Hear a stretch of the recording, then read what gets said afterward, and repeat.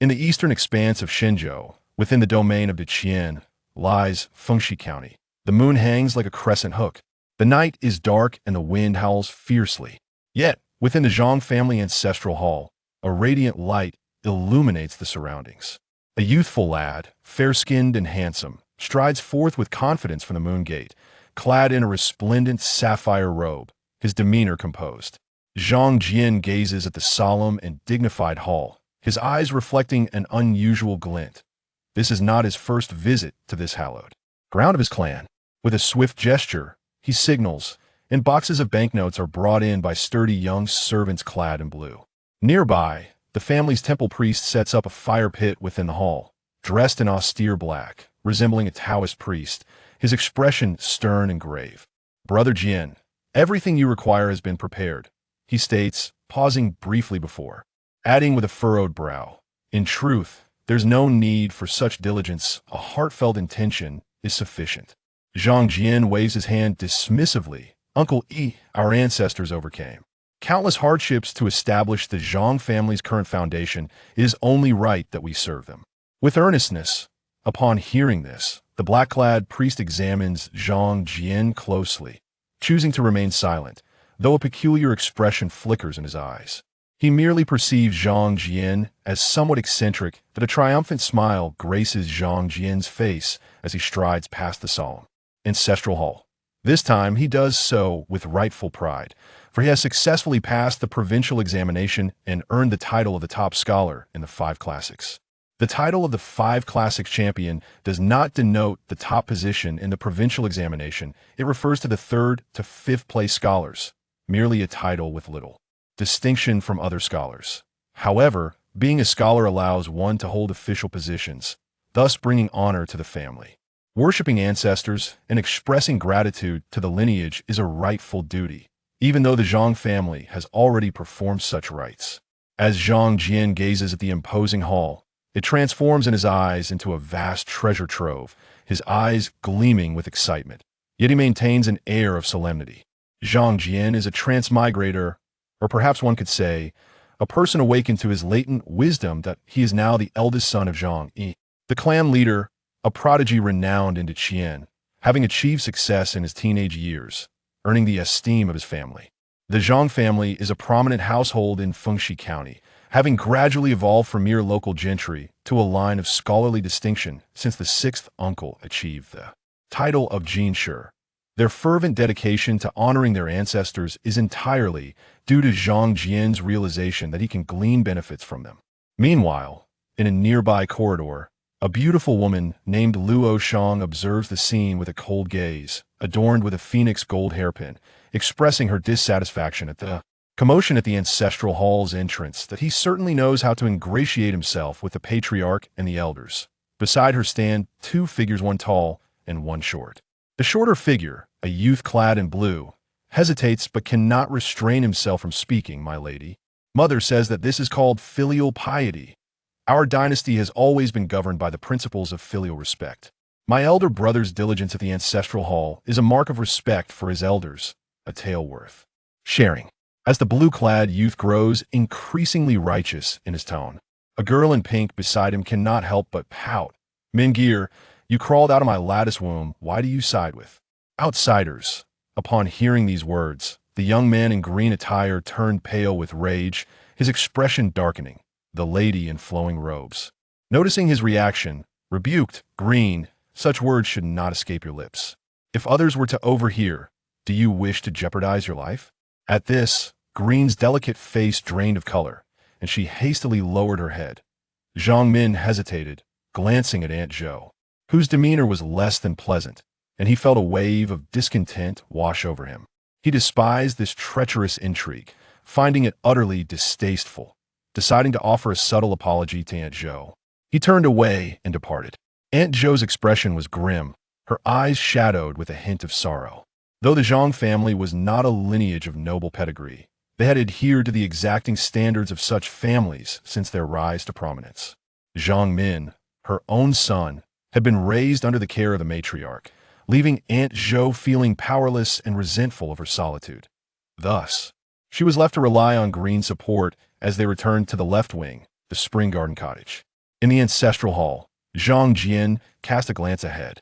Before him stood rows of blue-painted ancestral tablets. Zhang Gong, spirit of Yurun. Zhang Gong, spirit of Changsheng. Zhang Gong, spirit of Linghui. The walls were adorned with lifelike portraits of ancestors, exuding an air of solemnity. However, at the center of the hall stood a peculiar golden effigy, a female figure radiating majesty and sanctity.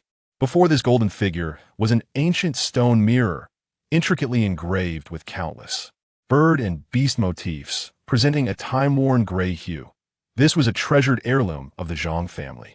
Zhang Jian found it somewhat strange. He had attempted to approach it once, but was deterred by Zhang Yi, who claimed it was a sacred family relic, not to be desecrated. As for the golden effigy, it was rumored not to be an ancestor of the Zhang family, but rather a benefactor who had bestowed kindness upon them, thus earning the honor of being enshrined in the ancestral hall, with descendants offering perpetual devotion. At this moment, Zhang Jian's expression was grave, tinged with hope. He had long observed that, under certain conditions, honoring this ancestor seemed to yield responses.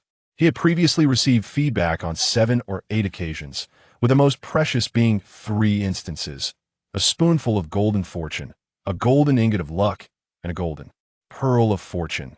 This enigmatic luck had enabled him to triumph in both the provincial and county examinations, and on one occasion, saved the life of a significant individual. Having reaped such benefits, Zhang Jian transformed from an inconspicuous youth into a renowned model of filial piety. To establish this persona, he had meticulously crafted the image of a devoted son. Baskets filled with vermilion banknotes were extracted from the servant's pack, divided into several piles, and ignited under the auspices of the temple officiant's rituals. Gleams of light emanated from the fire pit before him, in Zhang Jian's gaze, the countless vermilion notes within.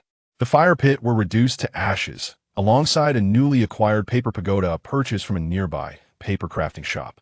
This was the soul-soothing pagoda, reportedly a new product from the shop blessed by a virtuous old Taoist priest. It was said to pacify restless spirits and alleviate the suffering of ancestors. Such items were in high demand. Zhang Jian gazed intently at the precious banknotes and the ashes of the soul-guarding tower, his demeanor unchanged, and he let out a sigh of relief, soon replaced by an expression of anticipation. The seeds had been sown, and now it was time for harvest. Having successfully passed the provincial examination and ranked among the top scholars in the classics, he should be in for a surprise. As he understood, every time his identity underwent a dramatic transformation, the offerings received during the ancestral rites tended to be more favorable. Once everything was completed, Zhang Yi stepped forward. "Brother Jian, it is late. Let us handle the cleaning here." "Uncle Yi, I leave it to you." Zhang Jian nodded slightly, eager to return home, believing that he would receive feedback upon falling asleep. He hurriedly departed. As midnight approached, outside Zhangjigo, flickering lights began to emerge from the distant darkness, illuminating the night winds. A troop of riders raised clouds of dust, their hooves thundering in the swift cloak of night. They soon neared the city walls. Upon confirming the identity of the approaching cavalry, the patrolling guards hastily granted them passage. Within the Zhang family ancestral hall, as bundles of treasure notes transformed into azure smoke, they ascended toward the heavens. At this moment, a magnificent aura of incense wafted through the hall, permeating both the earth and sky. The celestial realm was vast, and within a grand, ethereal sanctum, a breathtaking presence awaited in serene anticipation. This was the Qingxin Hall, home to the enchanting Qingxia goddess, the esteemed leader of the Yaoqi's guardians. Her status ranking among the foremost of the numerous female deities of the Yaoqi. At this juncture, the Qingxia goddess, her beautiful eyes shimmering, lifted her gaze to behold the two realms pool. The 9-colored waters mirrored the world around. Moments later, a surge of vibrant divine light manifested, revealing countless golden ingots that instantaneously merged into her being. The Zhang clan, revered for their incense offerings, had contributed 3,000. The Qingxia goddess's phoenix-like eye stirred slightly.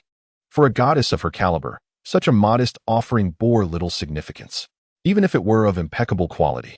An exceedingly rare and unblemished incense imbued with the essence of the cosmos, it would serve merely as a rare diversion in her otherwise monotonous divine existence. Just then, Her attention was drawn to a sudden tumult within the two realms pool, where tremendous waves erupted, causing the nine-colored waters to bubble fervently. Melodic strings resonated, and celestial sounds danced in the air. In an instant, a golden radiance descended into her grasp. It was a golden seven-tiered pagoda. The golden light was animated, accompanied by 7 golden bells that swayed gracefully in the breeze. Their chimes emitted a unique tranquility, transforming malevolence into serenity, dispelling all errant thoughts and distractions. This was a sacred artifact of virtue, born of primordial essence, nurtured by the heavenly Tao. The Qingxia goddess immediately rose to her feet, scrutinizing the pagoda. The rarity of such a virtuous artifact need not be elaborated upon. In the realm of immortals, treasures of this nature were exceedingly uncommon, particularly for certain unique deities burdened with calamities and profound karmic ties, where such an artifact could serve as a lifeline. To refrain from using it personally would still allow for a lucrative sale. To her astonishment, this transformation had unexpectedly occurred. The heart of the Qingxia goddess stirred with emotion, as the divine realm blossomed around her, revealing a hint of surprise in her eyes. The significance of this soul-stabilizing pagoda for her was one matter. However, its value to her sister, currently enduring the tribulations of demonic calamity and on the brink of reincarnation, was akin to a timely rescue. This treasure could safeguard a fragment of her true essence, offering hope for a return in a new life, truly a lifeline. With a gentle motion, the Qingxia goddess retrieved the golden pagoda, her phoenix eyes reflecting contemplation. Given the circumstances, as a matriarch, she felt compelled to express her gratitude. It would not do to accept such a boon without reciprocation. A gesture of return was, indeed, a matter of propriety. Yet, gazing at the narrow celestial passage before her, the Qingxia goddess realized that with her formidable powers, she could not temporarily send anything too substantial without breaching regulations. Though she held certain privileges as a Yaoqi goddess, she could not overstep bounds, lest her adversaries seize upon her vulnerabilities. At present, she could only transmit smaller items or intangible treasures, such as bestowing a cup of fortune or a small fortune-imbued golden pearl. A golden pearl? Indeed, some time ago, the celestial fire deity from the southern heavens requested my assistance and graciously bestowed upon me several exquisite treasures. After parting with a few, it seems that I currently possess one remaining. A glimmer of amusement flickered in the depths of her eyes as this divine maiden pondered. With a mere thought, an ethereal orb manifested in her delicate, porcelain-like palm, and in an instant it floated away, descending into the heavenly pool, soon to be retrieved by a bluebird messenger. Simultaneously, she hastily made her way to another ethereal realm, accompanied by the soul-settling tower. In the Zhang residence, within the abode of Fenglan, Zhang Jian had already succumbed to slumber upon returning to his quarters. In his dreams, he beheld a colossal azure bird soaring forth from the ancestral shrine, when suddenly a beam of light fell upon his window. Within the dream, Zhang Jian felt a searing flame descend from the heavens, landing upon his heart. Moments later, a goddess radiating golden light appeared before him, her form tall and graceful, embodying an aura of sanctity and inviolability. In a daze, Zhang Jian also rose from his bed. In a fleeting moment, he sensed the azure bird drawing near. With a mere wave of her hand, a fiery brilliance transformed into a crimson glow that shot forth, landing upon Zhang Jian. Esteemed young lord of the Zhang family, this is a token of gratitude from the deity for your ancestral shrine's offerings, a celestial treasure. May you savor it well. Her voice was gentle, as if she wished to impart more, but suddenly she sensed a potent divine light in the void, threatening to overflow. Instantly, she furrowed her brow and mounted the azure bird, ascending into the sky. This realm was extraordinary, imbued with numerous taboos. Even they could not transgress its boundaries and must adhere to celestial laws, lest unforeseen dangers arise. In that dream, Zhang Jian faintly perceived a massive azure bird darkening the sky as it approached. As it passed by him, a celestial apricot flew forth and landed in his hands. Countless incomprehensible sounds echoed in his ears, leaving him dazed and unable to comprehend fully. Yet he vaguely sensed fragments of speech, likely a message of gratitude from an ancestral spirit following the shrine's offerings, bestowing upon him a southern fire celestial apricot, while also revealing its origin. Moments later, Zhang Jian abruptly awakened, sitting up from his bed, and noticed an unfamiliar object in his hand. It was a fiery red pearl, radiating a resplendent crimson glow. A rich, fragrant aroma wafted gently, tantalizing his taste buds and causing his mouth to water. It was a fiery red celestial apricot. Zhang Jian was unaware of its true essence, but instinctively recognized it was no ordinary item. In truth, this southern fire celestial apricot was a descendant of the heavenly treasure known as the wind and thunder celestial apricot.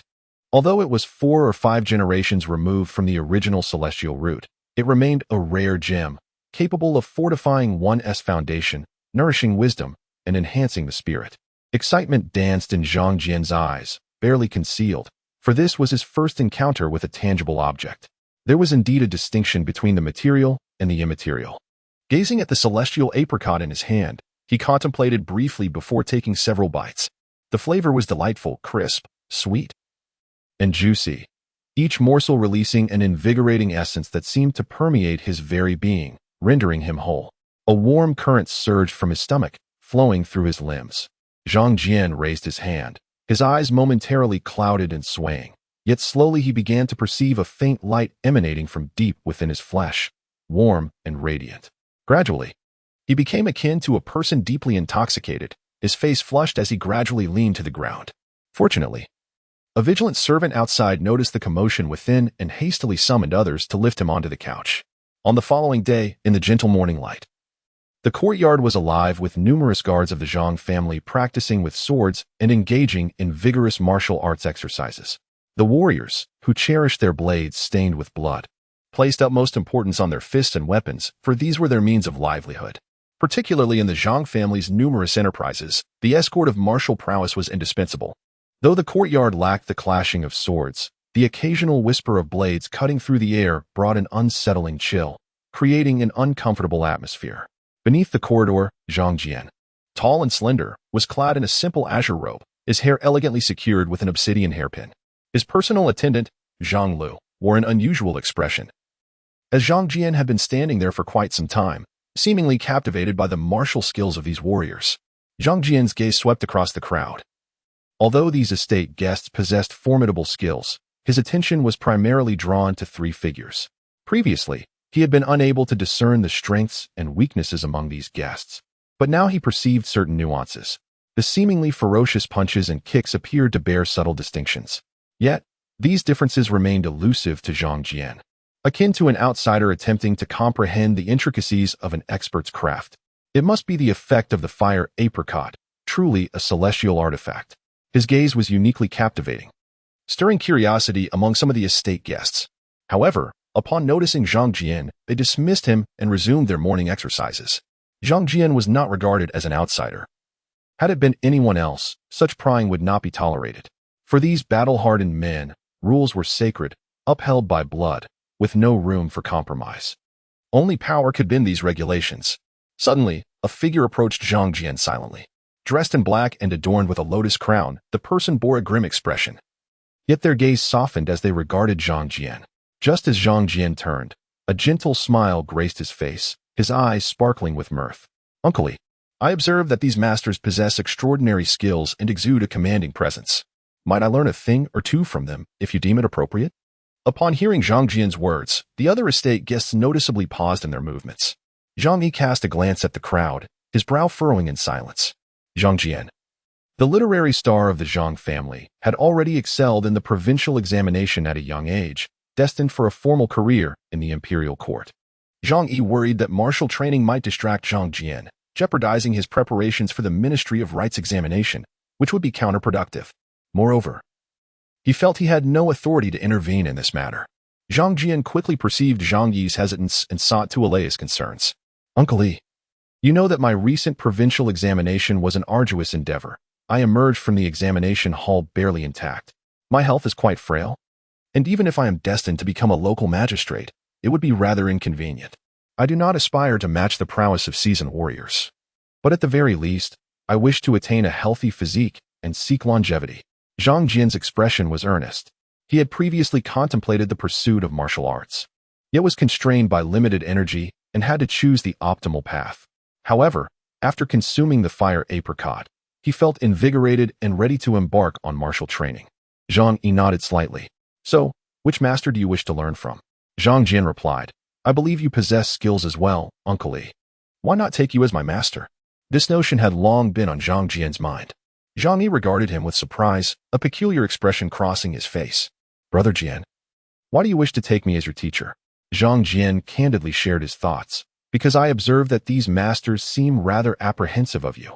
They are all hardened warriors, and if their abilities were comparable to yours, there would be no reason for such fear. Only when disparities reach a significant magnitude do these estate guests exhibit such expressions. Furthermore, while I can somewhat see through the vigor of the other guests, you, Uncle Li, always emanate an ethereal, inscrutable aura. A hint of a smile graced Zhang Yi's stern visage. He scrutinized Zhang Jian from head to toe before shaking his head. The threshold for my extensive knowledge is exceedingly high, not something that the ordinary individual can easily access. It requires a special fate. A special fate? Zhang Jian appeared momentarily bewildered, as he had never heard of martial arts necessitating such extraordinary circumstances. Yet, Zhang Yi did not seem to be merely dismissing him with idle chatter. Could it be a matter of aptitude? Intrigued, Zhang Jian inquired, Uncle Yi, might you elaborate on this? Zhang Yi, stroking his beard with a gentle smile, regarded Zhang Jian with a softened demeanor, contrasting his previously stern visage. Dear Jian, are you familiar with the two paths a martial artist must traverse? Zhang Jian nodded. I have heard of them. Physical training and internal cultivation. Does Uncle Li practice the latter? His gaze sharpened, sensing the gravity of the conversation. Although he was pursuing the path of the imperial examinations to become a scholar official, he possessed a certain understanding of martial arts, having diligently sought knowledge about it. Upon discovering the existence of martial arts in his surroundings, it was impossible for him to suppress his burgeoning curiosity. However, after weighing the pros and cons, he ultimately opted for scholarly pursuits. This choice had long been a source of regret for Zhang Jian. He was acutely aware of the limitations of one's energy. Thus he recognized the necessity of selecting the path most conducive to success. As a scholar from a small town, the route of the imperial examinations undoubtedly offered the greatest likelihood of achievement, which held significant value for the entire clan. As for martial arts, despite its potential for limited personal improvement in combat prowess, it could not provide tangible benefits to the Zhang family, nor could it solidify his position as the eldest son. The Zhang family already boasted practitioners of martial arts. Their ability to attract numerous skilled hands as retainers spoke volumes. The absence of a fierce warrior would not be detrimental. Zhang Jian understood that even if he pursued martial arts, he might not achieve notable success. Moreover, excelling in martial arts was no simple feat. Training in winter's bitter cold and summer's sweltering heat required not only talent, but also esteemed mentors and resources, both of which were scarce. He had long since learned about the distinction between physical training and internal cultivation. The former involved forging the skin, strengthening bones, and refining one's organs, while the latter focused on nurturing one's internal energy. He was well informed about the merits and drawbacks of both approaches. Physical training was easier to learn but challenging to master. Its advantages were apparent, with a lower barrier to entry and stronger practical capabilities. Practitioners of external techniques could more swiftly develop combat effectiveness.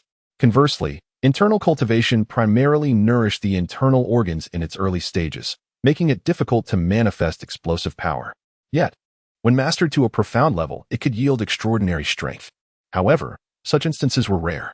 Furthermore, internal cultivation demanded a higher level of understanding and insight, akin to logical reasoning. Many techniques were laden with convoluted terminology and deep pitfalls. Reckless practice could lead to self-harm and premature demise. Zhang Jian speculated that Zhang Yi was likely referring to internal cultivation, as it indeed required a certain aptitude to harness internal energy. Zhang Yi regarded Zhang Jian with mild surprise, his gaze shifting thoughtfully, and nodded affirmatively. Yes, it can be said to be internal cultivation. However, the connection I speak of is distinctly more extraordinary than the usual internal cultivation practices. You must ponder this carefully. The study of martial arts, akin to the pursuit of literature, represents an entirely new discipline, far from mere trivialities. Should you find it burdensome, you are free to abandon it at any moment. Zhang Yi remained unfazed, believing that Zhang Jian's desire to learn martial arts was merely a fleeting whim. After all, Zhang Jian was no longer a youth, and it seemed rather late for him to embark on such a journey. Uncle Yi, I wish to give it a try. A glimmer of excitement danced in Zhang Jian's eyes, illuminating his countenance with fervor. The thrill he felt now far surpassed the exhilaration experienced during his success in the provincial examination, which had merely stemmed from familial obligation. The true yearning within him lay in the strength that martial arts could bestow. Furthermore, having learned of the existence of immortals, Zhang Jian felt a profound curiosity and longing for the path of cultivation that emanated from the depths of his soul. Very well, then follow me. Yet, upon entering Zhang Yi's study, Zhang Jian found himself momentarily bewildered. The room was adorned with an overwhelming array of intricate diagrams, each teeming with complex meridian patterns. As if he had stepped into the realm of a scholarly virtuoso. It appears I must tackle some exercises after all. Zhang Jian paused at the threshold of the study, gazing at the myriad of disordered diagrams before him, amidst which lay numerous scrolls adorned with peculiar runic lines. Ancient texts were haphazardly scattered around the room. Has martial practice become this convoluted? Zhang Jian's expression momentarily stiffened, but he soon felt an unsettling chill creeping down his back. The sound of clanking echoed, accompanied by the dull friction of mechanisms being activated. Faint morning light streamed through the skylight, revealing an entirely opened hidden compartment within the study. Without any hesitation, Zhang Yi stepped inside. What lay within was a pile of skeletal remains. This uncle seems rather dubious. Zhang Jian's visage grew somewhat rigid. Yet he maintained his composure, his mind racing with thoughts. Observing Zhang Yi's usual demeanor and countenance, it was easy for Zhang Jian to associate him with nefarious characters. Perhaps even a formidable villain. However, Zhang Yi had always treated him well. He probably harbored no ill intentions towards him. Zhang Yi had been discreetly monitoring Zhang Jian's expressions. And upon noticing only a fleeting flicker of surprise in Zhang Jian's gaze, he subtly nodded in approval. Indeed, Zhang Jian was quite remarkable. His original thoughts underwent a slight shift as his gaze fell upon several hidden compartments, and he spoke casually. Brother Jian, do not underestimate martial practitioners. Engaging in martial arts is akin to delving into the 4 books and 6 classics. Each classic merits a lifetime of exploration. Particularly, the methods of internal cultivation are significantly more intricate than those of external training. After speaking, Zhang Yi retrieved 3 books from a pile of disorganized texts. One was a medical treatise titled I My Shu, another was an overview of internal cultivation terminology, and the last was a classic text, Yin Yuan Yang Sheng Jing. The title Yin Yuan Yang Sheng Jing struck Zhang Jian as somewhat peculiar. Contrary to his expectations, Zhang Yi did not present him with any sinister tomes of malevolent sects, but rather something quite orthodox. Zhang Jian accepted the 3 volumes, noting that their inscriptions had been worn smooth from frequent perusal. This observation inexplicably warmed his heart. Unfazed by the pile of runic-laden bones beside him, Zhang Yi smiled with a sinister softness. Give it a try. Although the Yin Yuan Yang Sheng Jing is gentle in nature, it excels in nurturing a calm internal energy, truly beneficial for one's well-being. Gentleness and tranquility are often associated with a high tolerance for error. No matter how one practices, one is unlikely to encounter severe consequences. Zhang Yi continued to impart wisdom. The foremost step in internal cultivation is to perceive the energy. Cultivating the first trace of vital force is what deters most from pursuing the path of internal cultivation. However, this sensation requires a moment of illumination. So do not rush yourself. Additionally, you may seek out Jian Yao to learn some health-preserving techniques, such as the 3-yang posture, which, when combined with static practices, will greatly benefit you. Jian Yao is one of the 3 individuals Zhang Jian had previously sensed to possess a far superior aura compared to the guests at the manor. Renowned for his swordsmanship, famously dubbed the 100 Victories Blade, Zhang Jian's heart fluttered with realization as he nodded in agreement. He scanned the hidden compartments within Zhang Yi's study, his gaze lingering on the peculiar runes depicted on the central scrolls, which were evidently of utmost importance to Zhang Yi. After watching Zhang Jian depart, Zhang Yi redirected his gaze to the numerous scrolls adorning the dark room's walls, a shadow of melancholy etched upon his brow. No matter how deeply he delved, the enigmas concealed within these ancient paintings eluded his understanding. In the realm of the celestial, the divine maiden Qingxia glided into an ethereal ice realm, where she beheld a colossal ice sculpture within a vast glacial cavern. The sculpture emanated a chilling aura, as if it had frozen both space and time, rendering the world in a state of stasis. Within the crystalline structure, a graceful figure was discernible, yet it was shrouded in a thick, malevolent miasma that threatened to corrupt all it touched. The sight of such degradation was alarming to Qingxia, who furrowed her brows in concern. In her eyes, the demonic toxins had already encroached upon the essence of the ice-encased maiden. Should her spirit become tainted, reincarnation would be rendered impossible. Her dear friend was, indeed, at the brink of despair. Qingxia, sister. A melodious voice emerged from the immense crystal, its tone ethereal and enchanting, akin to the melodious babbling of a clear spring. With solemnity, Qingxia responded, "Do not speak further. I have procured a merit artifact for you. You must take it with you as you reincarnate." With a graceful gesture, a 7-layered golden pagoda soared from her hand, transforming into a radiant light that descended into the center of the 100-flower maiden's brow. The grotesque, demonic toxins recoiled upon encountering the pure golden light, as the serene tinkling of wind chimes washed away much of the surrounding filth, silencing the cacophony of chaotic demonic sounds significantly. It was evident that the soul-settling pagoda was having an effect, prompting a silent nod of approval from Qingxia. Within the icy confines, the enigmatic maiden's true form became increasingly discernible, and she sensed a glimmer of hope piercing through the vast darkness of her impending demise. Her eyes sparkled with vitality as she spoke. "Merit artifacts are indeed precious. I can only surmise the great cost you incurred to obtain this treasure. I am at a loss as to how I can repay your life-saving grace, dear sister." "We are sisters. There is no need for such formalities," Qingxia replied, pausing briefly before adding, "However, this merit artifact does not originate from my own hands. Should you refine this treasure, you may find yourself obliged to repay it in due course. Have you considered this?" "Such matters are trivial," the 100-flower maiden replied, her exquisite visage brightening with a smile, as the dark miasma at her temples seemed to dissipate. "This is the principle of good karma yielding good results. It is far easier to unravel than the cycle of evil. Furthermore, regarding the treasures I have amassed after my reincarnation, you may dispose of them on my behalf. There is no need for you to decline. It would be better to entrust them to you than to let them languish and attract the covetous eyes of others. This way, they may contribute to your ascension." Qingxia's gaze flickered. The 100-flower maiden had previously been among the most esteemed celestial beings of the Yao Qi, overseeing the realm of flowers, and her holdings were considerable. This gesture was undoubtedly a reciprocal act of kindness. After contemplation, Qingxia chose not to refuse. A portion of the 100-flower maiden's collection would indeed be of great benefit to her, especially since she would later need to assist her friend in returning, for which her support would be essential.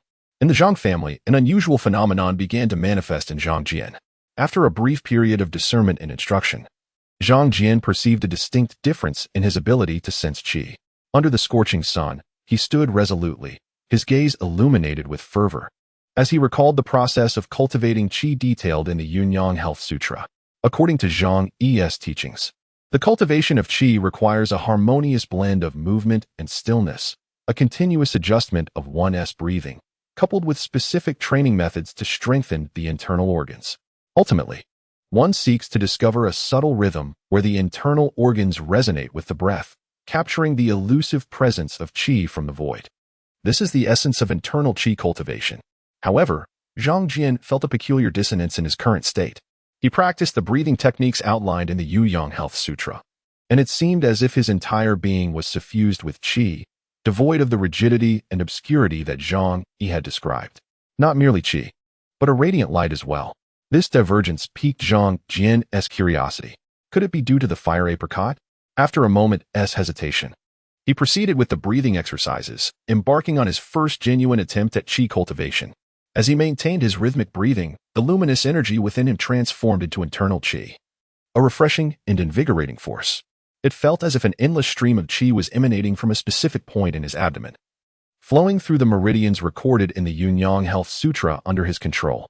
The energy surged forth, overcoming mountains and bridging rivers. The previously obstructed meridians became seamlessly connected under the circulation of this refreshing internal qi. The celestial pool, jade palace, and divine threshold, the intricate map of meridians he had memorized, vividly materialized in his mind, eliciting profound astonishment. Zhang Yi had previously mentioned that sensing qi was the initial hurdle. Once the first trace of internal qi manifested, it signified the threshold of entry. Subsequently, it required diligent practice, mastering the unique methods of each school to unblock various meridians, ultimately establishing a complete cycle of qi that could continuously condense. This accumulation of energy is the hallmark of an adept in internal cultivation. The journey is a protracted one, with many skilled practitioners halted at this stage, unable to traverse the complete cycle, thus lacking significant combat prowess.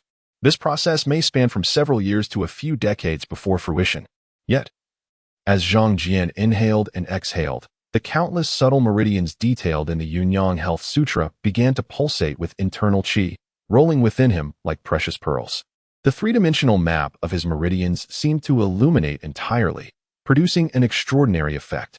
At that moment, a flicker of crimson lightning appeared in his eyes, reverberating with intensity. With each breath, it felt as though he was forcibly drawing upon some ethereal power from the universe, yet certain vital points within his body remained unmastered, preventing him from fully harnessing this energy.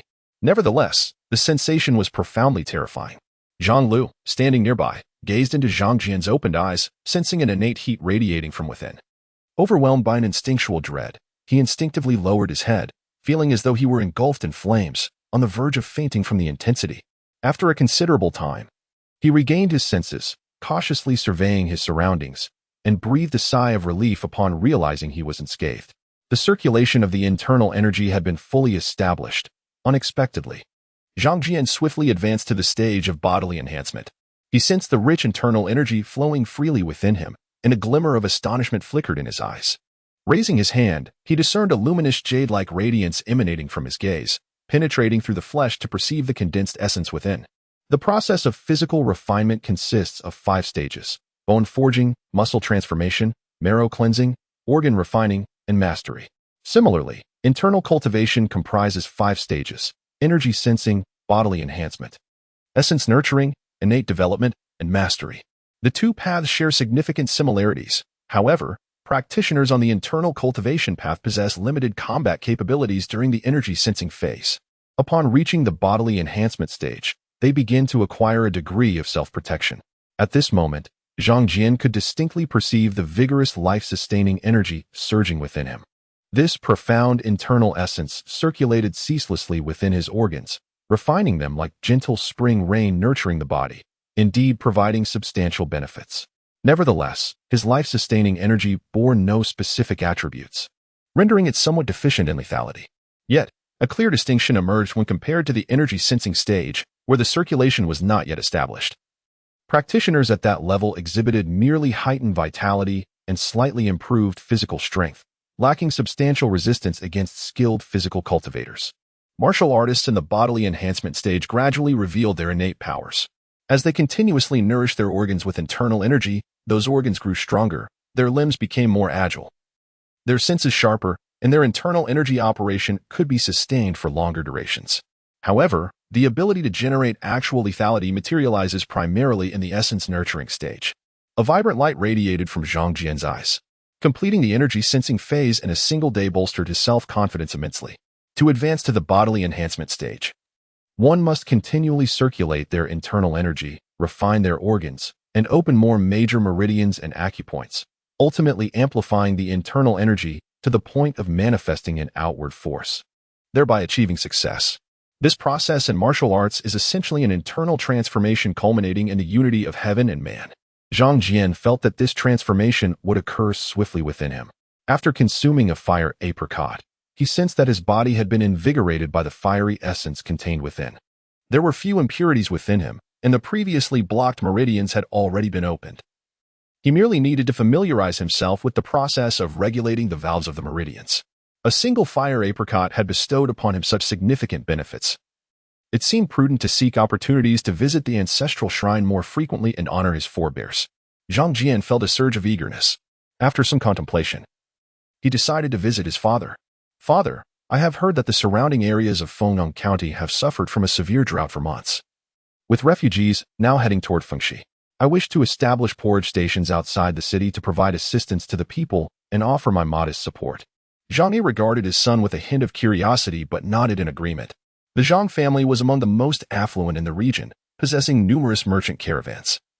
And establishing porridge stations was not a significant endeavor. "Very well, I shall instruct the steward to attend to this matter. You need not concern yourself with it. Recently, there have been gatherings of refugees around Fengxi who have turned to banditry. Your fourth uncle is currently engaged in suppressing these brigands, and it is not safe. Should you venture outside, do remember to bring along your household servants and retainers." Upon hearing this, Zhang Jian nodded. The current state of affairs does not reflect a flourishing era. After several poignant transitions of power, the strength of the great Qian has begun to wane, and numerous bandits roam the land. Zhang Jian, naturally, would not take this lightly. Zhang Yi gazed at his eldest son with a sense of satisfaction. The young man was astute and had achieved scholarly distinction early on, possessing a commendable sense of reverence, making him an exemplary heir. Setting aside the ledger in his hands, a note of concern crossed his features as he remarked, "I have heard that you have recently sought your adoptive uncle to begin practicing martial arts. It is indeed commendable to pursue such endeavors, especially in these times, yet do not overexert yourself. If it proves too challenging, you must learn to make sacrifices. In today's world, the imperial examination remains the rightful path. Regardless of the prowess of martial individuals, their power ultimately has its limits. The vastness of the world is daunting and filled with the unknown. Observe how the civil officials of the great Qian consistently remain at the forefront, and you shall understand the rationale behind it." Zhang Jian nodded in response, though deep in thought. With the Zhang family contributing to the establishment of porridge kitchens to aid the countless refugees, he redirected his focus toward honing his internal energy. In a mere span of 3 days, he felt a surge of internal vitality, achieving the completion of both the lesser and greater circulations of energy. Just a step away from breaking through the bottleneck of his internal force and releasing his energy outward. However, having reached this stage, the Yun Yuan nourishing life scripture had reached its limit, with no further teachings to guide him. Had it come to an end? Zhang Jian contemplated continuing to seek favor in Zhang Yi's study. He had previously noticed numerous esoteric texts within, which contained intricate methods. Of course, Zhang Jian did not rush to break through, as his foundation in internal cultivation was still somewhat tenuous. Nevertheless, this presented an excellent opportunity to consult Zhang Yi. During this time, Zhang Jian was not idle. He made a special trip to the paper offerings shop, purchasing a considerable amount of cinnabar ingots for the ancestral shrine rituals. However, this time, he received only a small cup of golden fortune in return. Evidently, the ancestors above were not easily swayed, and rewards were scant. With some thoughts brewing in his mind, Zhang Jian later approached Zhang Yi, presenting a meticulously crafted diagram of a large water wheel. "Brother Jian, what is this?" Zhang Yi inquired. "This is a design I unearthed from ancient texts," Zhang Jian replied. "This water wheel can optimize the rudimentary water wheels currently in use in Fengxi County, allowing us to directly draw water from the river for irrigation, thereby combating drought. Father, you could have the clan's blacksmiths test it, if it proves effective. It could sustain many of our kin and the common folk, which would be splendid." Zhang Jian's expression was earnest. This large water wheel was not merely derived from ancient texts, but was rather an old contraption from his homeland, gradually phased out, yet still possessing a certain advancement here. Capable of reducing labor costs and enhancing efficiency. During a drought, it should indeed serve a significant purpose. Of course, his motives in presenting the water wheel were not entirely selfless. Firstly, it would bolster the Zhang family's influence around Fengxi County, and secondly, it would elevate his own standing. He had long surmised that as his influence grew, the feedback from ancestral worship might increase correspondingly. However, his foremost desire was to aid the common people and the elders in the vicinity. Zhang Yi gazed at Zhang Jian with some astonishment. He waved his hand to summon the steward, Zhang Hu, instructing him to conduct tests. Zhang Hu was the father of Zhang Jian's attendant, Zhang Lu. A smile flickered across Zhang Yi's face as he remarked, "Brother Jian, if this succeeds, your merits will be boundless." Zhang Jian replied with a grin, "Father, this is the boundless merit of the Zhang clan." Zhang Yi remained composed, merely stroking his beard thoughtfully. Zhang Jian promptly bowed and took his leave, casting a knowing glance at Zhang Yi, fully aware of his father's intentions. Zhang Yi is undeniably a man of great ambition. In this generation of the Zhang family, they have indeed produced remarkable talents. In Fengxi, they are already local luminaries, and their influence extends significantly even to Fengyang County. It is not surprising that Zhang Yi began to contemplate his future amidst the early signs of chaos in the world.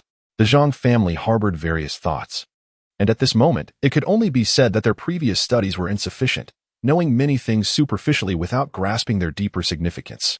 Otherwise, with proper application, these insights could serve as potent remedies to strengthen the Zhang family's foundations. However, Zhang Yi still retained a few concepts in his mind that could aid the Zhang family, one being the method of purifying salt, and the other, the technique of tempering swords and blades a second time. These were bits of knowledge he had inadvertently noted from various entertainment sources, perhaps capable of assisting the Zhang family's expansion. After all, the rise of heroes necessitates substantial family wealth to support their endeavors. Before long, Zhang Yi received news from Zhang Hu. "Master, I have requested several skilled artisans from the workshop to conduct a thorough examination. and we can almost confirm that the large water wheel is indeed feasible. While it has some limitations and may not irrigate extensive fields, it can alleviate some drought conditions. Zhang Hu's face was marked with excitement. The surrounding areas of Fengyang County were suffering from severe drought, and Fengxi, bordering neighboring counties, was inevitably affected. The emergence of this improved large water wheel at such a critical time was uplifting, especially as it would significantly enhance the cohesion within the Zhang clan, indicating that heaven was favoring them. It could be said to be a celestial omen, bestowing blessings upon the Zhang family. What was there to wait for? They must immediately direct the artisans in the workshop to commence production. Once produced, this device could be deployed in Fengxi County, made available for affordable leasing to the local populace. Zhang Yi also recognized the significance of the water wheel for the Zhang family. Upon hearing this, Zhang Hu quickly responded, "Master." But in doing so, the county magistrate may become suspicious. Zhang Yi frowned. Magistrate Yang Qing was an astute and capable official, known for his sharp mind and ruthless disposition, making him a difficult adversary. He harbored deep-seated suspicions towards local magnates, presenting a facade of amiability while being exceedingly formidable. The local gentry often referred to him in hushed tones as a smiling tiger. Zhang Yi replied with a cold smile. Yang Qing is a man who seeks fame and reputation. He feigns integrity while being greedy and shameless, already coveting our family's assets. However, due to our influence as a prominent clan, he dares not act against us. In the past, he would not have stood idly by. He would have certainly interfered. Yet now, with the influx of refugees into Fengxi County, he requires our local families to help stabilize the situation, which restrains him from taking reckless actions. Furthermore, send a letter promptly, ensuring that this blueprint reaches my sixth brother by swift horse, so he can present it to the court. Such an auspicious sign should not be squandered on Yang Qing. Zhang Yi scoffed. The Zhang family was not without its voices. Among the 6 Zhang brothers, aside from the second and fifth brothers, who had passed away young, there remained 4. The eldest, Zhang Yi, the third, Zhang Yun, the fourth, Zhang Kue, and the 6th, Zhang Duan. Zhang Duan was a legitimate scholar of the imperial examination, now serving as a magistrate, wielding considerable power in military affairs within his jurisdiction. Zhang Yi felt a twinge of regret. If possible, he would have preferred to allow Zhang Jian to leverage this auspicious omen to establish his reputation, which would undoubtedly benefit the Ministry of Rites examination. However, as the head of the family, after weighing the pros and cons, Zhang Yi ultimately decided that Zhang Duan should exclusively enjoy this merit. This decision would yield greater advantages for Zhang Duan and the entire Zhang family. As the patriarch, he must consider various factors. Nevertheless, he would also ensure that Zhang Jian received appropriate compensation. Nearby, Zhang Hu listened intently, filled with admiration, secretly praising Zhang Yi's magnanimity. The ability to suppress paternal affection and bestow such a significant honor upon a brother clearly demonstrated Zhang Yi's noble character. Zhang Hu's enthusiasm grew ever more fervent. In these tumultuous times, perhaps under Zhang Yi's leadership, the Zhang family could finally transcend the divide between ordinary local clans and prestigious aristocratic families, bridging the chasm that separates commoners from nobility. Meanwhile, in Zhang Yi's study, after some time spent in contemplation, Zhang Jian had made notable progress. The chaotic internal energy surrounding him had finally coalesced into a singular force, capable of being directed at will. This energy felt as though it could imminently break through the constraints of his body's great circulatory system. Alas, while the essence nurturing and life-preservation sutra cultivated a serene and pure internal force, it still lacked a certain grandeur and expansiveness. At this moment, within the confines of the study, Zhang Jian set aside an ancient text, his expression tinged with hesitation. He gazed at the numerous ancient tomes lining the shelves, recognizing that many contained valuable methods for internal refinement, leaving him with ample options for selection. Zhang Jian's gaze swept across the towering rows of bookshelves. Zhang Yi had graciously opened the doors to this study, imposing no restrictions or prohibitions on his access to the ancient texts. Yet, Zhang Jian's attention was swiftly drawn towards the direction of the dark chamber. For reasons unbeknownst to him, he recalled the peculiar scrolls adorned with strange runes that resided within. Upon first sight, he had felt an enigmatic sensation. Zhang Jian silently resolved to seize any opportunity to revisit that chamber. His curiosity piqued once more.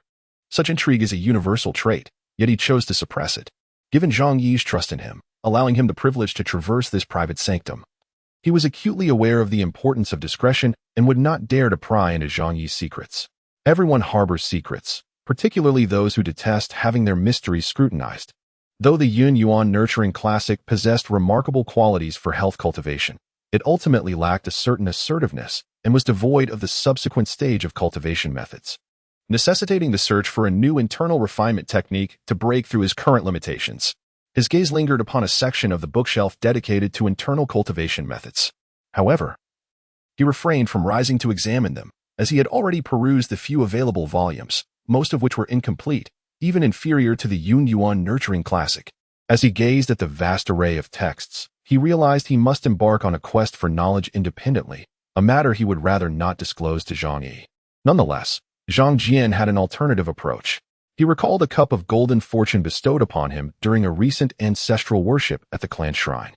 This golden fortune had remained with him, and with the power of his imagination, he could manifest it. Before his eyes, that cup of golden fortune materialized. The method of utilization was straightforward. One simply needed to make a wish upon it. Such fortune often facilitated the realization of minor aspirations, adapting to circumstances. For instance, during his first examination, he had harbored a significant risk of being dismissed, perhaps due to the unfavorable mood of the county magistrate or a disheartening report he had encountered. However, by employing the golden fortune, he could mitigate such eventualities. Of course, should he submit a blank paper. Even the intervention of this fortune would be insufficient to alter his fate, merely offering a glimmer of hope. This conclusion had been reached through numerous experiments. At this moment, if he were to invoke that cup of fortune to make a wish, it might indeed create opportunities, especially considering Zhang Yi's goodwill towards him. With a determined thought, Zhang Jian made his wish to find a suitable internal cultivation method to facilitate his breakthrough within half a month. He articulated his most crucial keywords: suitability, breakthrough, and internal cultivation method, with the time frame of half a month aimed at enhancing the probability of success, as a mere day seemed exceedingly tight. Upon completing his wish, he observed as the cup of golden fortune visibly dissipated, scattering into the ether. Once the golden fortune had vanished, Zhang Jian immediately directed his focus back to the rows of bookshelves, commencing his search with renewed vigor. In the dimly lit chamber, Zhang Yi was toying with a crimson orb in his hand. This peculiar object had been acquired a few days prior after he subdued a thief who had intruded upon the Zhang residence. It was deemed peculiar due to its faint luminescence, resembling a gem yet evoking the essence of a naturally formed night pearl. Zhang Yi had contemplated its origins for quite some time, yet the mystery remained unsolved. Suddenly inspired, a frigid energy surged from within him and penetrated the red orb. In an instant, the orb swelled dramatically, emanating a radiant crimson glow. Success! His heart leapt with joy. But just as quickly, his expression shifted to one of horror as he transformed into a shadowy blur, dashing towards the door of the chamber, simultaneously hurling the red orb into the corner. In that fleeting moment, the inflated orb erupted violently. The entire chamber trembled as if the very earth had quaked. Zhang Jian, engrossed in his studies, was startled by the sudden upheaval. The room shook ominously. Was there an earthquake? Instinctively, he prepared to flee, but halted abruptly. With a thunderous roar, the hidden compartment swung open, and a disheveled Zhang Yi crawled out, his body charred and resembling a piece of coal. Upon witnessing Zhang Yi's dismal state, Zhang Jian gasped. Oh, what happened? Quickly regaining his composure, he rushed to assist Zhang Yi, casting a glance into the chamber, now shrouded in black smoke, with many bookshelves collapsed. Debris continued to tumble from a corner. Zhang Jian pulled Zhang Yi out. Uncle Yi, what transpired? Don't ask. It was an explosive trap. I fell victim to that little thief's scheme. Zhang Yi, still shaken, gazed at the smoke-filled chamber, his demeanor wavering between fury and disbelief. He could hardly fathom how he had succumbed to such a trap, a notion almost too absurd to entertain. Zhang Jian's brow twitched, a peculiar glimmer evident in his eyes as he noticed a singed ancient manuscript that had fallen from Zhang Yi's sleeve. Although partially burnt, the title was barely legible, Heavenly Talisman Boy's Skill. Zhang Jian observed Zhang Yi's grim countenance, which seemed oblivious to the ancient text that had dropped. Outside the study, alerted by the commotion, Zhang Lu rushed in, only to be swiftly expelled. Zhang Yi, scowling, surveyed the wreckage of the bookshelves outside, his eyes twitching. These were his treasured possessions, and the shelves in the chamber housed countless years of his labor. He had fought and toiled for a lifetime to amass these invaluable items. And now he faced a significant loss. The prospect of reorganization loomed as a daunting task. With a dark expression, Zhang Yi clutched his feather duster. nearly ready to snap it in frustration, his heart seething with resentment. Zhang Yi cast another glance at the pitch-black study, shrouded in thick smoke. His eyelids twitching as he turned to Zhang Jian, saying, "Brother Jian, my study has collapsed, and it is rather inconvenient for others to come and go." His tone was one of negotiation. "Uncle Yi, leave it to me." Zhang Jian nodded gently. This was indeed fortuitous, as he had long desired such an opportunity. After all, the dark chamber housed a plethora of invaluable tomes. Zhang Yi nodded, wearing an expression of dismay as he departed. Zhang Jian couldn't help but chuckle inwardly. He had long discerned that Zhang Yi had no regular schedule and was not particularly fond of cleanliness. The previous study had been a chaotic mess. It was no surprise that Zhang Yi, seeking convenience, entrusted the study to him. Yet, he had not anticipated that the cup of fortune he had wished upon would so swiftly grant him access to the dark chamber. Inside the dark chamber, smoke continued to billow. A section of the wall had crumbled, yet the main structure remained upright. Zhang Jian noticed that the numerous scrolls of runic paintings adorning the central wall were unharmed, and at that moment, they emitted a faint luminescence in his gaze. Indeed, they were glowing. He stepped closer to these scrolls, examining them closely. They were ancient and obscure, white paper edged in gold, with each scroll covered in intricate runic lines formed by countless red dots, remarkably complex. A glimmer of excitement sparked in his eyes as he meticulously explored these scrolls. Suddenly, he perceived the runes within the scrolls leaping forth, forming shimmering lines of starlight. Ultimately, these lines transmuted into distinct runes, materializing along the pathways of light. He had unwittingly glimpsed the secrets contained within these scrolls. It was an article. However, Zhang Jian's expression grew somewhat rigid as he realized he did not recognize these peculiar runes. Even if he could unravel their mysteries, it was of no avail. Lacking cultural literacy, it seemed even cultivating immortality was beyond his grasp. With a stiffened countenance, he inwardly scoffed. Nevertheless, he promptly recorded part of the symbols. Having acknowledged their existence, the subsequent process of deciphering should not prove overly challenging. Not to mention, he could also exploit the clan's resources for additional insights. A consolation prize, indeed. Zhang Jian's gaze shifted once more to the two shattered bookshelves, where many ancient texts had been reduced to ashes. His attention fell again upon the volume titled Heavenly Gang's Boy Skill.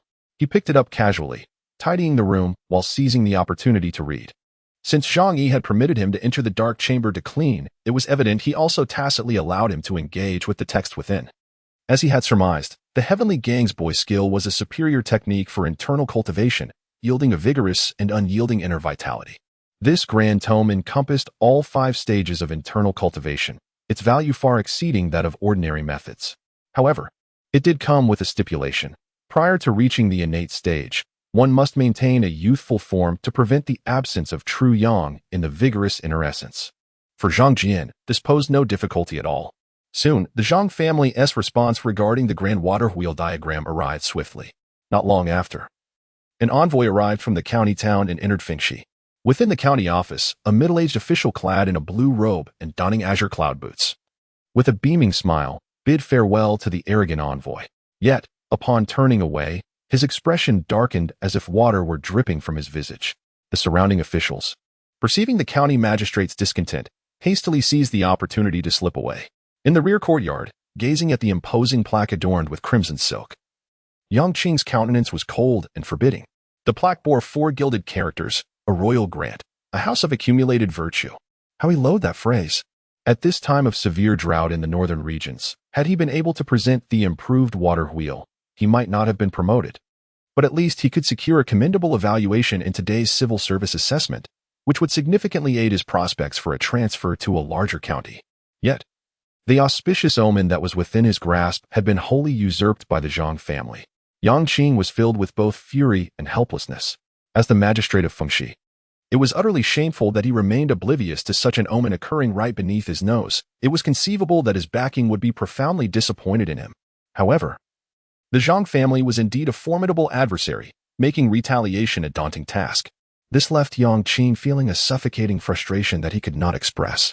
The Zhang family, in their arrogance, had clearly overstepped their bounds. As the magistrate was the parental figure of Fengxi, from any perspective, they should not have dared to disregard him. Zhao Xing, an aide standing nearby, lowered his head, recognizing Yang Qing's escalating anger, which elicited an unusual expression on his face. To obstruct someone's path to success is akin to killing one's parents. The Zhang family's monopolization had thoroughly incensed Yang Qing. The words exchanged only fueled the flames of his ire, causing his breaths to quicken. Humph! These prominent families in the region are nothing but tumors to the court. They flout the laws of the dynasty, oppressing the local populace, and regard the edicts of our court as trifles. How could I, as an official, tolerate such insolence?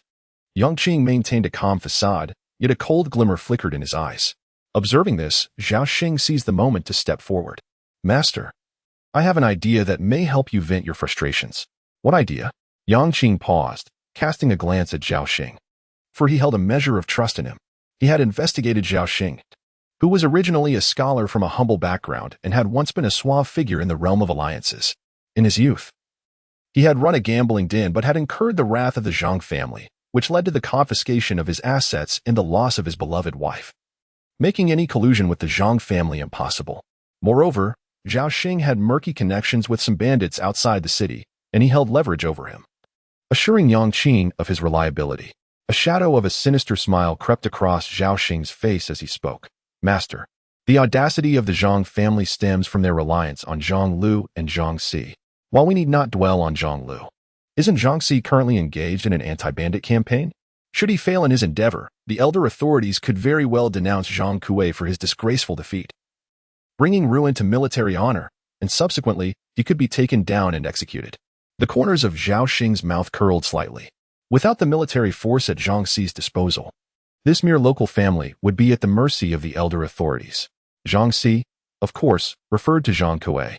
In his early years, Zhang Kuei received support from the Zhang family and secured the position of the magistrate in Fengxi County, overseeing the affairs of apprehending thieves and inspections. He held authority over the county's military forces, a power that instilled trepidation even in the county officials. Yang Qing, however, held no fear of Zhang Duan. After all, distant waters cannot quench immediate thirst. Yet, he dared not act against the formidable and irascible Zhang Si without caution. Yang Qing gazed at Zhao Xing with a subtle depth in his eyes, remarking, "Your cunning is indeed sharp. Yet, I cannot discern whether this instance is a mere coincidence, or if you have anticipated my intentions." In truth, even without the recent auspicious offerings from the Zhang family, he had already resolved to take action against Zhang Kuei. He had endured his position as the magistrate for 2 years. And Fengxi County could only bear one voice, the voice of the county magistrate. He would not tolerate any authority that overshadowed his own. In the face of Yang Qing's chilly and skeptical gaze, Zhao Xing dutifully lowered his head, stating, as the advisor employed by the master, drawing a salary from him, "It is only natural for me to consider his interests. Disrespect towards the master is, indeed, my enmity." Yang Qing nodded. Well said. If the prominent families in Fengxi County were as loyal to the court as you, how could there be such chaos? Some individuals, benefiting from the court, gnaw at its foundations. Such treasonous and rebellious subjects deserve to be punished severely. By the end of his statement, a chilling gleam filled Yang Qing's eyes.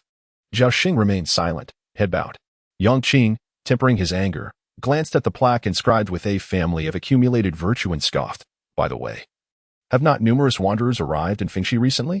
Spread the word that the Zhang family possesses grain and abundant wealth. Zhao Xing nodded slightly in agreement. Under the scorching sun before the Grand Zhang residence, Zhang Jian was drenched in sweat as he stood before the sturdy plum blossom stakes, moving swiftly and steadily. After breaking through the bottleneck in the Tian gang in her cultivation phase, Zhang Jian followed Zhang Yi's advice and sought guidance from Jian Yao on the Sanyang stakes body refining methods.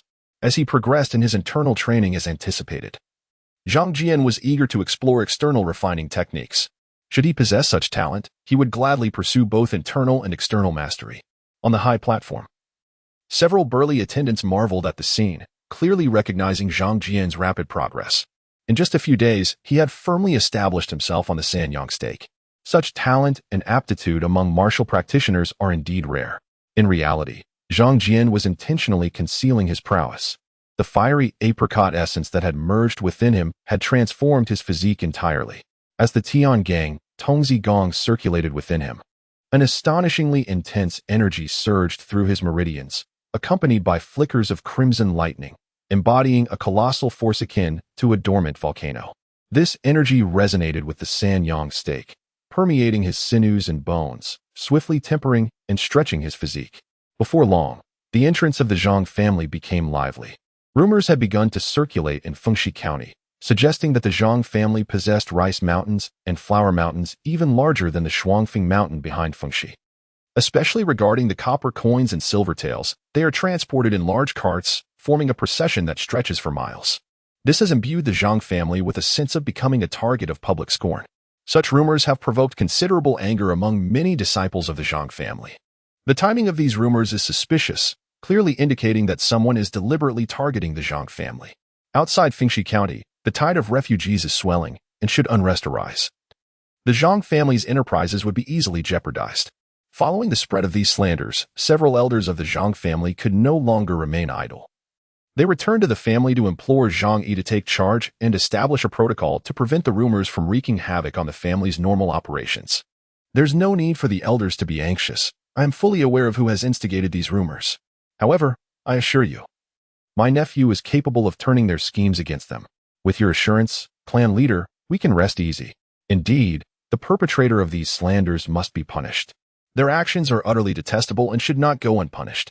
Zhang Jian stood at the entrance, observing several elderly men, now well into their twilight years, being assisted by a few middle-aged men as they exited the hall.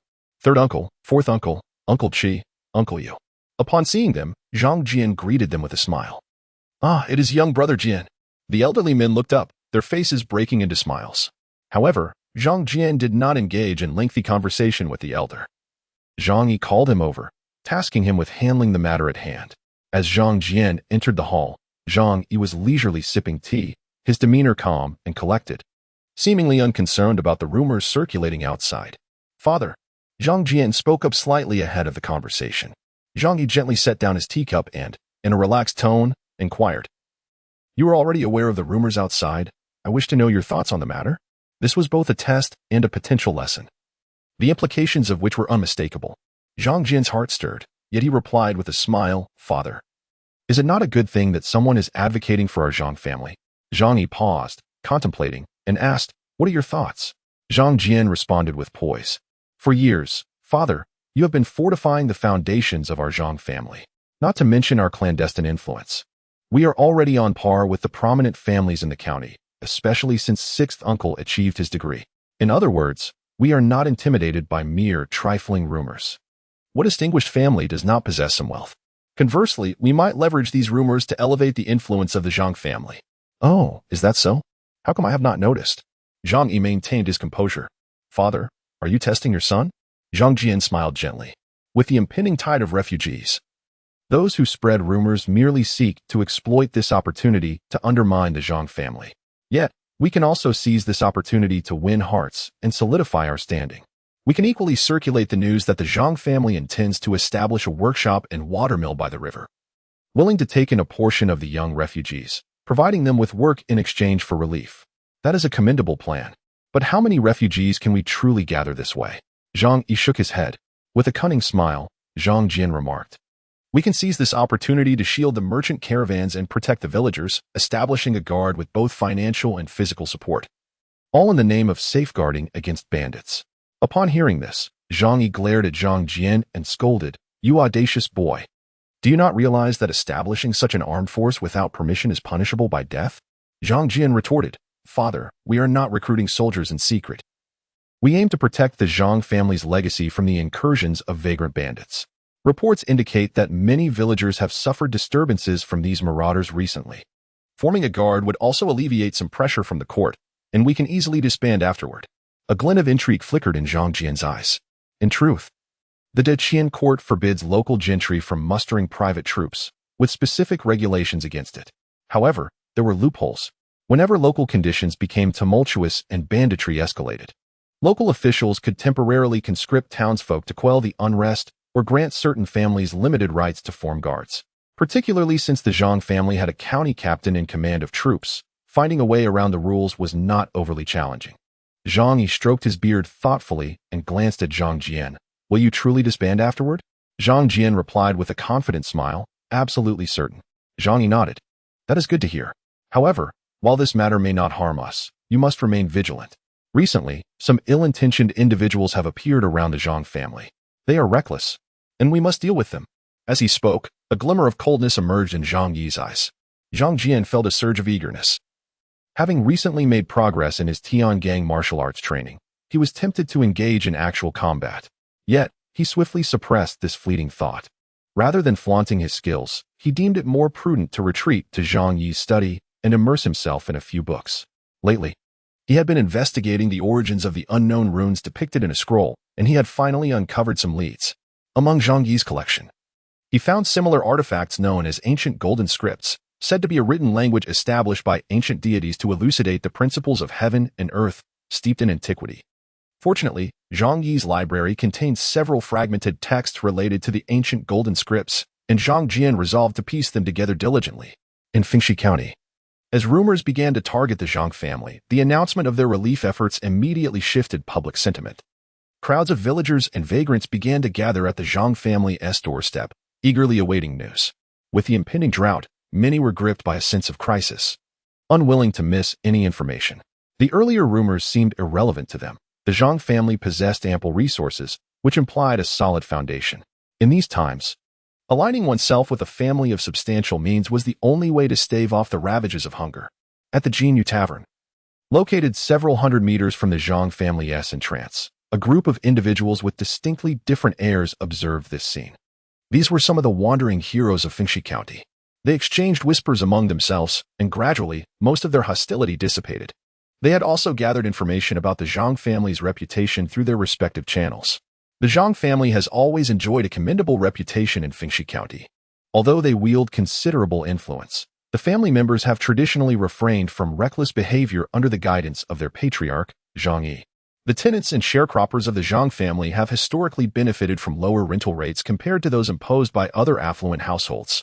Recently, they have also established a kanji stall to assist the refugees. Most notably, they were recently honored with a plaque reading a family of virtue from the county office, which serves to counter the rumors that portray them as wealthy yet unkind.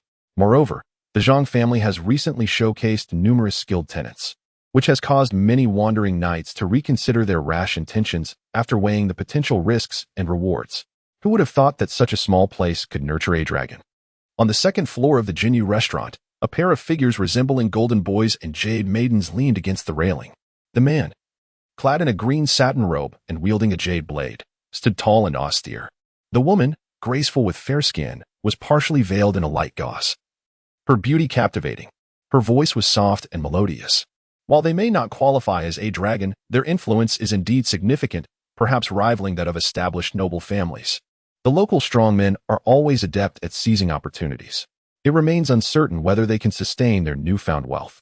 The man, with an indifferent demeanor, cast a glance toward the Zhang family.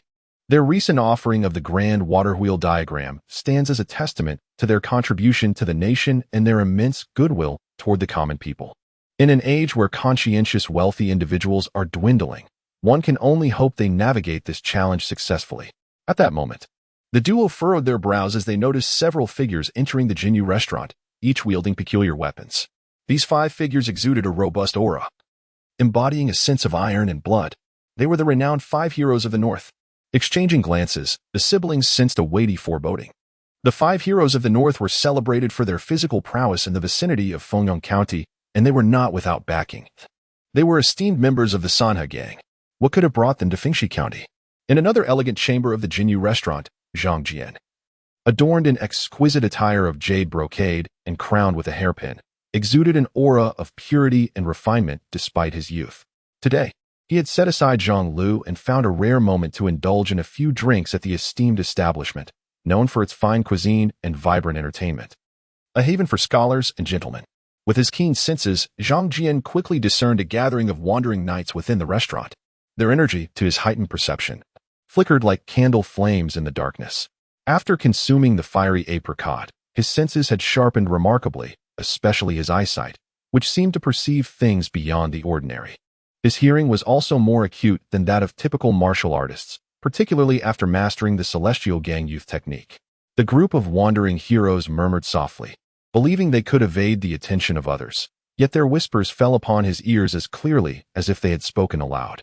His gaze was primarily fixed upon the pair of senior siblings on the second floor, whose aura radiated an extraordinary energy, indicating their mastery at the inner cultivation stage.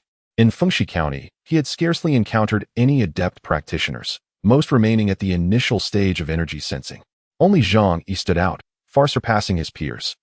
Aside from him, there were 5 imposing figures in the main hall, exuding a powerful vitality, along with 2 other groups of external martial artists, whose presence was thick with a menacing aura. Zhang Jian listened to the conversations among the wandering heroes, noting their references to the Zhang family, laced with complex emotions, mostly apprehension, mingled with admiration and a touch of arrogance, accompanied by hostility. This somewhat reassured Zhang Jian. It seemed his strategy was effective, as these wanderers were indeed intimidated by the Zhang family's influence. However, there were still those who, in their arrogance, believed themselves invincible, and it appeared inevitable that an example would need to be made. Zhang Jian sighed inwardly, but upon stepping out of the Jinyu tavern, he spotted a familiar figure entering, the slender form of Yang Zhonghuai. He observed Yang, a fellow of his age and the son of the county magistrate Yang Qing, making his way directly to the room of the 5 fierce individuals. Unfortunately, Yang had suffered repeated failures in the provincial examinations. The sight of Yang Zhonghuai associating with those 5 thugs set Zhang Jian on edge. Straining to listen, he soon found himself growing frustrated, as they spoke in a local dialect he could not comprehend. Yet, amidst the murmur, a few words reached his ears: bandit extermination, Zhang Kuei. Just those few words conjured numerous thoughts. He rose to leave the Jinyu tavern, and as he departed, he noticed the sibling pair by the window gazing in his direction. Zhang Jian felt a shift in his demeanor, slightly nodding towards them. The siblings, taken aback, returned a gentle nod in acknowledgement. That night, however, Zhang Jian was abruptly awakened from his dreams by the sound of clashing metal. Had someone infiltrated the Zhang residence? In an instant, he was fully alert, a flicker of unease surfacing in his eyes. The commotion was not far from his own residence, Fenglinju, which lay on the edge of the Zhang family's core territory. With Zhang Yi and his wife Qi's courtyard nearby, and the family storeroom close by, the residence of several concubines was situated in the rear courtyard, separated by a small courtyard from where the Zhang brothers lived. Zhang Jian was not particularly concerned about a foolish thief locating the storeroom. Rather, he feared for the safety of his younger siblings. Yet, his anxiety was swiftly dispelled when he heard a powerful rush of wind, followed by the abrupt cessation of hurried footsteps. Had someone perished? The thought crossed his mind as he sensed an extremely cold presence emerging around him. It was Zhang Yi. Zhang Jian possessed an intimate familiarity with Zhang Yi's internal energy, having diligently studied a tome entitled Xian Yugong, a method of inner cultivation. This internal energy was extraordinarily cold, imbued with a chilling force that could freeze the very heart's meridians. However, it was not Zhang Yi who initiated the confrontation, but rather an unparalleled flash of blade light, the renowned Baixing knife wielded by Jian Yao. Having perceived that all troubles had been resolved, Zhang Jian chose not to vacate the room, as he held a strong aversion to such vexatious matters. Yet, in an instant, he rose once more, sensing the presence of 2 familiar auras manifesting above Fong Lin's residence. Zhang Jian had just stepped out of his door when he heard a sound above him, reminiscent of air splitting, followed by a chilling force slicing towards his head. It was Jian Yao's blade, its white light gleaming like a full moon. Zhang Jian was exceptionally familiar with his 100 victories technique, as the sharp blade descended upon him, accompanied by the glint of swords clashing. The resonant sound of metal striking metal reverberated nearby, sending shivers down his spine, yet igniting a fervor within him. Perhaps this was the essence of great skill breeding boldness. Zhang Jian began to comprehend the mindset of martial artists, many of whom possessed deadly weapons, their murderous intent naturally rising. With power came an inevitable confidence, though excessive self-assurance bordered on arrogance.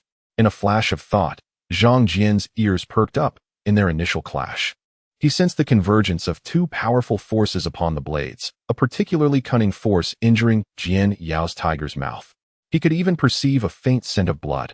The young swordsman wielding the azure blade was evidently superior to Jian Yao, which was not surprising, as he was none other than the pair of senior disciples Zhang Jian had encountered before, inner cultivators at the nourishing essence stage.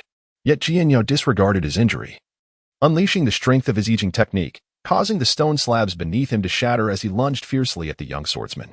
Zhang Jian's gaze followed Jian Yao's blade, now seemingly enveloped in layers of crimson, heated energy. This was the unique force cultivated by body-refining martial artists. Although the path of body refinement involved hardening bones and muscles, upon reaching the essence stage, it would also generate a special kind of power, a result of harmonizing one's vital energy and essence through rigorous training. This force was diametrically opposed to that formed through inner cultivation, exhibiting an early-stage dominance and cunning strength. However, compared to the nurturing nature of inner cultivation, it lacked the rich essence that nourished the internal organs and cultivated the life source. Yet, its explosive potential far surpassed that of inner cultivation in its early phases. As inner cultivators advanced to the nourishing essence stage, this advantage gradually diminished. Jian Yao unleashed his set of golden crow blade techniques like a crimson tempest, each strike relentless even while suspended in midair, directing a fervent onslaught towards the young swordsman. The young swordsman maintained a faint smile, his sword radiating clarity as the sword energy dispersed around him, creating an impenetrable barrier. No matter how fiercely Jian Yao attacked, he could not breach it. In a moment of fury, the young swordsman seized the opportunity with a cold laugh. Unmatched nourishing essence energy erupted from the tip of his sword, shattering Jian Yao's blade light. He closed the distance and delivered a powerful Iron Mountain strike, sending Jian Yao flying several meters, crashing against a lotus lantern pillar. Jian Yao staggered to his feet, wounded internally, blood trickling from the corner of his mouth. Such skill demonstrated that indeed, heroes emerge in youth. Zhang Jian frowned slightly. Though lacking extensive experience, he understood that Jian Yao had ultimately been bested due to insufficient strength. The gap created by differing stages was undeniable. This was also somewhat tied to their combat tactics, while Jian Yao possessed considerable battle experience. His opponent appeared to hail from a prestigious lineage, exhibiting exceptionally refined combat techniques. However, Zhang Jian soon perceived a distinct divergence in the essence of the yuan energy gathered by the young swordsman, despite both being in the same stage of cultivation. Flickering crimson sparks danced in his gaze, momentarily retracting. Nearby, Zhang Yi floated gracefully into view. He cast a glance at the injured Jian Yao, his expression unchanging, merely casting a detached gaze toward the two figures on the ceiling. As he descended, the chilling intensity of his gaze fell upon the young swordsman, who instantly felt as though he had plunged into an icy abyss. This sensation transformed his countenance drastically.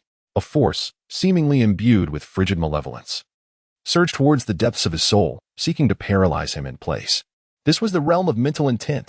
In that instant, the young swordsman could no longer restrain himself. He swung his long sword with fervor, choosing to confront this terrifying sensation head-on. Clang, clang. The clash of swords resonated.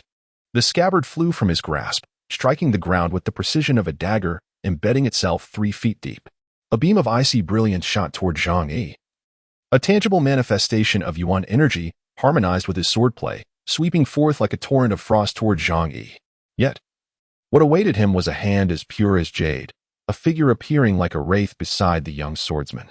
"Be cautious, senior brother," cried the lithe, elongated figure of a woman, her complexion paling. She swiftly drew her own longsword, its blade trembling as it sent tendrils of icy light toward Zhang Yi's silhouette. Zhang Yi, however, remained unfazed, casually extending his palm, which radiated a dark jade hue, unleashing a fierce gale of coldness. The woman's face blanched, and she hastily retracted her sword, her form transforming into a fleeting apparition as she evaded the scene. Thunderous rumblings erupted as bricks and tiles disintegrated into dust, while frost began to coalesce at the edges, creating an expanse of frosty white. The dark jade ice fire palm, poisonous hand Zhang Yi? Gu Xiao observed this spectacle, her heart sinking with foreboding. Zhang Yi was a notorious figure in the northern lands, a practitioner of sinister arts, and a formidable adversary of their master S generation. Having gained renown for over a decade, the lethal nature of the dark jade ice fire palm guaranteed death to those afflicted. They could scarcely fathom that such a notorious practitioner lurked within the Zhang family. With her thoughts racing, Gu Xiao exclaimed, "Senior, please do not misunderstand. We have entered the Zhang family merely to..." Zhang Yi's countenance remained impassive, devoid of emotion, as he interjected, "I care not for your intentions. You two have already harmed the Zhang family. First, you must preserve your lives at my hands before speaking of anything else."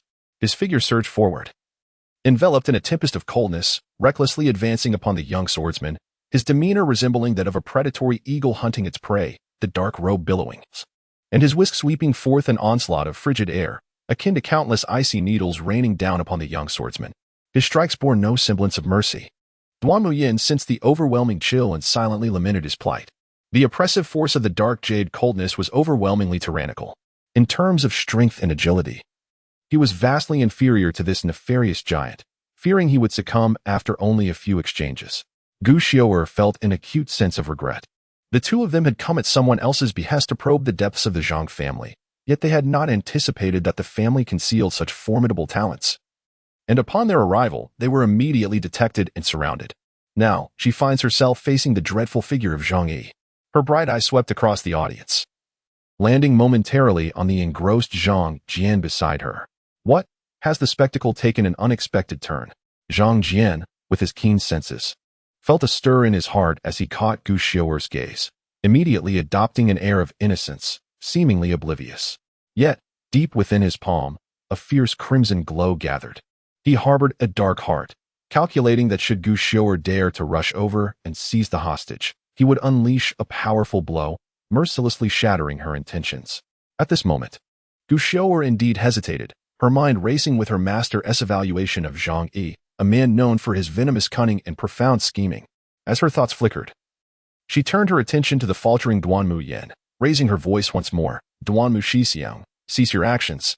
Since we, as junior disciples, have acted out of line, we are naturally willing to submit and offer compensation. Senior, our master is Wang Yuanlang, the West Wind swordsman of the Shangyuan sect. I implore you to consider my master's standing and impose a light punishment, for my fellow disciple and I are prepared to accept our fate. With that, she sheathed her sword and clasped her fists. At this moment, facing Zhang Yi's overwhelming force, Duanmu Yin felt a twitch in his eyelids upon hearing her words. After a moment's deliberation, he gritted his teeth and chose to trust Gu Xiaoer, withdrawing his sword and adopting a posture of complete submission, bracing himself to endure the impending strike. Below, Jin Yao lifted his gaze to witness the unfolding scene, his eyes wide with astonishment. This girl is remarkably astute. He had long sensed a change in Gu Xiaoer's demeanor towards his lord and had taken precautions. Not only him, but Zhang Yi also appeared to be on guard. Had this girl acted recklessly and attempted to abduct Zhang Jian, both of them would surely face dire consequences. Surrendering could lead them into Zhang's grasp. Yet it also afforded a glimmer of hope, particularly since Wang Yuanlang, the West Wind swordsman, held considerable influence in Fengxi County, being a renowned figure of the righteous path. Perhaps, in light of Wang Yuanlang's reputation, Zhang Yi might reconsider. Boom. With a resounding crash, Zhang Yi's obsidian-hued palm struck Duanmu Yin, sending him crashing into the structures below. Zhang Yi's form glided like a specter, appearing at Gu Xiaoer's side, his gaze icy and fixed upon her. What is Wang Yuanlang to me? Do you believe he can shield anyone from my wrath? He slowly raised his hand. At that moment, a voice interjected. Brother Yi, since these young ones have acknowledged their mistakes, grant them a chance. Although they were in the wrong, our Zhang family has always favored benevolence and is willing to show leniency. Emerging from the shadows, Zhang Yi appeared, flanked by Zhang Hu. His presence was imposing, exuding an aura of authority without the need for anger. Zhang Jian stood nearby, his expression inscrutable. He glanced at the solemn Zhang Yi, realizing that although Gu Xiaoer's final words had not swayed Zhang Yi, they had indeed touched his father's heart. It seems that the mention of the West Wind swordsman carries some weight, prompting Zhang Yi to reconsider. Since the patriarch has spoken, let these two miscreants be entrusted to his handling. At this moment, Zhang Yi swiftly descended from the rooftop to stand beside Zhang Jian, who nodded slightly in acknowledgement. Sensing the continuous flow of pure inner vitality emanating from Zhang Yi, it seemed to resonate with the air, distorting the surrounding energy field. Zhang Jian's heart stirred. He understood that this was a unique symbol of an internal martial artist who had reached the innate stage. The nurturing phase requires one to continuously expand their essence with profound inner vitality, bridging the realms of heaven and earth to cultivate the physical body, which constitutes the essence of the innate stage. Zhang Jian, though still somewhat unfamiliar with the intricacies of this innate realm, profoundly recognized the might of such power. No wonder Jian Yao harbored such fear of Uncle Yi. He was indeed a cornerstone of the family, a trump card. Zhang Jian silently lamented.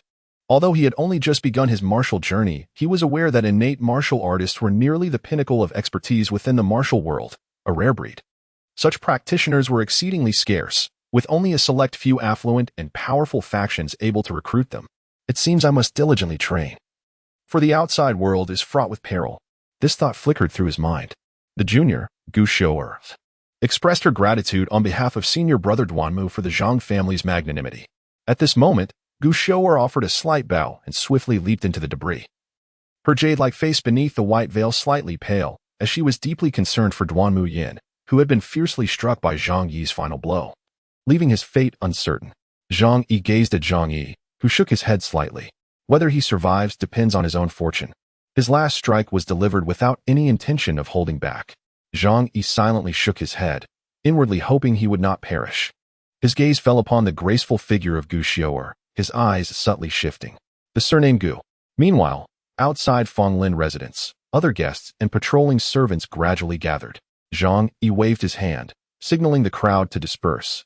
He then summoned a few individuals to assist Gu Xiu'er in retrieving Duanmu Yan from the wreckage. At this moment, Duanmu Yan's face resembled golden paper, his body covered in frost, and his breath had become exceedingly faint. Senior brother. Gu Xiu'er hurriedly took out a secret medicinal elixir from her bosom, urging Duanmu Yan to consume it in a desperate attempt to preserve his life. As the onlookers dispersed, Zhang Yi retained only Zhang Yi and Zhang Jian, and after a discussion, they decided to temporarily detain the siblings, awaiting further news. They believed that the individuals behind them would soon make their move. The following day, as dawn broke, Zhang Jian, accompanied by Zhang Lu and a group of servants, proceeded to the paper effigy shop located in the western part of the city to purchase vermilion paper money. Nearby was Lu Family Alley, surrounded by numerous shops selling rice, flour, and fabrics. Zhang Jian's destination was beside a grand willow tree, Zhang's paper effigy shop. Before the shop, lifelike paper figures adorned the display, their cheeks rosy and expressions endearing. Yet, curiously, these paper figures lacked eyes, which evoked an unsettling chill. The proprietor of the shop, known as Paperman Zhang, was hunched and had gray hair. Zhang Jian approached directly and inquired, "Uncle Zhang, do you have any new products recently?" The paper effigy maker, known as Zhang, was indeed a distant relative of Zhang Jian, though not a local. He had fled here over 20 years ago and gradually established himself in Lu Family Alley through his remarkable skill in paper crafting. "Oh, it seems the esteemed scholar has arrived. Please, step inside. We have saved a place for you." The voice of the paper effigy maker was hoarse. Yet there was a hint of benevolence in his brow, as if he perpetually wore a smile. "Then I must take a look." Zhang Jian's spirits lifted as he followed the paper effigy maker to the back room. In the distance, he could see a petite red shrine, shrouded in mystery, with an unknown deity obscured beneath crimson cloth. The fragrance of sandalwood incense wafted through the air, infusing the eerie paper crafting shop with a touch of warmth. Zhang Jian soon beheld the new creations, exquisite lotus lanterns, resplendent in red and white, each one captivatingly beautiful. As he approached, he noticed their plump forms. The paper effigy maker, smiling, introduced them. "These are the latest creations, the tranquil lotus flowers. Observe the inscriptions, they are quite astute. I specifically invited a revered master from Fengqi Temple to compose these soul-soothing texts, blessed by his hands." "What purpose do they serve?" Zhang Jian inquired. "They not only pacify the ancestors, but also ensure their protection over the family, bestowing blessings and longevity. If you were to burn these for the esteemed ancestors of the Zhang family, they would surely safeguard the scholar in his quest for success." Zhang Jian chuckled at the paper effigy maker's eloquence. Nodding in agreement, he instructed Zhang Lu to wrap up the lanterns, while a servant stepped forward to settle the payment. The paper effigy maker's smile broadened upon witnessing Zhang Jian's eagerness to procure the lotus flowers. A group laden with baskets soon departed from Zhang's paper crafting shop. The paper effigy maker watched them leave, his gaze lingering on Zhang Jian, flickering with uncertainty before settling back into calm as he resumed tidying the paper figures outside his shop. Before departing, Zhang Jian cast a final glance toward the paper shop, his expression tinged with an unusual emotion. For reasons unknown, his visit this time felt distinctly different from the past. The shop remained as cool as ever. Yet he sensed a chilling aura, akin to needles pricking at his skin. Zhang family ancestral hall. Zhang Jian once again entered this solemn ancestral ground, accompanied by a group of individuals. Zhang Yi had long awaited them in front of the temple, feeling somewhat helpless at this moment. However, he had already offered his counsel, and if it could not sway them, there was little he could do. "Uncle Li," Zhang Jian exclaimed, a smile adorning his face. "In serving our ancestors, we must be diligent and earnest, never allowing ourselves to become negligent. Come inside." Zhang Yi, unwilling to waste more words, simply waved his hand with the feather duster, while Zhang Jian adopted a solemn expression, beckoning the robust individuals behind him to carry in loads of vermilion paper money and calming lotus flowers. Within the dignified ancestral hall, the ancestral tablets were meticulously maintained, free of dust, with incense curling perpetually and candles burning brightly. all showcasing the Zhang family's prosperity. Zhang Jian's gaze turned towards the central golden statue of a woman, where he perceived a flicker of crimson lightning within his eyes, as if he could see a rich golden light flowing upon the statue. It felt sacred and majestic. The ancient stone mirror appeared unusually heavy, resembling a colossal mirror that overshadowed the heavens, enveloping the entire hall. He dared not focus his gaze any further, sensing something unusual within himself, a feeling he had not experienced before. He couldn't help but recall the effects of the fiery apricot, which nourished the essence, cultivated the spirit, and enhanced one's ethereal presence. This must be a manifestation of his growing spiritual power, revealing such extraordinary abilities. He silently hoped for new discoveries this time. This occasion should be different from the last. Although he had not attained a higher status, he had contributed the grand water wheel diagram, benefiting the state. Although it was through the Zhang family's efforts, it would undoubtedly increase his influence to some extent. Zhang Jian was uncertain if he would gain anything, but trying was always worthwhile. Who knows? Perhaps he might reap unexpected rewards. As the loads of vermilion paper money burned before him, Zhang Jian observed that some of the paper began to extinguish on their own. His gaze shifted slightly. He had encountered this phenomenon before. For instance, when he first noticed something amiss, he realized he could only offer a portion of the vermilion money to this ancestor. If he forcibly reignited it, he would soon fall gravely ill. The first time, he spent over half a month bedridden due to this. Henceforth, he refrained from pushing his luck. Zhang Jian understood that this might be related to his influence. As he progressed through the county, the prefecture, and the imperial examinations, achieving the titles of Tongsheng and Xiaocai, the amount of vermilion paper money he could burn had noticeably increased. After passing the provincial exam, he had ascended yet another tier. The quantity he was incinerating this time surpassed the last, suggesting that the benefits he could receive would correspondingly increase. In good spirits, Zhang Jian noticed Zhang Yi's peculiar expression as he observed his sudden uplift in mood. Zhang Jian's behavior was increasingly strange. Zhang Yi shook his head, gazing at Zhang Jian, and suddenly spoke. "Brother Jian, I've noticed that you have been searching the ancient text in the library for inscriptions. Have you made any new discoveries?" His eyes sparkled with hope. Zhang Jian had not concealed his research on the numerous rune scrolls within the dark chamber from Zhang Yi, as it was tacitly approved by him. "Uncle Yi, did you find something? I wonder if you possess any other ancient text capable of deciphering the archaic gold inscriptions?" Zhang Yi's eyes sparkled with intrigue. He nodded slightly, yet his gaze remained fixed, awaiting Zhang Jian's response. Zhang Jian smiled gently. "Uncle Yi, I have indeed made considerable progress. The numerous scrolls contain an article that transcends our imagination. It is the gateway to an entirely new path. However, my understanding of ancient gold inscriptions is rather limited, preventing me from fully comprehending its entirety." Zhang Jian felt a surge of anticipation within. The deciphering of the ancient inscriptions within those scrolls had progressed smoothly. Nevertheless, the chapters contained therein were communicated through intuition, existing solely in the realm of understanding rather than articulation. For Zhang Yi to grasp their essence, he must first attain comprehension himself before he can impart it. Zhang Jian was, in fact, quite willing to share, as he felt indebted to Zhang Yi for his kindness. It was only fitting. Upon hearing this, even with his profound composure, Zhang Yi momentarily lost his focus, his eyes shimmering with an unprecedented brilliance. "Brother Jian, please express any needs you may have. I shall endeavor to fulfill them." The joy that surged within Zhang Yi was beyond imagination. These numerous scrolls were acquired from a legendary figure of the martial world, a serendipitous encounter in his youth with an elder nearing the end of his life, who bestowed them as a gift. According to that elder's words, they contained celestial opportunities. He firmly believed in this, having verified that the scrolls indeed harbored a power he could not comprehend. To unravel this mystery, he had devoted decades, remaining solitary even now. Such a pursuit was not easily achieved. As he neared the fulfillment of his long-held aspiration, how could he not feel elated? In the Zhang family ancestral hall, as bundles of vermilion paper money were set ablaze, the azure smoke spiraled skyward.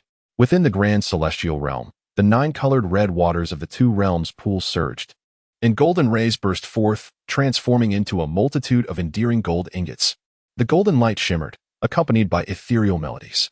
In an instant, they all descended into a flawless jade palm, 5,000 superior incense offerings.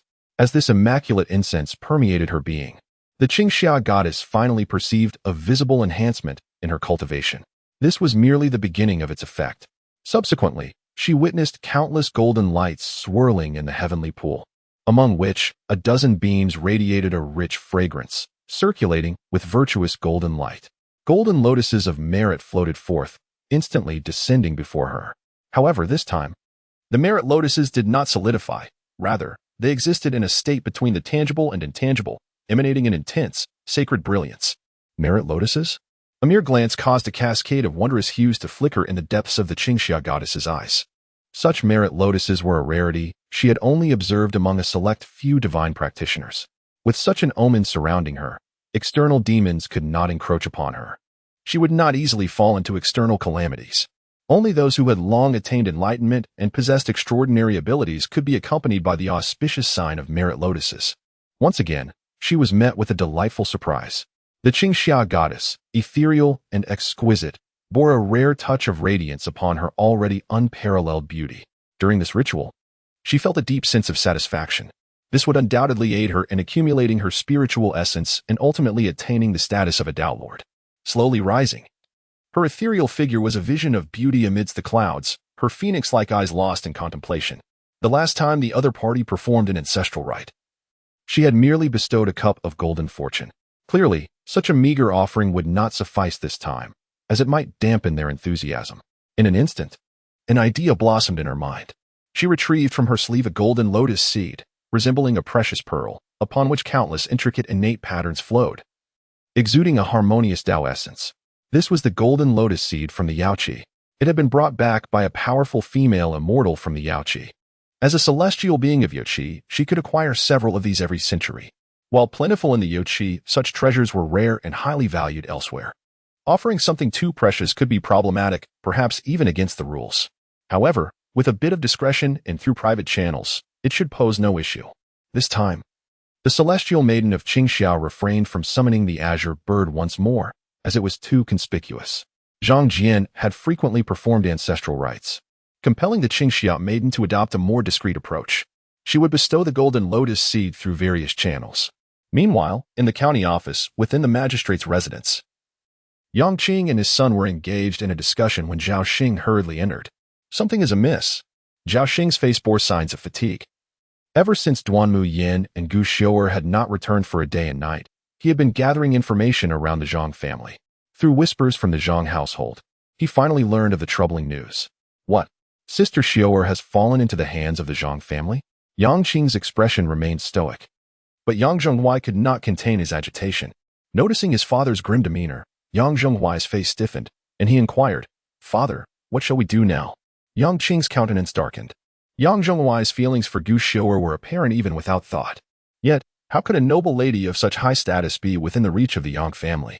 Moreover, Yang Zhonghuai was already married. Harboring such sentiments now would be nothing short of self-degradation. Look at you. Instead of attending to your proper household duties, you squander your time outside. Yang Qing glared fiercely at Yang Zhonghuai, feeling a sense of helplessness.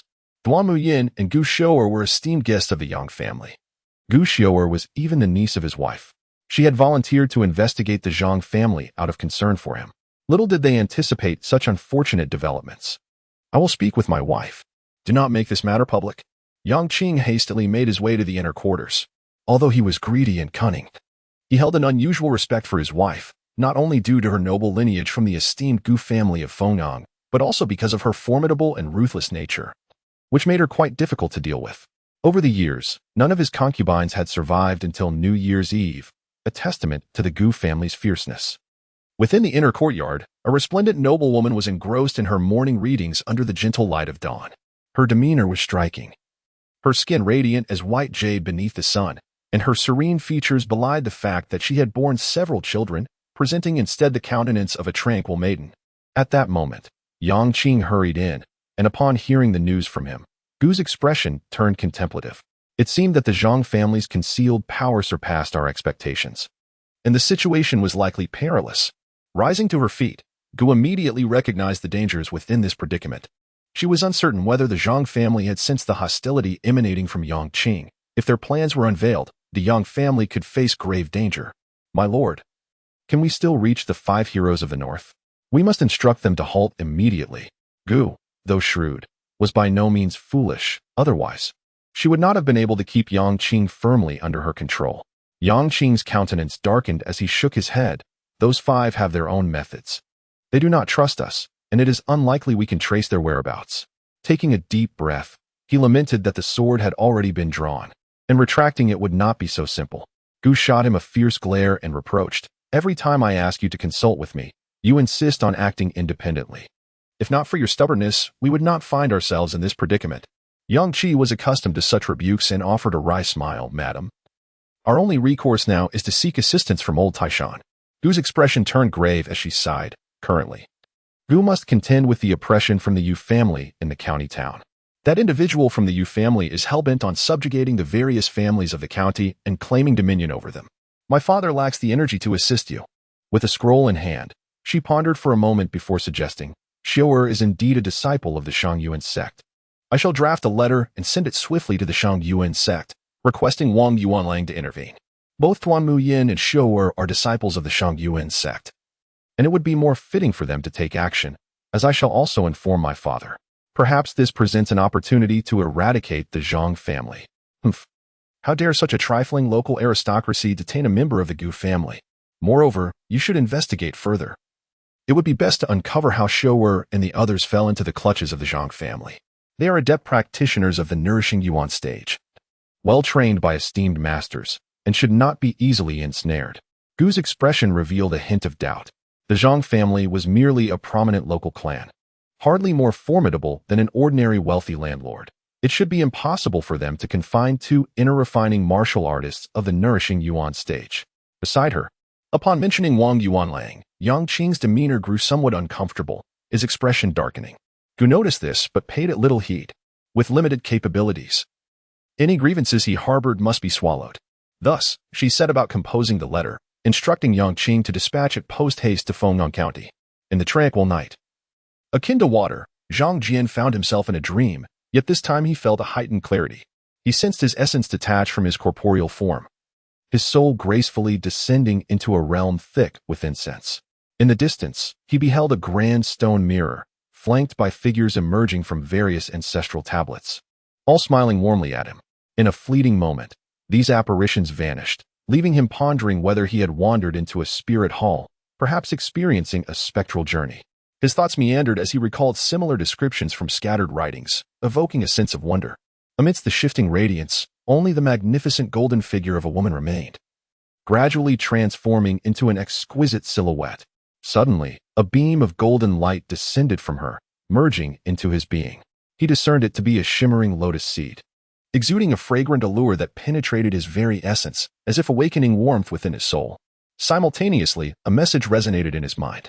This was the Yuqi golden lotus seed, capable of nurturing the body, enhancing wisdom, and enriching the soul. It held a certain probability of merging with a fragment of the Tao-S rhythm, imprinted upon the spirit, offering a 1 in 1,000 chance to acquire an innate divine ability. He faintly perceived the enchanting figure bestowing upon him a vague smile, her eyes resembling twinkling stars, leaving an indelible mark upon the lake of his heart. In his bed, Zhang Jian felt as though he were naturally seated. At that moment, the Tiangang Tongzi Gong within him seemed to activate autonomously, as he sensed a gentle stream within, surging forth to amplify his 5 senses. In an instant, he was jolted, feeling his soul liberated from the constraints of flesh, as if he had gained a pair of movable eyes, transforming his horizontal view of 180 degrees into a 3-dimensional panorama of 360 degrees. Through this newfound ability, even in the darkness, the world within several meters became strikingly vivid. The warmth of the crimson bedding, the pristine white mosquito net, and the fragrant allure of the bed enveloped him. The tall candle holders on either side, shaped like crane beaks, were equally distinct. This sensation mirrored Zhang Yi's description of bridging the realms of heaven and earth, allowing him to perceive the spiritual nuances between them and recognize the might of nature. The stage of internal refinement is to continuously cultivate essence, spirit, and vitality, achieving a balance to ultimately comprehend the power of the universe and forge a path between the realms, nurturing the 3 treasures of existence through innate means. It appeared he had indeed transcended to the innate realm. However, as Uncle E had stated, even upon reaching this stage, one's senses would merely be heightened. It was implausible to perceive every intricate detail of the surrounding world. Yet, This experience felt distinctly different. In the night, Zhang Jian opened his eyes, sensing he had one foot firmly planted in an entirely new realm. Yet, he found himself devoid of the innate divine abilities spoken of by his ancestor. The probability of 1 in 1,000 felt exceedingly scarce. Nevertheless, after his breakthrough, he now sensed that the Tiangang Tongzi Gong within him had ascended to an unprecedented level. Fiery aura erupted from his skin, unleashing flames and thunder, causing the temperature of the entire room to surge rapidly.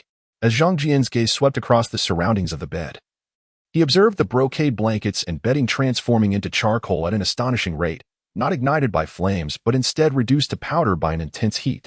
The stone slab beneath his feet was scorched through. The internal breath cultivated by the Tiangang Tongzi was indeed of pure yang essence, rooted in the essence of youth. Fiery and domineering, embodying the utmost extremity of yang. In the depths of the void, invisible spiritual threads were distorted and pulled by this terrifying force field, attempting to morph into a vortex and merge into Zhang Jian's being. He sensed that through the bridge of heaven and earth, he could now manipulate the spiritual energy that pervaded the cosmos. The internal energy of a practitioner in the Yuan stage was undoubtedly formidable. Yet the internal qi within their body had its limits. In contrast, a practitioner in the innate stage could harness a thread of cosmic energy through the bridge of heaven and earth. The force unleashed by the compression of celestial power was far beyond what a Yuan stage martial artist could compare to. Zhang Jian perceived that the power from the Yaoqi golden lotus seed was continuously merging into the depths of his soul, enhancing his innate spiritual perception. It was indeed enigmatic. The potential of the innate stage to draw upon a thread of cosmic power was already fearsome. One could only wonder what heights could be achieved upon stepping into the pathway of the great Tao. Zhang Jian's eyes sparkled with anticipation. He could hardly contain his eagerness. With Zhang Yi's assistance, Zhang Jian's speed in deciphering the texts had significantly increased, and after half a month, he finally completed the task. In the study, furrowing his brow, Zhang Jian recognized that, as he and Zhang Yi had anticipated, the ancient golden characters within the 10 scrolls indeed contained a cultivation method. This was a celestial technique. Even with a cursory glance, Zhang Jian could sense its profound depth. A smile graced Zhang Jian's face, which he could not conceal. "Brother Jian, how is it?" Zhang Yi, standing beside him, clasped his hands together, nervously clutching a whisk with the other, clearly anxious about potential unforeseen circumstances. Zhang Jian returned the smile, exclaiming, "We have succeeded." "Excellent." Zhang Yi's face twitched slightly, his body trembled. Though he uttered but a single word, the tumult within his heart was uncontrollable. Zhang Jian chuckled, "Uncle Yi, I shall impart the complete technique to you shortly. However, this particular method is somewhat unique." There was a peculiar glint in his eyes that instinctively drew Zhang Yi's gaze. "According to the information I deciphered from these ancient golden characters, this may be a foundational cultivation method passed down by a certain sect." Zhang Jian's expression turned solemn. "To be precise, this is the entry-level method of a specific sect. It is remarkably comprehensive. What is most precious is that the end of the technique includes numerous cultivation insights, such as explanations of certain terminologies, prohibitions on practice, and even 3 minor spells, constituting a complete legacy. However, presently, only the initial 3 levels were available, and according to the subsequent messages in this ancient golden text. To access the core methods that follow, one must locate Tongshan to acquire the subsequent secret techniques. Is there any mention of the location of Tongshan in this text?" Zhang Yi's expression turned slightly dazed. "None." Zhang Jian shook his head. Zhang Yi nodded, his expression betraying no disappointment, although somewhat taken aback. This did not dampen the spirits of the uncle and nephew, as the future was yet to unfold. At least for the present, it bore no significant consequence. The efficacy of such celestial techniques remained an enigma, while the two diligently pondered over this exquisite doctrine. Hundreds of soldiers at Shuangta Mountain were engaged in a fervent display of resistance, valiantly repelling the advancing bandits surging down from the mountain pass. The red-clad warriors unleashed a rain of crossbow bolts, mercilessly raining down upon the assailants. The arrows fell like a torrential downpour into the valley, causing the ferocious bandits to tremble in terror, collapsing in disarray amidst the cacophony of screams and pleas for mercy. These red-clad soldiers exhibited resolute countenances, their formidable physiques radiating an aura of deadly intent, clearly seasoned veterans of countless battles. This cohort of approximately 100 men represented the culmination of Zhang Yi's decade-long arduous training. Despite their relatively small number, each soldier had emerged as an elite fighter. having survived the brutal skirmishes against bandits and marauders. The 9-pearl divine crossbow, a formidable weapon in the army's arsenal, was procured at great expense by the Zhang family. With ample financial resources, many matters became significantly more manageable.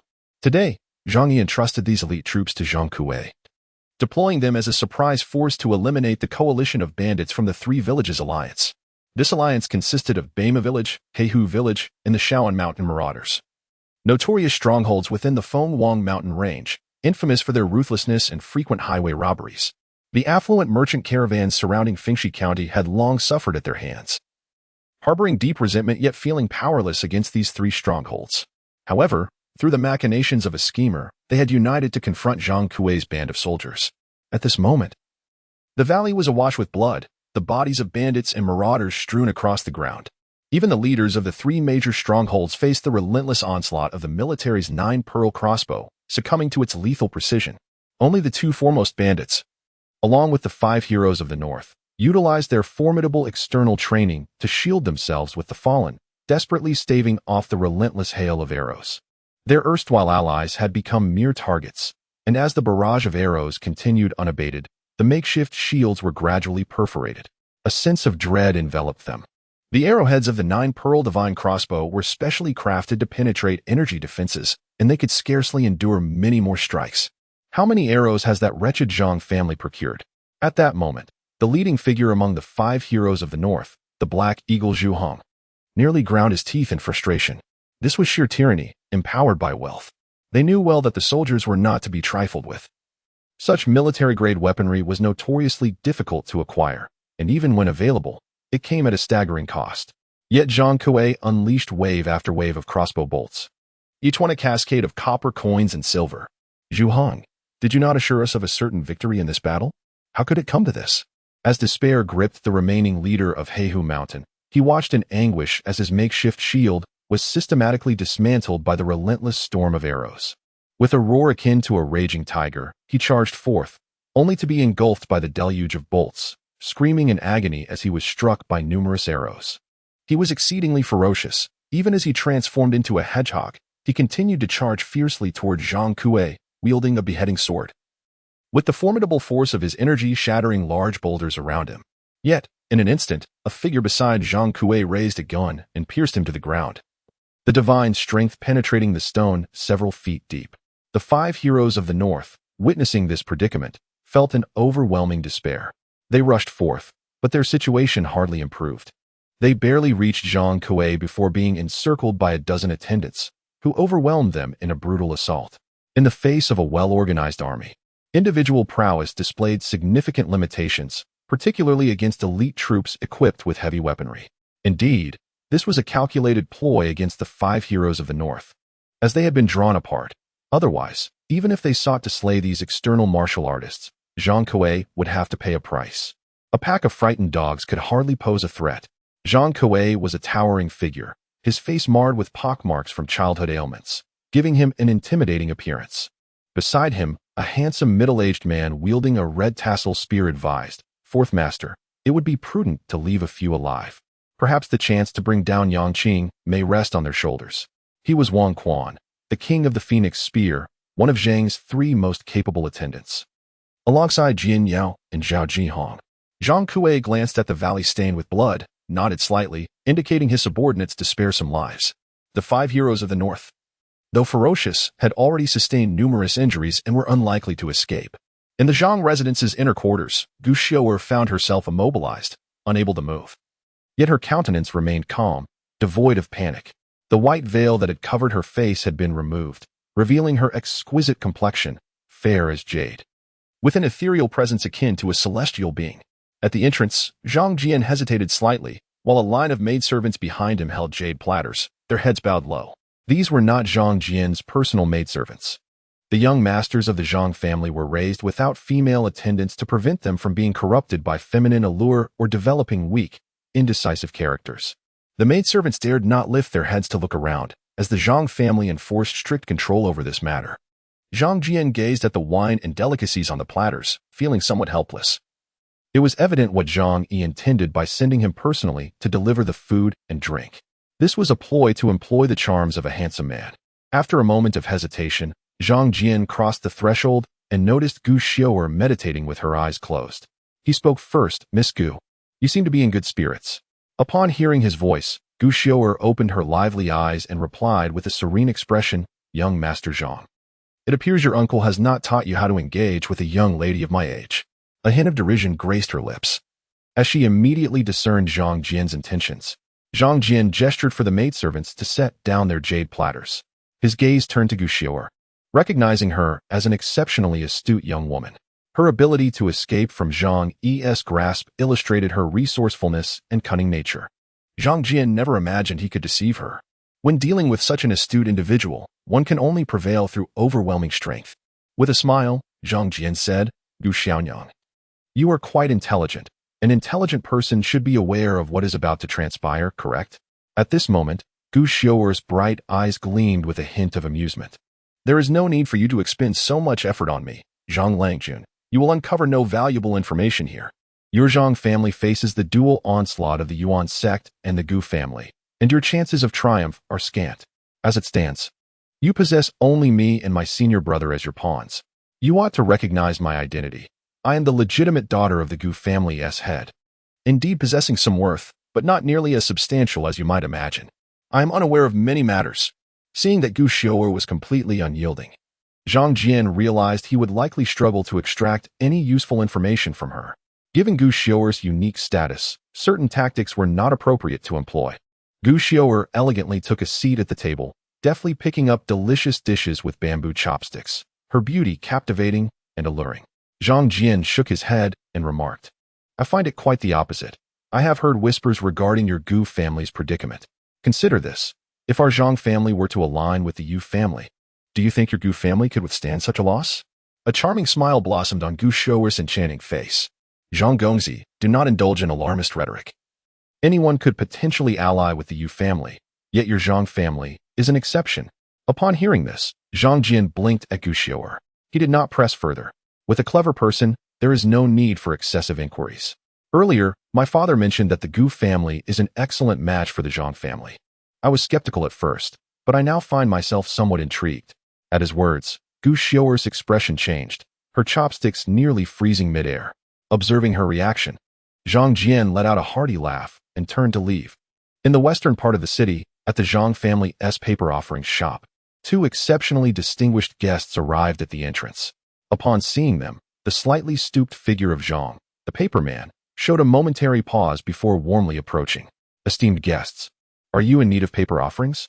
Our shop is fully stocked with all funeral supplies, and we even have talismans personally consecrated by the masters at Fengqi Temple, with discounts for bulk purchases." As they entered the shop, the two guests surveyed the interior. One strikingly handsome middle-aged man with a pale complexion spoke. "We are not interested in talismans, but we are prepared to pay." Hearing this, the paper man Zhang furrowed his brow. The handsome middle-aged man continued in a solemn tone, "We wish to engage in a business transaction with you, to purchase a life, specifically the life of an individual." Zhang, the paper man, regarded the visitors with a bewildered expression and replied, "I do not quite understand what you mean, esteemed guests." Beside the handsome middle-aged man, the scholarly figure clad in green gently flicked his folding fan, his calm gaze fixed on the paper figure known as Zhang. He recounted, "I have heard that in the past, there existed in Shanyang County a remarkable figure named Zhang Chuan, whose mastery of paper cutting was unparalleled. His art traversed the realms of both light and shadow, commanding souls and instilling terror.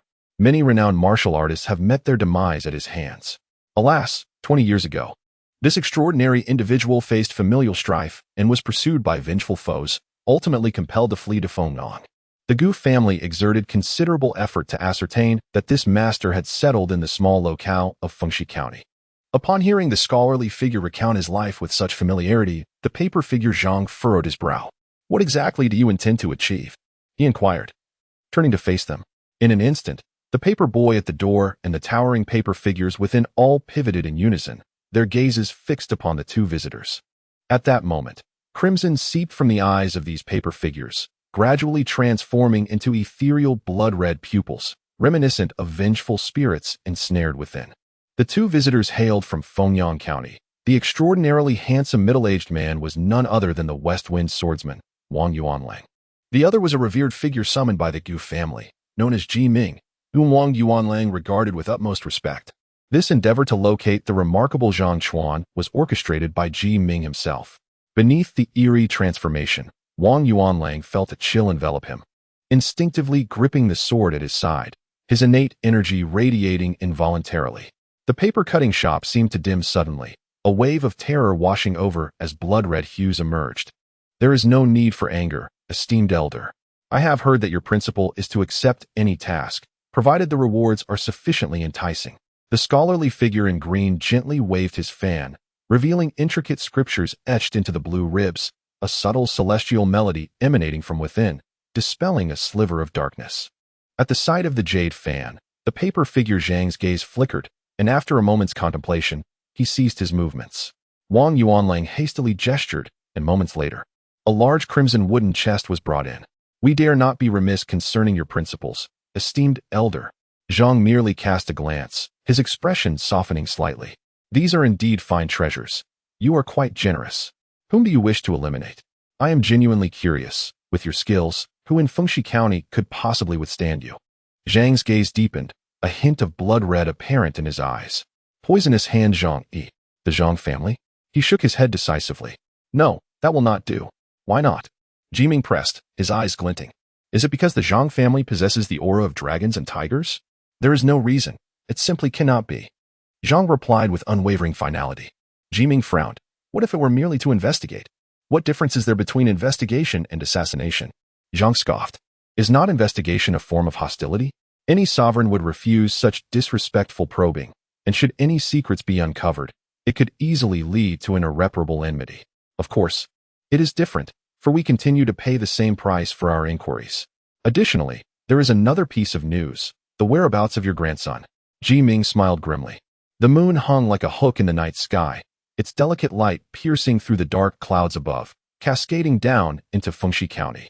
In the Zhang family's alley, the grand estate quietly nestled at the entrance, the vast courtyard enveloped in silence, with 2 lanterns of the beggar's privilege hung high at the door. The Zhang family was a prominent clan, known for their strict adherence to decorum. It is said that the front door should not be illuminated, nor should the back courtyard be aglow. Light in such contexts signifies prosperity, and many illustrious families would even squander silver to keep candles burning until dawn. At this moment, the entrance was tranquil when a peculiar chill swept through the long street, causing the lanterns to flicker erratically, their dim light wavering uncertainly. The town crier, caught off guard by the sudden gust, shivered involuntarily. It struck him as odd. It was the height of summer, and even at midnight. The sweltering heat of the day had long since dissipated, yet this chill was unsettling. Trembling with trepidation, he hastened away. In the shadows, eerie figures began to materialize, twisting and curling from the darkness. Upon closer inspection, they appeared to be spectral white paper figures, their eyes of vivid crimson, resembling drops of blood. They lurked like skilled assassins hidden in the shadows. Just as these paper figures emerged, the watchmen scattered around the Zhang estate collapsed into unconsciousness, having drawn near. However, at that moment, a layer of ethereal purple mist suddenly blossomed above the Zhang estate, exuding an invisible yet majestic aura. It was both sacred and imposing.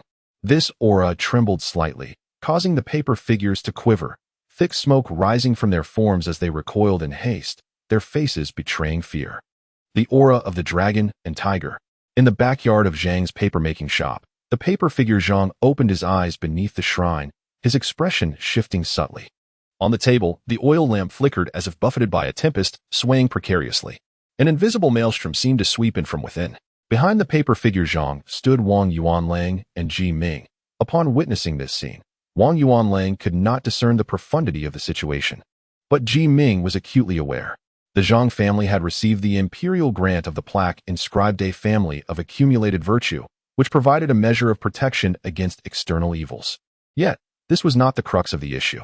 Soon, a group of individuals appeared before the Zhang estate, covering the golden plaque with a basin of foul blood. As the vile liquid splashed upon it, the majestic layer of pale purple aura that swirled above the Zhang estate slowly dissipated. Both the paper figure Zhang and Ji Ming sensed this occurrence. The paper figure Zhang remained composed, while a faint smile crept upon Ji Ming's lips. It was accomplished. With the dragon and tiger aura diminished, matters would become considerably easier. The Zhang family was merely a local aristocracy, lacking depth, possessing treasures yet failing to appreciate their worth.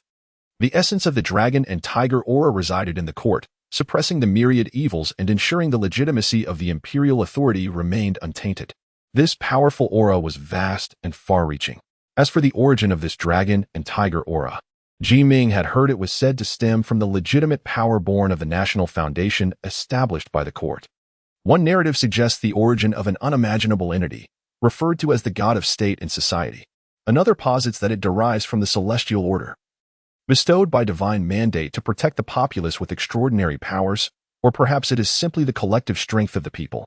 Ji Ming could not ascertain which legend held truth, yet practitioners of esoteric arts like himself would instinctively steer clear of such forces. Before the court's legitimacy was ever challenged, those from outside would refrain from direct confrontation. At this moment, two individuals within the Zhang family sensed the dissipating aura of the Zhang clan. Within the ancestral shrine of the Zhang family, Zhang Jian had been residing there for some time, delving into the sacred text's 9 chapters of pure tranquility of Tongshan alongside Zhang Yi. Their joint study, with one accounting for the shortfalls and the other for the expanses, yielded substantial insights, thus marking the commencement of their journey into the great path. Zhang Jian's progress in cultivating 9 chapters of pure tranquility of Tongshan was notably swift. He transformed his internal energy into a uniquely potent force within a single day, which he termed spiritual power. This may be attributed to his connection with the Tiangang Tong Zigong or perhaps his intrinsic purity and yang nature, resulting in an exceptionally vigorous spiritual power. However, it is distinct from magical energy. The latter arises only when one fully integrates their own essence, manifesting a power that encapsulates their vitality, spirit, longevity, and fortune, an arcane force that cannot be cultivated by ordinary practitioners. It necessitates a legitimate lineage of the great path, exceptional aptitude, and a blend of opportunity and perseverance to master. Spiritual power bears some resemblance to the innate energy cultivated in the primordial stage, yet possesses a more profound essence, being merely a fraction of the triad of forces condensed into vital energy. Zhang Yi, on the other hand, demonstrated a slightly slower pace and took nearly a week to gradually manifest his spiritual power. The ability to cultivate such power indicated that both possessed the aptitude for training, though Zhang Jian's talent was evidently more pronounced. As the aura of dragons and tigers waned, both individuals, utilizing their nascent spiritual awareness, intuitively sensed the shifts occurring in their surroundings, faintly perceiving the presence of the dragon-tiger aura. Concurrently, they discerned an exceedingly sinister force advancing toward the Zhang residence. Instinctively, they rose, prepared for action. Suddenly, within the shrine, a stone mirror radiated a brilliant light, a wave of intense golden brilliance piercing forth, revealing the presence of various malevolent spirits lurking outside the estate. Eerie paper figures materialized, shrieking in despair, only to dissolve under the golden illumination. Paper figures? Swiftly, the two men traversed the air to appear outside the Zhang estate, witnessing the spiritual awareness reflecting the paper figures transforming into ash. For both Zhang Yi and Zhang Jian, this was their inaugural encounter with such a sight, the bizarre spectacle sending chills down their spines, as these paper figures bore an uncanny resemblance to living beings. Simultaneously, they marveled at the potency of the stone mirror in the shrine, its sharpness undeniable. Particularly for Zhang Jian, an internal shift occurred. It seemed his previous heightened senses had not erred. The stone mirror was indeed the cherished treasure of the Zhang clan. It seems that someone intends to conspire against us, unaware that the Zhang family possesses such treasures. However, these paper figures appear somewhat familiar. Zhang Yi furrowed his brow as he gazed at the endearing paper figures. He presided over the Zhang family ancestral hall, and every significant ritual of the Zhang family was conducted under his guidance, making these funeral paper figures quite familiar to him. Zhang Jian, however, had already recognized them, a flicker of brilliance flashing in his eyes. Zhang's papercraft shop. Zhang Yi's expression subtly shifted. I shall take a look. Let us go together. Upon seeing Zhang Jian dart forward, Zhang Yi was slightly taken aback but quickly followed suit. They felt assured about the Zhang family residence, protected by the family S-guards and treasures, making it challenging to breach.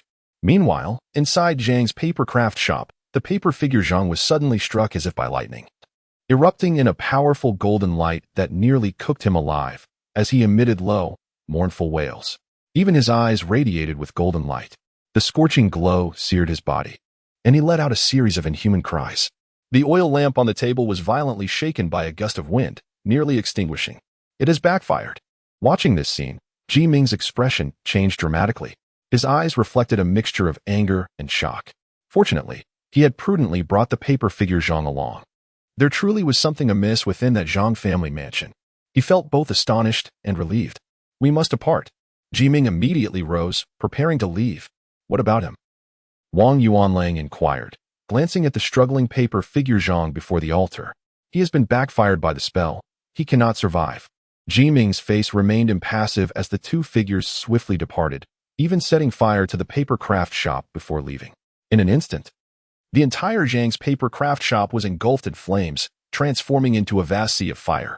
However, within, after Ji Ming and his companion had departed, the paper figure Zhang struggled to rise, his body ablaze, resembling a burning effigy, murmuring, "My grandson, my grandson." He fought his way to the shrine, roaring, "Lady Redflower, aid me."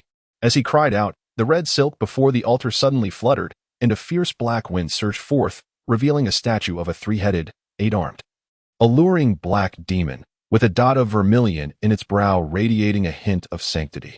The black wind swept out from the shrine, unleashing a tempest within the paper craft shop, enveloping the flaming paper figure Zhang, momentarily stifling the flames surrounding him. The black wind engulfed him, accompanied by a series of piercing shrieks, and in an instant, the paper figure Zhang collapsed to the ground, turning to ash. Yet a sorrowful wisp of black energy surged forth, soaring into the sky with the black wind, vanishing in an instant.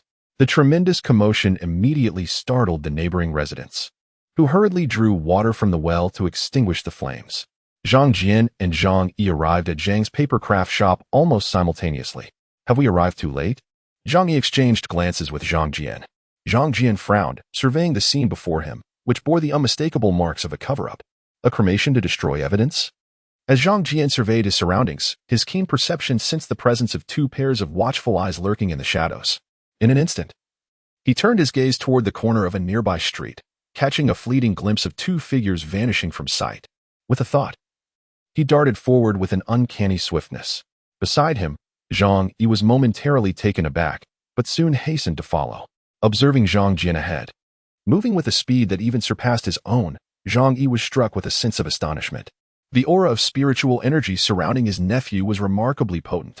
He marveled at how, in such a short span of time, Zhang Jian had attained such formidable prowess, potentially eclipsing his own. This revelation left Zhang Yi both shocked and ignited a spark of competitive spirit within him. Ahead, Zhang Jian felt his spiritual energy surge, exchanging with the inexhaustible forces of nature in the air around him. His movements became fluid, akin to a wisp of spiritual essence, executing the technique of breath control and leap with astonishing rapidity.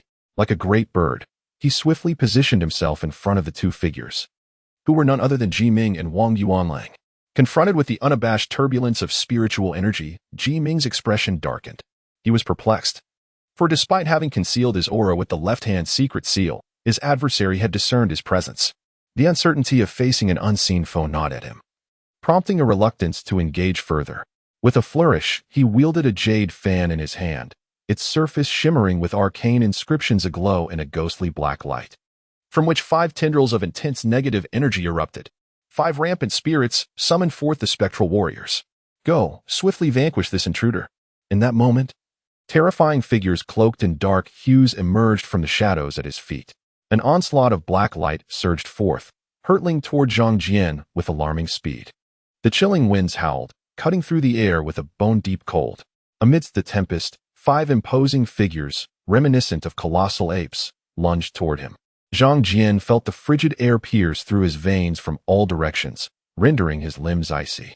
Yet, within him, a fierce surge of spiritual power roared to life, igniting his eyes with flickers of crimson lightning. He harbored no fear of the approaching phantoms. A singular thought dominated his mind, to strike out with his fists. In an explosive moment, an overwhelming surge of pure yang energy erupted from him, instinctively gathering the intense spiritual force within. As he focused this energy, the crimson lightning coursing through his meridians responded to his call, breaking through an invisible barrier and transforming into a torrent of lightning flames that surged forth, striking the 5 shadowy assailants. The red lightning, akin to a blazing sun, reverberated through the long street, colliding with the oncoming spirits and delivering a devastating blow. The faces of the five phantoms contorted with human-like anguish and fear as the dark winds that had once surrounded them dissipated, retreating in terror. Lightning technique? Ji Ming's expression shifted dramatically upon witnessing this. The lightning technique was among the most profound of mystical arts, known for its unyielding and radiant qualities. Serving as a bane to many spectral entities, he sensed that with just a single strike, the five spectral warriors he had painstakingly summoned had been severely wounded. A sense of trepidation gripped his heart as he deftly maneuvered the azure jade fan in his hand, the scriptures emanating a ghostly luminescence, releasing an array of spectral fog. He swiftly seized Wang Yuanlang, who had been concealed in the shadows, and made a hasty retreat without uttering a single harsh word. Zhang Jian gazed upon the dense black fog enveloping the sky, and his vision dimmed momentarily. His innate spiritual perception extended outward, a surge of energy coursing through him as he sought the elusive essence of the two formless entities. He propelled himself forward with great speed, yet soon lost the sensation of their presence. At that moment, Zhang Yi descended from the rooftop, observing the vast expanse of ghostly fog that surrounded them. A mutual glance between the two revealed a shared sense of helplessness. They had yet to master the latter three techniques of the Tonks and Pure 9 chapters, which might have alleviated their current predicament. Such a pity. Zhang Jian felt a pang of regret. He had an opportunity to apprehend both accomplices. Yet, a greater sense of doubt lingered. The practitioner lurking in the shadows was not as fearsome as anticipated, although capable of commanding spirits. His physical form bore no discernible difference from that of an ordinary, innate stage martial artist. Zhang Jian found himself perplexed by this anomaly. Conversely, the paper figure of Zhang appeared somewhat more menacing. Discarding the multitude of thoughts swirling in his mind, he exchanged a glance with Zhang Yi, both sensing the eagerness in each other's eyes. This marked their first encounter with such extraordinary beings, and the prospect of emerging victorious ignited a spark of exhilaration deep within them. Upon their return, it seemed imperative to hasten their mastery of the three spells. Yet, they remained uncertain of their qualifications. The latter portion of the Tonks and Pure 9 chapters detailed three minor spells: the minor wind and thunder technique, the soul purification incantation, and the 10,000 woods formula. The soul purification incantation served as both an offensive and defensive mechanism, specifically designed to counter malevolent spirits and capable of guiding lost souls. The 10,000 woods formula harnessed the power of the wood element, allowing the practitioner to condense its essence for protection, serving as a defensive spell.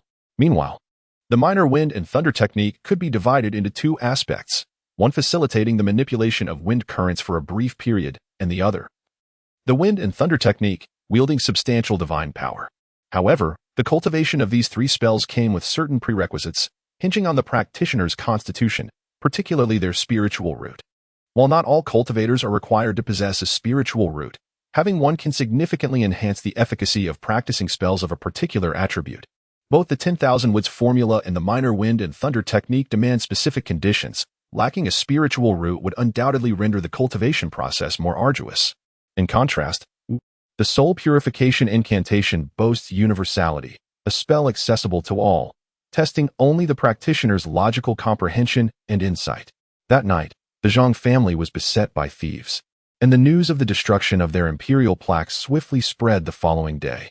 The defilement of the plaque compelled Yang Qing, the magistrate of Fengxi County, to personally investigate the situation at the Zhang residence. However, upon exiting, Yang Qing's countenance was as dark as a stormy sky. "Master Zhang, please hold your steps.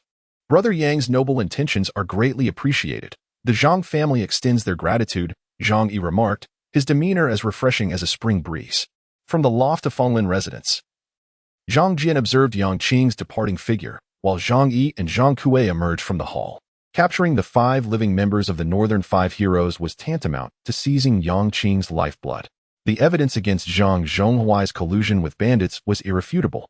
Should it come to light, not only would Zhang Zhonghuai face the loss of his rank and imprisonment, but Yang Qing's official position would also be jeopardized. The Zhang family, undoubtedly, would seize this opportunity. Zhang Yi was a man of remarkable acumen. This time, however, the intention was not to expel Yang Qing but rather to assert control over him. The inevitability of a confrontation was clear. Yet expelling Yang Qing would merely invite the appointment of another official, thus prolonging their troubles. The optimal strategy lay in leveraging this incriminating evidence to manipulate Yang Qing, thereby further solidifying the Zhang family's power. It was also foreseeable that Yang Qing, with his temperament, would not remain submissive for long and would seek to retaliate. Nonetheless, after a period of consolidation, the Zhang family's influence would undoubtedly expand, rendering Yang Qing inconsequential. As for the Gu family, how would they respond? Zhang Jian's gaze flickered with contemplation. The Gu family, as a prestigious lineage, was adept at discerning the tides of fortune. He suspected that the two individuals who had attacked the previous night were likely affiliated with the Gu family or the Shangyuan sect. Now that their existence was known, two paths remained: to continue the conflict or to negotiate. Zhang Jian, however, had not engaged with the head of the Gu family, making it difficult to form a precise judgment. For now, this matter was Zhang Yi's concern, and he did not intend to intervene. To act impulsively might jeopardize the unity of the Zhang family. Historically, members of such illustrious families must recognize their positions, especially as Zhang Yi was still in the prime of his youth. Within the ancestral hall, Zhang Jian and Zhang Yi stood before the stone mirror, which had recently radiated a brilliant golden light, suppressing the paper figures, much to their envy. Naturally, they wished to explore its mysteries. However, despite their efforts, even the spiritual energy they infused could not activate the mirror. Treasures possess spirits. It seems we are temporarily out of favor with it. Zhang Yi lamented. Perhaps they would have to wait until they cultivated sufficient power to claim it as their own. Zhang Jian, however, remained indifferent. The inability to utilize the treasure was inconsequential, for it ultimately belonged to the Zhang family. In time, as their spiritual energy increased, opportunities would arise. What he truly needed now was to complete his path to enlightenment and forge his own magical power. The cultivation of such power marked the beginning of immortality. The essence of magical power is intrinsically linked to one's life force and longevity. Regardless of the abundance of spiritual energy, a practitioner cannot transcend the limits of their lifespan. However, magical power, capable of seizing the very essence of heaven and earth, can indeed augment one's lifespan and possesses myriad wondrous applications, serving as the very foundation of cultivation. In these tumultuous times, the Zhang family requires a genuine practitioner of magical power to anchor their strength and secure their share of fortune. According to the insights gleaned by the two from the 9 chapters of Tangshan Purity, practitioners under the orthodox path are categorized into distinct stages. The first stage is qi cultivation, followed by the nurturing of the spirit in the second stage, and the divination of fate in the third. Qi cultivation primarily involves the transformation of internal breath into spiritual energy, thereby continuously enhancing one's vitality and nourishing oneself. This corresponds directly to the foundational practices of innate martial artists.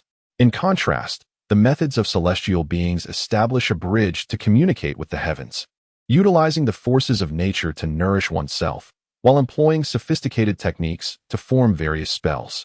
The second stage, nurturing the spirit, involves converting spiritual energy into the essence that nourishes the soul, thus fortifying it and breaking through the barriers between the mental and the tangible, preparing for the third stage. The third stage necessitates the unification of the 3 treasures, discovering one's fate, and merging it with fortune and longevity to coalesce into an unparalleled foundation of the Tao, thereby manifesting magical power. This constitutes the foundational triad of longevity. However, not everyone can traverse this path with ease. In fact, practitioners who successfully condense magical power are exceedingly rare. Moreover, the establishment of an unparalleled foundation is subject to specific distinctions, with varying levels of attainment. Beyond this, the two were uncertain of further details.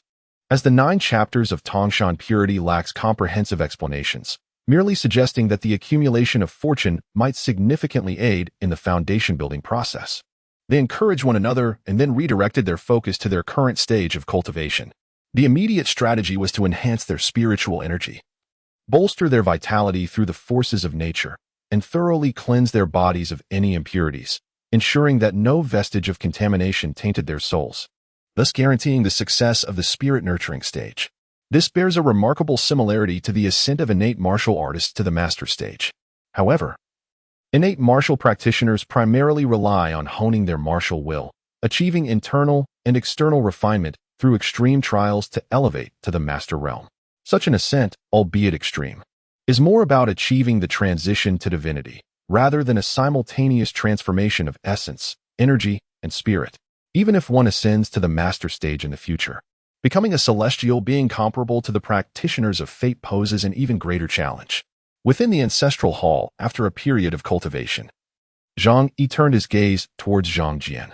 The icy attribute of spiritual energy within him flowed continuously, drawing from the bridge of heaven and earth to absorb the spiritual essence from the void, thereby enhancing his internal energy. Yet he sensed that this absorption was not swift. The complete replacement of his turbid energy would require an indeterminate amount of arduous effort. In contrast, Zhang Jian exhibited astonishing signs of cultivation. In Zhang Yi's perception, Zhang Jian appeared enveloped in a mist of celestial energy, his inhalation and exhalation far surpassing his own. Zhang Yi felt a tinge of envy. This appears to be a matter of aptitude. Zhang Jian is an exceptionally unique individual, which accounts for his significantly accelerated ability to refine spiritual energy. It seems that in the future, I may need to rely heavily on this nephew of mine. In truth, Zhang Yi was mistaken, initially. Zhang Jian's innate talent was not particularly high. His rapid progress in cultivation is attributed to the presence of rare treasures within his body, both of which possess the ability to strengthen and enhance one's foundational essence. At this moment, the postnatal impurities within his physique have been largely refined by these two treasures. And with a slight exertion of his techniques, he can expel them entirely, allowing for remarkably swift cultivation. Simultaneously, Zhang Jian has come to realize that he likely possesses spiritual roots, which are of commendable purity, particularly represented by the element of thunder. He has discovered that his comprehension of the minor wind thunder technique surpasses that of other spells, especially the thunder movement technique within it. The minor wind thunder technique can be divided into the wind movement technique and the thunder movement technique.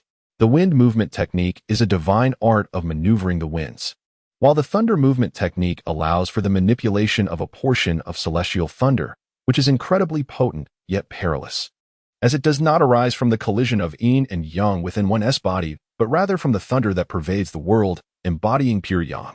The synergy of wind and thunder within the minor wind thunder technique is immensely powerful, whether it be the wind movement technique or the thunder movement technique. Zhang Jian has made rapid progress, as if he has an innate resonance with the thunder that permeates the cosmos. Zhang Yi, in contrast, lacks such perception and is unable to sense the dual energies of wind and thunder in the world. He has no awareness of the ethereal wood essence required for the 10,000 trees technique. Zhang Jian surmises that this may be due to his spiritual roots, potentially linked to his consumption of fire apricots. Yet, despite his swift comprehension, Zhang Jian still requires certain means to enhance his connection, such as talismans. The two promptly instructed Zhang Lu to personally procure a batch of vermilion powder from outside, while also visiting Fengqi Temple to purchase some exquisite talisman brushes and yellow paper. A substantial sum of silver was lavishly spent, and these resources were continuously delivered to the Zhang family estate.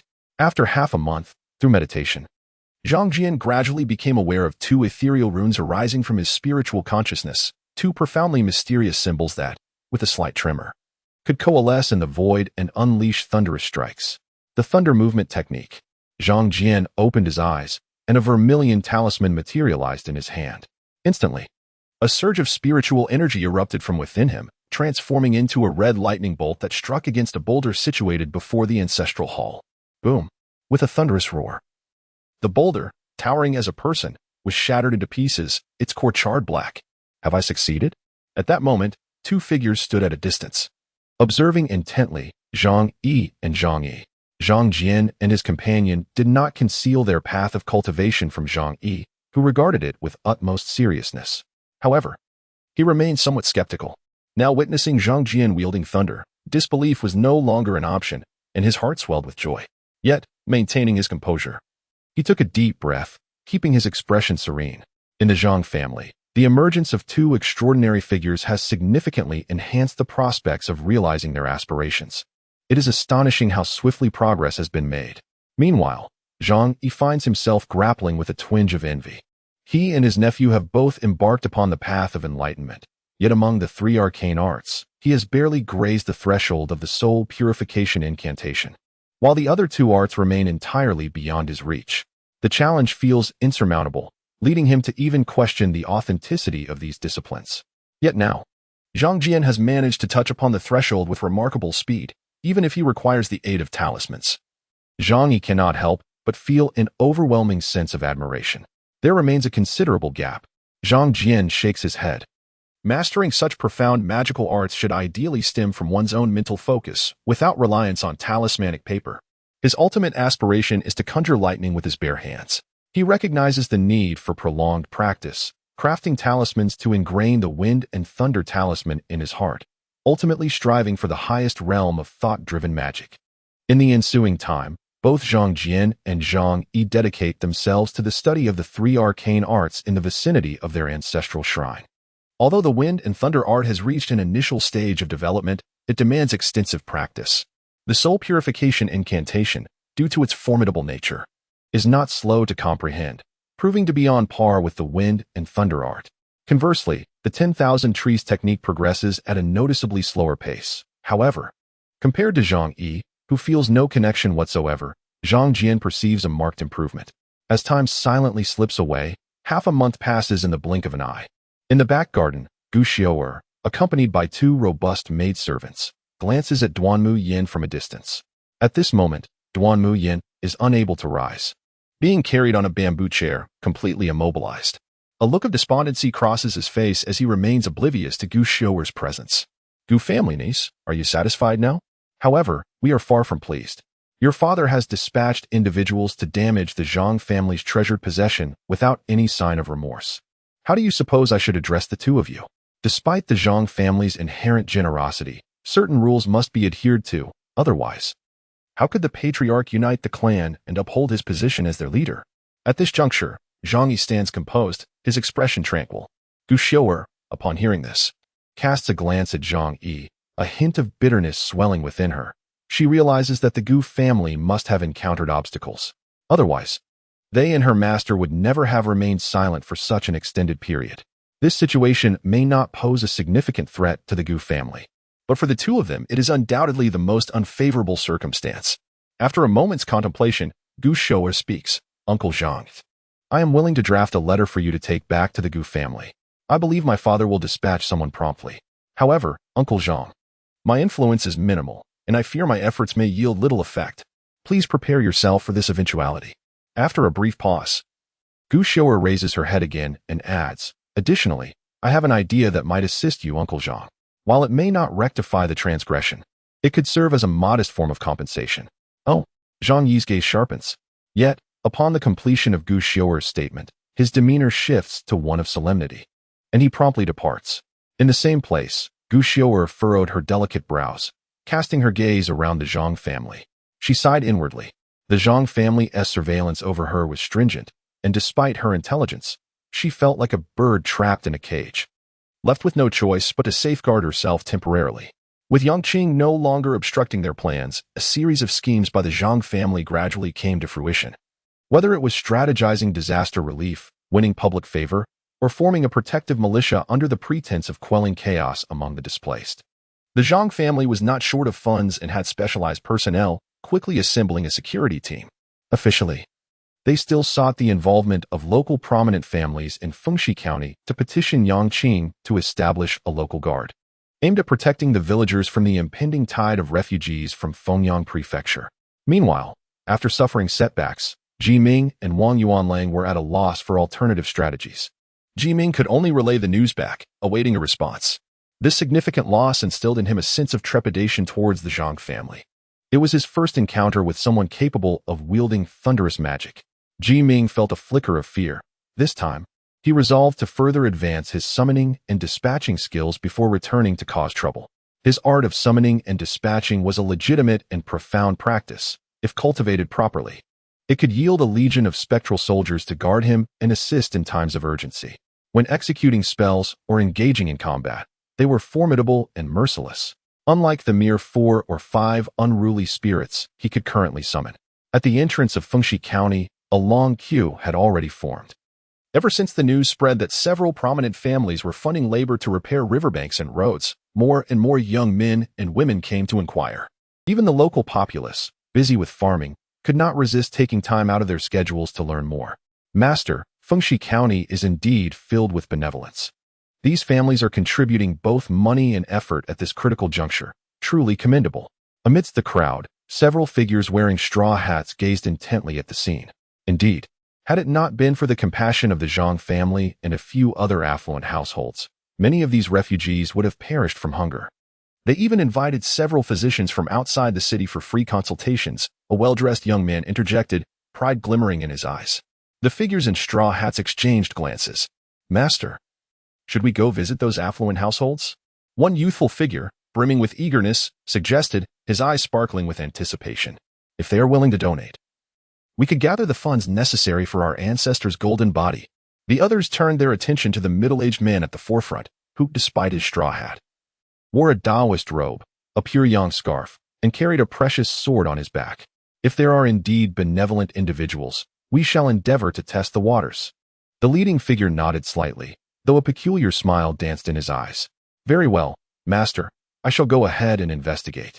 One chubby figure replied, a smile gracing his face. As the evening descended upon Zhang Jian, the first lights began to illuminate the surroundings. Zhang Yi was engaged in negotiations with an envoy from the Gu family. Shortly after, Gu Xiao penned a letter, a representative from the Gu family, namely Gu Zhan, the younger brother of the family patriarch, arrived in person. He was a shrewd and capable middle-aged man, sporting a fine beard and wielding a long sword, exuding a formidable presence. While Zhang Yi and Gu Zhan were engaged in haggling, Zhang Jian sat nearby, his purpose being to prevent any unforeseen events. Throughout the proceedings, Zhang Jian maintained a calm smile, discreetly observing Gu Zhan. He surmised that this time, the Gu family had come with intentions of peace, seemingly unwilling to escalate tensions with the Zhang family. Having suffered a setback in their previous encounter and unable to ascertain the Zhang family's true strength, it was indeed in the Gu family's best interest to pursue diplomacy at this juncture. Such prominent families are often exceedingly cautious. They would never recklessly forge a deadly enmity without a clear understanding of their adversaries. Particularly upon learning that the Zhang family harbored at least 2 extra-mundane practitioners, the Gu family conceded certain interests, agreeing to refrain from meddling in the broader affairs of Fengxi County. However, discussions regarding other compensatory terms had reached an impasse. The Zhang family was evidently dissatisfied with this meager concession, for the Gu family had breached protocol by sending individuals to undermine the Zhang family's prized possession, a bestowed plaque. Upon discovering that the plaque could ward off evil and intimidate extra-mundane practitioners, Zhang Yi felt a profound sense of loss. Conversely, the Gu family believed the Zhang family had already gained an undue advantage. Fengxi County was inherently within the Gu family's sphere of influence, and Yangqing represented their interests there. The Gu family had invested significantly to position Yangqing in Fengxi County, and now, the Zhang family's encroachment was viewed as a substantial affront. Seated comfortably, Zhang Jian appeared relaxed, fully aware that the Zhang family's influence permeated every corner of Fengxi County, which, in turn, would enhance his own standing. He anticipated considerable gains in the forthcoming ancestral worship ceremony. However, as the Zhang family solidified their control over Fengxi County, advancing further would prove challenging. The various regions of Fengnong were already under the dominion of established powers, yet the current turmoil among the populace presented an opportunity, especially as the prominent families within the county faced increasing pressure from the county magistrate. Zhang Jian's eyes glimmered with determination. Although he had yet to encounter Magistrate Yutong Guang, he had heard of his formidable reputation, esteemed by the court as a key regional official. He had been dispatched to Fengyang with the intent to dismantle the entrenched power of local aristocrats and restore the authority of the imperial court. Shortly after his arrival, he had already dismantled several influential families, confiscating their wealth and garnering the support of the populace. This magistrate had imposed considerable pressure on the esteemed families of the county. For had it not been for such circumstances, the Gu family would not have so readily acquiesced. Ultimately, the Gu family made a significant concession, parting with several chests of gold and silver and agreeing to open several trade routes for Zhang family members to participate. They expressed willingness to assist the Zhang family in establishing water wheel workshops, blacksmith shops, and other enterprises in several other counties of Fengyang. Once the negotiations were concluded, Zhang Yi called forth Gu Xiao'er and Duan Mayan, returning them to Gu Zhan. Before departing, Gu Xiao'er cast a pointed glance at Zhang Jian, still troubled by his mention of their proposed union, though there was a hint of relief in her heart. Observing this scene, Zhang Jian smiled gently, saying, Gu, we have shared each other's company for half a month. Is there truly a need for such coldness? The lightness in Zhang Longjuan's demeanor was unbecoming, tarnishing his reputation, for he did not embody the qualities of a gentleman. Gu Xiao'er let out a disdainful hum, while Gu Zhan regarded both Zhang Jian and Gu Xiao'er with a contemplative expression. After Gu Zhen led Gu Shou'er and Duan Muyan away. Zhang Yi shook his head and inquired, "Brother Jian, do you harbor regrets? Why would you speak such words, father?" Zhang Jian replied, somewhat astonished. Although Gu Shou'er was indeed beautiful, he was not the sort to be rendered immobile by the allure of a lovely woman. Given his current status, finding a suitable match would not pose a challenge. While he had stepped onto the path of enlightenment, Zhang Jian did not believe it necessitated becoming a hermit. Detached from the worldly affairs, the mundane world serves as a crucible, forging the foundation of one's path. He would consider it a pity not to traverse the life of an ordinary person and experience its myriad events. Cultivating oneself was not about severing ties with emotions, but rather about extracting profound truths from the universe to forge a heart of sincerity. Without engaging with the world, how could one transcend it? Zhang Jian aspired not to be a naive fool, but rather to possess a clear understanding of worldly matters. With a heart attuned to the changes of all things, sincere and genuine. This philosophy resonated with the teachings of the 9 chapters of Pure Tranquility of Ta Shan, which also emphasized the need to discern the mysteries of the universe to attain enlightenment. Zhang Yi, unaware of Zhang Jian's contemplations, lamented, "Have you ever heard such a legend? It is said that Fengyang is uniquely blessed with an ancient geomantic configuration that has endured through the ages. The dual phoenixes are said to dwell within the twin peaks of the Phoenix Mountains, birthing a remarkable phoenix maiden imbued with the essence of mountains and rivers. This maiden is extraordinarily wise and possesses noble grace. Should she marry into a humble family, she would elevate them to prominence, easily establishing a grand lineage. If she were to wed a local noble, she would surely assist her husband in reaching greater heights, forging a family of ministers and lords. And should she enter the palace, she might ascend to the position of empress. It is indeed true that Fengyang has produced several empresses throughout the millennia." Upon hearing this, Zhang Jian was momentarily speechless, then turned to Zhang Yi with a smile. "I wondered why father would disregard mother's objections and insist on my proximity to Gu Shou'er. Could it be that he perceives her as the legendary Phoenix Maiden?" Zhang Yi nodded, affirming, "There is a strong possibility of that." Zhang Jian chuckled and replied, "The daughters of Fengyang have long been celebrated for their extraordinary grace, and many refined young ladies can be found in the surrounding 4 counties. Not to mention, mother often mentions my 2 cousins, whose beauty and cleverness truly make them exceptional." Zhang Jian's mother, the esteemed matriarch Qi, hailed from another prominent family in the county, the Qi family, whose influence, particularly in the military, was considerable. She had often hinted at her aspirations for Zhang Jian, a goal he was well aware of. Before, Zhang Jian had always maintained a demeanor of polite refusal, apprehensive that he might ultimately produce a fool. However, upon stepping through the gates of opportunity, his attitude underwent a subtle transformation. The daughter of the gate brandished her weapons, and Zhang Yi shook his head when the Qi family was mentioned. Zhang Yi entrusted Zhang Jian with the task to prepare a gift for a journey to the county town. In a month and a half, it would be the grand 60th birthday of his maternal grandfather, General Qi Yi.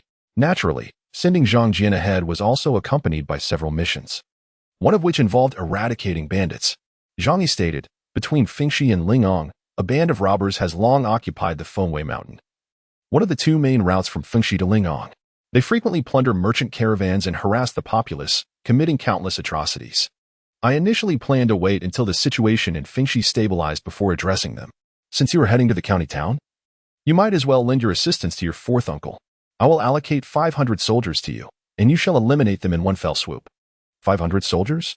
Zhang Jian blinked, tempted to decline, but he quickly restrained himself. He understood Zhang Yi's intention.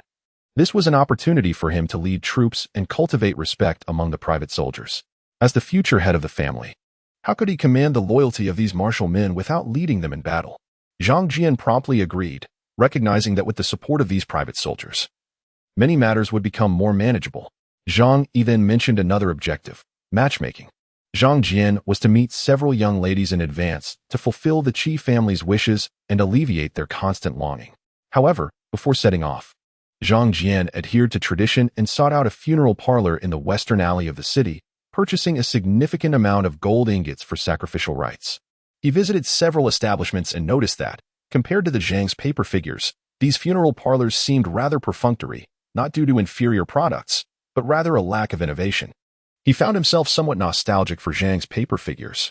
Regrettably, the Zhang family paper workshop had turned to ashes, and the paper figures had vanished, with even the land temporarily reclaimed by the authorities. as a load of vermilion paper money and gold ingots burned to ashes in the ancestral hall. Zhang Jian turned to leave. The following day, he set forth with 500 soldiers, accompanied by Zhang Kuei and Jing Yao. The group made their way directly to Fengwei Mountain, situated at the edge of the Shuangfeng mountain range. At this moment, a milky white orb had appeared deep within Zhang Jian's spiritual consciousness. This was the treasure bestowed by his ancestors the previous night. To be precise, it resembled a toy, the universal spiritual sphere, capable of enhancing the soul and comprehending the languages of all beings. Zhang Jian found this object somewhat superfluous. He had previously used the universal spiritual sphere to eavesdrop on the communications of beasts, but most creatures were simple and instinct-driven, lacking intelligence, rendering it of little use. Nevertheless, possessing this item meant he need not worry about being unable to understand foreign tongues. Reflecting on this, Zhang Jian wore an odd expression. Fengwei Mountain lies on the southwestern side of the Shuangfeng mountain range, at the base of Xiongfeng Mountain. This region, characterized by towering peaks and treacherous terrain, is easily defended and challenging to assault. It has historically served as a refuge for displaced persons and bandits fleeing from the authorities, wreaking havoc across 2 counties. Due to the geographical position at the junction of 2 counties, unity has eluded them, rendering their efforts to eradicate the bandits in this area futile. At this moment, within the stronghold, a group of robbers was engaged in raucous revelry. A long table laden with dried fruits, fish, meat, mountain fowl, wild rabbits, and various game. They feasted heartily, some even cradling women who appeared dazed and disheveled in their arms. Suddenly, a robust voice rang out from below. "Brother, our latest heist has been spectacular. Not only have we acquired a wealth of gold and silver, but we have also captured numerous women. All thanks to your astute leadership, brother. Let us raise a toast in your honor." The speaker was a towering figure, Zhang Bao, the third in command of the gang, known for his formidable strength. Second only to the leader, Song Heihu. The second in command, the white-faced fox, dressed in white, lean and wearing a sycophantic smile, stood up. "Brother, you are truly extraordinary. Destined for greatness. This is merely the beginning. Once you consolidate the other refugees of Shuangfeng Mountain, we may even dominate the surrounding counties. The wealth and beauty of the noble families shall be our true prize." Seated in a tiger-skin armchair, Song Heihu surveyed the band of ruffians, laughing heartily. "Fear not, my friends. Once I clear Shuangfeng Mountain, what lies before us will be insignificant. Our prosperous days are yet to come." The bandits, invigorated by Song Heihu's words, exhibited fervent zeal, their eyes aflame with greed and desire, with some even tearing the garments of the women they held. Observing this scene, Song Heihu felt no disapproval. Rather, a gleam of satisfaction danced in his eyes. Suddenly, a chilling wind swept through, extinguishing the torches in the hall. Upon witnessing this, Song Heihu's expression shifted, and he sprang to his feet as a cacophony of screams erupted from outside. The onlookers were momentarily paralyzed with fear. At that moment, a figure holding a cloth banner entered the hall, surrounded by an intangible aura of bloodlust. The bandits' expressions transformed in horror as they gazed behind him, where 2 figures with green faces and sharp fangs leaped into view. The banner bore ominous words: "To discern fortune from misfortune, to predict success from failure." The figure with the banner opened his mouth, revealing 2 sharp fangs, and scanned the crowd, his gaze causing the bandits to stiffen in terror. Finally, his eyes rested upon the figure in the tiger-skin chair as he rasped with a sinister laugh. "You are Song Heihu, are you not? And who might you be?" Confronted with this unsettling situation, Song Heihu felt a tremor of fear, his bravado and gallantry evaporating into silence, the veins in his hands gripping his weapon standing out ominously. The cloaked fortune-teller chuckled darkly. "Zhai Master Song, I observe a portent of doom upon your brow today, dark clouds looming overhead, an ominous sign of premature demise. I offer you a word of caution. Will you heed it?" As the other brigands exchanged glances upon hearing the words, their gazes inevitably turned towards Song Heihu, whose countenance was dark and foreboding. However, upon witnessing the 2 monstrous figures with blood-red mouths behind the black-clad diviner, he hastily exclaimed, "I am willing to listen." The astute diviner nodded in acknowledgement. Yet, as he acquiesced, his figure flickered and seemed to dart directly before Song Heihu, akin to a flash of thunder and lightning. With a hand of immense strength, he seized Song Heihu by the throat, rendering him incapable of escape. Helpless, Song Heihu could only watch as the black-clad diviner extracted a centipede from his sleeve and forced it into his mouth. Meanwhile, on the official road of Shuangfeng Mountain, Zhang Jian and his companions were hastily marching onward. After a period of adjustment, coupled with Zhang Kuei's deliberate guidance, Zhang Jian swiftly grasped the nuances of leading troops. It must be said that having elders at home indeed spared one from many unnecessary tribulations. However, upon reaching Fengwei Mountain, Zhang Jian suddenly reined in the reins. Zhang Kuei and Jiang Yao looked up, only to see two hawks soaring overhead, seemingly unremarkable. Yet, through the world's spirit pearl within him, Zhang Jian received a distinct message. How terrifying! How terrifying! We must leave quickly. Surprised, Zhang Jian realized this was his first encounter with sentient creatures. They must be spirit beasts. As he sensed further, he discerned that the two hawks exuded an unusual aura, imbued with a peculiar essence and a faint fluctuation, an almost imperceptible wave of spiritual energy. This was starkly different from the few transcendental cultivators he had previously encountered. Zhang Jian instinctively committed this strange essence to memory, but soon found himself in a quandary. His venture into Fengwei Mountain was not solely for the purpose of eradicating bandits. He bore a clandestine mission. It was rumored that there lay an ancient tomb of a royal figure atop Fengwei Mountain, housing a wealth of burial treasures and possibly a formidable martial arts legacy. Zhang Yi had sent him on this errand. A piece of information he had gleaned from Gu Xiao'er. The pair of senior disciples had entered Fengxi County primarily for this tomb, intending to borrow troops from Yangqing to accomplish their goal. Yet, unforeseen circumstances had led them to become ensnared within the Zhang family, ultimately relying on this intelligence for self-preservation. Dear nephew, have you made any discoveries? Observing Zhang Jian's sudden halt, Zhang Kuei turned his keen gaze toward him. Though of robust stature, he possessed a meticulous mind. After a moment's contemplation, Zhang Jian replied, Fourth uncle, there may be changes within Fengwei Mountain. I suspect that individuals from outside our realm have already arrived ahead of us. Zhang Kuei's expression shifted, and he frowned in doubt. What do these brigands possess that could attract outsiders? Moreover, if there were indeed such exalted beings among them, how could they remain idle? Given the nature of these bandits, it is likely they would have already eliminated other strongholds within the Shuangfeng mountain range. Zhang Jian's eyes flickered with contemplation. He too harbored doubts. Nevertheless, to confirm his suspicions, he instructed Zhang Kuei to dispatch several robust men to scout the mountain's realities from a distance, avoiding close proximity to the bandit stronghold. Simultaneously, he ordered 500 soldiers to conceal themselves, preventing detection by any outside cultivators that might be lurking in the mountains. This was a decision born of prudent consideration. Zhang Jian was not particularly inclined to take risks. After all, he had only just embarked on his journey within the cultivation realm, with a promising future ahead. As long as he remained dutiful and safe, a bright path lay before him. A mere handful of gold and silver treasures were certainly not worth the peril of risking his life. Nonetheless, Zhang Jian had his own considerations. He conjectured that the outsider might be a pawn of the Shangyuan sect, sent to lure him into a trap potentially aimed at undermining the Zhang family. He estimated that cultivators who coveted mundane riches would not possess great strength. If they were truly formidable, those two minor demons would likely not escape unscathed.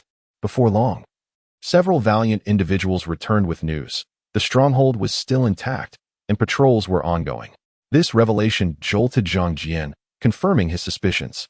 The outsider evidently required assistance from the swarm residing in Fengwei Mountain to locate the ancient tomb, indicating that their cultivation level was not particularly high. This was quite reasonable. Through a prior confrontation with the Gu family, Zhang Jian had gleaned an implicit understanding that there were likely few true cultivators adhering to orthodox methods in this world. Most probably stumbled upon a couple of esoteric techniques by chance and relied on them for their standing, as evidenced by the Gu family's reputation. Upon learning of the potential existence of remarkable individuals within the Zhang family, the Gu family, even at the cost of some loss of face, refrained from further entanglement. This suggested that they might lack extraordinary figures themselves. Even if they did possess such talents, they were likely kept as trump cards, not to be used lightly. Now that Zhang Jian had mastered the wind walking technique and the thunder command from the lesser wind and thunder arts, and had made initial progress in the purifying soul incantation, he felt a surge of confidence. As long as he did not encounter someone truly adept in magical powers, he could at least ensure his escape. Recently, he had diligently practiced the wind walking technique. Squinting his eyes, Zhang Jian declared, Fourth uncle, I shall venture ahead and open the stronghold gates. You all should follow closely. Even if there are 1 or 2 rogue sorcerers, I believe we shall prevail.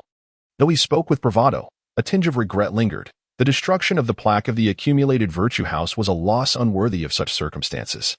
Had they been able to carry the plaque into the fray, no rogue sorcerer would have dared to act recklessly. However, the current detachment composed of official guards did carry the authority of the court, and with Zhang Kuei being the county magistrate of Fengxi, albeit of the 9th rank. He still held an official position, exuding an aura capable of intimidating unorthodox practitioners. Very well, our forces shall follow swiftly.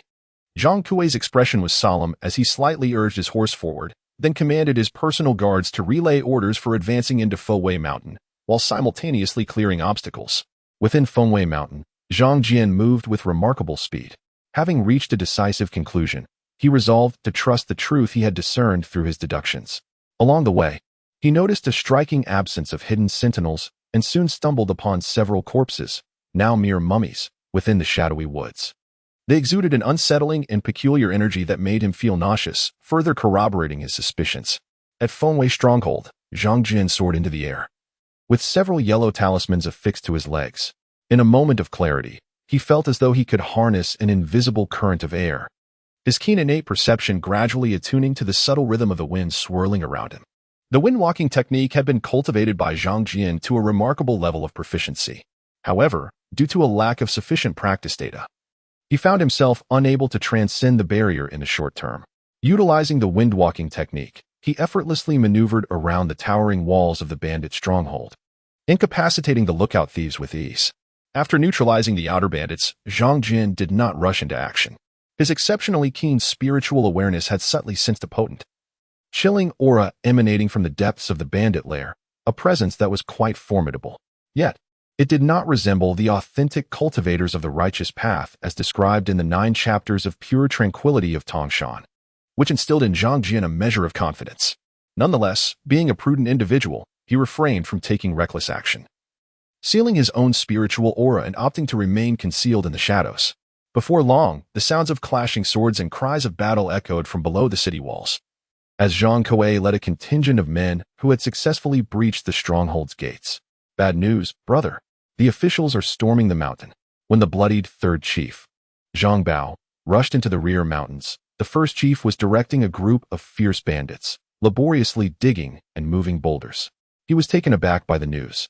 Nearby, a dark-clad diviner atop the rocks opened his eyes, his expression grim as he cursed, a bunch of useless fools, unable to defend a mere stronghold. His face was clouded with fury, for he had been informed by the one who revealed the location of the Mian King's tomb that several parties were aware of this matter, the most recent being the prominent Zhang family of Fengxi County. He had intentionally left these bandits as a precautionary measure. It was unexpected that these notorious brigands proved so ineffective. Observing Song Heihu still in a daze, he reprimanded, "Why are you still standing there? Do you wish for me to do all the fighting?" Promptly, Song Heihu rallied the dozens of bandits around him, hastily arming themselves and rushing to the stronghold's gates. Meanwhile, Zhang Kong enveloped himself in a shroud of dark energy and stealthily followed suit. He had already received word that the Zhang family might possess extraordinary individuals, so he decided to conceal himself initially, waiting for the opportune moment to launch a surprise attack. At the same time, he instinctively halted, habitually retrieving a turtle shell from his sleeve to divine his fate. The coins fell, scattering in all directions. A poor omen, a sign of great misfortune. Upon witnessing this, Zhang Kong's expression darkened. A flicker of doubt crossed his eyes, but ultimately, his inner turmoil prevailed, compelling him to proceed and assess the situation. Upon arriving at the stronghold's gates, he saw a relentless barrage of arrows raining down from the battlements. More than half of the bandits, including Song Heihu, had fallen to the first volley. If this continued, he would soon find himself alone. This prompted Zhang Kong to furrow his brow. These brigands could not perish in such a manner. Confronted with a well-organized military force, even with his mastery of esoteric arts, he felt a sense of trepidation. These troops were not mere mountain bandits. They wielded the authority of the court, and their leader possessed both official rank and the aura of a dragon and tiger, making them formidable adversaries. He would still need to rely on Song Heihu's assistance. He surveyed the surroundings, noting the absence of outside sorcerers, which stirred his suspicions. This time, it was not merely the Zhang family involved, but rather a simple operation by the county office of Fengxi County to eradicate bandits. Yet, the previous divination lingered in his mind, causing a flicker of uncertainty in his gaze as he looked at Song Heihu and his companions, leading him to hesitate momentarily. Meanwhile, in the shadows, Zhang Jian, with his keen intuition, had already pinpointed the dark-clad diviner. In his perception, the aura surrounding Zhang Kong was chillingly malevolent. Although it was somewhat more potent than his own, it was not overwhelmingly so. The advantage lies with me. As he observed Zhang Kang's hesitation, he immediately deduced the latter's intentions. Afraid, contemplating retreat, a glimmer of realization sparked in Zhang Jian's eyes as he stealthily drew closer, and in an instant, 6 wind symbols appeared in his grasp, transforming his form into a fleeting breeze that swiftly approached Zhang Kong. As Zhang Jian neared, Zhang Kong instinctively sensed the shift and turned his gaze toward the encroaching figure. What awaited this practitioner of the obscure arts was Zhang Jian's meticulously planned ambush. 6 yellow thunder symbols were activated with his spiritual power, unleashing a barrage of crimson lightning that enveloped the diviner. Boom! The resounding crackle of the red lightning reverberated through the forest. Hesitation leads to defeat. Decisiveness brings victory. With calculated precision, he struck true. Yet, Zhang Jian remained vigilant. He had crafted dozens of thunder symbols, a product of his painstaking efforts over the past month. After his successful strike, he swiftly retrieved another 5 or 6 symbols from his sleeve, controlling more than this would stretch his limits and risk backlash. With a flick of his hand, 6 more bolts of lightning shot forth. The thunder erupted violently, and the previously hesitant Zhang Kong, who had been preparing to summon his life-bound corpse, was once again engulfed in blinding lightning. As the smoke cleared, the black-clad diviner lay on the ground, charred and motionless, save for the faint rise and fall of his chest, hinting at a flicker of life. Without mercy, Zhang Jian retrieved another yellow talisman, channeling his spiritual energy into it, transforming it into a thick, serpentine bolt of crimson lightning that struck the diviner's chest, silencing him for good. Success. Witnessing this scene, Zhang Jian exhaled in relief. After unleashing 2 or 3 consecutive bursts, he had expended at least a third of his rich spiritual energy. Yet, every ounce had been worth it. At this moment, Zhang Kuei was directing his valiant subordinates to eliminate the bandits within their stronghold. The once formidable outlaws had lost their resolve, and with diminished morale, subduing them became significantly easier. Meanwhile, the defiant Song Heihu and Zhang Bao found themselves outmatched against Jian Jiao. Observing the skirmish in the woods, Zhang Jian felt a mixture of astonishment and admiration. With his extensive combat experience, he quickly discerned the situation clearly. The sorcerer hiding in the thicket had been ambushed by his own nephew. Our efforts have not been in vain. Striking first is the key. The mystical arts of these celestial beings are indeed terrifying. The remnants of the trees, struck down by thunder, lay charred and desolate, a sight too mournful to behold. Zhang Kuei felt a deep sense of lamentation. How could a mortal vessel withstand such fierce sorcery? However, according to his nephew, as long as the imperial authority remains intact and one possesses the essence of dragons and tigers, they would exhibit a resistance to these nefarious arts far superior to that of other warriors, which brought him some measure of comfort. After the demise of Song Heihu and Zhang Bao at the hands of Jin Yao, he raised his voice again, commanding, "Clear the battlefield and scour the entire Fengwei Mountain. Let not a single foe escape." Yes, the valiant soldiers, buoyed by high spirits, understood that the complete annihilation of the bandits in Fengwei Mountain would be a significant achievement, ensuring generous rewards upon their return. In this campaign against the bandits, the 500 troops suffered minimal casualties, with only a few unfortunate souls ensnared by traps at the mountain's base, and 2 overly eager individuals who fell to the hidden weapons of Song Heihu. The injuries sustained were remarkably few, thanks largely to the presence of the 9-pearl divine crossbow, which maximized their survival rate. Zhang Jian observed this scene, reflecting that the expenditure had indeed been worthwhile, though he lamented that the Zhang family had not been able to procure the military's breaching armor or ironfang shields. The establishment of this troop was undeniably a costly endeavor. His gaze fell upon the left-path sorcerer before him, and he stepped forward to search Zhang Kong, soon acquiring a tortoise shell and a piece of iron, his only 2 intact possessions. Despite having endured a thunderous assault, they remained unscathed, undoubtedly possessing some value. Shortly thereafter, with the assistance of the soldiers from the various offices, Zhang Jian discovered 2 unclaimed demon corpses that Zhang Kong had not released. These corpses lay upon the back mountain, their fangs protruding and eyes tightly shut, surrounded by a chilling aura and a nauseating stench of human blood. Zhang Jian glanced at them and swiftly drew 2 thunder talismans to eliminate the demon corpses on the spot, lest they pose a future threat. 3 days later, Atop the rocky heights, as the morning light bathed the landscape, Zhang Jian was engaged in the collection of the solar essence. The dawn and dusk were the most opportune times to gather the quintessence of the sun and moon.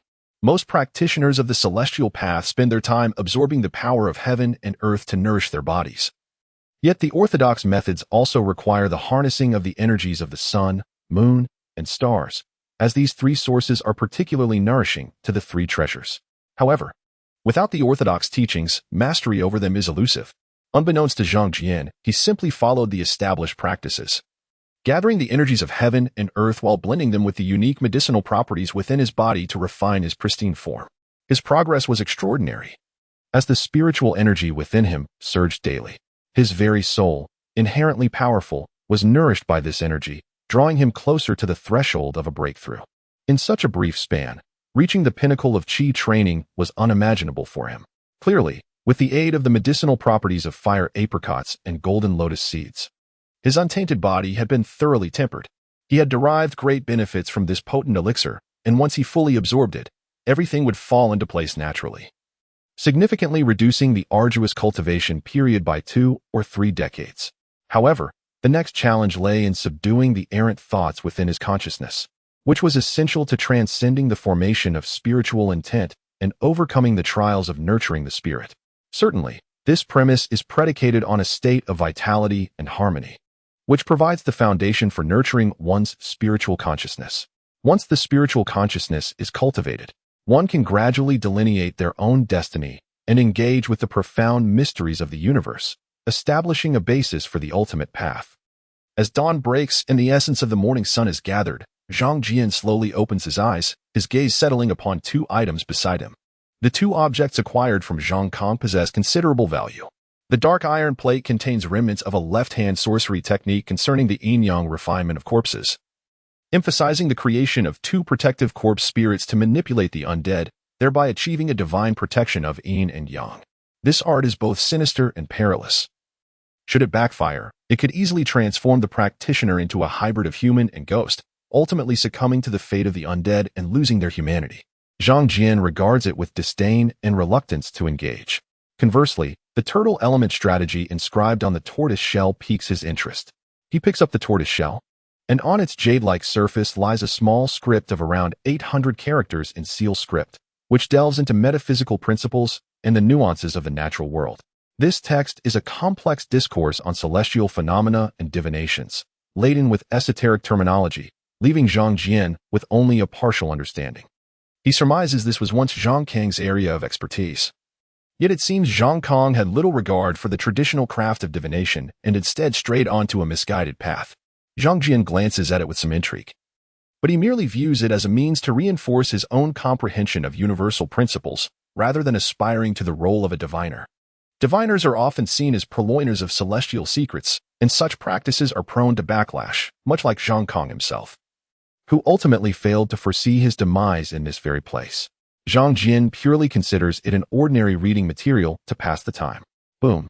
As the sunlight graces the rear mountain, a resounding crash reverberates, accompanied by the joyful voice of Zhang Kuei. Brother Jian, the tomb of King Mian has been excavated. It seems there is hope for the longevity gift from my grandfather. Zhang Jian's face lights up with a smile. He rises and approaches, finding before him a deep tomb entrance, where Zhang Kuei has already summoned accompanying specialists to conduct an assessment. Zhang Jian's spiritual awareness extends outward, his demeanor turning somewhat solemn. King Mian was an ancient noble from a millennium ago, leaving profound imprints in Fengyang County, where the Grand Dams still bear his mark. In his youth, he was indeed a figure of great wisdom and valor, yet in his later years, he became senile, greedily plundering the wealth of Fengyang in pursuit of immortality. Smelting lead and mercury in Shuangfeng Mountain, hoping to concoct an elixir for prolonging life. Fearing revenge from enemies before his death, he concealed his burial site amidst the mountains. Zhang Jian, too, is curious about the treasures that might lie within the tomb of King Mian. Brother Jian, could there be anything peculiar about this tomb? Inside, the grand mausoleum is extravagantly constructed, with massive pillars supporting the vaulted ceiling. It resembles not merely an ancient tomb, but rather a subterranean abode of opulence. The lavishness of this mausoleum reflects the power wielded by the noble during his lifetime. At that moment, a chilling breeze wafts from the main chamber's passageway. causing an unnatural expression to cross Zhang Kuei's face. Behind him, the valiant warriors tightened their grips on their swords, seeking solace in their steel. Although a hint of malevolence lingered in the air, it appeared that no other malevolent spirits were present. Zhang Jian couldn't help but smile faintly. The tomb chamber, while devoid of ominous spirits or malevolent energy, was fraught with hidden mechanisms and poisonous traps. Zhang Kuei and the others steeled themselves to avoid any unnecessary injuries. Soon, they discovered the primary objective of their expedition. In a side chamber adjacent to the main tomb, they found an abundance of gold and silver ingots housed in wooden chests, the wealth estimated to be at least several 100,000 taels. Additionally, there were exquisite pearls, jade, and ancient artifacts preserved through unique methods. Was this all there was? Yet, both Zhang Jian and Zhang Kuei felt a sense of astonishment, not due to an excess, but rather a deficiency. The king of Mian, a prominent lord, was expected to possess ample riches, and while this hoard appeared considerable, it was, in reality, rather meager. In modern times, which noble family lacked substantial wealth and numerous avenues for generating income? Without delving into the grandeur of jade and gold or the abundance of pearls, it was evident that several 100,000 taels of gold and silver only marginally surpassed the wealth of some prominent clans. This was inconsistent with the prevailing narratives surrounding the king of Mian. After contemplating, Zhang Jian nodded and remarked, "This is still quite satisfactory. With this sum, we can temporarily alleviate our pressing financial needs and mend the void created by the Zhang family's rapid expansion." Turning to his fourth uncle, he continued, "Please help me select some valuable jade and artifacts from these treasures and send them to the county city. My maternal grandfather will surely be delighted." Zhang Kuei raised an eyebrow, finding the situation somewhat peculiar, but he nodded in agreement, invigorated by the sight of the amassed wealth. For the Zhang family to establish itself and flourish in these tumultuous times, financial resources were indispensable. In their subsequent discovery within another side chamber, Zhang Jian suddenly grasped why the renowned ancient lord, the king of Mian, seemed so impoverished. There stood a colossal alchemical furnace. Anything associated with smelting lead or refining mercury was akin to burning money. One could say it was a pursuit of wealth through expenditure. The furnace appeared rather impressive. He resolved to have it transported back as well. Zhang Jian discerned that the furnace possessed an ancient charm, perhaps a valuable artifact. Embracing the philosophy of sparing no effort for potential gain, he instructed his men to take note of it for transport. Zhang Kuei observed this scene, his lips twitching slightly. The immense furnace, weighing several thousand pounds, would be a daunting task to carry back, requiring considerable strength. Nevertheless, he nodded in acquiescence. In a side chamber adjacent to the main room, the group stumbled upon their second goal of the expedition. The contents were utterly decayed.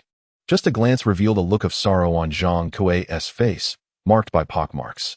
The chamber was filled with numerous bookshelves, but after a millennium, many tomes had disintegrated into dust, and even the bamboo slips, meticulously inscribed, had been ravaged by insects.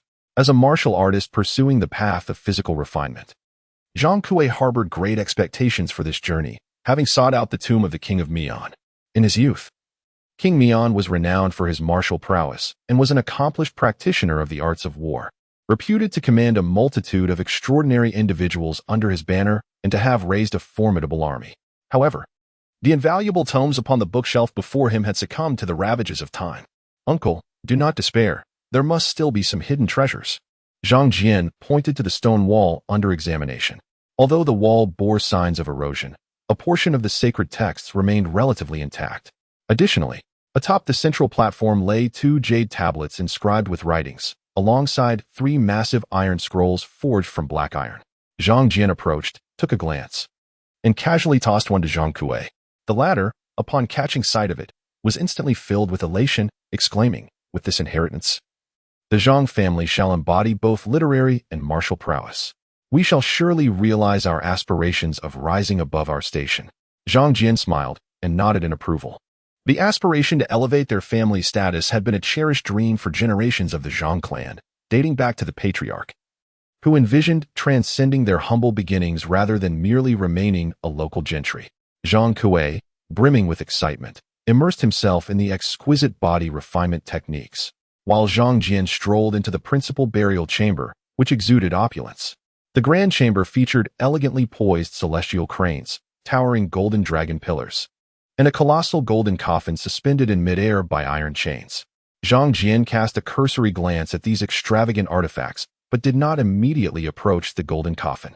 At that moment, he noticed a rather extraordinary mural on the dragon-embellished stone wall behind the suspended coffin. He first beheld several large characters inscribed with iron pins and silver hooks, sword-locking the flood dragon. This was a unique bas-relief mural depicting the waterway patterns beyond Fengyang County. Zhang Jian observed with keen interest the fierce torrents resembling a flood dragon. Restrained by 4 imposing dams, akin to a sharp sword plunged into its heart. Although King Mian became increasingly senile in his later years, he had once demonstrated remarkable sagacity and valor, particularly in constructing 4 dams to intercept the Baishui River beyond Fengyang County. This endeavor significantly mitigated the river's flooding and ensured the irrigation of the fertile lands along its banks. The present scale of Fengyang County is, to a large extent, attributable to King Mian's contributions. Regrettably, centuries ago, a dragon-like upheaval altered the river's course, rendering half of those dams ineffective, and they have yet to be repaired. Nevertheless, the grandeur of the torrents once harnessed still left Zhang Jian in awe. Subsequently, Zhang Jian turned his attention to the golden, suspended coffin. Utilizing his wind-walking technique, he gracefully descended onto the iron chains and effortlessly opened the coffin. To his surprise, he discovered only a decayed skeleton within, accompanied by a plethora of gold, silver, and jade artifacts. However, Zhang Jian's gaze was drawn to the palm of the skeletal hand, where the bony fingers tightly clutched a golden orb. Intrigued, he examined the orb, noting the subtle waves of ethereal energy emanating from it. It appeared to be a rare magical object. Zhang Jian casually picked it up and secured it, leaving the remaining burial treasures for Zhang Kui and others to manage. As Zhang Jian extracted the golden orb, an invisible ripple surged through the depths of the vast Baishui River in the heart of Fengyang County, causing the waters to churn ominously. A terrifying entity was stirring beneath the surface. The Dragon Pearl had finally emerged. "You Qing, you treacherous scoundrel, I have proclaimed that you cannot confine me." Underneath the white scales lay a frost-laden exterior, and the agitated waters betrayed the presence of a dreadful beast. It possessed an elongated form, adorned with dual horns atop its head and menacing claws poised in the air. Yet it bore the tail of a serpent. This was a colossal white flood dragon. As it thrashed about, the sound of clashing metal reverberated. Countless intricate golden runes began to manifest upon the cold iron overhead. Awakening as if infused with the essence of thunder, vibrating gently, instantly paralyzing the white dragon. Gradually, the beast subdued, though its eyes flickered with an indomitable spirit akin to the mountains and seas. It cast a fierce glare at the cold iron, forced to prostrate itself. In the distance, as the waters settled, a shadowy figure glided silently to the side of the white dragon, a melodious voice resonating. "Father." The source of that enchanting voice was a sleek, ebony carp, a spirit of the deep waters, effortlessly navigating the turbulent currents. The white dragon opened its fierce eyes, filled with fury. "Go. Hasten to the mortal realm and retrieve the dragon pearl for me. If you succeed, I shall grant you the essence of my dragon blood, aiding your transformation into a true dragon." The black carp swayed its tail, responding with a serene tone. "Father, how can I possibly locate the whereabouts of the dragon pearl?" Upon hearing this, the white dragon raised its head high, shedding a frost-colored scale that descended upon the black carp. "I bestow upon you a life scale. As long as you approach within a certain proximity of the dragon pearl, you shall sense its location. Moreover, should misfortune befall you, this scale can spare you from death." The dragon scale landed upon the black carp, unleashing a surge of potent spiritual energy that caused it to vanish into the depths of the dark waters. At the foot of Fengwei Mountain, Zhang Jian, accompanied by a dozen strongmen to escort the goods, made his way toward the county city. Meanwhile, on the other side of the official road, Zhang Kui was stationed with troops at the mountain stronghold, awaiting the arrival of the second reinforcement from the Zhang family, devising ways to transport the treasures from the mountains. The distance from Fengyang County City to Fenwei Mountain spanned several days' journey. Zhang Jian was encumbered by a group of hangers-on, which indeed slowed his progress, yet he remained unperturbed. His focus was entirely on the wind-walking technique, utilizing the surplus wind talismans in his possession to repeatedly attune to the traces of the wind within the air. Gradually, he felt his spiritual energy permeating the invisible currents of the atmosphere, transforming his form into a wisp of breeze. Although at times his movements were unsteady, he began to perceive a rhythm. Zhang Jian had long understood that the essence of wind is the result of air being illuminated by sunlight. leading to localized pressure changes and the resultant motion. Thus, he realized that by diligently sensing the fluctuations in atmospheric pressure and simulating them repeatedly, he could undoubtedly accelerate his comprehension of the wind-walking technique. For Zhang Jian, the cultivation of immortality is indeed a profound discipline, one that surpasses the paths of the imperial examination and the internal training of martial artists in both depth and complexity. However, with keen contemplation, one can transform those ethereal theories into tangible data, thereby accelerating the progress of one's magical practices. Zhang Jian refers to this as specialization.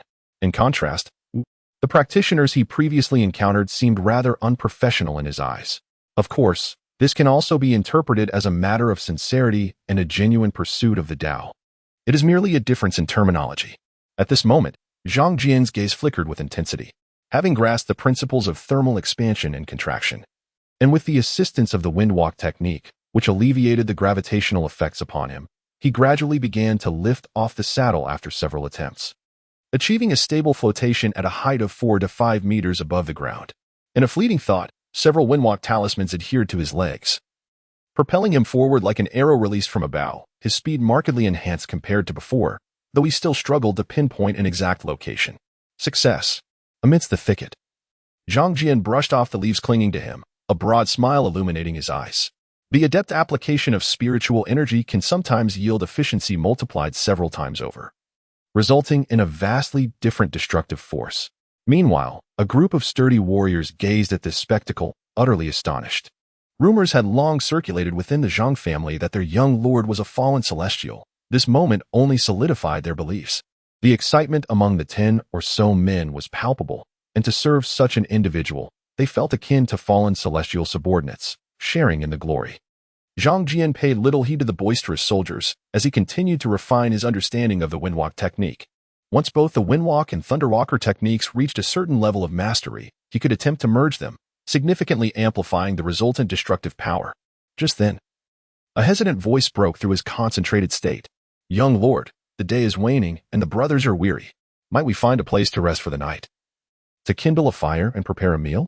This voice belonged to an old soldier named Hushan, a name Zhang Jian recalled well. For among the 500 warriors dispatched by the Zhang family, he was one of the eldest. It was said that in his youth, he served in the imperial border forces and was a seasoned warrior, but as age caught up with him, he chose to return to his homeland. Upon his return, he found no family left, so he joined the Zhang family's escort team, thus securing his livelihood.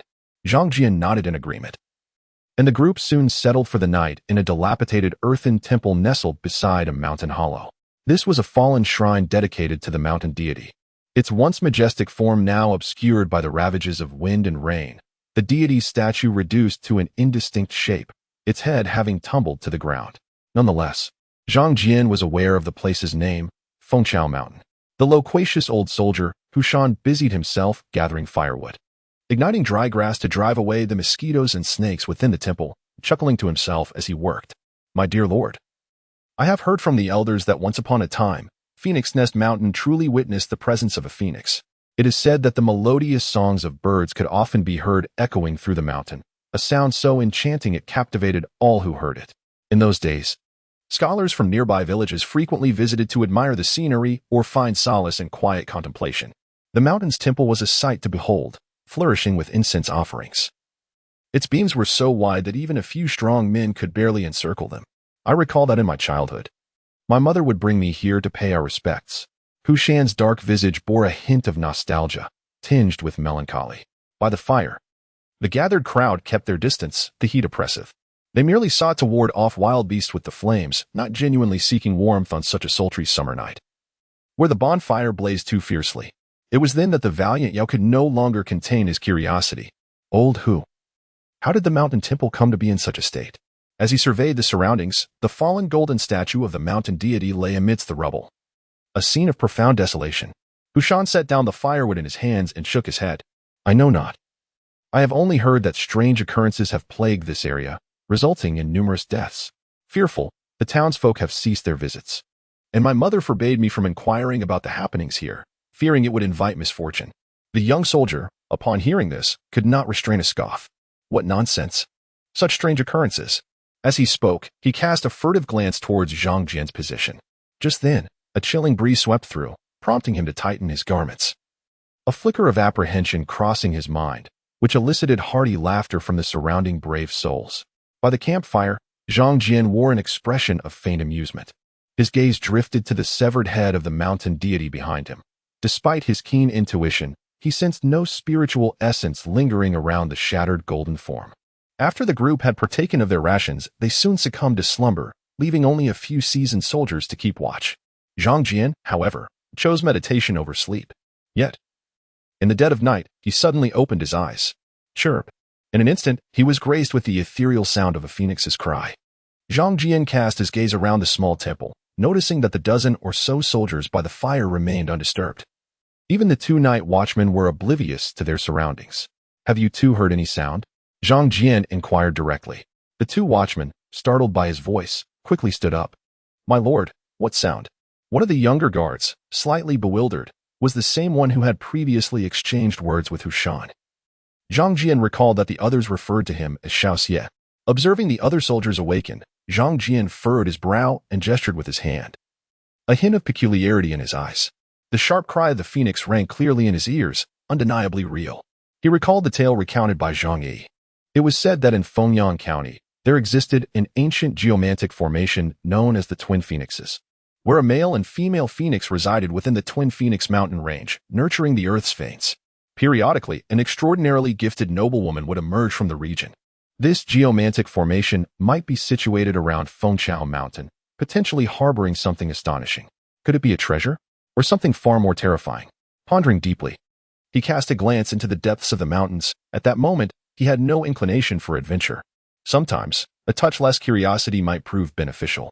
With his current abilities, any treasures related to the phoenix were beyond his reach.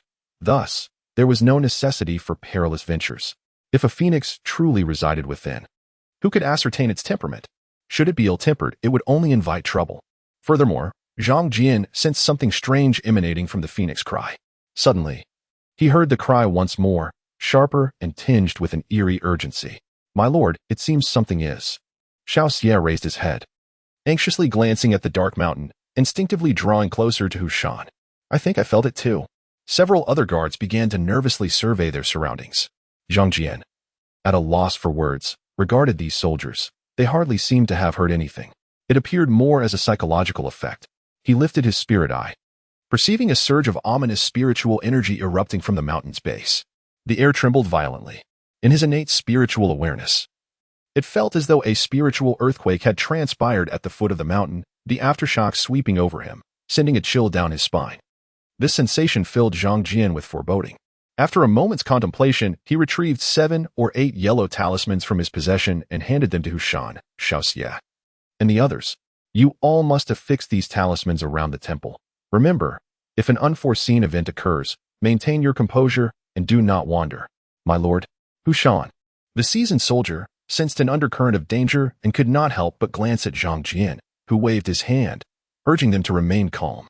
Faced with such bizarre occurrences, he too felt somewhat uncertain.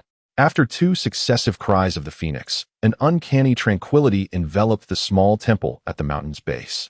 Zhang Jian noted the complete absence of the chirping insects and rustling creatures, lending an eerie stillness to the atmosphere, as if his heartbeat had momentarily faltered.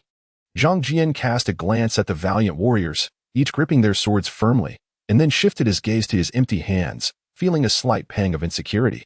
However, upon seeing the substantial stack of thunder talismans concealed within his sleeve, a modicum of reassurance returned to him. Just then, his attention was drawn to the depths of the forest, where a fleeting smile flickered in his eyes, in stark contrast to the palpable tension surrounding the other warriors. In the dark of night, the sound of rustling footsteps emerged from the woods, accompanied by a distant flicker of flame growing nearer.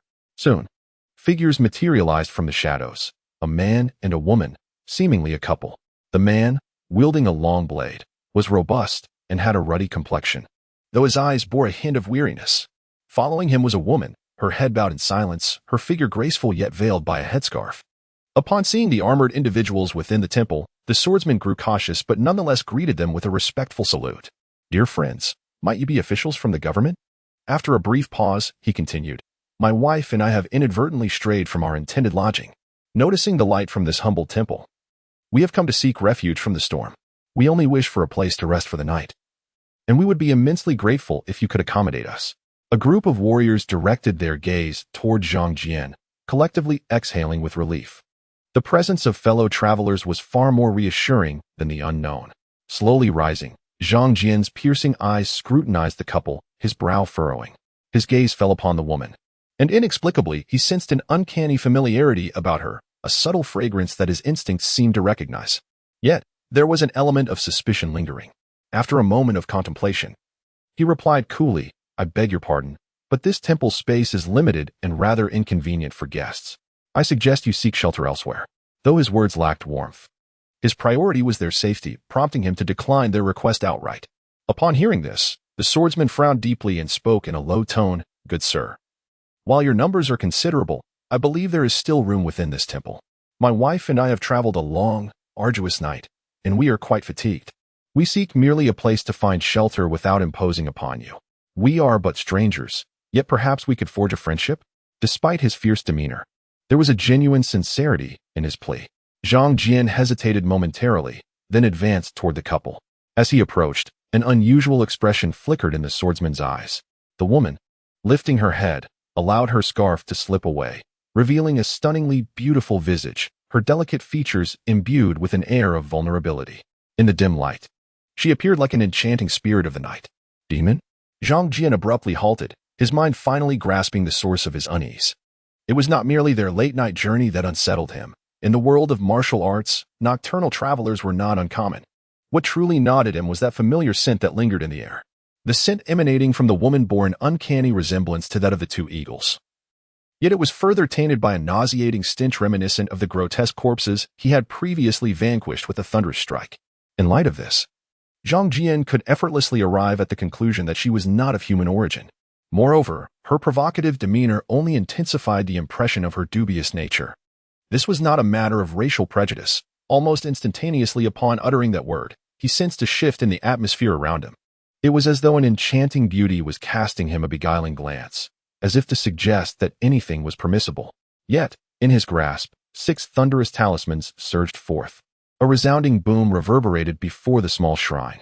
The crimson lightning was swiftly directed at the alluring woman who was now enticing him. Taken by surprise, she was struck by the talismans. A haunting cry of agony escaped her lips as her form was engulfed in a searing red light, leaving her charred and emitting a hoarse, guttural voice. "Damn you, cultivator." In that fleeting moment, a repulsive stench erupted from deep within her throat, and an enormous tongue lashed out towards Zhang Jian. She had revealed her true form. Zhang Jian summoned his spiritual energy to execute the wind-walking technique, appearing as if conjured 100 paces away. Yet, the massive tongue swept toward him once more, accompanied by the sound of tearing fabric. As the beautiful woman continued her transformation, an abundance of green fur sprouting from her skin, gradually morphing into a colossal ape-like creature. Observing this monstrous being, Zhang Jian furrowed his brow. It bore a striking resemblance to the mountain demon from folklore, a creature adept at transformation, often taking the guise of handsome men or beautiful women to ensnare the unwary and indulge in the thrill of abduction. The fate of those taken was all too well known. "You dare harm my lady? You seek death." The swordsman, consumed by rage, had his crimson eyes blazing as his long blade surged forth, a fierce beam of light aimed squarely at Zhang Jian's position. He appeared to be a seasoned body cultivator, robust, and having advanced to the marrow cleansing stage, a phase marked by formidable power, surpassing even the 3rd stage of internal cultivation. As he charged forward in a frenzy, Zhang Jian found himself at a loss for words.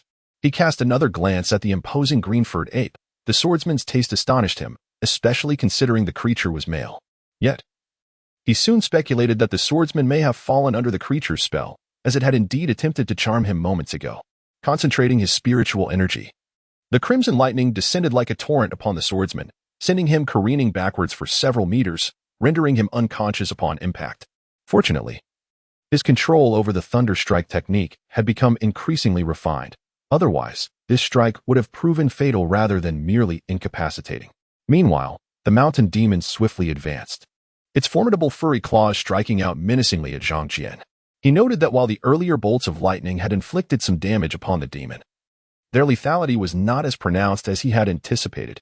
The creature was enveloped in a nebulous aura of verdant energy, akin to the resilience of ancient trees, proving exceedingly tenacious. Only a few areas were slightly charred. This was Zhang Jian's first encounter with such a creature that exhibited resistance to thunder. It seemed he would need to exert a bit more effort going forward. With a slight furrow in his brow, he was relieved that the thunder technique was not entirely ineffectual. Like the wind, he moved deftly, evading the enormous hand that descended from above, crashing down with a resounding thud onto the ground, which gave way as if it were mere tofu under that colossal grasp. At this moment, an unusual glimmer flickered in Zhang Jian's eyes. As he channeled the thunder technique, a golden orb within his sleeve pulsated vigorously, emanating faint wisps of an intangible spiritual essence. It seemed to resonate with the crimson thunder within him, hinting at a potential overflow. A sense of peculiarity stirred within him, since acquiring the golden spiritual orb. He had devoted considerable study to it, yet even when stimulated by spiritual energy, its effects had been minimal. Now, however, the power of the heavenly thunder generated by his thunder technique was undergoing a transformation. He swiftly retrieved 6 thunder talismans from his possession, infusing them once again with spiritual energy. This time, instead of enveloping the mountain ape directly, they targeted its eyes. He refused to believe that the creature's eyes bore the same indomitability as its body. Even if he could not injure them, he aimed to disorient its senses, disrupting its awareness. However, while his intentions were noble, the mountain ape preemptively shielded its head with its arms as the 6 streaks of crimson lightning descended. Although the strikes rendered its body charred and flailing, the damage appeared minimal. Yet, the creature's movements became sluggish and somewhat chaotic, which was precisely the opportunity Zhang Jian sought. Seizing the moment, he picked up the long knife discarded by the fallen swordsman. This blade was exceedingly sharp, emanating a ghostly glow even in the darkness. Utilizing the wind technique, he materialized behind the mountain ape in an instant. As the creature momentarily faltered from the thunder's impact, he plunged the blade deep into its vulnerable rear. This was likely the weakest point in the mountain ape's defenses. The blade pierced through, albeit only breaking the surface. Yet it elicited a pained howl from the bewildered creature. In that instant, Zhang Jian realized he had already secured half of his victory in this battle. Even if the mountain ape's thick hide could withstand the direct assault of thunder, its fate was sealed. As the mountain ape swung its arm in a desperate defense, Zhang Jian appeared atop its head, conjuring 6 more thunder talismans. A menacing glint shone in his eyes as he channeled the extreme yang spiritual energy, unleashing 6 streaks of crimson lightning that illuminated the darkened woods, accompanied by the creature's anguished cries. The azure spiritual essence enveloping the mountain ape finally shattered, and the heavenly thunder surged violently into its being, as if cooking its insides to a near ruin. At that moment, the mountain ape lifted its head, and a primal instinct flickered across its fierce, hairy visage, fear and a plea for mercy reflected in its eyes. Without hesitation, Zhang Jian unleashed 2 more thunder talismans upon its 6-yang crown. Stripped of the protective azure spiritual essence, its eyes transformed into 2 inky voids, its breath extinguished. The mountain ape was finally vanquished by his hand. Yet, this turn of events did not elicit overwhelming joy from Zhang Jian. The activation of this lightning talisman is not a trivial matter. After 2 rounds, a portion of his spiritual energy has already been depleted. This instilled a sense of anxiety within Zhang Jian, for the forest harbors more than just this mountain demon. He had already observed the walls bordering the earthen shrine, where the soul-cleansing talismans began to exhibit fluctuations of spiritual energy, indicating that other uncanny creatures were approaching the mountain god's temple. Indeed, a multitude of ants can bring down an elephant. His expression grew solemn, pondering the inexplicable occurrences within Fengchao Mountain. The mere sound of 2 phoenix cries had unleashed a plethora of these peculiar beings throughout the surrounding woods. He was once quite certain that no such creatures lingered near the earthen shrine. At that moment, a robust individual named Xiao Xie at the shrine's entrance trembled as he pointed towards the shadows. Following his gaze, Zhang Jian noticed that the previously unconscious swordsman had vanished into the darkness without a trace. A chilling aura suddenly flickered around the forest, sending a shiver down his spine. Zhang Jian's face darkened, and he commanded, "Retreat into the shrine. Do not venture outside." Although he sensed some ominous energy infiltrating the shrine, the malevolent entities dared not cross its threshold. He hastily retrieved a stack of yellow talismans from his sleeve and handed them to Hushan and the other valiant warriors, instructing them to remain vigilant. He then positioned himself at the entrance of the shrine, hoping that his lightning magic could deter these dark entities. As long as he did not encounter a creature as formidable as the mountain demon again, he believed he could endure the night. Gradually, mournful wails began to resonate through the darkness, reminiscent of wolf howls and the roars of tigers and leopards. The valiant warriors felt an overwhelming sense of impending doom. With a grave demeanor, Zhang Jian summoned his spiritual energy, launching several yellow talismans into the air, which formed a protective array before the shrine. Should any creature dare to approach, he would not hesitate to obliterate it. Simultaneously, he noticed that the golden orb in his hand was faintly radiating warmth. Each time he channeled his spiritual energy to activate his lightning technique, the orb pulsed with an ominous energy, as if on the brink of erupting. A mysterious force was emanating from within. In the heightened sensitivity of Zhang Jian's innate spiritual perception, this enigmatic energy felt heavy and vast, exuding an unparalleled dominance. This transformation sparked Zhang Jian's curiosity, and he resolved to study the golden orb thoroughly once the current predicament was resolved. At that moment, he observed that the menacing energy surging from the depths of the forest inexplicably ceased its advance and began to recede. Utilizing the extraordinary abilities of the Wanjia spirit pearl, he faintly discerned whispers emanating from the woods. It was the presence of dragons. We must leave this place. Zhang Jian's brow furrowed as a sudden realization struck him. He glanced at the golden orb nestled within his sleeve. Could this be a dragon pearl? The notion seemed almost surreal. The spirits of the myriad beasts are known to revere the true dragon's majesty, rendering them too fearful to approach. Yet, a peculiar sensation lingered in Zhang Jian's heart. Mingled with a tinge of luck, without this dragon pearl, the consequences of the night could have been dire. The information obtained from Gu Xiao proved to be a significant aid to him. However, had he not lingered in the Mian Wang tomb for some time, he might not have encountered such troubles. Nonetheless, the retreat of these malevolent spirits allowed Zhang Jian to breathe a sigh of relief.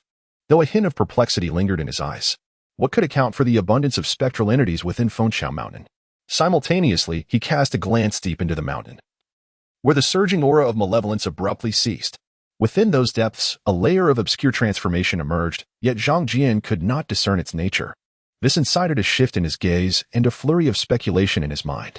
Upon returning to the small temple, the numerous valiant warriors cast anxious glances in his direction.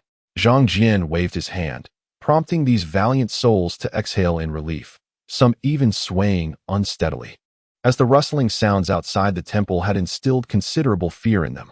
Observing the expressions of those around him, Zhang Jian felt a profound reverence for the heavens and a stronger resolve to embody the spirit of a warrior. Fear, after all, serves as a source of motivation. Nevertheless, Zhang Jian remained vigilant, wary of the potential for malevolent entities to exploit any lapse in his guard. His thoughts, however, were also fixed upon the dragon pearl. If that golden orb were indeed a dragon pearl, it likely possessed more than just a singular capacity to ward off evil. At that moment, deep within Fengqiao Mountain, under the chilling night, two figures loomed in the vast expanse above. One figure radiated a powerful golden glow, with spiritual energy surging around him, while the other, clad in a purple robe and adorned with a lotus crown, observed the depths of the mountain with solemnity. The middle-aged man in green, surrounded by golden light, sighed. What a transgression! This place has become a veritable den of demons. The purple-robed Taoist shook his head, replying, "We have conducted numerous purges.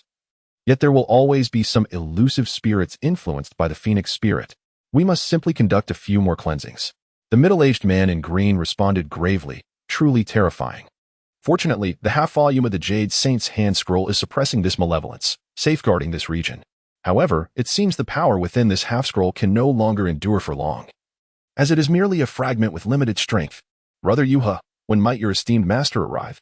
He regarded the purple-robed Taoist with a look of reverence. The purple-robed Taoist waved his feather duster calmly, assuring him, "There will surely be a solution. The national master will not neglect such vile spirits. In due course, a high-ranking individual will come to exorcise these malevolent entities." While he spoke confidently, the weight of concern weighed heavily on him. The roaring phoenix spirit within the mountain was a ghostly phoenix birthed from a failed phoenix egg in the Shuangfeng mountain range. Imbued with immense resentment, a naturally born spirit of vengeance. Periodically, it could no longer contain itself and would summon malevolent forces from all directions in a bid to escape the mountain's depths. While vanquishing it was not insurmountable, there existed ample demon-slaying artifacts within the Dongshan sect. The challenge lay in the fact that the phoenix spirit was intrinsically linked to the Shuangfeng mountain range, akin to a mountain deity born of the earth. Should one attempt to eradicate it violently, it would undoubtedly provoke seismic upheaval, damaging the earth veins and consequently impacting one's cultivation. Those who teach within the esteemed sects are often wary of entangling themselves in troublesome affairs. To resolve the grievances of this ethereal spirit, one must assist her in reincarnation and guide her to liberation, a task exceedingly challenging. The number of adept practitioners skilled in such transcendental rites within the sect is scant, and even fewer possess the capability to guide a being akin to an innate ghostly sovereign. Moreover, the endeavor is fraught with peril. Observing the golden patterns gradually spreading across the canyon below, numerous runes manifest in their entirety, prompting the two individuals to hastily depart. Unwilling to linger in such a treacherous realm, after their departure, a sudden burst of brilliant golden light emerged from the depths of the canyon, momentarily soaring forth before vanishing from sight. As dawn broke the following day, the group of robust youths prepared to embark on their journey by horse-drawn cart. Though one among them was stricken by illness, the young man, known as Xiao Xia, had fallen ill since the previous night, his body languishing on the cart. His visage pale. He had been startled, his spirit shaken. Zhang Jian found himself at a loss for words. This vigorous youth was known for his sharp tongue. Yet he succumbed to fear. In common parlance, this phenomenon is referred to as a frightened soul, necessitating the summoning of a spirit guide upon their arrival in the county town, to soothe his essence or perhaps administer tranquilizing herbs. Although Zhang Jian possessed a cleansing incantation designed to suppress malevolent forces, he lacked the knowledge of soul-soothing techniques. Simultaneously, an idea began to take shape in his mind. Despite embarking on the path of immortality, he was still but a novice, lacking in many areas of knowledge. This journey to the county town might provide an opportunity to visit nearby temples and peruse classical texts. The following 2 days passed without incident, and soon the county town came into view. The Qi family had received news of Zhang Jian's impending arrival, yet their reaction to this grandson from the Zhang family was rather subdued. This was rooted in a past incident that the Qi family was all too aware of, leading them to merely dispatch a steward from the inner court for his reception. However, within the depths of the Qi household, unrest brewed. Zhang Jian's early visit to celebrate a birthday was not lost on the female members of the household, who understood the implications. Their responses varied significantly. At the tender age of 15, having already excelled in the provincial examinations, he was indeed regarded as a prodigy. While such achievements might not carry weight in a family of esteemed lineage, his future appeared exceptionally bright. Within the Qi family's residence, the atmosphere was lively. The head of the family, Qi Yi, had 5 sons and 7 daughters, the majority of whom served in the military, many distinguished in their own right. Among the 7 daughters, aside from one who had passed away young and 4 who had married far away, 2 had already arrived in advance to the Qi family, now enjoying tea and admiring the blossoms. In a side chamber behind a screen, several young ladies of the Qi family, along with some distant cousins, gathered around a table, keenly listening, fearful of being discovered. Many of the Qi women were effusive in their praises, while the expressions of the 7 or 8 young ladies present varied widely. This generation of the Qi family had 5 young women of marriageable age, with several others still yet to reach maturity. The individuals in question are Qi Yuxian, Qi Yusen, Qi Yuhang, Qi Yuhua, and Qi Yuzhu. Each of these young ladies from the Qi family possesses commendable beauty and poise, particularly Qi Yuxian and Qi Yuhua, who stand out most in terms of temperament and appearance. The other 3 are their cousins who have come to celebrate a birthday, Wu Qing'an, Yu Huier, and Gu Linlang, who are slightly older. One wonders about the looks and demeanor of the cousin in question, yet it is unfortunate that the Zhang family does not hold a high status. Seated at the end of the table, the youngest girl appears somewhat curious. With her hair styled in twin buns, though still youthful, she already exhibits a glimpse of blossoming beauty, displaying an innocent demeanor. She is Gu Linlang, hailing from the Gu family. The Qi family has engaged in alliances with various prominent families, a common practice among esteemed clans, intertwining their fates. Though it remains uncertain how much influence this holds in critical moments, at least it serves to deter external threats. Yu Huier, with a flicker of intrigue in her gaze, remarks, though the family's status may not be lofty, I have heard that the Zhang family possesses the foundation to become a prestigious clan, with wealth that may even surpass others. The conversation among these young ladies, who casually reference grand family matters, starkly contrasts with the usual discussions of future suitors' virtues and talents among typical unmarried girls. Clearly, these young ladies have been influenced by their family's elders, shaping their perspectives. Among the Qi daughters, one seems hesitant to speak, but is gently restrained by a graceful young lady in a pink embroidered dress, Qi Yuhua, who holds her sister Qi Yuzhu. Understanding Yu Huio's character, Qi Yuhua knows her to be quite proud, seldom boasting of outsiders, let alone of gentlemen from outside their circle. Thus, Her current demeanor raises Qi Yuhua's suspicions. The Qi sisters continue to sip their chilled brews and tea, while their cousins refrain from openly discussing matters, lest it imply their upbringing is inferior to that of the Qi ladies. Yu Huier, holding a round fan, scrutinizes the Qi sisters, particularly Qi Yuxian and Qi Yuhua, considering them formidable rivals. However, her notion of rivalry does not pertain to competing for a union with the Zhang family, but suggests something deeper.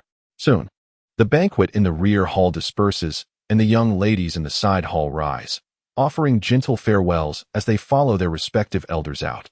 Qi Yuhua and Qi Yuzhu, being full sisters, approach a beautiful noblewoman. This matron, with fair skin and a charming visage, exudes an air of refined nobility. The two sisters greet her together with a respectful mother. She is Qi Wanshi, the legitimate wife of Qi Yuanxi from the second branch of the Qi family. Qi Wanshi nods lightly, her beautiful eyes assessing her daughters, a soft smile gracing her features.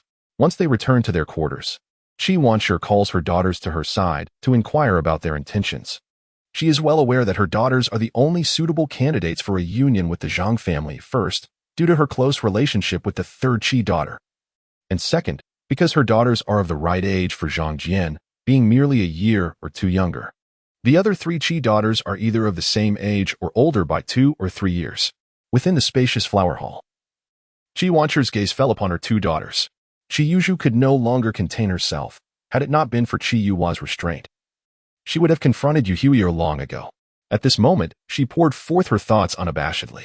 Mother, even if our cousin has achieved the title of Jinshi, what of it? Who knows how long it will take for him to don the purple and red robes? We, the Qi family, are naturally of high standing, mingling with officials from various regions, as well as the noble houses of the capital. If we desire to marry someone of rank, it is hardly a challenge. Our cousin faces numerous obstacles to rise: the Ministry of Rites examinations, the palace test, and the bureaucratic maneuvers. The Zhang family's foundation is far too fragile. This youthful figure counted on her fingers, muttering and shaking her head in disbelief. A look of reluctance adorned Yu Yong's face. Unable to restrain herself, Qi Wanshi scolded. Such worldly concerns at such a tender age. Qi Yuzhu, with a hint of childish innocence, stepped closer to Qi Wanshi, grasping her arm and saying sweetly, "Mother, did you not teach us this? You have always said that daughters from noble families seldom enjoy marital freedom. If that is the case, why not seek a husband of higher rank? It amounts to the same in the end." Hearing this, Qi Wanshi shook her head, letting out a soft sigh. You have only listened to the first half. The latter part is far more crucial: character and virtue. If one is harsh and ungrateful, cold of temperament, it is better to marry into a humble household, where at least there can be love and lasting companionship. A hint of melancholy flickered in her eyes. She then turned her gaze to her second daughter. Qi Yuhua had initially been avoiding Qi Wanshi, unwilling to contemplate the matter. However, seeing no way to evade, she steeled herself and attempted to appear indifferent. I did meet Zhang's brother once in childhood. He seemed quite delicate, but I wonder what he is like now. Qi Wanshi cast a sidelong glance at her second daughter, well aware of her evasion, yet she smiled gently. You shall soon find out. Qi Wanshi had no intention of pressing the issue further, allowing events to unfold naturally. Zhang Jian had been settled into a guest room in the southern courtyard of the Qi residence. Only an uncle had come by to greet him briefly, mentioning a family banquet in the evening before departing. Zhang Jian paid little mind to it. The heavens and earth are but a fleeting journey for all things, and time is merely a passerby of 100 generations. Only through longevity can one fully savor this boundless freedom and tranquility. Zhang Jian entered a nearby chamber where several strong men were gathered. An old Hushan was preparing medicine for young Xie. After having summoned a doctor for young Xie, Zhang Jian felt a wave of emotions, especially as he witnessed the boy collapse before him. The mundane life is often fraught with tribulations. At that moment, he sensed his distracting thoughts melting away like snow, gradually grasping the profound essence of nurturing one's spirit.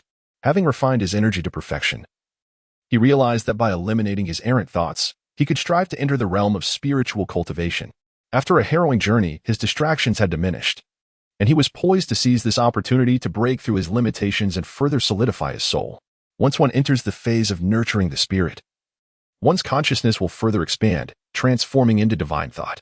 Divine thought is more profound than mere consciousness, enabling a gradual insight into the intricate forces that govern the universe. This force is among the most crucial prerequisites for establishing a solid foundation. Only by consolidating divine thought can one map out their destiny and amalgamate essence, energy, and spear it into an unparalleled foundation of the path. Zhang Jian was determined to find a suitable place for a breakthrough after inquiring about several locations. However, upon leaving the Qi residence, he noticed a group of individuals hurriedly entering the estate. Taoists? The Zhang family observed several Taoist priests being greeted by a few of Qi's uncles at the entrance, proceeding towards the inner courtyard. What could be transpiring? Zhang Jian signaled to a nearby strongman, who took the opportunity to inquire with a steward standing by. Oh, it turns out to be the young master from the family. This individual is a priest from the Iron Immortal Temple, here to pray for the elders' blessings. The steward, clearly hesitant, fell silent and quickly concocted an excuse to leave. Zhang Jian watched the scene, a peculiar glint in his eyes. His innate spiritual perception detected that the leading elder among the Taoists bore traces of spiritual energy, indicating the possession of spiritual power. Zhang Jian pondered this, yet soon departed from the Qi residence. In Fengmeng City, before the Long Lock Dam, there were lush willows and a narrow, elongated embankment, a sacred site in the hearts of many scholars and students from Fengyang Prefecture. Regardless of whether the weather was clear or drizzly, numerous scholars would gather here to gaze upon the vast, surging waters. The magnificent torrents cascaded down from the White Water River through this impregnable dam, producing a thunderous roar. This dam resembled a sharp blade piercing deep into the river, effectively restraining its ferocity. Observing this, Zhang Jian couldn't help but feel a sense of admiration. The King of Mion's sword-locking dragon diagram was indeed a meritorious act. Yet one couldn't fathom why such an illustrious figure would become muddled in his later years. True wisdom and valor are never in short supply. And this dam alone is a testament to boundless merit. Zhang Jian noted that in the depths of the river bend below, the water had been divided into two channels, with one of them featuring another dam diverting the floodwaters, steadily constraining the raging white water. After a glance, he withdrew his gaze. A few elderly soldiers trailed behind him as Zhang Jian sought a nearby pavilion, intending to refine his mind. This locale truly served as an excellent place for tempering one's spirit, and in this blessed land, he was confident he could completely sever his illusory thoughts. He was merely one step away from his final goal. Here, Zhang Jian awaited the arrival of a certain individual. Meanwhile, on the other side, someone had specifically sought out his whereabouts and was making their way towards him. At this moment, on the street to the east, a small sedan chair had halted at the corner, from which two petite young ladies, clad in gauzy garments and adorned with delicate veils, gracefully descended. Sister, you truly are something else. We could have seen that Zhang family brother during the evening banquet at home, so why must we come out and expose ourselves? The younger girl pouted, her face reflecting discontent. The slightly older sister smiled gently, her expression radiant yet understated. She gazed at her sibling and replied, even though we may see him at the banquet, what we observe will merely be the facade he presents. Many individuals seem amicable on the surface, yet they may only be meticulously crafted facades, revealing their true selves only inadvertently. Upon hearing this, Qi Yuzhu nodded slightly, seemingly understanding. Qi Yuhua sighed softly, realizing that she did not genuinely wish to undertake so many responsibilities if it were not absolutely necessary. However, she understood the importance of contemplating her future seriously. As young women from a prominent family, they had reached an age considered suitable for marriage, and if they delayed for another year or two, they might find themselves without the freedom to make their own choices. She did not wish to share the same fate as her elder sister. Thus, she resolved to accompany her sister, viewing it as an opportunity to refresh her spirit. At that moment, the two sisters caught sight of Zhang Jian in the pavilion from a distance.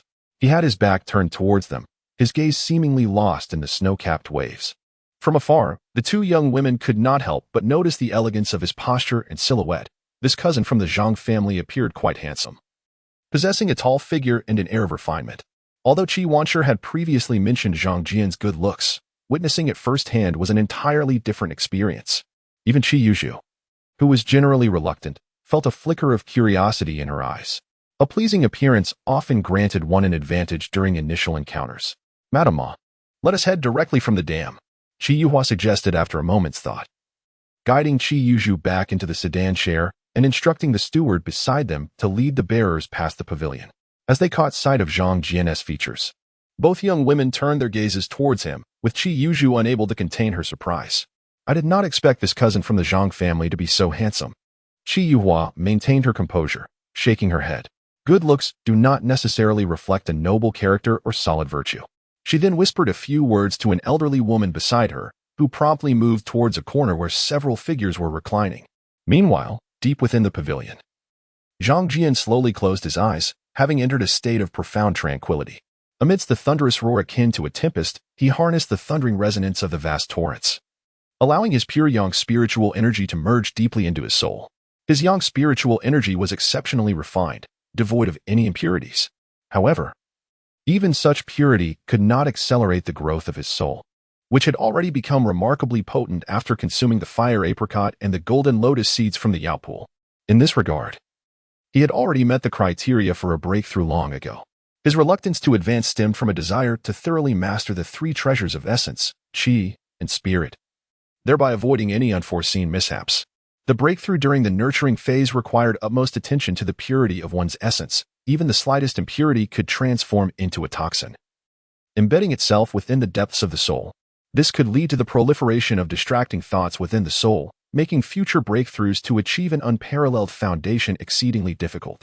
The significance of this step had been emphasized repeatedly in the 9 chapters of Ta Shan cleansing. Zhang Jian was acutely aware of its importance. Amidst the crashing torrents and the booming thunder, all distractions vanished for Zhang Jian, as if washed away by the flowing waters. As his pure yang spiritual energy seeped into the depths of his soul, countless hazy visions began to materialize before him. He seemed to perceive countless aspirations of his own, as memories from a previous life surfaced. Yet, under the luminous brilliance of a soul as radiant as the moon, these memories shattered like fragile glass, dissolving into wisps of ethereal essence that merged into the depths of his soul. Naturally, he felt himself transcend a boundary. The limits between soul and essence were completely pierced by the burgeoning power of his spirit. Within him, his soul transformed into a spring, while a fresh surge of spiritual energy flowed forth from the brilliance of his soul, continuously transmuting the ubiquitous spiritual energy of the cosmos. This was a form of spiritual energy birthed from the fusion of essence and soul, though still categorized as extreme yang spiritual energy. Zhang Jian sensed that this energy had genuinely become an extension of himself, emanating a force that responded to the slightest thought, akin to the command of an arm. In that moment, he comprehended the stark distinction between spiritual awareness and divine thought. Spiritual awareness could only perceive passively, possessing little agency, whereas divine thought contained a portion of spiritual force that, when unleashed, could wield true lethality. Simultaneously, Zhang Jian felt his divine thought extend outward, establishing a closer connection with the forces of nature. In the realm of internal martial practitioners, this would signify the mastery stage, capable of commanding the forces of the universe with unmatched might. He could now, through divine thought, begin to liberate himself from the constraints of talismans, gradually acquiring the ability to directly wield spells. However, whether he could truly accomplish this step hinged upon his long-term practice. A glimmer of pure, radiant light danced in Zhang Jian's eyes. Creating a fireball with his hands was trivial. Conjuring thunder was the mark of a true man. After the perfect amalgamation of essence, spirit, and energy stabilized, his extreme yang spiritual energy had more than doubled in potency. With a newfound familiarity, he could now act in accordance with his thoughts. At that moment, his mind harmonized seamlessly, evoking a sense of unblemished unity. Joy welled up within him, unable to be concealed. Through the profound techniques of Tongs and Qijing Jiuzhang, he could sense that his extreme yang spiritual energy was exceptionally pure, devoid of any impurities. Upon opening his eyes, he felt a sudden stir within him. His keen awareness caught a hint of something amiss. Moments later, his gaze landed upon the locking dragon tower atop the dam. This tower, perched on the embankment, was the most renowned tavern in Fengyang City. He sensed an unseen gaze directed towards him from the tavern. Yet, he remained composed, as if oblivious, merely summoning an old soldier beside him, who promptly turned to leave. "My lord, a guest has arrived." Zhang Jian did not wait long before the anticipated guest appeared. A robust man clad in sturdy attire entered the pavilion, his face lighting up upon seeing Zhang Jian. "H. greets you, my lord." Zhang Jian turned slightly and smiled, saying, "Brother H, there is no need to stand on ceremony. It has been years since we last met, and you have grown increasingly capable, establishing quite a substantial estate in the county." He Xiong was hesitant. Yet he couldn't help but be taken aback by the amiable demeanor of the Zhang family's young master, who was even more approachable than the rumors suggested. However, the intensity of his gaze was rather disconcerting. For some reason, he felt an acute sharpness in those eyes, which made him cautious not to underestimate him. Zhang Jian nodded and promptly requested He Xiong to enlighten him about the situation within the county town. This was indeed the purpose behind Zhang Jian's invitation to He Xiong. He Xiong served as a pawn for the Zhang family within the county, and he was also a formidable body-refining warrior, having established the Qingzhou gang, which, though not as large as the Santa gang, wielded a modest influence. As the two engaged in a question-and-answer exchange, Zhang Jian began to form a clearer and more comprehensive understanding of the county's dynamics. Since he had arrived at this place, it was only prudent for him to prepare himself, lest he be unexpectedly embroiled in some inexplicable trouble. This was the awareness that a future head of a prominent family ought to possess, a lesson imparted to him by Zhang Yi since childhood. Provoking enemies while remaining oblivious to the consequences was a senseless loss. Reducing the cost of trial and error was undoubtedly beneficial. Zhang Jian listened with great interest to the various gossips circulating in the county, particularly the tales surrounding the Qi family. He also gained deeper insight into the relationship between the Zhang and Qi families. The elder of the Qi family had not wished to marry off the Zhang Qi daughter to the Zhang family. To some extent, his own patriarch had resorted to underhanded means, ultimately forcing the Qi family to reluctantly accept the union. At that moment, Zhang Jian's brow furrowed slightly as he heard a commotion in the distance. A group of beggars was approaching, shouting as they ran, with two small beggars scurrying ahead.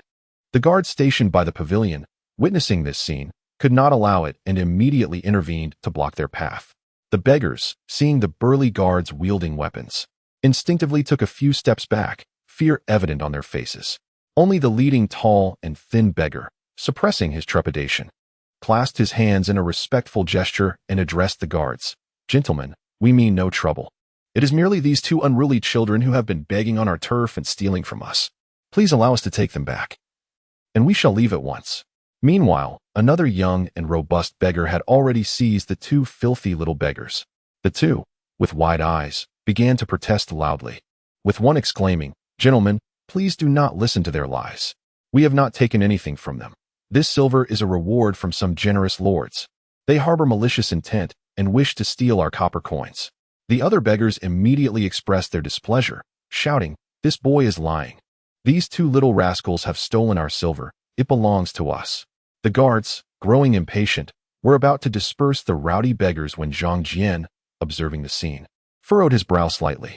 He glanced into the bowls of the two small beggars and indeed saw several pieces of silver within. Zhang Jian understood that such silver held considerable purchasing power, sufficient to feed an ordinary family for a month. He contemplated for a moment and promptly ordered the guards beside him to disperse a few boisterous, lanky beggars. Witnessing this scene, two small beggars beamed with joy. One of them, a dark-skinned boy, stepped forward, mimicking an adult's demeanor, and clasped his hands, saying, "Thank you, noble sir. You must be a scholar, with a clear mind and bright future, destined to excel and become a high-ranking official." The younger beggar, following suit with a foolish grin, chimed in, "You will surely achieve great success." Zhang Jian, observing this spectacle, furrowed his brows and remarked coolly, "You two youngsters needn't perform for me. Your actions do not deceive. That silver does not belong to you, does it? However, I notice that despite your pallor, you possess robust limbs and a fierce countenance, evidently accustomed to nefarious deeds. Yet, you both seem to be in poor health, bearing hidden injuries. Thus, I helped you rid yourselves of those beggars for your own sake.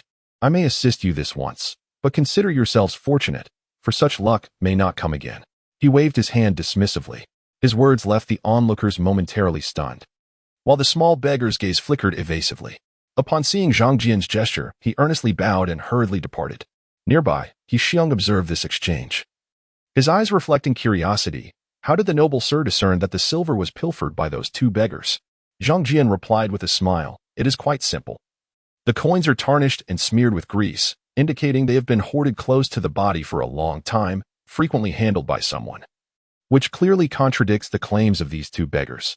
He Xiong nodded subtly, his expression softening with newfound camaraderie. Meanwhile, this scene did not escape the watchful eyes of two young ladies on the Dragon Lock Tower, who exchanged glances before descending and departing. Upon their return, a nearby maid informed Qi Wansher of their actions. Qi Wansher merely smiled, acknowledging their wisdom in self-preservation. As the two young ladies departed, Zhang Jian cast a glance in their direction, having already noted their presence but feigning ignorance due to their lack of hostility. Nonetheless, He instructed Hushan to follow the two girls discreetly. After all, he had only arrived in Fengyang County half a day prior and should not attract trouble so soon. Shortly after Zhang Jian's departure, an elegantly dressed young woman, reminiscent of a noble lady, appeared at a distance on the dike. Her demeanor hurried. She seemed wary of the dike itself, casting furtive glances around while her eyes betrayed a hint of disappointment. Not long ago, she had sensed the aura of the Dragon Pearl at Long Lock Dike, but upon her swift arrival, it had eluded her grasp. Nevertheless, she felt a surge of excitement within. This indicated she was close to the Dragon Pearl. She resolved to hasten her efforts to reclaim it, for her father was currently too weak and in grave danger. Such thoughts rendered her expression solemn. A moment later, she summoned several robust men disguised as servants to investigate the various individuals who had been present in the vicinity, striving to uncover any clues.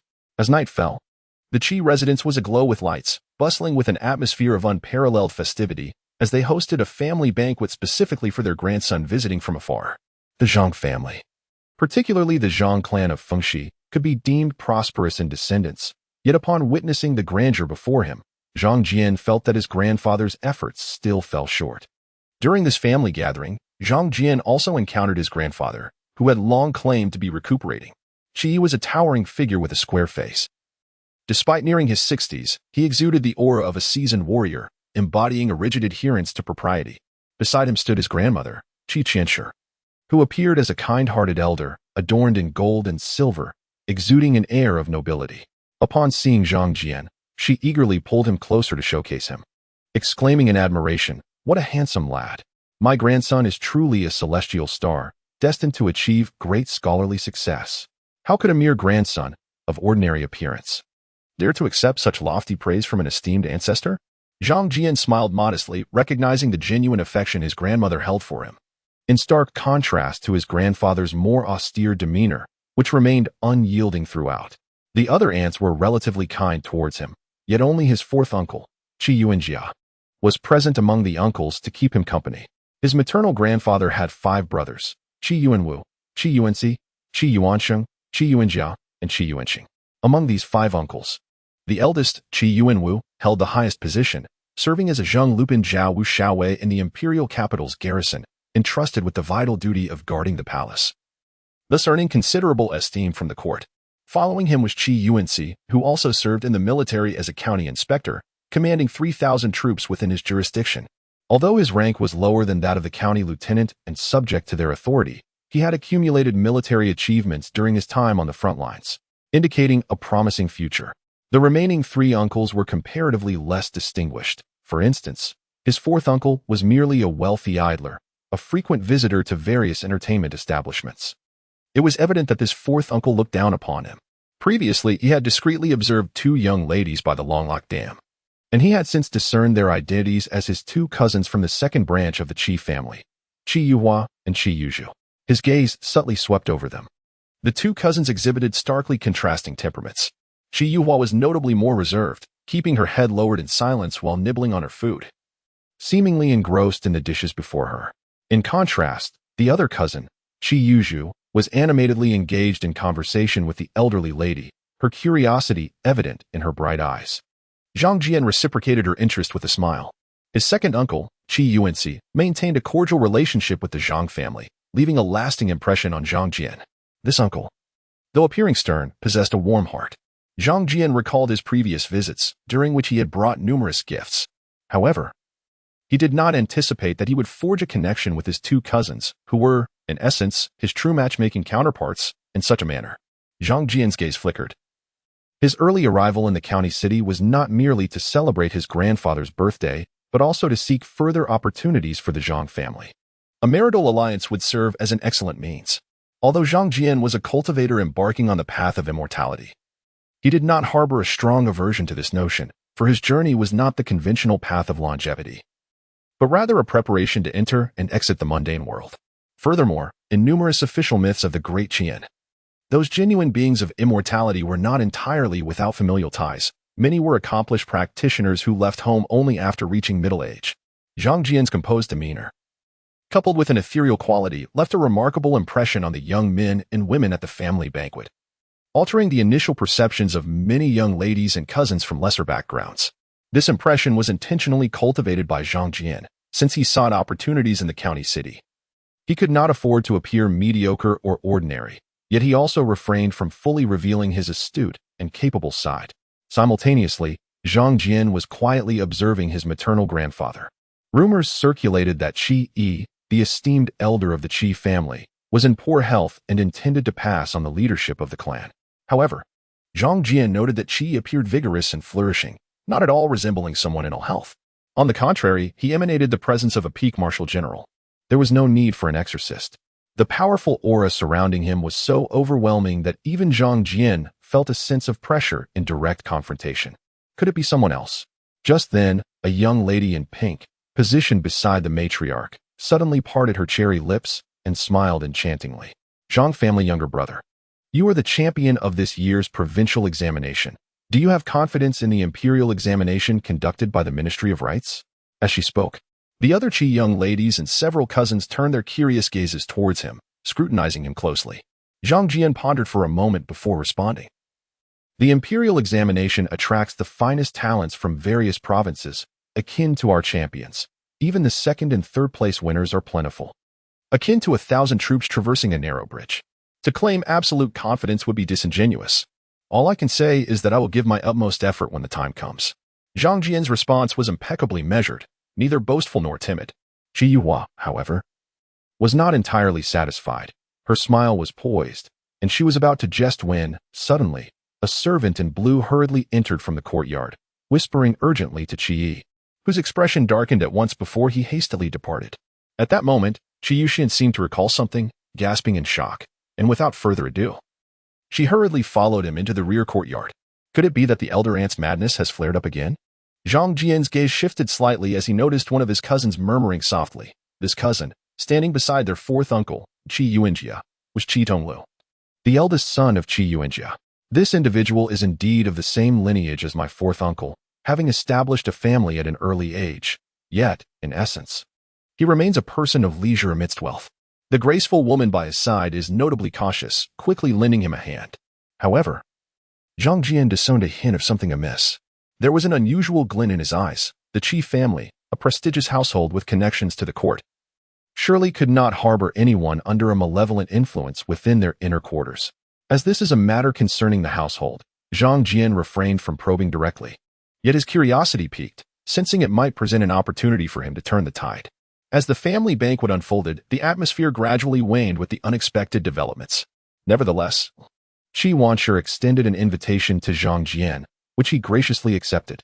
His visit was not solely to celebrate his maternal grandfather's birthday. He had also come bearing gifts for his uncles and aunts. Prior to his arrival, Zhang Jian had intentionally sought out luxurious items in the county town. Having spent a considerable sum, these gifts were now quite timely. Young Master Jian, there is no need for such formalities, Qi Wanshi remarked. Observing the array of gift boxes presented, filled with the latest cosmetics, fine silks, and a century-old wild ginseng, it was evident that considerable thought had gone into these offerings. A subtle smile crept upon her face. She was well-versed in discerning value, recognizing that century-old wild ginseng is a rare and precious tonic, particularly for martial artists pursuing physical enhancement. The Qi family, hailing from a lineage of military merit, deemed such a rare medicinal herb invaluable. Besides her 3 daughters, she also had 2 sons. Zhang Jian smiled, saying, "It is but a trifling gift. My second uncle has always been most considerate of me during his visits to Fengxi. My maternal grandmother had long instructed me to first pay my respects to my second aunt upon arriving at the Qi residence." Qi Wanshi nodded, her eyes sparkling with intelligence yet exuding an air of authority. Zhang Jian understood well, with such a shrewd and formidable mother. It was no wonder his 2 female cousins were exceptionally astute, having learned various means of self-preservation from an early age. At this juncture, Zhang Jian refrained from broaching the topic of marriage alliances, deeming it inappropriate for the moment, and personally felt no urgency regarding the matter. However, after a moment's contemplation, he referenced the earlier discussions at the banquet. "Second aunt, I overheard my cousins discussing that the eldest aunt has been feeling unwell lately." Upon hearing this, Qi Wanshi narrowed her eyes slightly, glancing at Zhang Jian before shaking her head with a sigh. The illness of the Zhou family's elder sister has only manifested in the past 2 or 3 years. As we consume grains and other foods, it is inevitable that various ailments may arise. However, You must not spread this information. Your grandfather disapproves of such discussions. A peculiar expression, tinged with a hint of mockery, flickered in her eyes. Zhang Jian's gaze shifted, aware that despite his recent arrival, he had gleaned some understanding of the Qi family's dynamics. The main branch had solidified its position when his elder uncle, Qi Yuanwu, joined the Imperial Guard, ensuring his status as the likely next head of the family. Now, with the future matriarch of the Qi family succumbing to madness, such news, if leaked, would undoubtedly invite speculation and tarnish the family's reputation, adversely affecting the marriage prospects of the younger members. With Qi Yuanchu's cautionary words in mind, Zhang Jian momentarily extinguished his curiosity about meddling in family affairs. At this moment, Qi Yuanchu summoned her 2 daughters to pay their respects, accompanied by 2 young boys, both under 10, who appeared quite charming in their demeanor. They greeted Zhang's elder brother, inquiring if they too might receive gifts. The 2 delicate young ladies, one of whom was Qi Yuzhu, prompted a soft chuckle from Zhang Jian, who promptly replied, "Of course. There are gifts for you." He retrieved 2 exquisite pearl hairpins from his sleeve, each adorned with either an emerald or a ruby, both stunningly beautiful. Additionally, he had prepared gifts for his 2 younger cousins, 2 sets of calligraphy works from renowned masters, along with a remarkable set of writing implements. Upon glimpsing the gifts, the young ladies recognized their substantial value. Qi Yuhua discreetly pulled Qi Yuzhu back, preventing her from accepting the gifts immediately. However, Qi Yuzhu's eyes sparkled with delight, and upon receiving her mother Qi Yuanchu's approval, she joyfully accepted them. Despite being strictly raised by Qi Yuanchu, her youthful innocence and vivacity could not be concealed. Qi Yuhua, being slightly older, had no choice but to accept her share as well, offering a slight bow in gratitude. "Thank you, Zhang's elder brother. You flatter me, Yuhua," Zhang Jian remarked, casting a glance at his timid cousin. Although she appeared meek and submissive, he sensed a quiet strength within her, cleverly masked by her demeanor.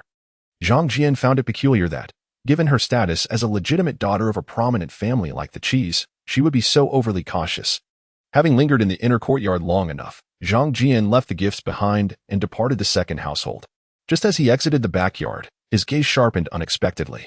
His keen perception detected the presence of spiritual energy emanating from the adjacent garden. The subtle fluctuations of this energy were so faint that only his exceptionally acute senses could pick them up. He approached the nearby corridor, while several servants, unaware of their young master's sudden change in direction, assumed he was merely indulging his curiosity and followed closely behind. Zhang Jian observed a sprawling flowerbed beside him, with an expansive artificial lake on the other side, adorned with blooming lotus flowers. The source of the spiritual energy originated from the flowerbed, and at that moment, the sphere of spiritual awareness within his mind stirred slightly, allowing him to hear 2 peculiar whispers. His ears perked up as he turned his gaze toward a rockery nearby. 2 voices, engaged in hushed conversation, reached his ears. "Sister, what do you think that old woman was doing just now? Why did she bury that iron canister near us? It looks filthy and repulsive. It makes me uncomfortable. Little sister, bear with it. That must be a malevolent object. That old woman is quite wicked, marked by dark practices. We must ensure she does not detect us, or we could find ourselves in grave danger." The 2 voices belonged to 2 vibrant water lilies, their essence pulsating with life. Had they attained sentience? Zhang Jian, slightly taken aback, feigned indifference, yet his mind lingered on the information gleaned from the 2 water lotuses. A metal jar? His brow furrowed as a peculiar form of sorcery surfaced in his thoughts. Yinjin. The Yinjin technique has been a malevolent curse known among the populace since ancient times. Its wickedness is profound, bringing calamity to the cursed, and in severe cases, leading to death. It is insidious and nearly impossible to guard against. However, if it is indeed the Yinjin technique, it possesses the capability to bypass the protective aura of the dragon and tiger, as it is one of the few nefarious arts that specifically targets the nobility. Zhang Jian had not anticipated that a mere stroll would yield such unexpected revelations.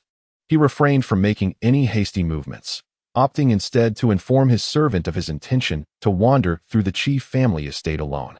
As he feigned passing by the 2 water lotuses, he sensed their subtle anxiety, fearing they might be plucked and consequently lose their lives. This prompted a moment of reflection. Many otherworldly beings were not as formidable as one might presume, with some being even less capable than ordinary humans. Zhang Jian had no desire to engage in a quarrel with these 2 precarious little spirits. Yet, in the shadows, he noticed someone weeping at the edge of the flowerbed. It was a tall and graceful figure he had seen not long ago, Qi Yuxian. Upon noticing Zhang Jian, she appeared momentarily taken aback, having hurriedly departed earlier, now found in a state of concealed sorrow. Qi Yuxian, upon realizing the presence of another, quickly lifted her head, her surprise dissipating as she composed herself. Despite her tear-streaked visage, her beauty remained untarnished, and she wiped away her tears with a smile. Zhang family younger brother, you have seen everything, she remarked. Zhang Jian, offering a wry smile, nodded and replied, I happened to pass by and did not expect to encounter my elder sister Yuxian. May I inquire if you are facing any difficulties? His expression bore a seriousness that softened Qi Yuxian's heart, dispelling any feelings of mockery. She regarded him with her enchanting eyes and gently shook her head. Thank you, Zhang family younger brother. I was merely reminded of some sorrowful matters, and my heart feels heavy. Qi Yuxian was reluctant to delve deeper into her troubles. After exchanging a few words with Zhang Jian, she adjusted her clothing and departed.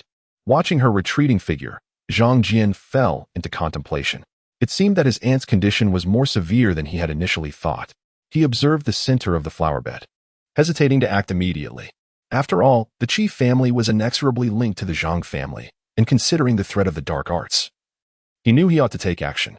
Yet, he refrained from retrieving the buried metal jar just yet.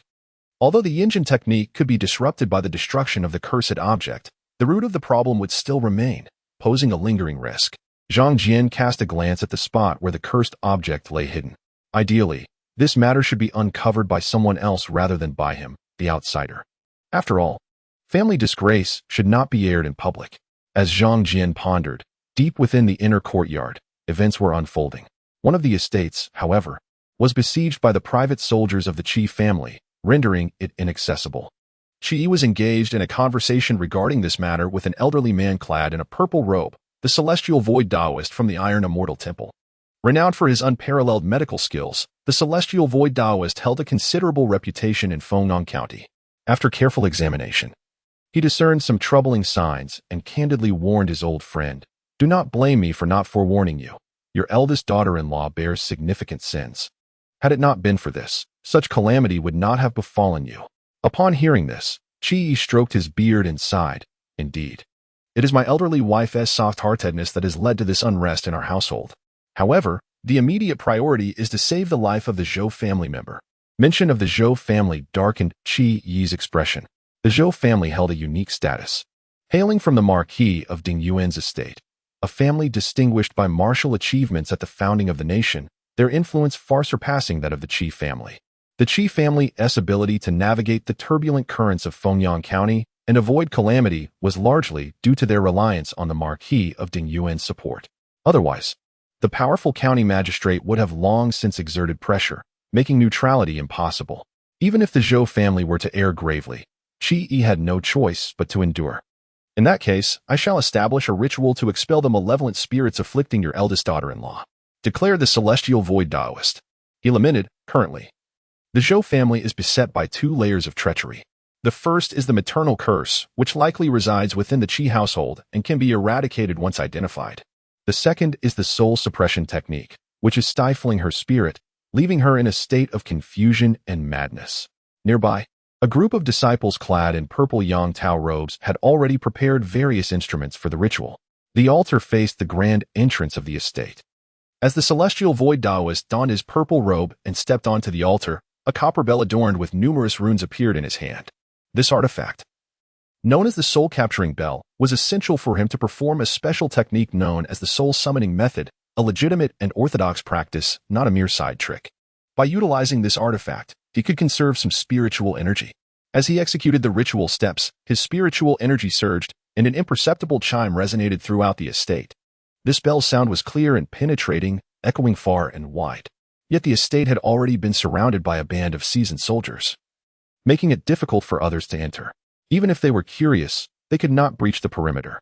As the ethereal sound emerged, it instantly stirred a wave of sinister energy within the estate. In that moment, the celestial void Taoist gaze fixed upon a well nestled in the corner of the courtyard.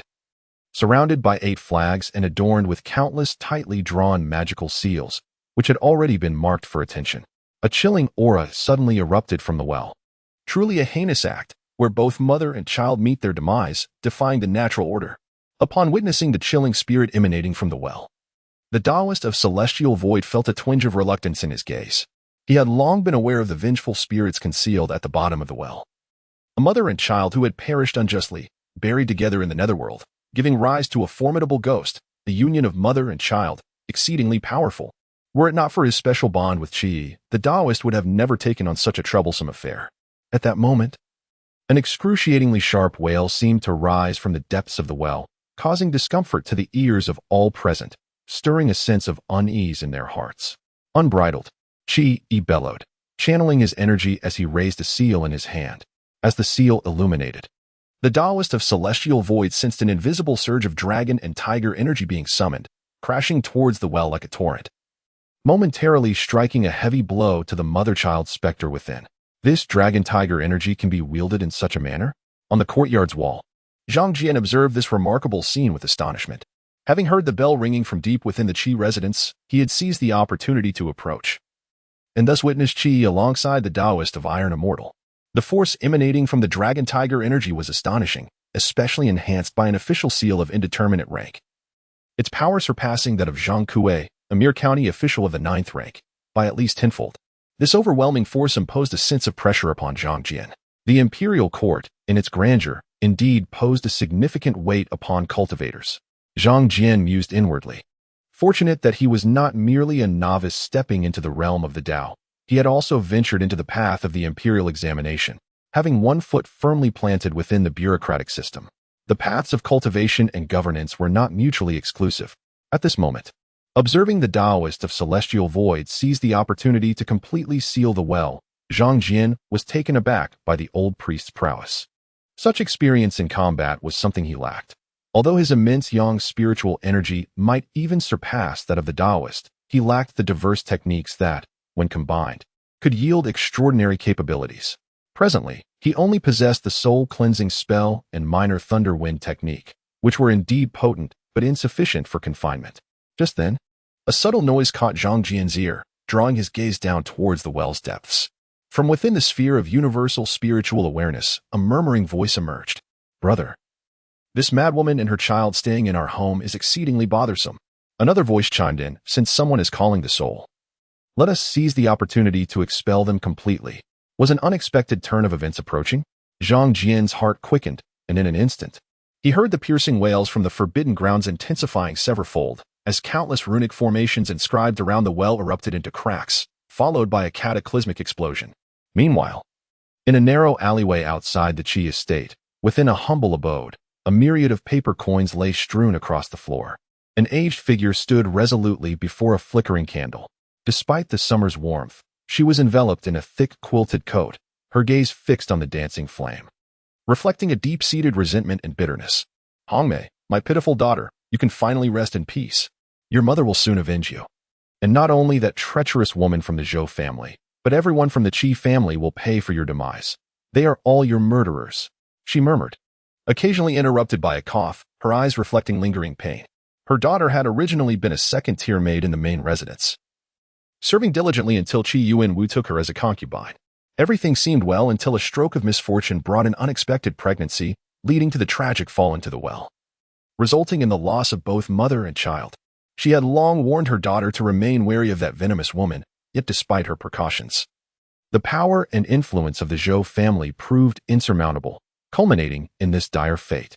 The old matron was filled with resentment, as Qi Yuanwu, the master of the Qi household, did not utter a single word of justice, treating the loss as inconsequential as if an ant had perished, rather than a beloved concubine carrying his blood. How could she not feel hatred? At that moment, a low, mocking voice drifted in from outside the window. "If we rely solely on these methods, you may not achieve your vengeance." Upon hearing this, the old woman turned her gaze to the speaker outside, her expression contorting with anguish. "You deceived me. Did you not claim that this sorcery could utterly extinguish that venomous woman's life? Along with Qi Yuanwu and everyone from the Qi family?" She was enveloped in a thick aura of resentment, her face marred by grotesque sores that resembled living toads, instilling terror in all who beheld her. The figure outside slowly materialized at the door, glancing at the old woman's afflictions with no hint of surprise, merely nodding. "That was in the absence of interference. Now, someone meddles and jeopardizes your plans." The silhouette beneath the cloak appeared especially chilling in the black wind. The old woman became frantic. Having paid such a steep price, she could not afford to fail now. Who would avenge her daughter and grandson if she were to falter? What must I do? Speak quickly. You must have a solution. Her figure seemed as desperate as a vengeful spirit. The shadow paid no heed to her agitation, simply stating, "It is straightforward. Unearth the item that binds the nightmare, complete the final ritual, and then you may assist your daughter." The old woman paused in astonishment. Is it not a daily offering? Has the hour not yet passed? There is no time to waste. You must hasten, or your wishes may remain unfulfilled. The figure's eyes glimmered with a sinister light. He had finally found an opportunity concerning the Zhou family. He could not allow it to slip away. The old woman nodded, casting aside her hesitation, wrapping herself in a dark shawl, and hurried towards the Qi residence. Within the Qi household, accompanied by a thunderous roar, a terrifying and eerie energy surged forth from the depths of the well like a torrent, bringing with it countless strands of ominous black hair, resembling an endless swarm of dark insects. The inscriptions on the well's walls shattered, and the yellow flags snapped violently. The black hair surged forth like a net, racing deep into the inner courtyard. The Taoist priest, Tianxiu, was aghast at this sight. Such an unexpected turn of events was entirely beyond his imagination. As far as he knew, although the vengeful spirits of the mother and child were formidable, they could hardly breach the ancestral artifacts of the Iron Immortal Temple. He had encountered such powerful vengeful spirits before. In a state of shock, neglecting the pain of the shattered artifacts, he drew a crimson longsword from his waist.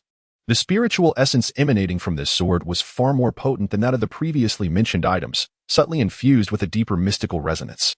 This was indeed the treasure of the Iron Immortal Temple, a genuine magical weapon, a treasure nurtured by mystical energy. By the sword of righteousness, vanquish the evil, he shouted fiercely, as strands of spiritual essence coalesced in his grasp, transforming into a striking crimson sword shadow that severed the countless strands of black hair, revealing two almost frenzied figures within.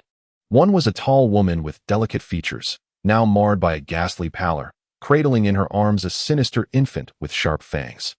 The scarlet sword light gradually pierced her forehead, inflicting immense damage. However, it ultimately failed to cleave her in two, as runes shot up from the ground at the door, forming a wall of symbols that obstructed her black hair. This injury ignited the fury of the mother and child vengeful spirits. The female ghost released the infant ghost and transformed into a thick black mist, charging towards the Taoist, Tianxiu. "You meddlesome old fool. Today I shall take your life along with your meddling." The infant ghost, faster than before, darted forward like a bolt of lightning, reaching Tianxiu in an instant. Too swiftly for him to evade. He could only muster his spiritual energy to form a protective barrier. At that moment, Zhang Jian shook his head in silence. The protective winds of spiritual energy at the Qi refining stage could not withstand the sharp claws of the infant ghost, which was even more potent than the female ghost's malevolence, particularly adept at speed. Yet, at that critical juncture, Zhang Jian's eyes flickered as he saw Qi swiftly maneuvering, wielding his sword to unleash a magnificent sword shadow that struck the claws of the infant ghost. The forceful impact caused blood to erupt, shattering the ghost's claws, while a fierce, invisible energy surged toward the infant ghost, scorching it and eliciting a terrified wail. How dare a mere specter act with impunity before this general? You court death. Qi's eyes were filled with a chilling intensity as he swung his great sword, unleashing waves of blazing blood light, akin to a ferocious tiger sweeping through. Blood refining technique, pure yang vitality? Zhang Jian was taken aback by the scene before him.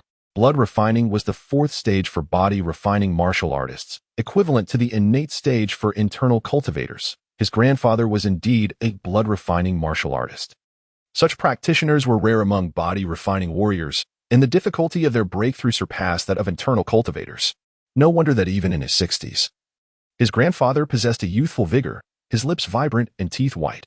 This grandfather was truly extraordinary, Zhang Jian mused. The blood-red longsword swept through like a meteor, unleashing an overwhelming surge of purifying yang energy that enveloped the unsuspecting infant ghost in a net of spiritual power. A tempestuous aura of dragon and tiger energy surged around his grandfather, amplifying the intensity of the confrontation. A roar akin to that of dragons and tigers reverberated, shaking the very mountains and rivers. Zhang Jian, witnessing this spectacle, felt a sudden shift in his demeanor. It was his first encounter with a court-martial general of noble rank truly unleashing their power. The manifestation of their dragon and tiger energy was indeed formidable, potent enough to subdue numerous malevolent forces. Should an ordinary cultivator with a low realm cross paths with such energy, it might well lead to their immediate demise. No wonder the various rogue sects, despite their arrogance, dared only to conceal themselves and wreak havoc from the shadows. Zhang Jian mused, his previously burgeoning pride gradually tempered. Under the colossal presence of the Dacian court, even cultivators must tread with caution. As he observed the two individuals subduing the vengeful ghost of a mother and child, he extinguished his own inclination to intervene. Casting his gaze deeper into the flower bed, he sensed that the practitioner of the nightmare suppression technique might soon act. Thus, he resolved to hasten towards the flower bed. Upon his arrival, he soon discerned a furtive figure lurking around the periphery of the flower bed. With a slight smile in his eyes, he vanished from sight, only to shortly thereafter lead another figure into the flower bed. Before long, piercing screams erupted from within, the harrowing cries immediately drawing the attention of the patrolling servants of the chief family. Qi Yuxian's countenance was filled with fury as she pointed at the crone, now apprehended by several servants, speechless with rage. One of the crones clutched an iron pot containing a doll, inscribed with the dates of birth and destiny on yellowed paper. The doll was devoid of clothing, adorned with a headband nailed across the chest and bound with iron chains. What incited Qi Yuxian's wrath further was the presence of two clay effigies of demon kings within the pot, exuding a vile aura. Shameless and malicious, exclaimed the crone beside her. Let this matter remain undisclosed. Should even a whisper of it escape, all present shall be sold off, and the women and children of your households shall be dispatched without mercy. At her words, the servants and crones trembled in fear, promptly prostrating themselves on the ground. I despise this. I truly despise this. The captured crone continued to curse vehemently.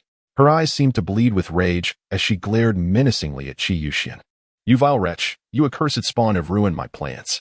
Before she could finish her tirade, a resounding slap from the crone sent her sprawling, her face visibly swelling. Qi Yuxian's expression was as cold as ice, her grip on her garment tightening. Yet, amidst her fury, a flicker of relief crossed her mind. While waiting for news in the garden, she had chanced upon the sneaky figure and, driven by curiosity, followed. This led her to the discovery of the crone's nefarious activities, thereby unmasking her. Had it not been for such serendipity, she would have remained oblivious to the fact that someone was practicing the nightmare suppression technique within the chief family, especially one that involved cursing her own mother. Nonetheless, a thread of doubt lingered in Qi Yuxian's mind, for the figure she had previously observed did not quite align with the crone's hunched and corpulent silhouette.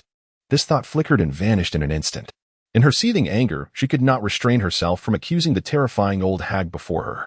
Dear Granny Zhang, you have long been a trusted elder in my mother's life, yet I am appalled to discover your treachery, resorting to such vile means to harm your benefactors. Where is your conscience?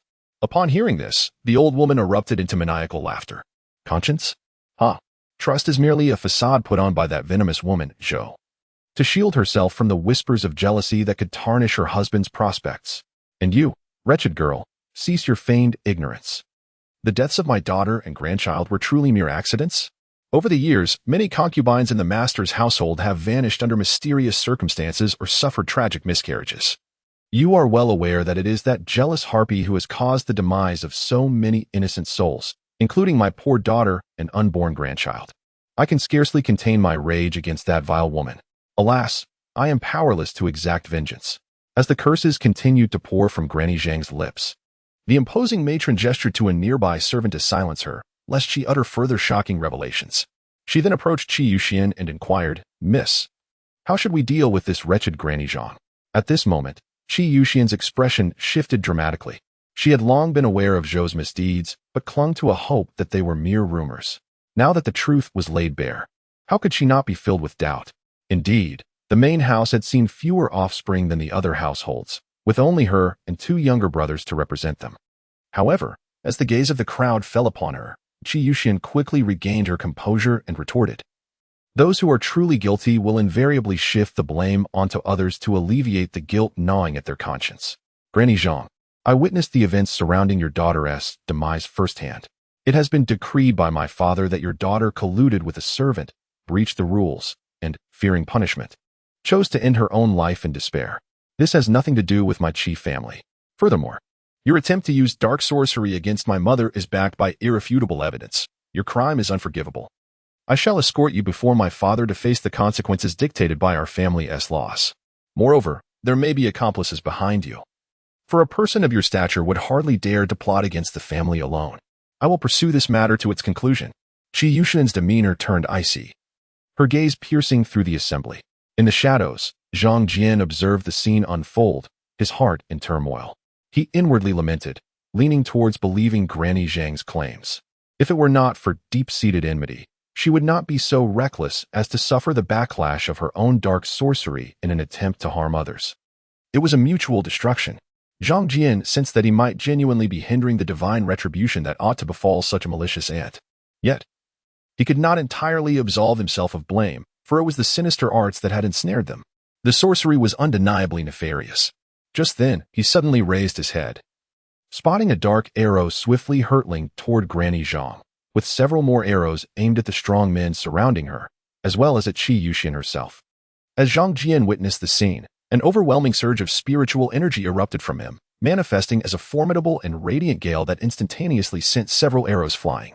Amidst the clattering sounds, a number of crossbow bolts fell to the ground, their surfaces exuding a faint metallic scent, unmistakably laced with deadly poison. Was this an attempt to eliminate witnesses? Assassins lurked in the shadows.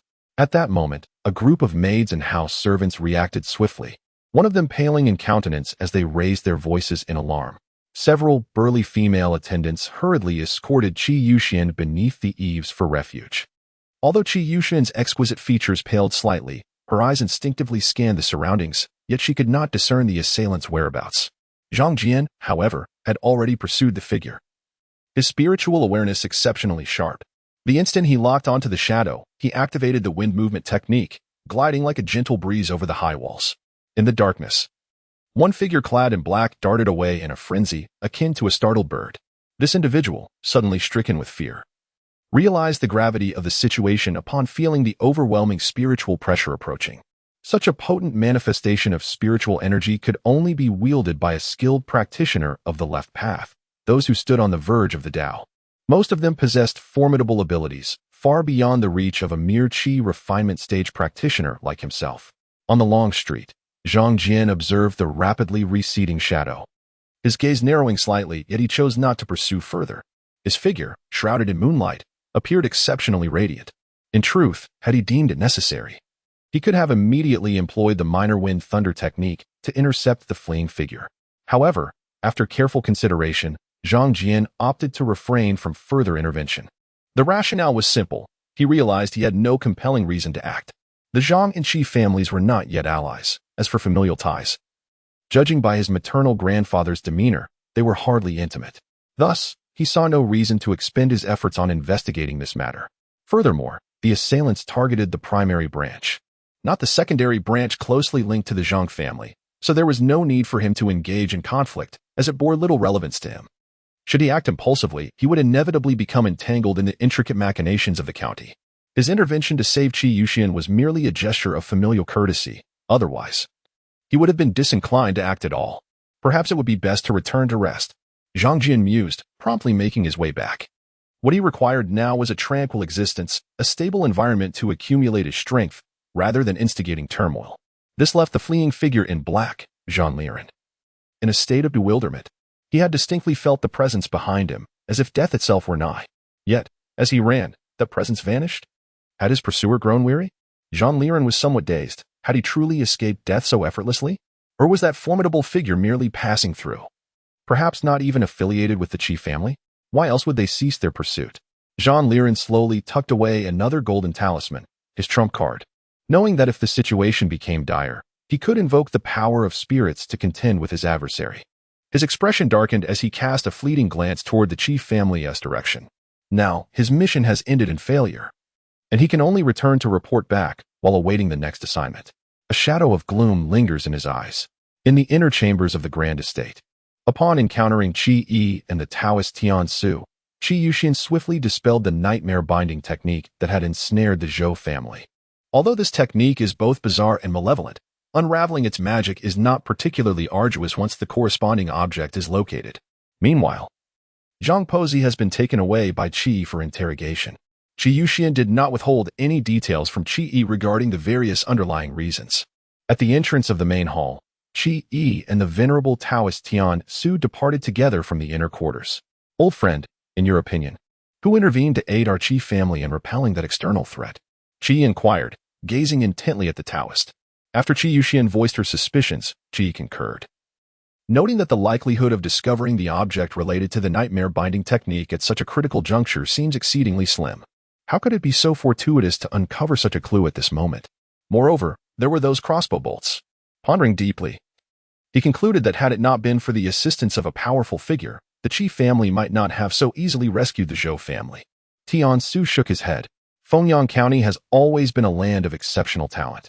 Perhaps it was some wandering sage who disapproved of the misdeeds of that shadowy figure and lent a hand to the Qi family. The Taoist, too, felt astonished. When had other powerful beings arrived to aid the Qi family, and how had his spiritual perception failed to detect them?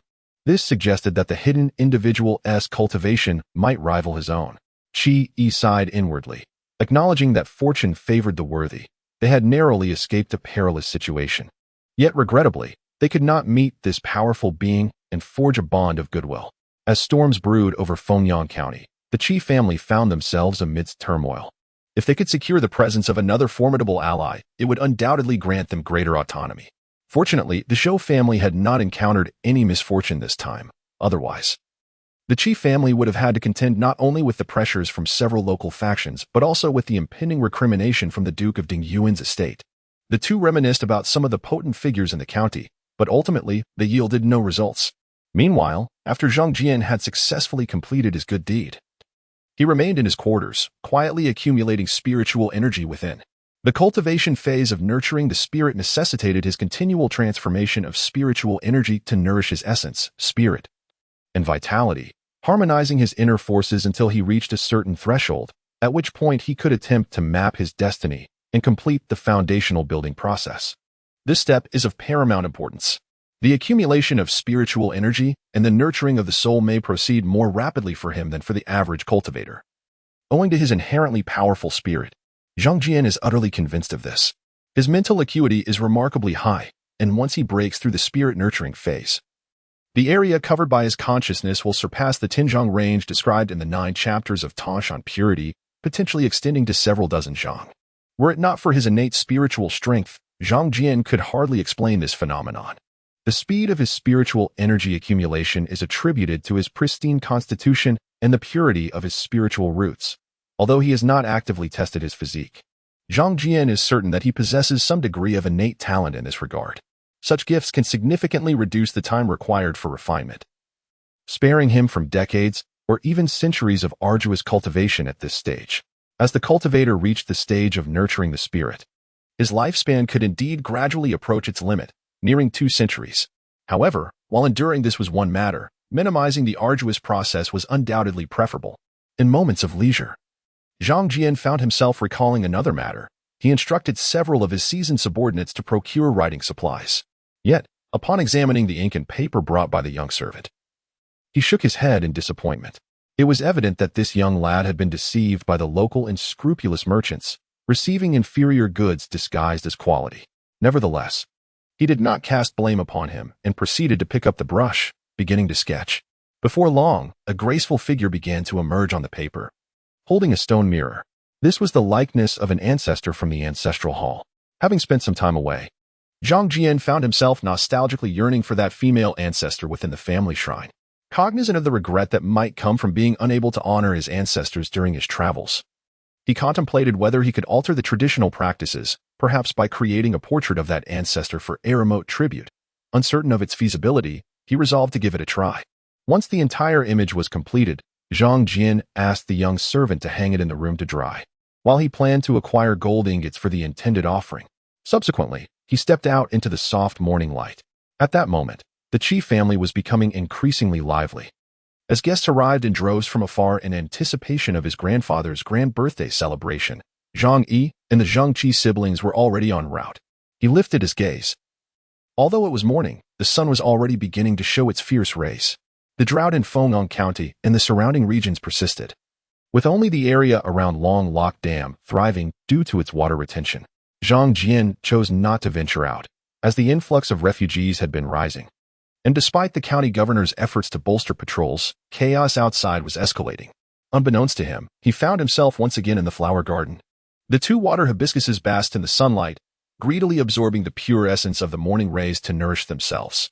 Zhang Jian's gaze shifted toward a nearby well, where his mind's eye sparked with the lively discussions of two voices echoing within.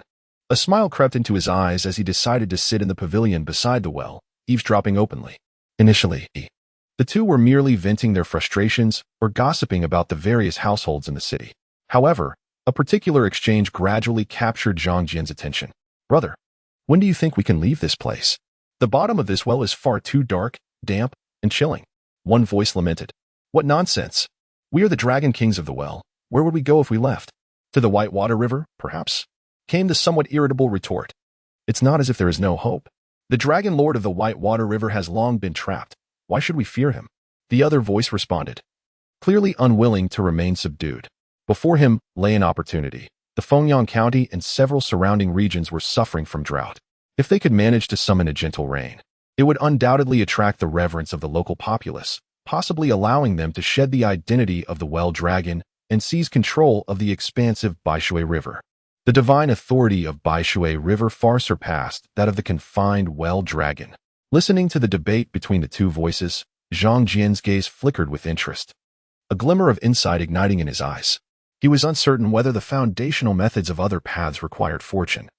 But the 9 chapters of Tangshan Purity explicitly stated that a foundation forged with great fortune would resonate more closely with the grand principles of heaven and earth, making it more suitable for cultivation. Should he alleviate the drought afflicting the counties surrounding Fengyang, it would surely bring forth immense fortune, not only aiding in the manifestation of his fate palace and the establishment of his foundation, but also facilitating his further endeavors to reap benefits from his ancestral shrine. Yet, how arduous would it be to resolve the drought in Fengyang and its vicinity? Zhang Jian pondered, suspecting that with his limited cultivation, he might struggle to accomplish such a feat. However, he was reminded of the Dragon Pearl in his possession. He had just gleaned several crucial pieces of information from the mouth of the Well Dragon. Firstly, there existed a deity within the Baishui River. Secondly, this Dragon Lord was ensnared by someone, currently in a precarious position.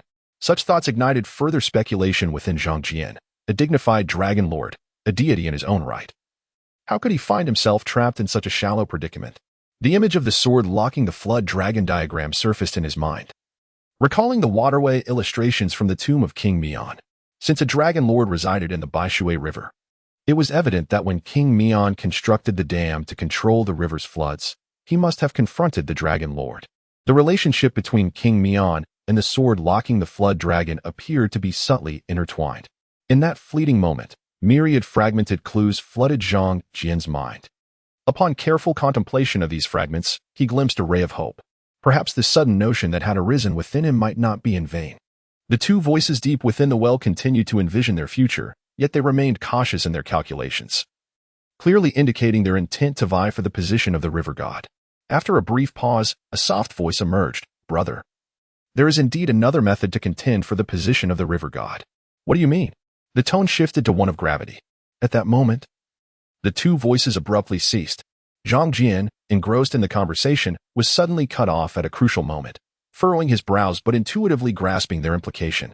The most direct method to claim the divine authority would undoubtedly be to eliminate the original deity. Simultaneously, a sense of caution stirred within him. He did not approach the well further to eavesdrop, but instead feigned nonchalance and departed.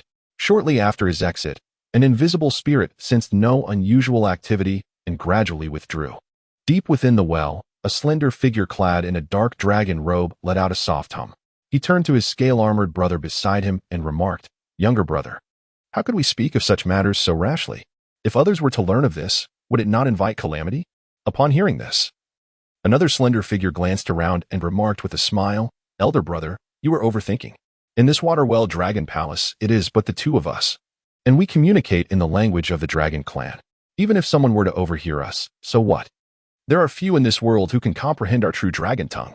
This figure exuded a potent spiritual aura, yet within the depths of his eyes sparkled flecks of golden light. His gaze narrowed. In response, the Well Dragon King shook his head, saying, "This matter requires careful deliberation." The other figure, however, smiled faintly, realizing that his elder brother was indeed intrigued. Although the Well Dragon King wielded considerable authority, governing the water well and serving as a portal between the realms of Yin and Yang, his stature was still eclipsed by that of the River Dragon Lord on the surface. It is only by commanding the great river that one can garner more incense offerings and fortune. In the eastern city of Fengyang County, there lay an estate owned by the Zhang family, which had been designated as the site for experimentation. At that moment, the courtyard was piled high with heaps of gold and silver ingots. Having acquired these precious items, Zhang Jian sought an opportunity to honor his ancestors. Naturally, this had to be done discreetly to avoid the prying eyes of the chief family. Otherwise, such news could lead to unfavorable gossip, jeopardizing the image of a devoted filial son. To ignite gold ingots during his maternal grandfather's birthday celebration would be enough to turn him into a laughingstock in Fengyang County. Once the fire basin was set up, and after a simple ritual, Zhang Jian proceeded to incinerate the numerous gold and silver ingots in the basin, while a portrait hung prominently in the center of the hall. In Zhang Jian's eyes, he observed that a portion of the ingots turned to ash, yet nearly a third remained unburned. This was a smaller quantity than during his previous ancestral offerings. However, he paid it no mind, feeling uplifted instead. He recognized that his intentions were sound, which brought him great joy. The prospect of profiting from his ancestors suggested that he would not be confined to one place for long, alleviating many of his concerns. With his spirits lifted, Zhang Jian spent most of his time in this modest courtyard, focusing on his own cultivation. Having entered the stage of spiritual nourishment, he gradually freed himself from the reliance on talismans as a medium to invoke spells, a process that required extensive practice. Zhang Jian was acutely aware of this and dared not to slacken his efforts. During this time, he also took the opportunity to replenish the nearly depleted 3 types of talismans he had used. While at Fengshan Mountain, he had expended almost all his accumulated resources over the course of half a month. It was essential to restock now. Simultaneously, he began employing the Dragon Pearl in his training, having long since discovered that this pearl was beneficial for cultivating the thunder technique. It appeared to amplify the power of thunder spells. When using the Dragon Pearl as a medium to channel the thunder technique, it seemed capable of unleashing a far more formidable force of heavenly thunder, albeit one that was difficult to control. In the outskirts of Fengyang County, there stood a remarkably mystical temple, the Red Flower Goddess Temple. In this sacred place, there is a deity known as the Red Flower Goddess, rumored to have evolved from a benevolent woman's ancestral shrine centuries ago. The atmosphere is imbued with an air of mystique, drawing an increasing number of devotees who come to offer incense and seek divine blessings. The scent of sandalwood permeates the air, with numerous incense burners aglow, emitting flickering sparks amidst curling wisps of smoke. Adjacent to the temple stands a colossal wish tree, adorned with vibrant red silk and bamboo tokens. However, Zhang Li, with little interest in these surroundings, hurriedly entered through the grand hall's entrance. Upon his arrival, several acolytes of the temple greeted him with slight bows. As he stepped into the inner sanctum, he beheld an exquisite figure bent over a writing desk, diligently inscribing characters on a multitude of yellow papers, which had been meticulously folded into lifelike paper effigies. These effigies appeared strikingly vivid, their eyes glowing with a faint crimson light, exuding an eerie aura. In the center of the rear hall, beneath a draped curtain, stood an imposing statue of a black, 8-armed goddess, encircled by crimson flames, exuding an aura of solemnity and reverence. Zhang Li first paid his respects to the golden effigy of the goddess, then lowered his head to approach the resplendent noblewoman. "Great master, my mission has failed. I humbly ask for your punishment." No sooner had he spoken than a powerful gust of chilling wind surged forth from the temple's shadowy depths, enveloping Zhang Li's being, causing his countenance to change dramatically and his spirit to waver, inflicting immediate distress upon him. Yet, he bore the agonizing torment within, beads of cold sweat forming on his brow, remaining silent, even feeling a subtle sigh of relief in his heart. "Zhang Hu Fa, you are truly disappointing." A frigid voice echoed from the elevated position. The elegantly adorned woman rose slowly, surrounded by a delicate fragrance. Zhang Li dared not lift his gaze. The noblewoman emanated an extraordinary aura of sanctity, her masked visage giving her the semblance of a deity among mortals. Indeed, she was the earthly envoy of the Red Flower Goddess, chosen as the temple's matriarch and a leader of profound cultivation. At that moment, she seemed to resonate with the immense 8-armed deity at the temple's core, appearing to Zhang Li as a veritable embodiment of divinity. Zhang Li felt compelled to suppress any thoughts of dissent. As he endured the excruciating pain, a flicker of ethereal light danced across the statue of the 8-armed goddess, only to recede moments later. "Since you have proven incapable, you need not concern yourself with this matter. I shall assign others to handle it." Yet, transgressions must invoke consequences. From this day forth, you shall be relieved of your duties as protector and relegated to the status of an ordinary devotee, stripped of divine empowerment. Upon hearing this, Zhang Li dared not raise his head, merely expressing, "Thank you for your mercy, great master." The matriarch let out a cold snort, her demeanor revealing dissatisfaction. An aura of chilling darkness enveloped her, and with a mere wave of her hand, a swirl of ominous energy began to stir deep within the temple. Moments later, a shadowy figure emerged silently from the depths of darkness, seemingly materializing from the very walls, exuding a shroud of obscure spiritual energy. The instant this apparition appeared, Zhang Li felt an icy dread seep into his heart. In the presence of that bizarre and extraordinary gaze, a chilling sensation enveloped Zhang Jian, as if his very essence were frozen, and his heart came to a sudden halt. Shadow Demon, it is your task to undertake this journey. Indeed, the depths of the Shadow Demon's eyes were as dark as an ancient well, yet they brimmed with a dense aura of resentment, and in an instant, its form vanished from the room. Upon witnessing the Shadow Demon's departure, the elegantly attired noblewoman revealed a faint smile, her enchanting gaze then turning towards the goddess within the grand hall. "My lady, all my actions are solely for the sake of our foundation. You require faith and incense. While I seek fortune and a glimmer of opportunity, should I fail to establish my foundation, how can you, my lady, amplify the incense and continue to enjoy such offerings?" Beneath the Dragon Lock Pass, in a modest courtyard, a deep rumble echoed throughout the day. Suddenly, a crimson bolt of thunder streaked through the void, instantly reducing a nearby dilapidated stone mill to powder. Zhang Jian beheld this spectacle, a flicker of crimson light sparking in his eyes, as a spark of lightning danced in his hand. After a month of arduous training, he had finally managed to etch the thunder technique deeper into his consciousness. Although he had not entirely liberated himself from the influence of the talisman medium, he was gradually approaching the threshold. This realization filled Zhang Jian with elation. What remained was to solidify this talisman within his mind, imprinting it as a reality, thereby accomplishing his modest goal of manipulating heavenly thunder. The progress he had made was remarkably swift. Over the course of a month, aided by his mental perception, he had begun to control the heavenly thunder with precision, and he surmised that his affinity for lightning attributes was exceptionally refined. Even in ordinary moments, his consciousness could subtly sense the omnipresent force of celestial thunder. Such a unique perception was a rarity among cultivators. Moreover, he had also gained insight into the application of the Dragon Pearl, making this month a fruitful period of discovery. With a smile gracing his face, Zhang Jian relished this newfound sensation, akin to stepping into a new field of study, gradually progressing from the superficial to the profound. He glanced around, recalling how just a month prior, he had sought out this dwelling near the Dragon Lock Pass. To many common folk, this abode might seem the least desirable due to its cacophony, the roaring sound of floodwaters too jarring. Yet for him, it was a treasure trove, not only refining his state of mind, but also masking the thunderous sounds produced during his cultivation of lightning techniques. As he surveyed his surroundings, a hint of reluctance flickered in his eyes. If it were possible, he would wish to linger here a while longer. However, with Qi Yi's grand birthday approaching, he knew he had to devote some attention to preparations. This urgency arose from recent news relayed by Zhang Yi and the Zhangqi clan, prompting him to search for more thoughtful gifts for the celebration. The impetus behind this was Zhang Yi's information that during this birthday celebration at the Qi residence, several of his aunts and uncles were prepared to engage in less than honorable competition, compelling the Zhang family to gather additional offerings. Otherwise, relying solely on antiquities discovered in ancient tombs would hardly suffice against the gifts of others. Zhang's family currently seeks to leverage the strengths of the Qi family to forge a path forward, even if such assistance is not required in the future.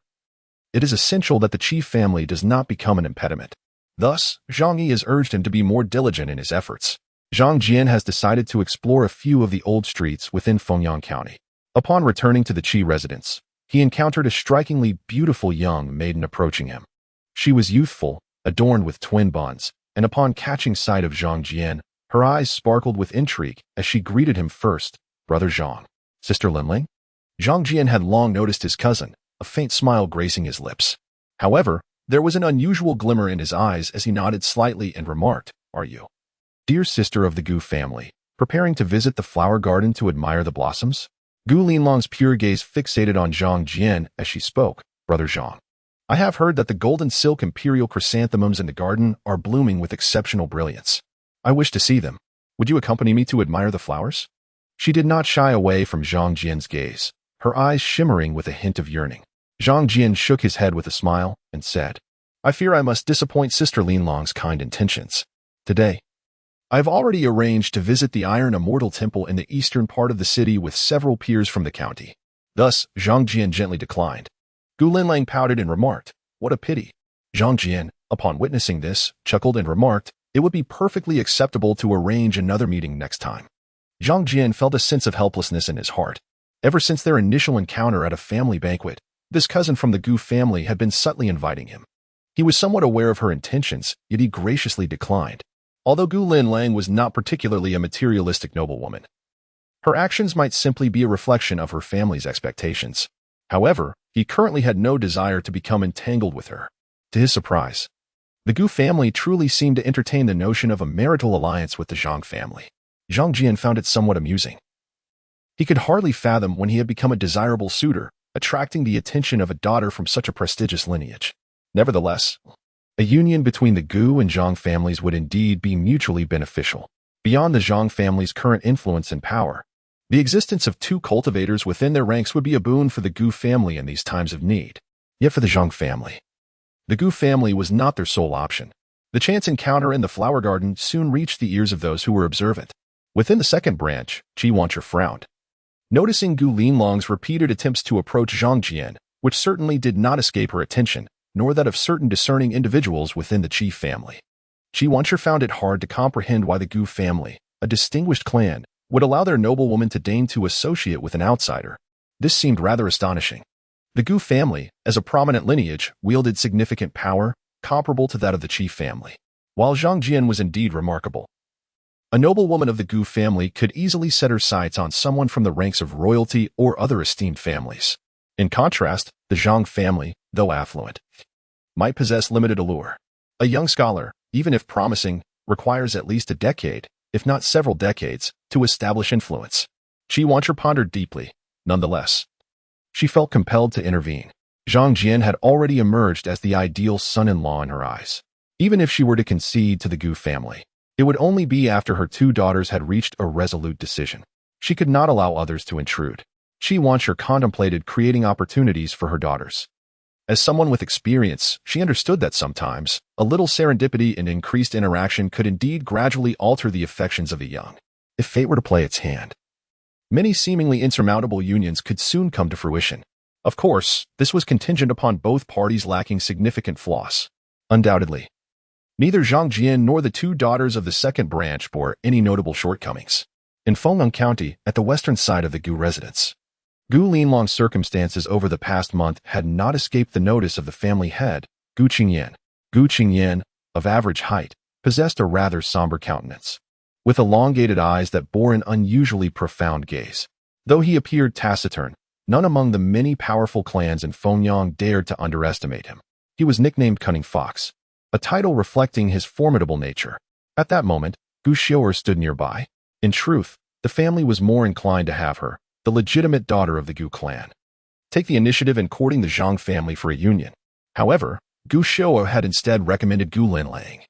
Fully aware that while Zhang Jian had once treated her with flippancy, he held little genuine interest in her. Now, Zhang Jian's various actions indicated that the prospect of the union had essentially faltered. Gu Qingyan scoffed lightly, expressing disdain. The Zhang father and son truly do not know their place. They believe that with two practitioners of the obscure arts in their midst, they can stand shoulder to shoulder with our esteemed lineage. They should understand that there are grades even among the extraordinary. Beside him, a figure named Ji Ming contemplated with a shadowed gaze. If one were to categorize the truly extraordinary, where would he, as a pawn in their hands, fit into this hierarchy? Master, since they refuse our cordial overtures, should we not simply take decisive action? Ji Ming suggested. Gu Qingyan's eyes flickered with contemplation. This time, the Gu family had received intelligence that someone intended to strike at the Iron Immortal Temple before General Qi's birthday. It was possible that the county governor, Yutong Wang, would seize this opportunity to challenge the Qi family, forcing them to choose sides. The abbot of the Iron Immortal Temple shared a deep bond with General Qi. Should the temple be eradicated, it would undoubtedly deal a significant blow to the Qi family. Though Gu Qingyan felt anger at Zhang Jian's rejection of the Gu family's goodwill, he ultimately constrained his emotions. He merely nodded slightly and instructed, "Go.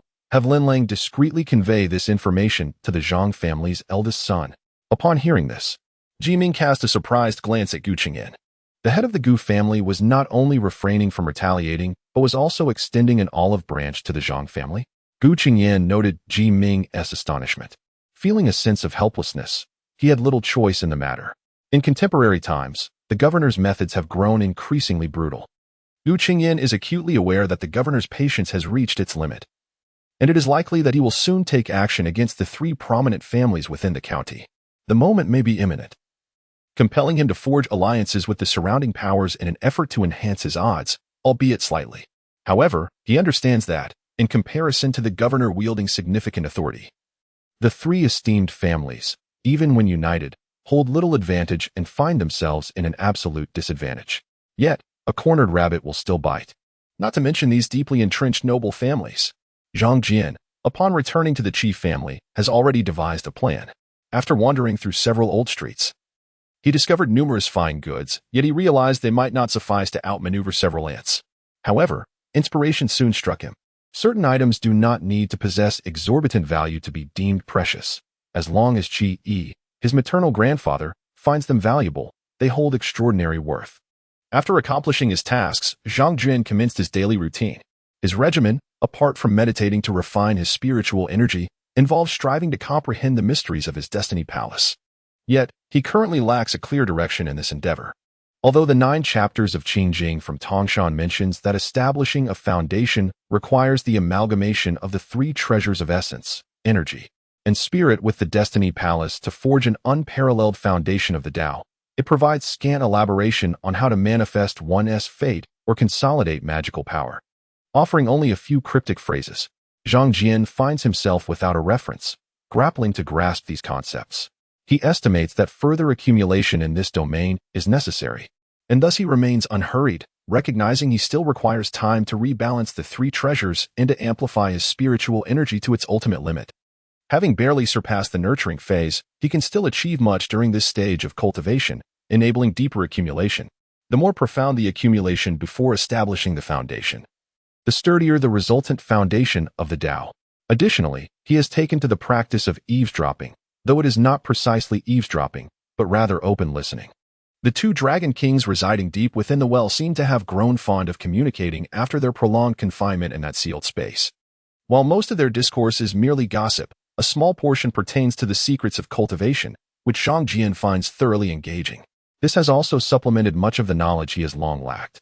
Although he has encountered a number of left-hand practitioners, most have been adversaries, and a select few, for various reasons, have remained elusive. Consequently, his understanding of the path of immortality has been largely confined to the 9 chapters of Qingjing from Tongshan. However, the 2 dragon kings have illuminated aspects of the social deficiency he previously faced, expanding his horizons. Certain obscure facts, such as the preferences of dragonkind, are best left unmentioned.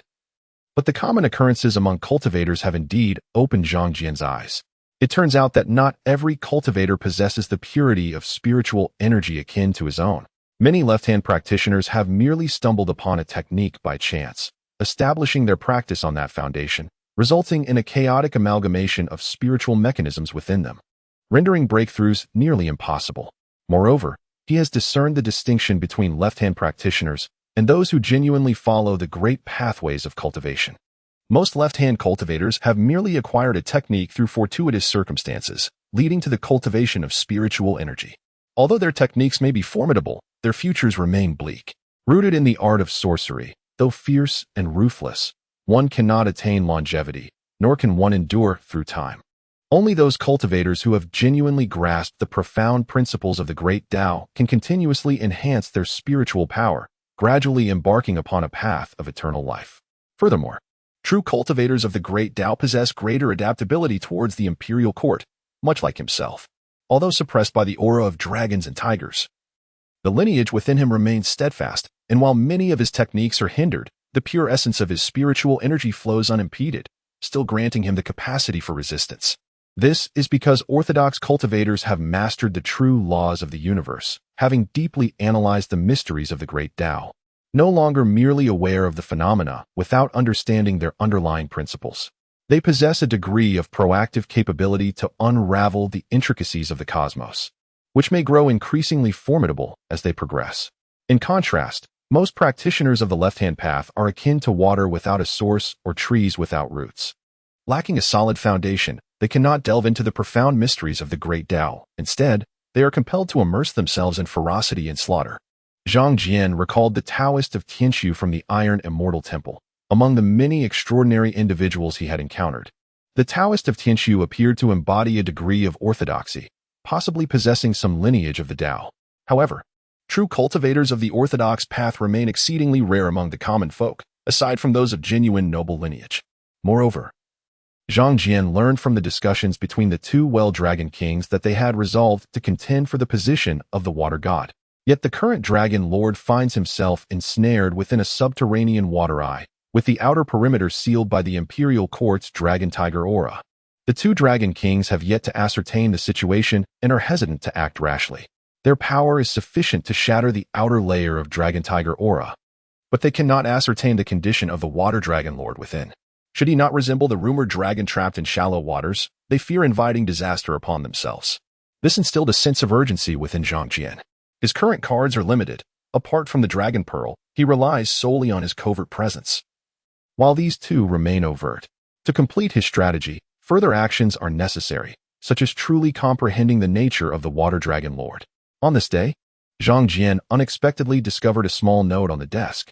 Upon receiving the news, he ordered someone to relay the information to his grandfather, Qi Yi.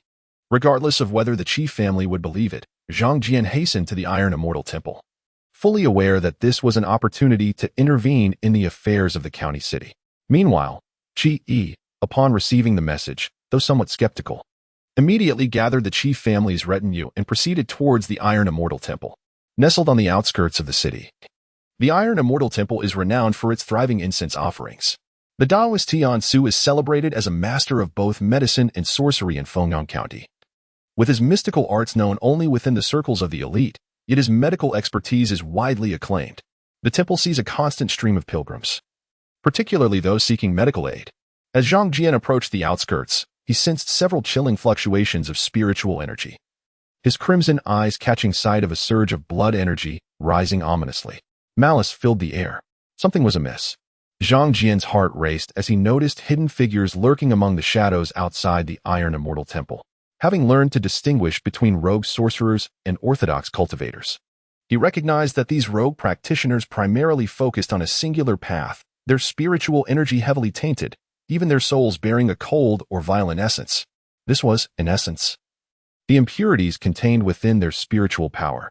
In contrast, orthodox cultivators, even those whose roots leaned towards the tempestuous, maintained a rich and pure essence of spiritual energy. Zhang Jian cast a discerning gaze around him, observing that most of the surrounding rogue sorcerers were at the Qi refinement stage. These practitioners had merely mastered a singular sorcery without enhancing their spiritual power. He did not underestimate them, however.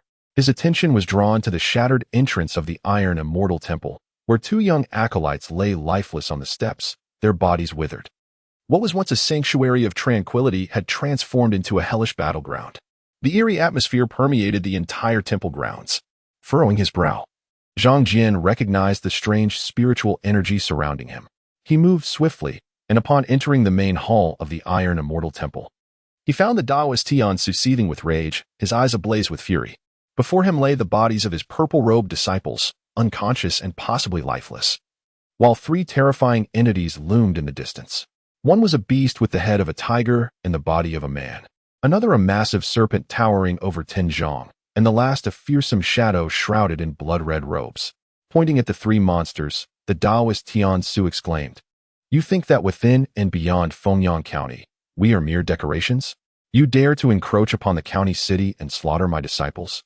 You shall find no place to be buried." In response, the tiger-headed beast let out a low, mocking laugh. Taoist Tian Su, it is truly foolish of you to place your hopes on the practitioners of Fengyang County at this moment. Your fame has grown immensely over the years, saving countless lives. Yet you have made many enemies.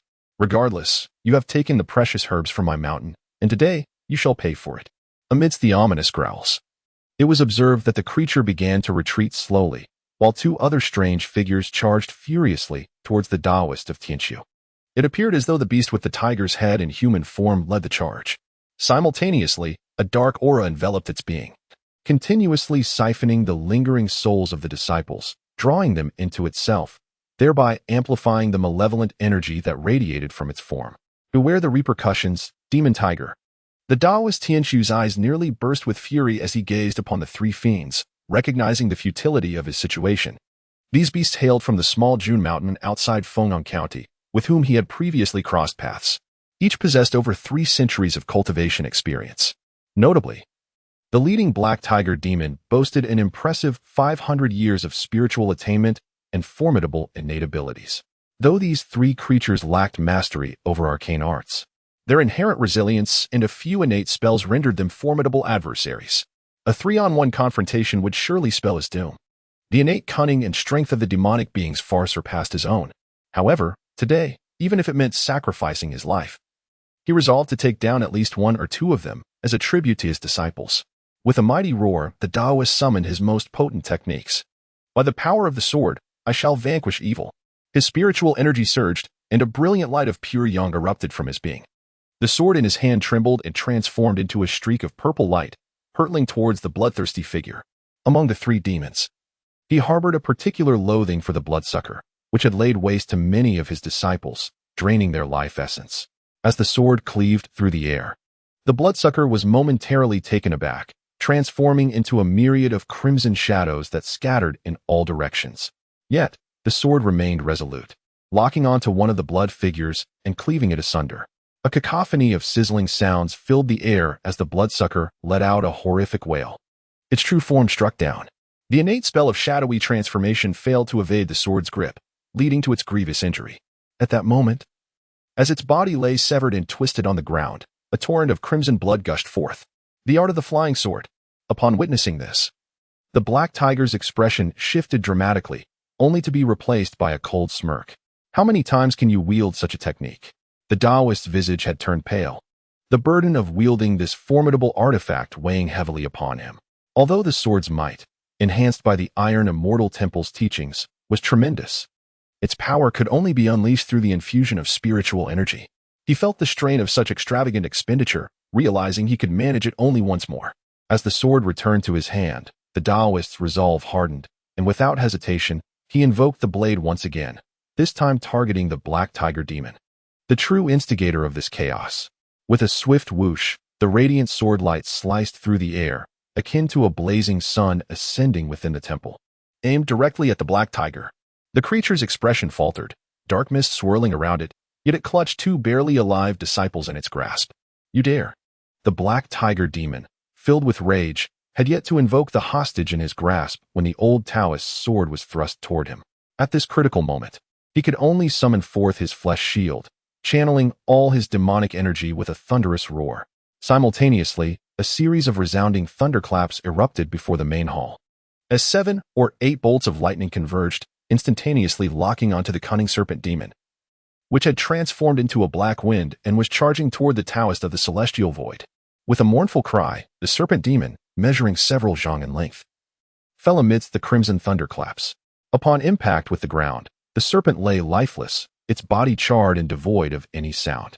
How could it be so feeble? From a distance, Zhang Jian observed the now silent serpent demon, his eyes reflecting astonishment. Why are there so many weak ones? In his perception, the demonic energy swirling around the serpent was grand, not inferior to that of the mountain demon beneath the Phoenix Nest Mountain. Thus, in a bid for caution, he had activated a full 8 lightning talismans. Little did he anticipate that it would be vanquished so swiftly. Could it be Zhang Jian's mind flickered with thoughts? Where did this sorcerer emerge from, wielding such mastery over lightning? The black tiger demon was equally taken aback. At that moment, a streak of purple sword energy violently pierced through his flesh shield, penetrating his ribs and almost exiting his body, accompanied by a spray of blood mist. Yet, through sheer physical fortitude, the black tiger demon forcibly suppressed his internal injuries, remaining steadfast in place. In this crucial moment, he managed to shift his body slightly, evading a fatal blow. After another strike, the Taoist of the celestial void's complexion turned pale, his spiritual energy nearly depleted, rendering him almost incapable of resistance. Gazing at the still-standing tiger demon, he smirked slightly and proclaimed with a laugh, "Wicked demon, today marks your end." He had already perceived Zhang Jian, who was descending from midair, clearly a savior rather than a foe. However, as his gaze fell upon Zhang Jian's descending figure, the Taoist's expression momentarily faltered. He felt a sense of familiarity with Zhang Jian's visage, but it quickly dawned upon him. He opened his mouth, unable to conceal the shock within his heart. Meanwhile, Zhang Jian unleashed another bolt of thunder, effortlessly striking down the writhing leech that was preparing to flee. His mastery over lightning was exceptionally formidable. This confirmed a certain conjecture in Zhang Jian's mind. It appeared that after stepping into the spirit-nourishing stage, his lightning talismans had been nourished by pure spiritual energy, further evolving in power. As the divide between the left-handed sorcerers and orthodox cultivators grew more pronounced, these demonic beings seemed even less formidable. Most of them merely absorbed the power of heaven and earth, transforming into demons without refining their own spiritual essence. At the same time, several lightning talismans materialized once more in Zhang Jian's palm, his gaze filled with intense ferocity as he regarded the black tiger demon before him. He had witnessed the demon's earlier act of absorbing the souls of disciples in the temple. The black tiger demon's expression changed, having heard the Taoist words. Its voice dark and foreboding. End of days? Such grandiose claims. Do you possess the capability to bring it about? He perceived the murderous intent emanating from Zhang Jian's eyes. With a fierce roar, he summoned a multitude of dark energies that surged around him, enveloping the area in thick, ominous mist. From this shadowy fog, phantoms emerged, frantically rushing towards Zhang Jian. These ethereal figures, steeped in malevolence and resentment, bore striking resemblances to the disciples clad in purple robes on the ground below. This was a manifestation of the black tiger's innate supernatural power, ghosts. Any being he had slain could be refined into a ghostly servant. This not only served as a reservoir of souls for him to consume and augment his own essence, but also provided a formidable battalion of spectral soldiers in critical moments. The celestial void Taoist recognized many familiar figures emerging from the dark mist, and a wave of anguish surged within him. These were disciples of the Iron Immortal Temple, now entirely devoured by this vile beast and transformed into wraiths. "You foul demon, today I shall risk everything to avenge these disciples."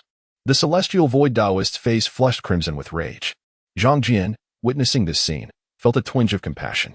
Yet, he was already prepared. And with a flick of his wrist, several black talismans shot forth. As they descended, a remarkable radiance of compassion and transcendence surged forth from within. The wraiths struck by the black light paused momentarily, their malevolent gazes slowly dissipating as their forms disintegrated, returning their essence to the cosmos. This was the most potent aspect of the soul purification spell. It could suppress phantoms and guide restless souls to peace. Zhang Jian observed that with each wraith dispersing, a unique energy descended into the small talisman formed by the soul purification spell, enriching its black glow and subtly enhancing its power. Was this the way to cultivate the soul purification spell? This revelation astonished Zhang Jian. He had previously viewed the three spells, wind and thunder technique, soul purification spell, and 10,000 trees technique, from the 9 chapters of Tongshan as a singular paradigm for practice. Now, it was evident that his prior understanding had been misguided. Each spell was unique and could not be applied uniformly. This newfound clarity ignited a sense of joy within him, as if he had opened a door to a new realm. My wraiths. At that moment, the black tiger demon sensed its spectral servants severing their connection with it, filling it with surprise and fury. Its eyes glinted with brutality, yet it felt no fear. Instead, it was filled with defiance, transforming into a swirling tempest of darkness. It lunged toward Zhang Jian, deciding that if it could not prevail through magic, it would rely on its formidable physical prowess in close combat. Damnable cultivator. Today I shall devour you whole. With this furious declaration, the dark wind coalesced into a towering, terrifying black tiger, adorned with a royal insignia upon its brow, its eyes ensnaring the soul. The celestial void Taoist, witnessing this spectacle, could not help but turn pale, urgently calling out in alarm. Brother Zhang, exercise caution. This black tiger possesses formidable strength and extraordinary talent. Do not confront it head-on. Zhang Jian heard these words and replied with a smile. Thank you for your reminder, Senior Tianxiu. It is merely a minor creature, not worth mentioning. As he activated the wind-walking technique, 6 wind runes radiated a faint light from his limbs, transforming his form into a wisp of breeze that effortlessly tore through the onslaught of black wind. His diligent practice of the wind-walking technique now bore fruit. allowing him to evade the ferocious assault of the black tiger with remarkable agility. With ease, he freed himself from the tiger's oppressive grasp and calmly produced 4 thunder runes, which he deftly positioned to shield himself while simultaneously restricting the tiger's mobility in all directions. The black tiger, fearing the terrifying power of the thunderous spells, dared not engage in a direct confrontation. This provided Zhang Jian with an opportunity. Regaining the initiative with the 4 runes, he swiftly created distance, revealing 10 additional thunder runes in his hand. A glint of determination flickered in his eyes. After breaking through to the spirit cultivation stage, he could now summon around 12 runes, but for this black tiger demon, 10 would suffice. In a moment of dread, the black tiger's expression changed upon seeing the 10 runes. Sure enough, after a cacophony of thunder, the massive black tiger collapsed, its form engulfed in darkness. Now lying motionless on the ground, it gasped for breath, its entire body scorched and immobilized, unable to withstand the celestial thunder summoned by Zhang Jian. Its defenses shattered. It had become a mere target for the onslaught of heavenly lightning. Tianqiu Daoist stood momentarily stunned, gazing at this scene with awe. He looked at Zhang Jian, marveling at his extraordinary prowess.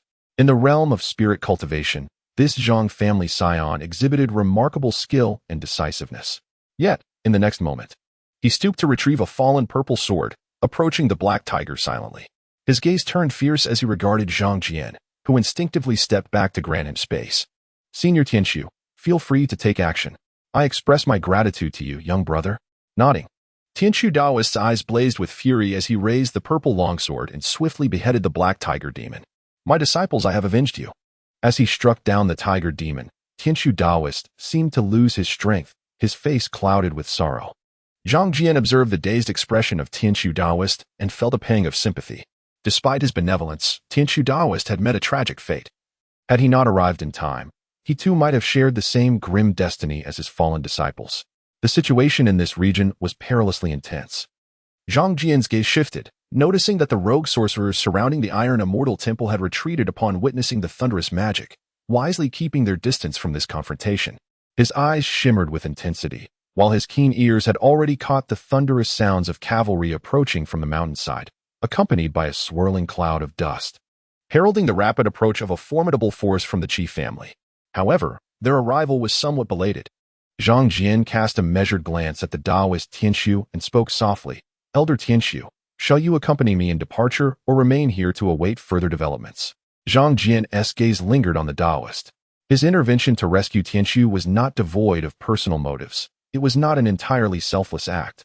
He was not only keen on strategizing against the Qi family, but was also profoundly intrigued by the Daoist arts of the Iron Immortal Monastery, particularly the technique of flying swords. Soon, Zhang Jian guided the Daoist away from the Iron Immortal Monastery, and by the time Qi arrived, the monastery lay in utter ruin. Blood flowed like rivers. All disciples of the Iron Immortal Monastery had perished in battle, and the whereabouts of the monastery's master, the Daoist Tianqiu, remained unknown. This turn of events left Qi speechless for a long time, his expression marred by sorrow. Zhang Jian brought the Daoist to a temporary residence before the Locked Dragon Dam. Shortly thereafter, the two departed the small courtyard with purpose.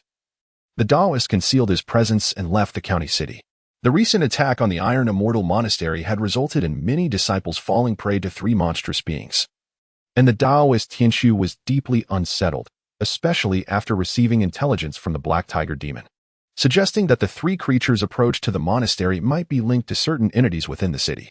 Unable to swallow his indignation, the Daoist resolved to investigate discreetly. Zhang Jian, too, gleaned valuable information from the Daoist. His primary desire was to engage in discourse with the esteemed practitioner, as he harbored numerous questions regarding his cultivation path that weighed heavily upon him. For instance, he was perplexed by the concept of the life palace and the methods to delineate it. The next step in the spiritual nurturing phase required mapping the life palace to ascertain the foundation of his destiny pillar, yet he found himself at a loss for thoughts. Regrettably, the legacy of the Iron Immortal Monastery was not entirely fulfilling, and Zhang Jian had not derived substantial benefits from it. The Daoist Tianqiu had also spent decades refining his spirit during the nurturing phase, relying on painstaking effort to hone his spiritual energy, seeking opportunities to glimpse his own life palace, striving to forge a foundational path through the thread of heavenly secrets. Additionally, Zhang Jian experienced a serendipitous gain. upon expressing his keen interest in the flying sword technique of the Iron Immortal Monastery. The Taoist generously bestowed this art upon him as a token of gratitude for his life-saving intervention. Presently, Zhang Jian held a short sword in his grasp, the very instrument from which the Taoist had derived the flying sword technique. This sword was also a treasured relic of the Iron Immortal Monastery. The blade was inscribed with numerous ancient scriptures, recognizable to Zhang Jian as authentic ancient gold script. Upon meticulous examination, he realized that this artifact was indeed genuine. However, after studying it for a while, Zhang Jian furrowed his brow. The flying sword technique demanded a high level of proficiency in swordsmanship, which he currently lacked. This realization implied that he would have to start from the very beginning. As Zhang Jian glanced downward, a glimmer of hope illuminated his thoughts. The art of flying swords, akin to the minor wind and thunder technique, could be bifurcated into two distinct paths, the lung gold sword talisman and the sun moon sword technique. One path delves inward, cultivating the lung gold chi to nurture the sword talisman. Upon successful mastery of this technique, one could unleash sword chi capable of cleaving through metal and iron with unparalleled ferocity. The other path focuses outward, harnessing the essence of the sun and moon to refine the sun-moon sword technique, which, when combined, renders one nearly invincible in close combat. Harmony of internal and external practices ultimately births the sword embryo, culminating in the flying sword technique. Setting aside the sun-moon sword technique for the moment, Zhang Jian deemed it prudent to experiment with the lung gold sword talisman. Should he achieve success in this endeavor, countless talismans could emerge, transforming into a multitude of sword chi, equally sharp and formidable. Zhang Jian found himself intrigued, convinced that this could effectively bridge his deficiencies in close combat. He had long aspired to master the myriad wood technique from the pure 9 chapters of Ta Shan, yet his progress had been rather unsatisfactory. The prospect of flying sword techniques presented a substantial remedy to his defensive shortcomings. After all, if one's offensive capabilities were sufficiently robust, they could mitigate the vulnerabilities stemming from inadequate defensive techniques. Moreover, he could not neglect the thunder technique, for the flying sword technique could complement the thunder arts, thus averting the pitfalls of a singular attack strategy that could easily be countered. Zhang Jian felt an inner delight at these realizations. Nevertheless, within his training regimen, the minor wind and thunder technique remained paramount, followed by the lung gold sword talisman, the sun moon sword technique, and the purification soul mantra. Of course, the foundation of his cultivation lay in his own spiritual energy, which he could not afford to overlook. His schedule was tightly packed, prompting a moment of reflection. Indeed, cultivators are the true masters of time management. With such a multitude of endeavors to complete, particularly over a protracted period, one requires ample time. This was especially true for him, whose aptitude was extraordinary. Were an ordinary person to embark on the path of cultivation, they might find themselves overwhelmed, ultimately fading into obscurity among the masses. 3 days later, the courtyard of the Qi residence bustled with activity. The auspicious occasion of General Qi's 60th birthday had finally arrived, drawing the gaze of all within Fengyang County to the eastern quarter of the city. Within the estate, however, a fervent atmosphere of celebration was already underway, as numerous children, nephews, sons-in-law, and various relatives gathered to pay their respects. The Deqian dynasty placed immense significance on the celebration of longevity. Since antiquity, 5 blessings have been revered: longevity, fortune, health, virtue, and a peaceful end. Among these, longevity is esteemed above all, historically garnering great importance. The most pivotal aspect of this occasion was the act of paying respect, during which descendants were expected to offer lavish gifts, while friends and relatives were also encouraged to present their tributes. At that moment, in the grand hall of the Qi residence, Qi Yi and the matriarch donned celebratory attire, their faces radiant with joy. A graceful noblewoman took the center stage, her beaming smile complemented by a cadre of handsome young boys presenting her with gift boxes. Additionally, a tall gentleman, adorned in silk brocade and exuding charm, added to the festive spirit. This esteemed uncle hailed from a noble family in Haojing. On the occasion of his father's grand birthday celebration, the daughter hurriedly arrived, prepared only with a modest token of respect, a white jade rui, symbolizing good fortune. The couple wished for their father and mother a life filled with blessings and longevity, and for the Qi family to thrive for generations. Furthermore, Jian was aware of her mother's fondness for delicacies, so she had specially arranged for some new dates from Shanyang County, fresh tea from Dongling County, golden carp from Jishin County, grilled beef from Juka County, and the renowned pickled mustard from Shu County. Within the hall, numerous friends and relatives turned their gazes towards the couple upon hearing these offerings.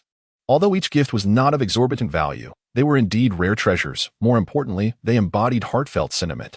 Among the crowd, Zhang Jian noticed a palpable change in the expressions directed towards this aunt, particularly as she spoke.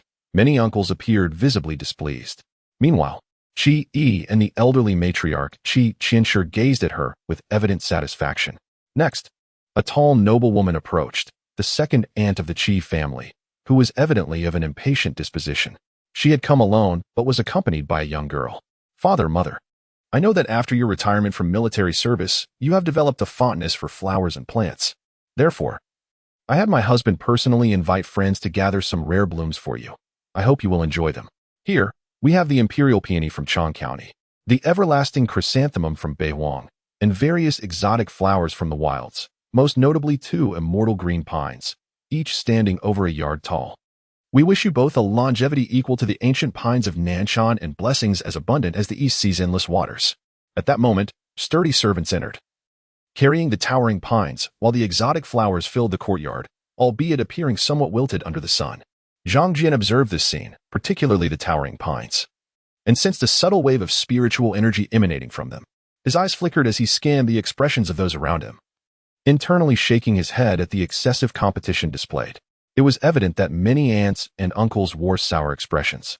The third to arrive was Zhang Qisher, his mother, accompanied by his wife, Zhang Yi, and grandson, Zhang Jian, to pay respects to the father and mother. Dear father and mother, I regret that for all these years, I have caused you worry. Zhang Qisher's lovely face was tinged with emotion. Beside her, Zhang Yi, tall with a slightly tanned complexion and a beard that lent him an air of authority, whispered comforting words to her. However, under the intense and scrutinizing gaze of Qi, his expression stiffened momentarily, yet the head of the Zhang family remained undeterred, bowing respectfully. Esteemed father-in-law and mother-in-law, I humbly wish you longevity and offer my respects. His demeanor was solemn, entirely unfazed by the penetrating gazes of his brothers-in-law. Zhang Jian could not help but marvel at his father's fortitude in face of scrutiny, a quality he felt he could not match. Qi's expression darkened slightly. Head of the Zhang family, I am truly unworthy of such reverence. He casually rolled up his sleeves, yet did not cast a glance at Zhang Yi. Within the main hall, other relatives and friends observed this scene with subtle expressions, many regarding it as a mere jest. The commotion created by Zhang Yi and Qi Ruoying years ago was well known among some of them. In truth, Qi Ruoying had been promised to another family. Yet Qi and Zhang Yi forged a path together, compelling the Qi family to withdraw their engagement, thus offending long-standing friends. This incident had been a source of quiet resentment within the Qi household. As for the elder, Qi Yi, there was even less need to elaborate. Although matters had been smoothed over in the aftermath, concealing the truth from the outside world, it remained a knot in Qi Yi's heart. Zhang Yi, however, seemed unconcerned and instead respectfully remarked, Father-in-law, in my youth, I was impetuous and reckless. I committed wrongs that offended you and disrupted propriety. I have deeply regretted this over the years, and today, accompanied by my beloved wife, I have come to express my sincere apologies. Upon hearing this, Qi Yi glanced at Zhang Yi, who, in his humble demeanor, rendered him momentarily speechless. Observing Zhang Qisher gazing affectionately at Zhang Yi, he found himself unable to voice his thoughts, a breath of frustration lodged in his chest. The matriarch, noticing the atmosphere, hastily intervened. Please, everyone rise. It is wonderful to have you back, she said with a warm smile. Her gaze towards Zhang Qisher was filled with tenderness. She felt genuine sympathy for her daughter. Zhang Qisher's eyes glistened with unshed tears as she added, Mother, my husband and I have prepared a few small gifts for Father's birthday. Jianer, please bring them forth. At this, Zhang Jian nodded. Under the watchful eyes of the gathered relatives, he retrieved several brocade boxes from Zhang Lu and Hushan. He then opened them before everyone, revealing a delicate coral piece, a jade vase, an ancient painting, and a handwritten scripture. Father, though the coral and jade vase may not be of great monetary value, the coral brings blessings and the jade promotes health. Surely they will add to your and mother's longevity. As Qi Ruoying spoke, Zhang Jian noticed a marked softening in his grandfather's demeanor. In truth, many friends and relatives recognized that the palm-sized coral and the jade vase, resembling the azure sky, were far from insignificant in worth. They were not merely items one could acquire with wealth, but required influence as well. They were certainly not as modest as Qi Ruiying suggested. The ancient painting, titled The Immortals Celebrating Longevity, was also of considerable value, crafted by a renowned master. Standing in the center of the hall, Zhang Jian could distinctly observe the stir among the elders of the Qi family, their expressions revealing a mix of intrigue. Although previous interactions had been cordial, an underlying bias persisted. In the eyes of many Qi descendants, while the Zhang family possessed wealth and power, they remained a lesser household compared to the illustrious Qi lineage, steeped in generations of nobility. Yet, the financial might now exhibited by the Zhang family was undeniably compelling. Originally, Zhang Yi had intended to present only a few antiquities acquired from the Mian Wang tomb, but ultimately, Zhang Jian had substituted them with more exquisite offerings. Although Qi Yi's maternal grandfather had never been particularly close to him, his grandmother was quite fond, even if it were merely for the sake of his mother, Zhang Qisher. A gesture of appreciation was warranted. However, Zhang Jian could surmise that Zhang Yi must have suffered greatly at the hands of the Qi family in the past. Otherwise, such lingering resentment would not have taken root. It was understandable, considering that the Zhang family had not yet reached such prominence at that time. And provoking a colossal entity like the Qi family would have been a formidable challenge. To have endured through it all, Zhang Yi must have invested considerable effort. And her feelings of animosity were thus comprehensible. At this moment, Qi Ruiying's delicate features radiated joy. Zhang Yi and Zhang Jian had brought honor to her within the Qi household, and she was overjoyed. The final gift presented was a volume titled Jiechen Martial Scriptures, a superior method for body forging that would fortify the foundation of the Qi family's martial lineage. Aware of his father's passion for martial arts, her husband had diligently sought this esteemed text as a congratulatory gift, hoping for the flourishing of the Qi family's martial endeavors. With a beaming smile, Qi Ruiying encouraged Zhang Jian to step forward and present the last treasure box to Qi Yi for his personal examination. She keenly observed the rapid change in the expressions of their relatives. Many who initially came to witness the spectacle were now intently listening, their faces transformed with curiosity. Jiechen Martial Scriptures? As the words fell, Qi Yi involuntarily rose to his feet. Zhang Jian noted the sudden change in the demeanor of his two uncles, Qi Yuanwu and Qi Yuanxi, whose previously calm countenances now revealed a profound shift, their eyes subtly betraying intense emotion. He understood well that unveiling such a treasure would undoubtedly shock the Qi family. For a family of military generals, nothing could be more vital than the foundation of their existence. Particularly, the Jiechen Martial Scriptures was no ordinary method. It possessed a formidable reputation, being a technique left behind by a master-level body forger. This volume had emerged from the tomb of King Mian. Yet, observing Qi Yi's expression, it was evident that he would accept it without hesitation, regardless of its origins, even if it had been pried from the hands of the deceased. Such a method was meant to be kept as a cherished asset for the family, a cornerstone of their livelihood.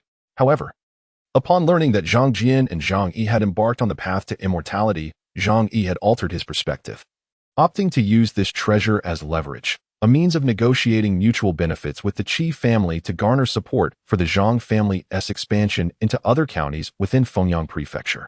At this moment, Qi Yi was solemnly perusing the handwritten Jiechen Martial Scriptures in his hands. With his discerning eye, he could almost immediately ascertain its authenticity. A subtle ripple of emotion flickered in his gaze. This technique held significant promise for his own ascension to the master level, providing invaluable insights. Despite the myriad of thoughts he harbored toward Zhang Yi, his ire diminished considerably, and for the first time, a hint of a smile broke through his stern visage. He looked at Zhang Yi, who nodded in acknowledgement alongside his father, affirming that the third girl had indeed recognized the worthy individual. Zhang Jian, standing nearby, witnessed Zhang Qisher's expression transform into one of overwhelming joy, her eyes shimmering with tears of happiness. After the Zhang couple completed their birthday greetings, they stood aside. Zhang Jian noticed the subtle expressions of several aunts and uncles, likely already cursing in their hearts. Particularly, the two aunts' husbands, who had previously prided themselves as champions of competitiveness, belonged to prominent families from Gaoying, being true descendants of nobility. The other was also the grandson of a former prime minister. Their demeanor was far from pleasant. Zhang Jian relished the unfolding drama, for the internal competition was not instigated by the Zhang family. Rather, it was these two aunts' husbands who had initiated it. At that moment, the other two aunts and uncles had no choice but to awkwardly step forward, each presenting a gift. Although their offerings were substantial, they paled in comparison to the gifts presented by Zhang Yi and his wife. clearly falling short. It was not that they could not afford significant gifts, but these two aunts and uncles were caught off guard, unprepared for the fierce competition that had unexpectedly arisen during the birthday celebration. After the 5 daughters of the chief family completed their birthday greetings, friends and relatives began to present lavish gifts. The birthday banquet commenced around noon, gradually reaching its climax as several distinguished guests arrived at auspicious times. The young masters of the chief family, stationed at the entrance to welcome guests, became genuinely busy. The sounds of welcoming announcements echoed throughout the venue. Lord Yutongguang, the magistrate of Fengyang County, has come to pay respects to the head of the family. Lord Wan Xiao, the county lieutenant, has come to pay respects to the head of the family. Mr. Gu Qingyan has come to pay respects to the head of the family. Mr. Yu Yu, the head of the Yu family, has come to pay respects to the head of the family. Supervisor Yao has come to pay respects to the head of the family. As the front courtyard filled with guests, the birthday celebrant, Qi, could only step forward to accompany them. Meanwhile, Zhang Jian felt a strange tension in the atmosphere. It was not just the arriving guests. There was a palpable undercurrent of conflict within the chief family, both inside and out. Qi welcomed the magistrate Yutongguang, the county lieutenant Wang Xiao, and several other esteemed guests into the main hall. These were the highest-ranking officials in Fengyang County. Magistrate Yutongguang wielded significant power, able to appoint and dismiss local officials, while County Lieutenant Wang Xiao oversaw military affairs and public safety. Yu Yu, the county chancellor, was not only a local official but also the patriarch of the prominent Yu family. Supervisor Yao he held the authority to oversee local officials and report directly to the court, maintaining a cheerful demeanor since entering the hall. Zhang Jian observed that after these influential officials entered the main hall, the atmosphere above the chief family became charged with an extraordinary energy. Indeed, the presence of high-ranking officials brought an aura that was not easily confronted. To breach this formidable energy and harm these esteemed officials would require more than mere spells. One would need to wield their own spiritual power, employing martial prowess to navigate through the tumult. It was perhaps only by overcoming this formidable energy that one could then resort to the use of magic. Zhang Jian pondered quietly to himself. The attainment of these two conditions is exceedingly challenging. The former is difficult due to the fact that most of the governors are martial figures, and to achieve the position of a governor signifies exceptional martial prowess, further supported by equally formidable subordinate generals. The latter condition, on the other hand, would only be feasible if the order within a county were to descend into chaos, counties disintegrate, and public sentiment turn against the ruling powers, potentially disrupting the prevailing order. At this moment, within the Grand Hall, Governor Yutongguang, while maintaining his post, articulated another intention, namely, a proposal for a marriage alliance. The esteemed General Qi, it has been heard, possesses several granddaughters who have reached marriageable age, particularly the second daughter of the eldest son's wife, noted for her admirable character and beauty. Coincidentally, the governor has a son who is nearing adulthood. Thus, it seems opportune to celebrate both the general's birthday and a potential union. Governor Yu expressed his desire to form a familial alliance with the chief family, inquiring if General Qi would be amenable to this auspicious arrangement. Yutongguang wore a cheerful smile as he took a sip from his cup of fine tea, though his narrow eyes glimmered with a hint of shrewdness. Upon hearing this, Qi furrowed his brow. The underlying implication of the governor's words was unmistakable. He aimed to court the Qi household in an effort to divide the allegiances of Fengyang County. Qi could feel the eyes of the other family heads, Gu Qingyan and Yu Yu, turning towards him, inducing a sense of unease. At that moment, Yu Yu interjected with a jovial tone, "Esteemed uncle, it is rare to encounter such festivities. I too wish to partake in the merriment. I have heard that the second son of the Qi family also has 2 unmarried daughters awaiting suitors. Today, I shall seek a match for my rather inept son. I wonder what your thoughts are on this matter, esteemed uncle." As Yu Yu spoke, the expressions of several other high-ranking officials present shifted subtly. Qi Yuan-wu and Qi Yuan-si, the two brothers, stood beneath Qi, exchanging glances that conveyed a palpable sense of pressure. Particularly Qi Yuan-si felt the weight of the moment, as he had previously conferred with Zhang Qi regarding a deeper familial connection, but now found himself in a position of reluctance to decline. To do so would imply that the Qi family had abandoned their neutral stance in favor of the governor's camp. However, the Qi family's current alignment favored the local aristocracy, and the governor was perceived as excessively domineering. A partnership with him felt akin to courting peril. Furthermore, it was no secret that the governor harbored considerable ambitions, and his reputation at court was far from favorable. The Qi family was thus disinclined to associate with him. Yet, to openly sever ties would not be wise either. Meanwhile, in the secluded rear courtyard, an enigmatic energy began to manifest, unbeknownst to those present. Recently, the matriarch of the Zhou family had been affected by a debilitating charm, and her health had yet to fully recover. After the birthday celebrations, she was assisted by a maid back to her chamber for rest. Despite her fragile state, her beauty remained striking. Her fair skin and expressive eyes were captivating, yet her commanding and autocratic demeanor marred this allure. Though physically weakened, her spirit soared for today. A brother from the Zhou household had come to extend birthday wishes to Qi. The siblings had not seen each other in quite some time, bringing her great joy. And throughout the journey, her demeanor towards the surrounding maids and servants had softened considerably. It has been over a decade since my brother last visited the Qi family. The only occasion was during a wedding send-off. The passage of time has only enhanced his gallant demeanor, and his official rank has risen considerably. As a young lord from a marquis estate, his presence is undoubtedly beyond what the local nobility can compare. Upon hearing her words, several female servants lowered their heads, while a tall matron nearby sought to ingratiate herself. The young lord is indeed a person of the highest caliber, a true dragon among men, making it clear that he stands far above the ordinary. Zhou Shi nodded in agreement, remarking that the elder gentleman should consider how the Qi family managed to send Yuan Wu to the Imperial Guard. It was certainly due to the benefits bestowed by her maternal family. Without such connections, they would not have had the privilege of a place within the royal guard.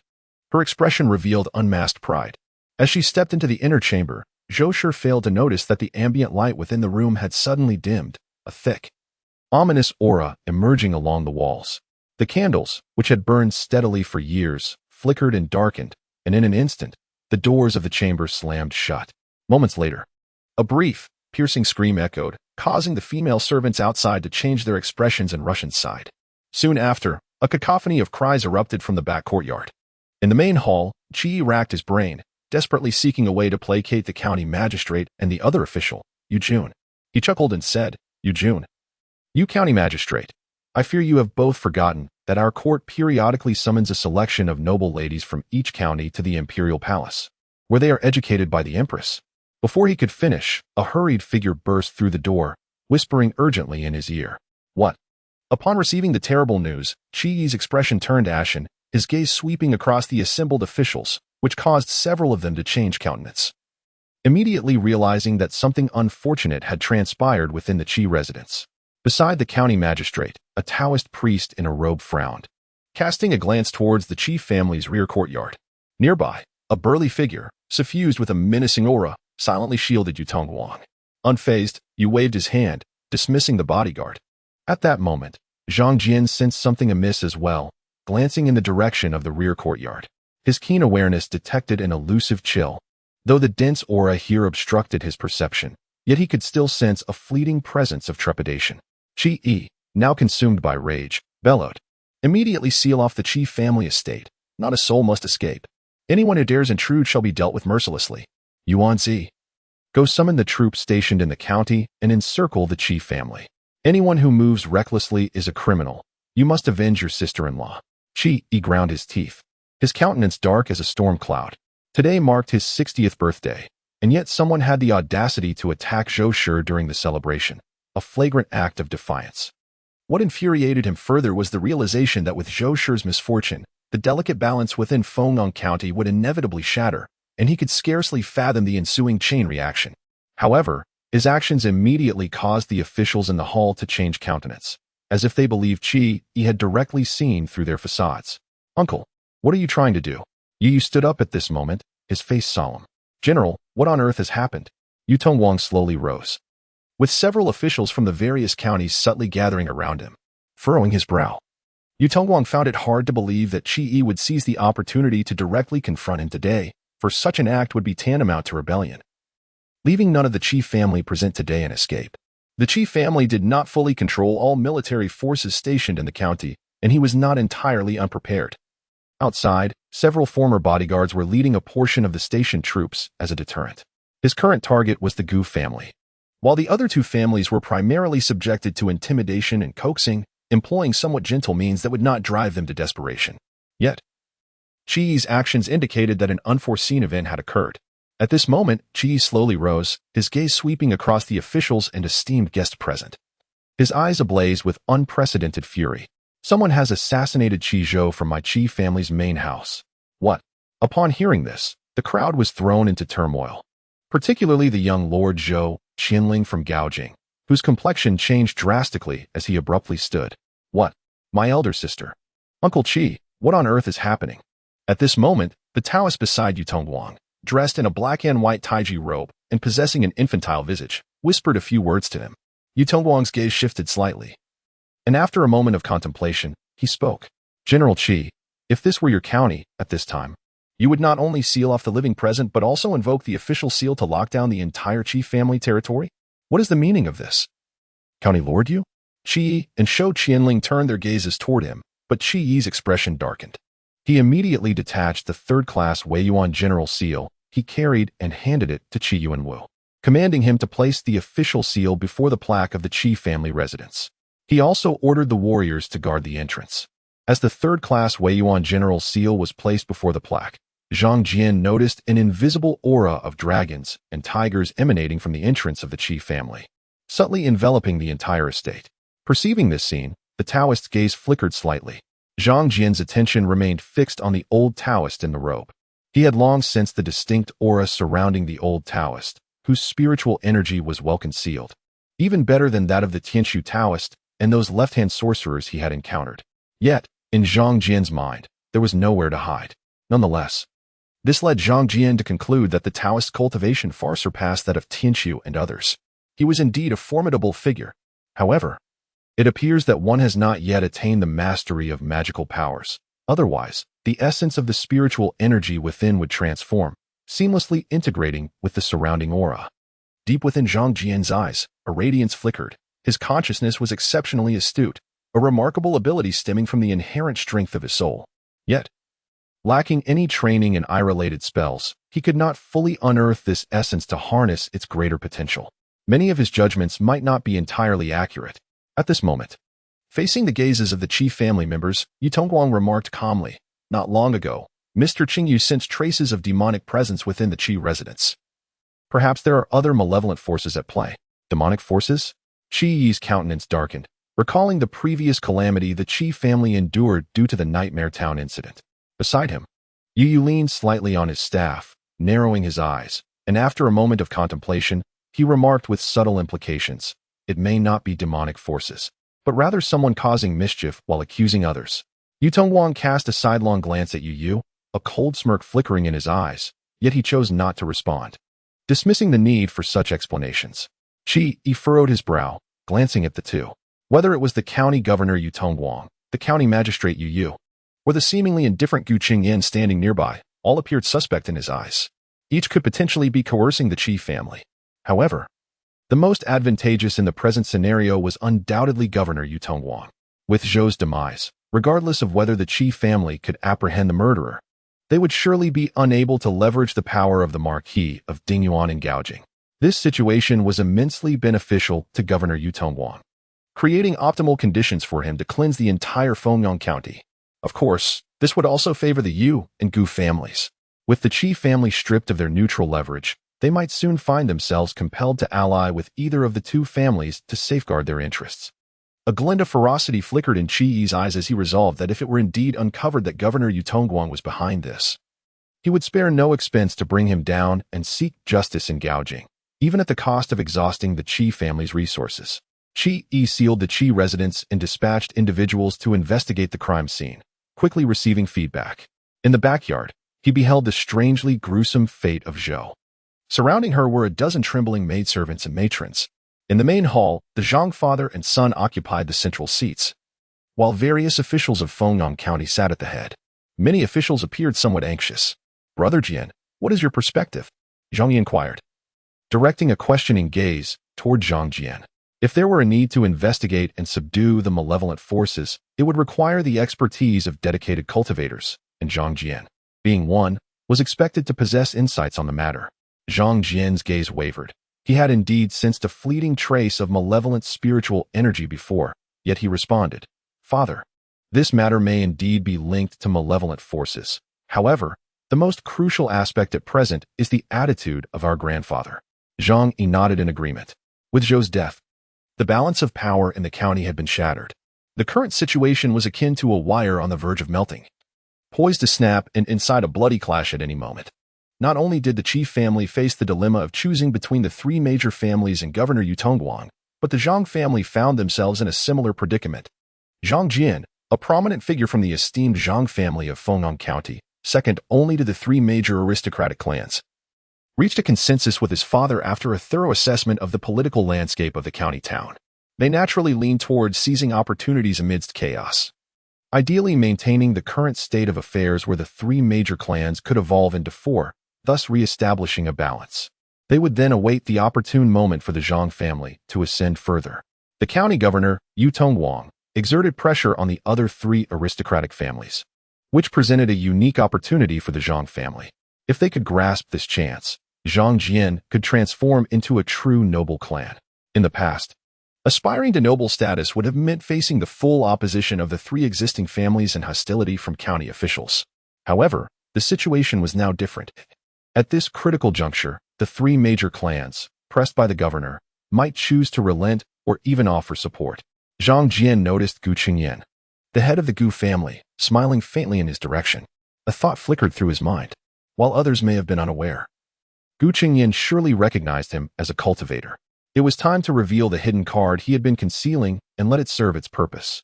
Upon observing Zhang Jian's demeanor, Zhang Yi was similarly inspired. He rose and entered the courtyard, whispering a few words to Zhang Qishe, who promptly hurried to the back. Soon after, Qi Yi and Qi Yuanci arrived in haste, inviting Zhang Jian aside. "Brother Jian, do you possess knowledge of the arcane arts?" Qi Yi and Qi Yuanci regarded him with varying expressions, their scrutinizing gazes evident. Zhang Jian, sensing their reactions, understood that they might not fully grasp the distinction between a cultivator and a mere practitioner of esoteric arts. Somewhat, he nodded slightly, noticing the astonishment in their eyes. Clearly unexpected. "Then, Brother Jian, can you capture that malevolent entity?" Qi Yuanci's gaze was grave. Following their investigation, they had concluded that the Zhou family had indeed fallen victim to a sinister force. The Qi residence was heavily fortified, particularly as it housed numerous martial experts. If a perpetrator were to strike, even the most concealed methods would not evade their vigilance. Moreover, upon further inquiry, they discovered the circumstances surrounding the Zhou family's demise were rather peculiar. "Brother Jian," Qi said with a serious expression, "if you comprehend the arcane arts, it would be best for you to take action. I have little faith in Master Qingyu and the other practitioners within the county." A chilling resolve glimmered in Qi Yi's eyes. He was seething with resentment. Had the Zhou family survived, the Qi family could maintain a position of neutrality. However, with their demise, the entire Qi family was laid bare before a pack of ravenous wolves, leaving them no choice but to confront the danger head-on. With no alternative, they must swiftly identify the murderer to provide an explanation to the Marquis of Dingyuan. Failing to do so would not only expose them to the precarious situation in Fengyang County, but also invite the wrath of the Marquis, leading to dire consequences. Zhang Jian nodded in agreement. Zhang Jia, in its quest for parity with the three esteemed families of Fengyang County, naturally seeks to exhibit a modicum of strength. To attain corresponding benefits, it is imperative to possess adequate prowess. Revealing a portion of such strength at this juncture would undoubtedly alleviate numerous troubles and avert senseless provocations and disputes. However, one must acknowledge that a rash display of power would inevitably incur greater risks. Yet, at this moment, Zhang Jian possesses a clear understanding of the circumstances. His prior actions have already unveiled a degree of strength, and the Gu family's reluctance to publicize this indicates their inclination towards a matrimonial alliance with Zhang Jia, seeking to monopolize the advantages. A casual alliance seems implausible, as the opposing party would no longer strive to conceal the truth for him. Instead, it would be more prudent to exchange for some tangible benefits. The elevation of Zhang Jia's status would simultaneously facilitate his endeavors within the ancestral shrine, thus yielding multiple advantages. In the inner courtyard, as Zhang Jian stepped inside, he was immediately struck by a potent scent of blood. He beheld his uncle, whose countenance was grim. Standing by the bedside, his eyes downcast in contemplation, devoid of any visible sorrow. In stark contrast, his cousin, Yuxian, appeared heartbroken, tears streaming down her face. Upon seeing Zhang Jian escorted by Qi Yuanzi, Qi Yuanwu cast a detached gaze in his direction. Exuding an intense masculine vitality, he possessed an exceptionally handsome visage. and years of military leadership had rendered him quite remarkable. It was no wonder that the Zhou family had resolutely sought to marry their daughter to this scion of the chief family. Zhang Jian and his uncle Qi Yuanwu were not particularly close, having met only on rare occasions. He merely nodded in acknowledgement before shifting his gaze to the bed. There. The vibrant crimson quilt was marred by a dark red stain of dried blood. Even without unveiling the quilt, Zhang Jian understood that his aunt had suffered a horrific fate at the hands of a malevolent creature, her skin cruelly flayed. At that moment, Qi Yuxian lifted her tear-streaked face, her expression imbued with deep-seated hatred, as she implored, "Zhang Jian, you must avenge my mother." Zhang Jian nodded. "I shall uncover that monstrous being." At this moment, Zhang Jian extended his consciousness gently, his exceptionally keen awareness allowing him to perceive the overwhelming presence of the dragon and tiger energy surrounding the Qi residence. Even his consciousness was subjected to considerable suppression. Nevertheless, his perception remained remarkably acute, enabling him to detect numerous subtle details. He could faintly sense a concealed, malevolent gaze fixed upon him. While this gaze might be elusive and hard to pinpoint, the whispering and murmuring figure by his ear was decidedly conspicuous. "Kill, a new target, delicious." The sound was exceedingly eerie, even within the channel perceived by Zhang Jian's divine consciousness, yet it was effortlessly captured by the myriad realm's spiritual orb.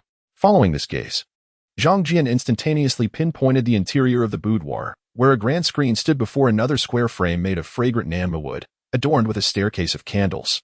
Inside the chamber, two exquisite crane-beak lanterns flickered, their beauty enhanced by the addition of lamp oil. Beneath the glow of these flames, the shadows of four individuals elongated dramatically. And the one that Zhang Jian focused upon was none other than the shadow of Qi Yuxian. Could this demon conceal itself within shadows? Zhang Jian quietly employed his spiritual sense to scan the surroundings, yet he discovered that his perception could not detect the creature lurking in the shadows. He could only faintly sense a trace of an eerie, elusive spiritual aura. Such a unique being. Almost simultaneously, however, Zhang Jian chose to strike directly. A fierce crimson lightning bolt manifested from the depths of his palm, hurtling towards Qi Yuxian.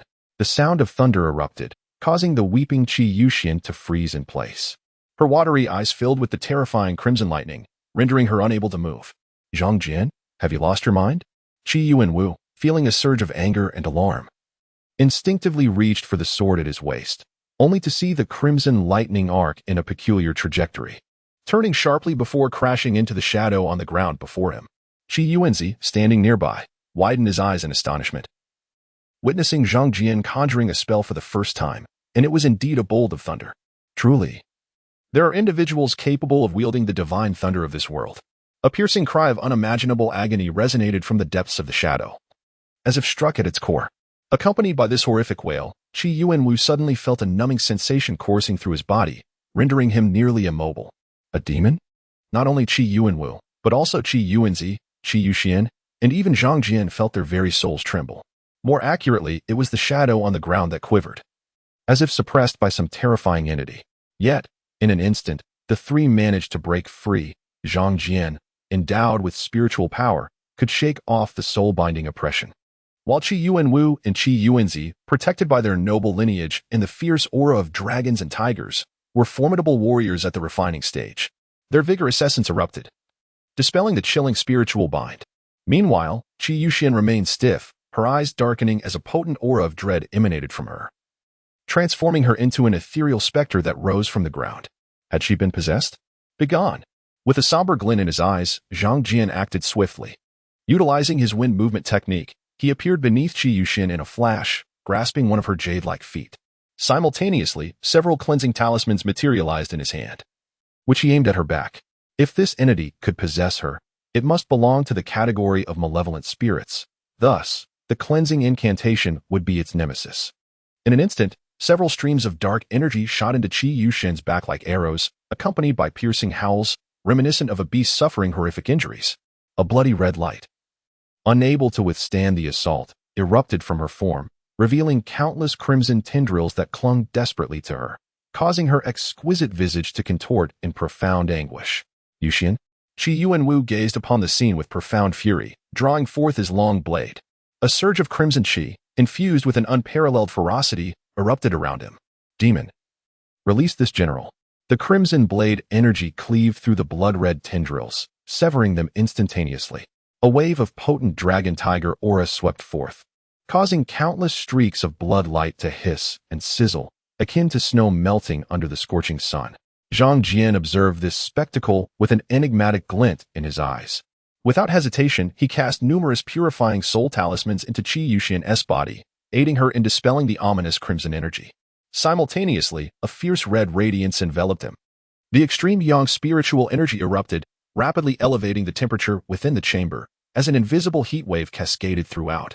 The muffled rumblings of thunder reverberated in the confined space, and strands of crimson lightning flickered in the air. At that moment, 12 talismans of thunder manifested in his hands, transforming into streams of light that sealed off the blood shadow beneath. The flayed blood shadow sensed the terrifying might of the pure yang thunder and darted towards the outside in a flash of red light. Yet, at this instant, ethereal purple mist swirled above the Qi residence, revealing a phantom of a crimson official seal that struck the blood shadow with tremendous force, sending it hurtling backward. Zhang Jian had anticipated this moment. The 12 crimson thunders surged violently into the blood shadow, intertwining like vines. Despite the blood shadow's frantic resistance, it remained ensnared by the thunder, emitting a series of anguished cries. Qi Yuanwu and Qi Yuanci, witnessing this, could not help but change their expressions in astonishment. Moments later, a thunderous roar erupted, akin to a clap of thunder on parched earth. With this resounding crash, the blood shadow abruptly dissolved, obliterated by the divine thunder. As the blood shadow was vanquished, the multitude of crimson lightning that had manifested behind Zhang Jian gradually dissipated. He regarded the scene with a glimmer of joy in his eyes. This was the true power of the arcane arts. It marked his first instance of casting a spell without reliance on a medium, gestures, or incantations, an unbroken flow of energy. With this initial success, he anticipated a swift mastery and diverse applications of the spell. Undoubtedly, this also signified a profound opportunity for him to delve deeper into the art, entering an entirely new realm. The potency of these arcane paths was indeed formidable, capable of wielding the might of heaven itself. Qi Yuanwu and Qi Yuanci furrowed their brows, their gazes fixed upon Zhang Jian in sheer astonishment. The vivid impression of the flickering heavenly lightning had indelibly imprinted itself upon their minds. While Qi Yuanwu took it in stride, Qi Yuanci marveled. He had always perceived Zhang Jian as a gentle scholar, never suspecting such a fierce aspect within him. The image of him wielding thunder was enough to upend the deep-seated impressions in his heart. Regardless, Zhang Jian remained his beloved nephew. The possession of such abilities by his nephew was undoubtedly a boon for the Qi family in these times. As the shadows of despair dissipated, Qi Yuxian was quietly caught by Zhang Jian to prevent her from collapsing directly to the ground. Qi Yuanwu hastily stepped forward to embrace her, concern etched upon his face. "Brother Jian, will Yuxian be all right?" Zhang Jian conducted a brief examination, though he was not well versed in pathology. His formidable spiritual sense detected no lingering sinister energies within Qi Yuxian. Thus, he reassured Qi Yuanwu casually, "Sister Yuxian has merely been momentarily affected by the dark energy within. She will likely require some time to recuperate, but she is not in grave danger." Upon hearing this, Qi Yuanwu's expression softened. Yet he was left uncertain about how to report to Qi Yi and the Duke of Dingyuan's residence. It was indeed true that the Zhou family had fallen victim to malevolent forces, yet they remained unaware of any ulterior manipulators behind such calamity. Since ancient times, there has only been 1,000 days of thievery. How could one expect 1,000 days of vigilance against thieves? Qi Yuanwu also understood that the Zhou family was likely entangled in the larger affairs of the county, transforming their protective talisman into a harbinger of doom. He sighed inwardly, though a faint glimmer of concealed joy flickered within him. He skillfully masked this emotion, allowing others to see only the profound sorrow reflected in his handsome features. In the main hall, numerous officials of the county awaited news, yet the intermittent thunderous sounds emanating from the backyard left many officials and guests in a state of alarm. Before Yu Tongguang stood an elderly Taoist, his brow furrowed as he gazed deep into the Qi family's courtyard. Connecting this with the information he had received not long ago, a vague realization began to dawn upon him. The thunderous magic. Could it be that the one who intervened to save the Tianqiu Taoist was indeed this individual? It appeared that the Qi residence housed even greater talents. A shadow flickered in the depths of Qingyu Daoist's eyes.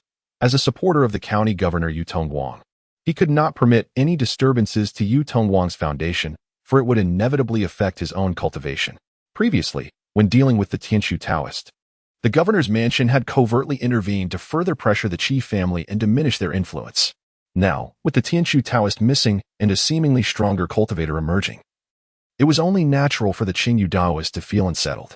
Yu Tongguang and several other prominent officials displayed subtle expressions, each reflecting varying emotions. The continuous rumbling thunder was unmistakably significant, and they understood its implications all too well. Gu Qingyin and Yu exchanged glances, their faces revealing distinct sentiments. Gu Qingyin harbored suspicions while Yu's expression shifted. Soon after, Qi emerged from the backyard, his face shrouded in darkness, and promptly announced the lifting of the lockdown, allowing the many esteemed guests who had come to celebrate to depart in succession. Although the officials were curious, they dared not linger within the Qi residence, fearing Qi might change his mind, jeopardizing their own safety. Thus, the officials hurriedly departed. County Governor Yu Tongguang also made his exit, merely offering Qi his condolences before turning away from the Qi family. Yu Tongguang too was filled with questions and uncertainties. Observing the Qi residence gradually draped in white mourning cloth, he sensed an opportune moment, a chance for decisive action. Uncertain of who had alleviated a significant threat for him, he recognized the present moment as a fortuitous opportunity. He might soon be able to free himself to address the broader situation within Fengyang County. The implications of the recent birthday celebration were profound, as many astute officials both within and outside the county sensed that a tempest was imminent. At this juncture, the previously elusive Tianshu Taoist clandestinely entered the Qi residence. Following the birthday festivities, Zhang Yi did not immediately depart with the Zhang Qi clan. Instead, he lingered at the Qi household, frequently meeting with Qi Yi before choosing to leave some time later. With Tianshu's involvement, it was sufficient to alter his grandfather's stance entirely, and the Zhang family could secure the unwavering support of the three prominent families.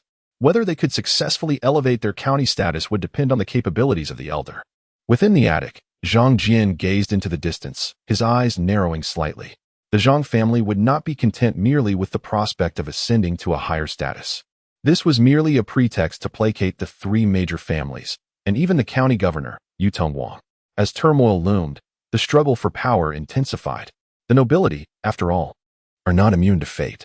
With a ruse in place, the Zhang family would accelerate their accumulation of wealth and military strength. The elder was astute and would undoubtedly prepare adequately. For now, my task is to swiftly enhance my own Dao cultivation. Zhang Jian's gaze turned outward. The Zhang family's choice to expand and elevate their status would inevitably attract greater challenges and confront the shocks presented by the county's dynamics. They would rely on him to deter external threats. While this may pose difficulties for other practitioners of the left path for him, it was simply an essential experience in the world, one that was, in fact, intriguing. For he was not a practitioner of the left path, but a genuine cultivator of the Tao. Soon after, the Qi family indeed announced a startling piece of news. The fifth grandson, Qi Tongwu, had become betrothed to a noble woman from the Yu family. At this moment, the Qi family's sudden announcement of an alliance with the Yu family was unmistakably significant. In the governor's mansion, Yu Tongguang held a longsword, remarkable in both length and breadth, its resilient edge gleaming with a crimson hue, clearly of extraordinary quality. Clad not in armor but in loose, comfortable attire, he meticulously polished the blade in his hand. The Qi family has now completely aligned with the local gentry. It seems the Gu family will find it difficult to act. One move could trigger a chain reaction, especially with the ongoing drought in the county, leading to a multitude of displaced persons. If this incites civil unrest, Qingyu Daoist frowned, realizing that if a rebellion were to arise, the one who would suffer most would undoubtedly be Governor Yu Tongguang. Yu Tongguang chuckled heartily. The great clans are deeply rooted. Absent a calamity, how could they be uprooted? He lightly swung the massive sword, which felt weightless in his grasp, exuding an aura of formidable might. Qingyu Daoist, furrowing his brow, pondered Yu Tongguang's thoughts. He could not comprehend how, even if victorious, such a strategy would leave Fengyang County severely weakened, making future governance exceedingly difficult. With a slight furrow in his brow, the Qingyu Daoist could not help but advise Dong Wang, if this continues, even if you succeed, it may adversely affect your evaluations in officialdom. Yu Tongguang's eyes glimmered with brilliance as they swiftly turned to the Qingyu Daoist, his penetrating gaze sending a chill through the latter's entire being. Yet, Yu Tongguang chuckled, Qingyu, you have been by my side for quite some time, even when I was merely a minor general in the border army. Allow me to share a little insider information with you. After the evaluations by the Ministry of Officials, I could have chosen to serve in a more prosperous county close to the capital, yet I deliberately opted for this relatively remote Fengyang County. Do you know why? It is for an even greater opportunity. Once I acquire that treasure to present to the court and to the esteemed national master of the Dongshin Temple. What does it matter if Fengyang County is ravaged? As long as the national master nods in approval, a mere county magistrate is of no consequence. A chilling smile of extreme indifference appeared on Yu Tongguang's face, his eyes burning with fervor. Opportunity? The Qingyu Daoist was taken aback. He truly could not fathom that Yu Tongguang had never cared for the political landscape of Fengyang County. No wonder he acted without restraint, completely disregarding the backlash from local aristocrats. After performing a flourish with his sword, Yu Tongguang slowly sheathed it and inquired, "Qingyu, have you heard of King Mian's governance of the Baishui River?" The Qingyu Daoist nodded, well aware of the tale. King Mian had indeed constructed 4 grand dams to manage the Baishui River, extensively repairing the riverbanks and cultivating vast tracts of fertile land along its banks, truly a display of wisdom and might. Alas, he became engrossed in alchemy during his later years, leading to the suffering of his subjects and incurring their wrath. Facing the rising sun, Yu Tongguang's expression was filled with an enigmatic aura. Indeed. But you only know part of the story. While King Mian was engaged in alchemy, he was not concocting ordinary elixirs, but rather the supreme dragon and phoenix rejuvenation pill, a substance capable of greatly enhancing vitality and extending one's lifespan. The Qingyu Daoist furrowed his brow, although he was a legitimate practitioner of the mystical arts. He had no recollection of such a pill. However, he could surmise that if it was indeed said to greatly enhance vitality and longevity, it must be an exceedingly precious item. Seeing the bewildered expression on the Qingyu Daoist's face, Yu Tongguang felt as if he were speaking to a wall and lost interest in the conversation. Yet, he knew that the dragon and phoenix rejuvenation pill was no simple matter. Its primary ingredients were the dragon pearl and phoenix soul. Once successfully refined, it would possess extraordinary nourishing properties, extending one's life not by a mere year or two, but by a millennium.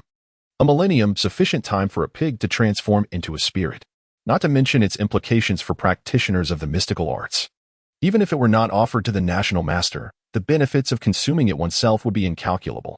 Regrettably, all I possess is the phoenix soul. While the dragon pearl remains elusive, a sigh escaped Yu Tongguang's eyes. The dragon and phoenix rejuvenation pill had not been successfully concocted due to an unexpected incident during King Mian's efforts, culminating in a rebellion that led to the complete loss of both primary ingredients. The phoenix soul was seized by his lineage. While the dragon pearl likely still resides within King Mian's bloodline, why did he cleanse the numerous prominent families within the county? Firstly, to prevent these influential clans from becoming a hindrance during critical moments, and secondly, due to his suspicion that they might possess knowledge regarding the dragon pearl. These families are akin to local tyrants. It is said that after the demise of King Mian, some of his bloodline drifted into the populace, with the Yu family being the most dubious one, as the king bore the same surname. However, it is precisely the Yu family that seems least likely to conceal such a truth. Yu Tongguang wore a contemplative expression, realizing that he could only devise strategies through the White Water Dragon Lord for the time being. The White Water Dragon Lord has recently shown signs of restlessness, and perhaps unexpected gains could be gleaned from this side. At this moment, the Qingyu Daoist interjected, "My lord, how shall we deal with the Zhang family?" The Daoist's demeanor was laden with solemnity. The one wielding thunder has already been identified by the county magistrate's office. It is hard to fathom that this came from a mere small family in Fengxi County. Yet the appearance of this young master from the Zhang family has indeed disrupted significant affairs of the magistrate's office. The chief family is leaned towards the local gentry alliance, with the Zhang family contributing to this shift. Yu Tongguang frowned. To him, the Zhang family was of little consequence. However, a suspected orthodox cultivator posed a considerable dilemma, especially since the foundation of this individual remains unverified. Yu Tongguang was apprehensive about becoming entangled with these orthodox practitioners. For the time being, he need not concern himself with them, but should they continue to meddle? A fierce killing intent flickered in his eyes. With the protection of the imperial authority, these orthodox cultivators would merely be a nuisance to him. The chief family was draped in white mourning attire, an atmosphere of sorrow permeating the estate. Qi Yuanwu did not linger in Fengyang County for long. After hastily concluding the funeral rites, he returned to Haoying. As a general of the imperial guards, he could not afford to remain in Fengyang County for an extended period. His participation in Qi Yi's birthday celebration was already a grace bestowed by the emperor. Prolonged absence would inevitably invite censure. Although Qi Yuanwu maintained a flawless facade, discerning eyes could still detect something amiss. Within the estate, in a secluded and tranquil courtyard, Zhang Jian exuded an ethereal aura, enveloped in a gentle breeze. His toes barely grazed the ground, his gaze serene, his form reminiscent of a leaf dancing in the wind. Light and agile. A sense of joy welled within him, having mastered the thunder formula to free himself from the need for a medium. He had finally engraved the wind technique into his consciousness. He had liberated himself from the constraints of using talismans as a medium. In some regard, this marked a significant advancement. After practicing for a moment, Zhang Jian descended, just then noticing a subtle fluctuation of the dragon pearl within his sleeve. As if it yearned to break free, Zhang Jian extracted the dragon pearl, enveloping it in a potent surge of spiritual energy to sever the invisible tether that sought to draw him in. He cast a glance beyond the gates of the Qi residence, his eyes reflecting a serene indifference, devoid of any semblance of curiosity. Casually, he tucked the dragon pearl back into his sleeve, showing no desire to unravel the mystery behind it. Sometimes, a modicum of curiosity can be more beneficial, sparing oneself from unnecessary tribulations. He had already attracted enough attention. It was imperative to focus on mastering the numerous spells in his possession, which demanded considerable effort and dedication. Furthermore, he only needed to await the moment when Zhang Jian's influence expanded sufficiently to revisit his ancestor for further gains. Should the Zhang family ascend to the status of a prominent clan, the subsequent ancestral rites would undoubtedly yield substantial rewards.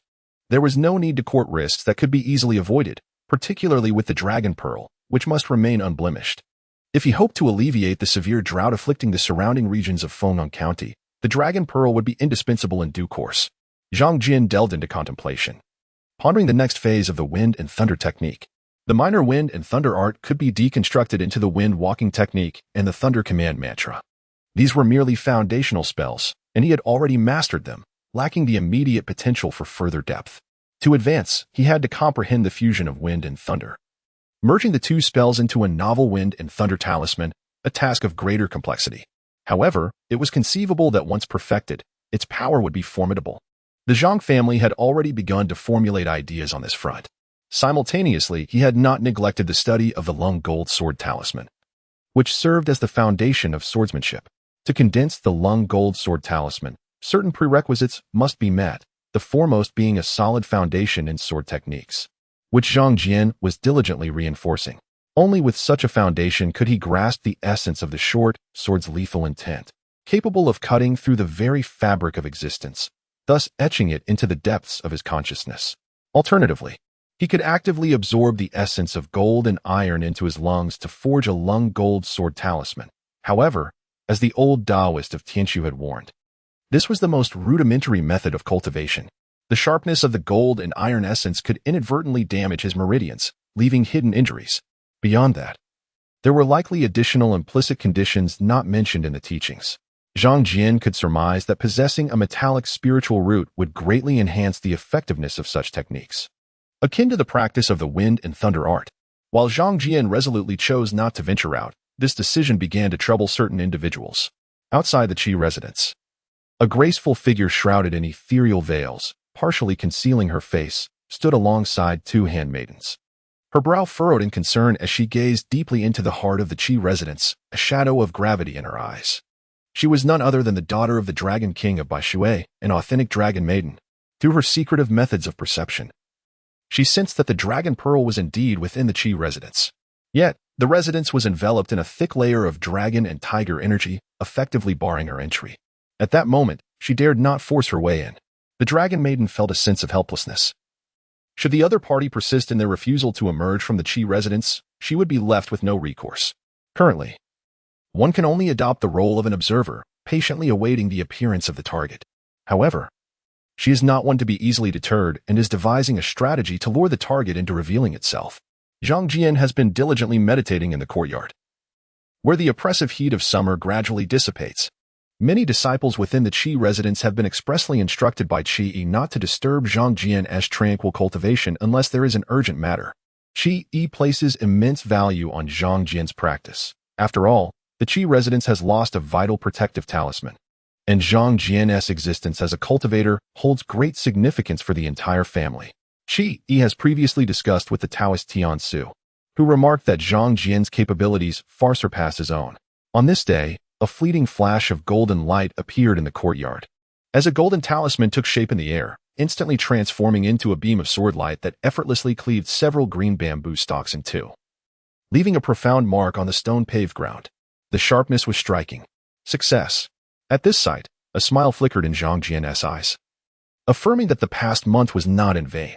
Congratulations, Brother Zhang, on mastering the Lung Gold Sword Talisman. Your arsenal has expanded. A hearty laugh echoed from the nearby corridor. From a distance, two figures observed this spectacle. Qi Yi, astonished, while Taoist Tian Su gazed on with evident envy. To perfect such a technique in merely a month is a remarkable feat, far surpassing his own experience. In his time, he struggled to comprehend the subtle essence encapsulated in the short sword and could only forge the Lung Gold Sword Talisman using gold and iron essence, which took him over a year to achieve. Zhang Jian had long sensed the presence of the two figures and nodded slightly. He glanced at a nearby sharp sword, grasped it, and summoned another talisman that he affixed to the sword. With a swift motion, he unleashed a strike, producing a fierce sword light that demonstrated the capability to cut through gold and jade. The sword energy was formidable, radiating a brilliant glow. This exemplified the optimal application of the Lung Gold Sword Talisman. While a singular talisman is impressive, it can be somewhat unwieldy, functioning merely as a throwing weapon. However, with adept swordsmanship, the Lung Gold Sword Talisman could become agile and versatile, either fiercely aggressive or subtly cunning. It seems that one must also dedicate time to mastering the techniques of the sun and moon swordsmanship. A glimmer of eagerness shone in Zhang Jian's eyes, who has not harbored dreams of soaring through the skies with a sword, traversing the cosmos. He was quite satisfied with his current progress. Yet upon noticing the emerging cracks on the blade, he shook his head. The Lung Gold Sword Talisman's power was too overwhelming, excessively taxing on the weapon. Qi Yi and Taoist Tian Su approached and observed Zhang Jian's expression. The Taoist shook his head, saying, Brother Zhang, while this flying sword technique is indeed formidable, it requires a superior magical sword to unleash its full potential. Such a sword is not easily obtained. Zhang Jian nodded, acknowledging that he had yet to encounter even a standard magical artifact. However, he was well aware of the formidable power of the magical artifacts. Just by observing the Ziyang sword in the hands of the Taoist Tianxiu, he could tell that with this sword, he could easily vanquish two demon creatures whose strength was inferior to his own at a critical moment. Even the 500-year-old black tiger demon had suffered wounds from his blade. The Taoist Tianxiu, witnessing this scene, could not help but glance at Qi Yi and chuckled, My old friend, do you recall that your Qi family possesses numerous renowned swords from the martial world? Why not allow Brother Zhang to select one as a practice weapon? Qi Yi, upon hearing this, could not help but smile and shake his head, but soon added, Indeed, Tianxiu, you speak the truth. If one wishes to practice swordsmanship, they must have a suitable weapon. A fine weapon can indeed be like wings to a tiger. Upon hearing this, Zhang Jian nodded. To cultivate the sword technique, one indeed requires a sword. If a magical sword is unavailable, then a sharp and resilient long sword will suffice. The Qi family's storeroom was currently filled with a multitude of odds and ends. So much scrap metal. Upon seeing the mountain of swords and blades piled before him, the Taoist Tianxiu was somewhat astonished. Inside the storeroom, numerous swords lay haphazardly on the ground, creating a small hill of weaponry. Zhang Jian, with a flick of his wrist, manifested an illusory azure talisman in his hand, and as the wind technique flowed, a gentle breeze swept through, carrying away layers of dust. Clad in a blue silk robe, his long black hair was simply tied back with a hairpin, cascading over his shoulders, and with wide sleeves, he boldly stepped into the storeroom. At that moment, Qi glanced back at the Taoist Tianxiu and shook his head. You old man know nothing of this. These are the treasures collected by my Qi family over centuries, containing many rare items, both genuine and counterfeit, to bewilder the eyes. The Taoist Tianxiu shook his head in response. You esteemed families are always so stingy. However, Qi Yi paid no heed to the Taoist's grumbling. He stepped forward to the center of the storeroom, where he found an ancient sword with a purple hilt. He gently lifted it, and a bright sword light emerged, the blade glistening like a pool of autumn water. He cradled it with both hands, admiring it, then approached Zhang Jian. Brother Jian, this is a renowned sword from a century ago, known as Zine. It belonged to the Master Long, who wielded it to dominate the southern martial arts for decades, spilling the blood of countless masters from both the righteous and wicked paths. Its reputation is truly fearsome. Upon hearing this, Zhang Jian's eyes sparkled, and he raised his hands to take the ancient sword. As he wielded it, a sense of clarity enveloped him. His keen awareness could almost feel the howling wind slicing through the air, and a potent aura of killing intent emanated from the blade, as if vengeful spirits were swirling around its tip. This long sword had indeed claimed the lives of many martial artists. The sword's resilience surpassed that of an ordinary long sword. Within the storeroom, there were likely few weapons that could rival it. Just as Zhang Jian was about to agree to take it, his consciousness instinctively swept through the storeroom, and for a moment, his expression froze slightly as he leaned in to listen closely. Buzz! Suddenly, he heard a peculiar shrill sound ringing in his ears. It was not the divine consciousness that heard, but rather the myriad spheres of spiritual awareness that listened, perceiving a tender voice akin to the babbling of an infant. Although the language was chaotic and lacked structure, it undeniably constituted a sound. Like a seed breaking through the soil, Zhang Jian's expression was one of astonishment. This was the first time he had encountered such a phenomenon. Gripping the purple sword in his hand, he moved cautiously towards the source of the sound, ultimately arriving before a peculiar longsword. It was an ancient blade, thrust into the ground at an angle, revealing its former grandeur and majesty. To describe a sword as splendid and authoritative was indeed extraordinary. Yet now, it was marred by rust, the blade adorned with dark crimson stains. Setting aside his purple sword, Zhang Jian effortlessly drew forth the rust-laden ancient sword. As he did so, he noticed the dragon orb within his sleeve emanating a searing warmth, resonating with the ancient blade in his grasp. The voice emanating from the rusted longsword grew slightly louder, still whispering yet noticeably more vibrant. Could this be what one refers to as sentience? Zhang Jian's eyes sparkled with intrigue. All things possess a spirit. It is only with such a spirit that they can articulate words. In any case, entities imbued with spirit are far superior to lifeless objects. Noticing Zhang Jian's evident fondness for the rusted sword, Qi chuckled and could not help but exclaim, "Brother Jian has an exceptional eye. This sword is among the few treasures in our inventory. It is the longing sword." Qi felt a surge of admiration. These practitioners of the left-hand path and the true martial artists were markedly different. Despite Zhang Jian's apparent lack of expertise in weapon appraisal, he had effortlessly discerned the most precious ancient sword within this trove. "Is this dilapidated thing truly a treasure?" Tian Su Daoist remarked, pointing at the rusted long sword. Unable to suppress a chuckle, he had long observed Zhang Jian's actions, yet his divine sense revealed no anomalies. Qi cast a glance at the old Daoist, shaking his head. "You old fool, you lack discernment. This sword is known as the Longing Sword, said to have belonged to the king of Mian a millennium ago. It is rumored to possess unparalleled sharpness and once drank the blood of dragons. Have you heard of the legend of King Mian slaying a dragon? It is said that he defeated a flood dragon and quelled it in the White Water River, thus creating fertile fields around its banks. This can truly be considered a dragon-slaying sword." Upon hearing this, a peculiar glint flashed in Tian Su Daoist's eyes. And then he pointed at Qi with a smile. "Old Qi, you truly speak fancifully.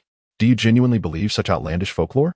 The flood dragon is a creature of immense power, almost akin to a deity birthed by nature. Though King Mian held a noble title, at the end of the day, he was but a mortal. What merit does he possess to inflict harm upon such a water spirit? Nonsense. This is sheer folly." Tian Su Daoist shook his head, wholly unconvinced. The flood dragon, a spirit of the waters, was far too formidable, capable of unleashing calamities. How could a mere human hope to wound it? Zhang Jian, however, reflected thoughtfully. He had indeed sensed the unusual movement of the dragon orb within his sleeve. He casually inquired, "Why has this sword taken on such a form?" Upon hearing this, Qi sighed. "This sword has been passed down through generations of the Qi family. As for why it has transformed into this state, I am unaware. It has appeared this way for quite some time. If it weren't for its continued sharpness, even our ancestors would have doubted whether we possessed a genuine sword." Zhang Jian's gaze shifted momentarily, and he promptly returned the longing sword to its place. Being a relic of his maternal grandfather, he felt it inappropriate to wield it. Qi observed Zhang Jian and chuckled. "There is no need for such formality, dear Jian. This is merely an age-old custom. You may take it freely."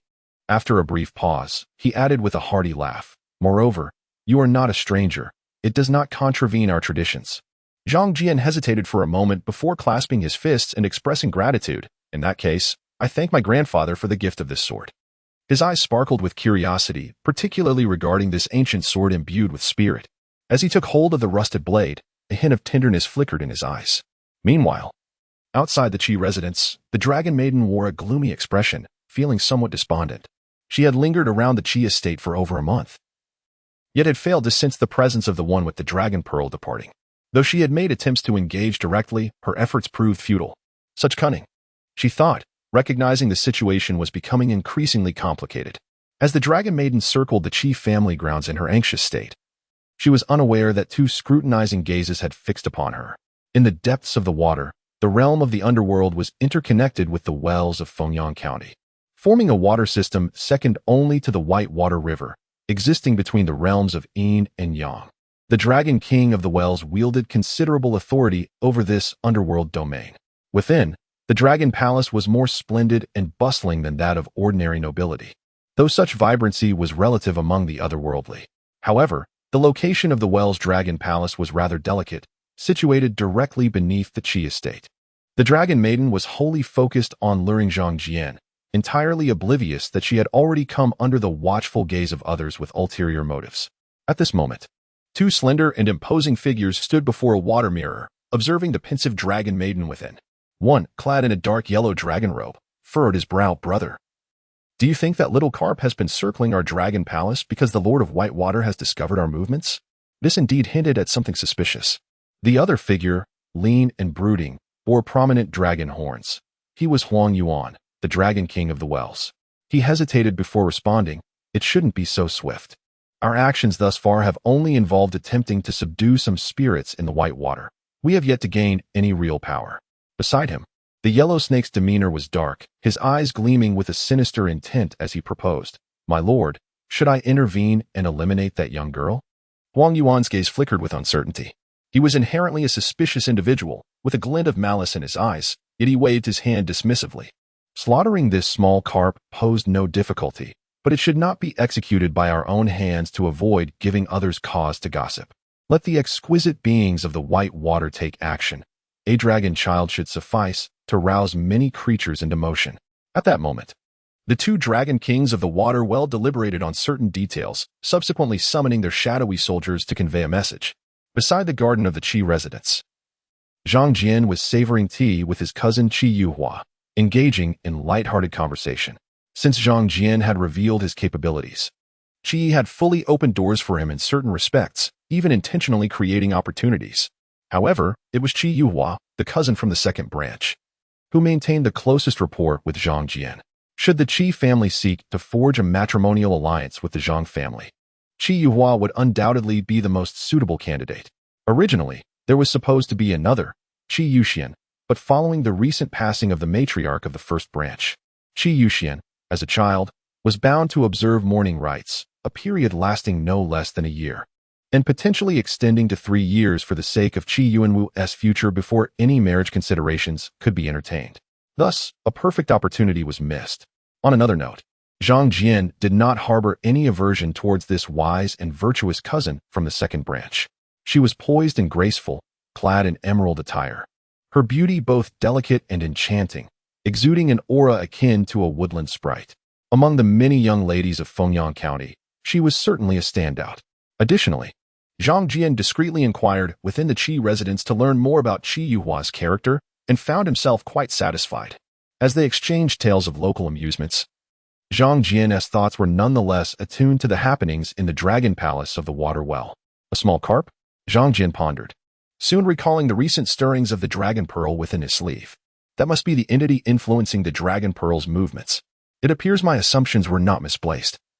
This Dragon Pearl indeed belonged to the Lord of the White Water. However, I wonder whether the Dragon Maiden guarding the periphery of the Qi residence harbors ill intentions or merely seeks something of significance. Contemplating this, Zhang Jian had not anticipated that the other party had been lying in wait outside the Qi family, akin to a cunning fox. This was truly deceitful. Clearly, the two within the Dragon Palace had misconstrued the situation, succumbing to paranoia and resorting to desperate measures to silence the dragon. It seems that Lady Dragon's fortune is rather unfortunate. Zhang Jian was inclined to believe that the Dragon Maiden intended to trouble him, thus he chose not to intervene in the two Dragon Kings' lethal machinations, instead perceiving it as a potential alleviation of his own troubles. Raising his teacup slightly, he remarked appreciatively, "This new tea from Dongling County is delightful, fresh, and pure, reminiscent of the ethereal scent following a rain shower, truly leaving a lasting impression." This time, he was indeed fortunate to have Qi Yuhua's blessing, Otherwise, he might have had to wait several months to taste such exquisite tea. This new tea was a celebratory gift from the esteemed elder matriarch Qi, and afterward, he had shared some with each branch of the family. Such new tea was indeed a treasure, requiring special influence and power to obtain this first batch ahead of its general sale. Qi Yuhua smiled gently. If Brother Zhang desires to drink the new tea, how could grandmother refuse? As Zhang Jian gazed into those expressive eyes, he chuckled. Sister Yuhua, the new tea you brewed yourself is indeed exceptional. Qi Yuhua did not respond verbally, but her clear, bright eyes fixed on him, revealing a hint of playful reproach and youthful shyness.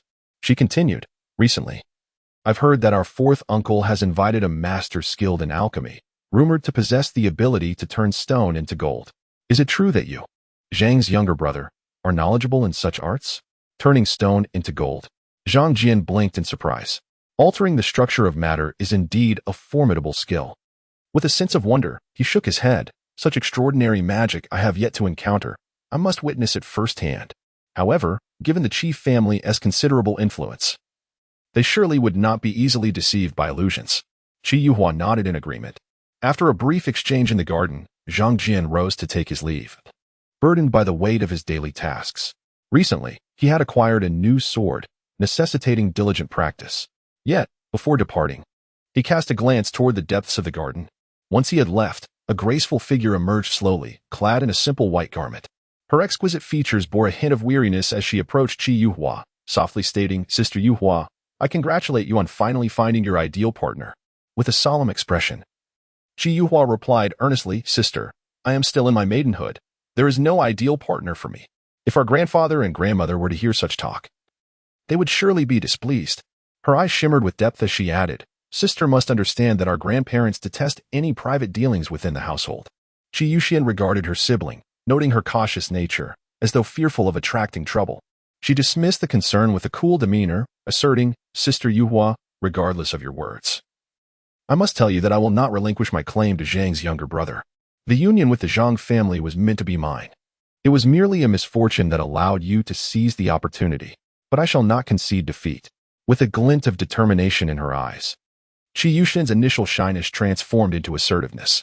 Although she had been possessed by a malevolent spirit during the exorcism, she had remained fully aware. The various magical feats displayed by Zhang Jian, along with his warm embrace, made her unwilling to let the chance slip away. Qi Yuhua's delicate brow furrowed momentarily before returning to tranquility as she shook her head, stating, Sister, such words are better directed to our grandparents or to Zhang's younger brother. They hold no significance for me. She then rose and departed with her two personal maids. In the back courtyard of the second residence, Qi Wanshi and Qi Yuanci were discussing the recent passing of the Zhou matriarch. Qi Yuanwu hurried back to Hagjing, as the majority of the funeral arrangements were being managed by the second household. Meanwhile, news of the happenings in the garden reached this couple's ears through a servant. The temperament of Yu Xian is remarkably akin to that of my late sister-in-law. Qi Wanshi, with a dignified demeanor and a smile upon her face, appeared to harbor no trace of anger. However, Qi Yuanci understood her nature well and sensed that she was likely displeased internally. Though Qi Wanshi was astute enough to never exhibit negative emotions in his presence. What manner of person is Zhou? Overbearing and contemptuous? Were it not so, his elder brother would not have left Zhou in Fengyang for several years without returning. According to whispers from Caijing, his elder brother has recently garnered the attention of a noble person and is poised to ascend rapidly. Qi Yuanci remarked. Au is not only the youngest scholar from our southern prefectures, but also possesses knowledge of magical arts, being both upright and courteous, inevitably attracting romantic attention. My lady, at this juncture, we must refrain from creating further disturbances and instead focus on properly guiding Yuhua. Qi Wanshi nodded in agreement, for she too was exceedingly perceptive. With a single prompt, she comprehended the situation. The second branch of the chief family held the upper hand in this matter, rendering any excessive actions unnecessary. As for the elder branch's discontented niece, even if she were to weep to the matriarch, it would bear no fruit. After a brief discussion, Qi Yuanci prepared to depart. Returning to the administrative office in Fengyang, his expression was grave, for he was the chief inspector in Fengyang, overseeing a portion of the local militia, yet still subject to the authority of the county captain, Wang Xiao. Wang Xiao had previously maintained a secretive relationship with the Gu family, but of late had been summoned frequently by the county magistrate, Yu Tongguang, which made Qi Yuanzi wary of any potential shifts in Wang Xiao's allegiance. In the tranquil courtyard, upon Zhang Jian's return, he summoned his attendant. Zhang Lu, go outside and inquire about the situation concerning the Taoist invited by my fourth uncle. Zhang Lu acquiesced and departed. Zhang Jian, though slightly curious, soon redirected his focus entirely to the longing sword in his grasp. He leapt into the courtyard, raising the sword. As visions of the Sun Moon sword technique danced in his mind, with the longing sword poised towards the rising sun, he could faintly sense the technique's ability to gradually harness the forces of nature into the sword, a layer of crimson radiance forming upon it, refining the longing sword while simultaneously enhancing his own yang spiritual power. This Sun Moon swordsmanship was indeed wondrous, particularly its capacity to draw upon the essence of the sun and moon, leaving him entranced each time. As night descended and the celestial bodies reversed, beneath the dark clouds, the moonlight floated gracefully as if adrift on white waters. At this moment, within the tumultuous white waters, under the veil of night, ethereal mists churned, revealing several strands of hazy demonic energy surging from the depths. Amidst the crashing waves, a flicker of spiritual light darted beneath the surface like a swift fish. Bai Lying, sensing the potent demonic energy behind her, gritted her teeth. Having just returned from the Qi residence to the Whitewater River, she was preparing to seek the assistance of the Dragon Lord of Whitewater when she was suddenly ambushed by these spirits lurking within the waters. Caught off guard and rendered quite flustered, Bai Lying felt a surge of panic. She bore no enmity towards these creatures, yet they had suddenly attacked her. And not just one, but 5 or 6 formidable beasts far surpassing her in prowess. These monsters typically lorded over the depths of the Baishui River, each ruling their own domain, often in opposition to one another. Yet today, they had united to confront her, evoking an extraordinary sense of foreboding within her.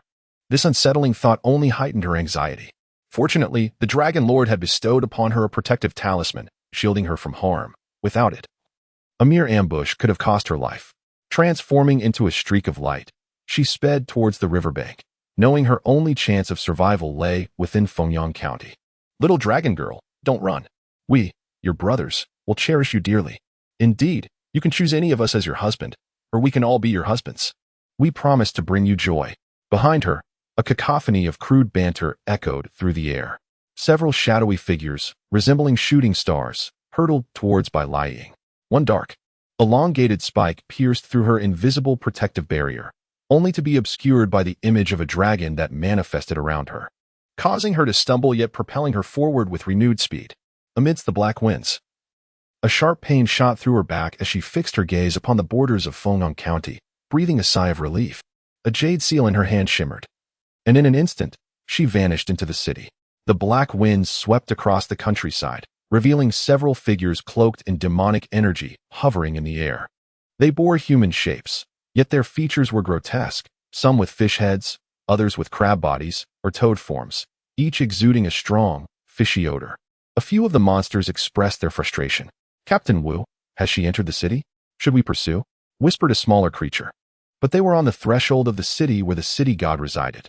Among them was a toad demon, with a dark green back, a toadess head, and a coarse cloth wrapped around its head. Its demonic energy rivaled that of the leech slain by the celestial void Taoist. The toad demon's eyes darted nervously. Seeing the gaze of its fellow demons, it bellowed, I am not afraid. However, dear brothers, I am merely a bit hungry today. Once I have eaten my fill, I will certainly charge into the city and reclaim the dragon girl. Leading the group was a creature with skin as dark as night and a dense aura of malevolence. Its mouth was wide, and its eyes were shrouded in darkness. This was Captain Wu, a former divine general of the Baishui Dragon Palace, who had claimed a vast territory for himself among the demons. Anger simmered within him as he hesitated. The interior of Fengyang County was markedly different from the outside. It was under the formidable power of the city goddess authority. Should they recklessly enter, they might provoke a fierce reaction from the city god. Yet, incited by the others, he felt an urge rising within him. If the dragon girl could enter, could he not do the same? Just then, his expression shifted as his gaze fell upon the distant sight of golden waves crashing against the shore. His eyes whirled as he declared, Today as sunlight is unfavorable for pursuit. Let us defer our reckoning with the city god for another day. He bellowed with fury, his form transforming into a shadow of darkness as he plunged into the waters of the White River. The other demonic beings, upon witnessing this, instantly altered their expressions. Succumbing to fear, and hastily followed him into the river, fearing a delay. Meanwhile, a wave of golden mist surged forth, colliding with the white river, resulting in a thunderous roar that reverberated as if two colossal entities had clashed. Moments later, a spectral figure wielding a golden sword emerged, casting a glance toward the direction of the white river before gradually retreating. The immense presence exuded a chilling aura that instilled terror in all. During the cataclysmic encounter of the two golden mists of divine power, numerous practitioners of the arcane arts and cultivators within and around Fengyang County sensed an unusual disturbance. In front of a magnificent edifice within the county magistrate's estate, the Jade Taoist was meticulously analyzing the terrain to harness the moonlight's essence, thus fortifying his spirit. Moonlight nourishes the mind, while sunlight refines the body. Practitioners typically separate these two energies based on their differing natures for dual purposes. As the divine power erupted, the Jade Taoist opened his eyes, and within their depths flickered a potent wave of magical energy.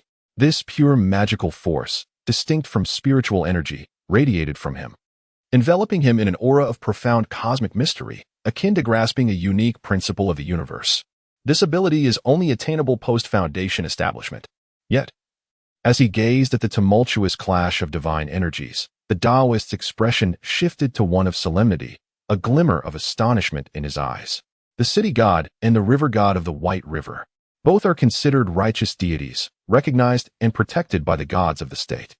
It was indeed astonishing that a confrontation occurred at this moment between the two. However, he soon discerned that this was not a mere clash, but rather a unilateral assault by the city god on the river god, nearly submerging the latter's power into the depths of the river.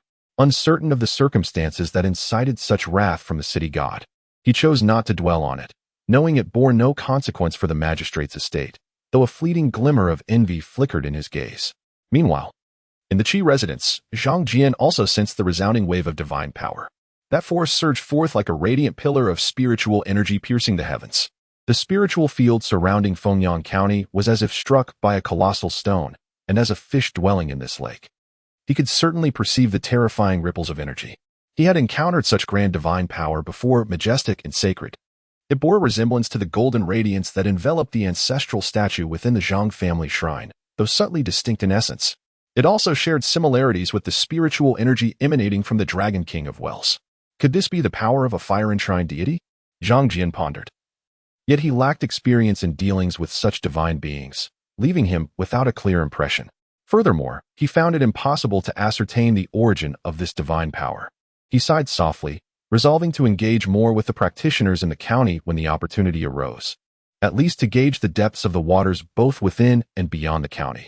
Otherwise, he risked falling victim to the scheming of lurking adversaries. Above all, the priority remained his cultivation. He needed to possess more trump cards.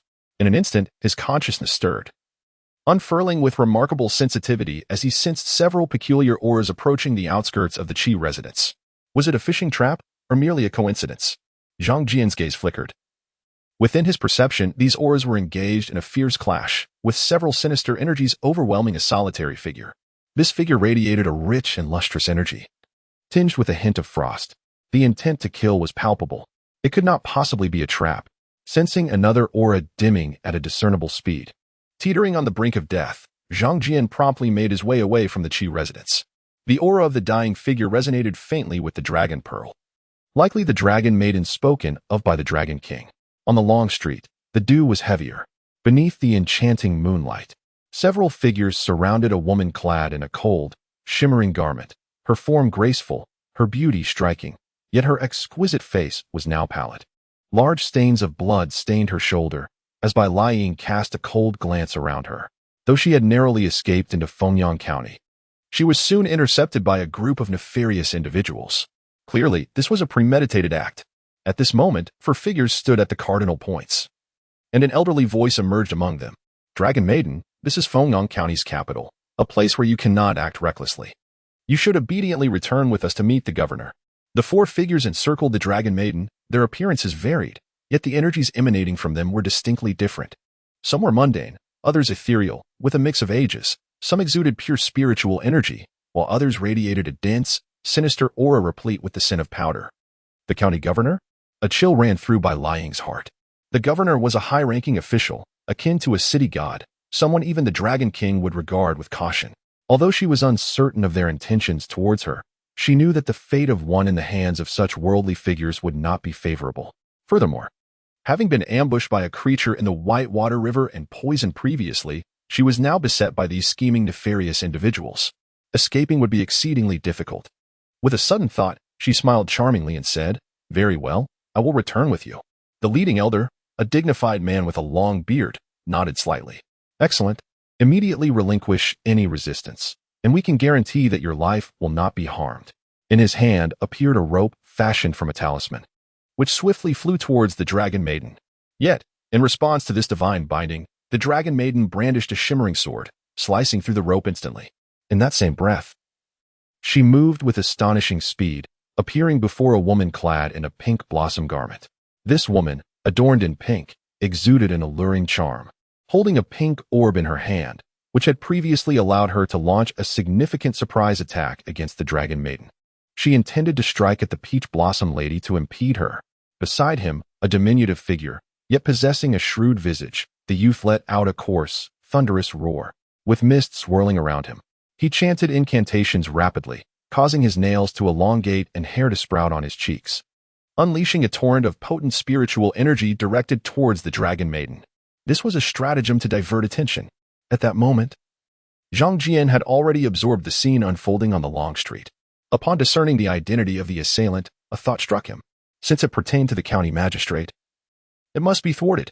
The magistrate was undoubtedly not an ally. Whatever the scheme, its disruption was imperative. Furthermore, seizing this opportunity, he could capture the Dragon Maiden and inquire about her ulterior motives for mingling with the underworld.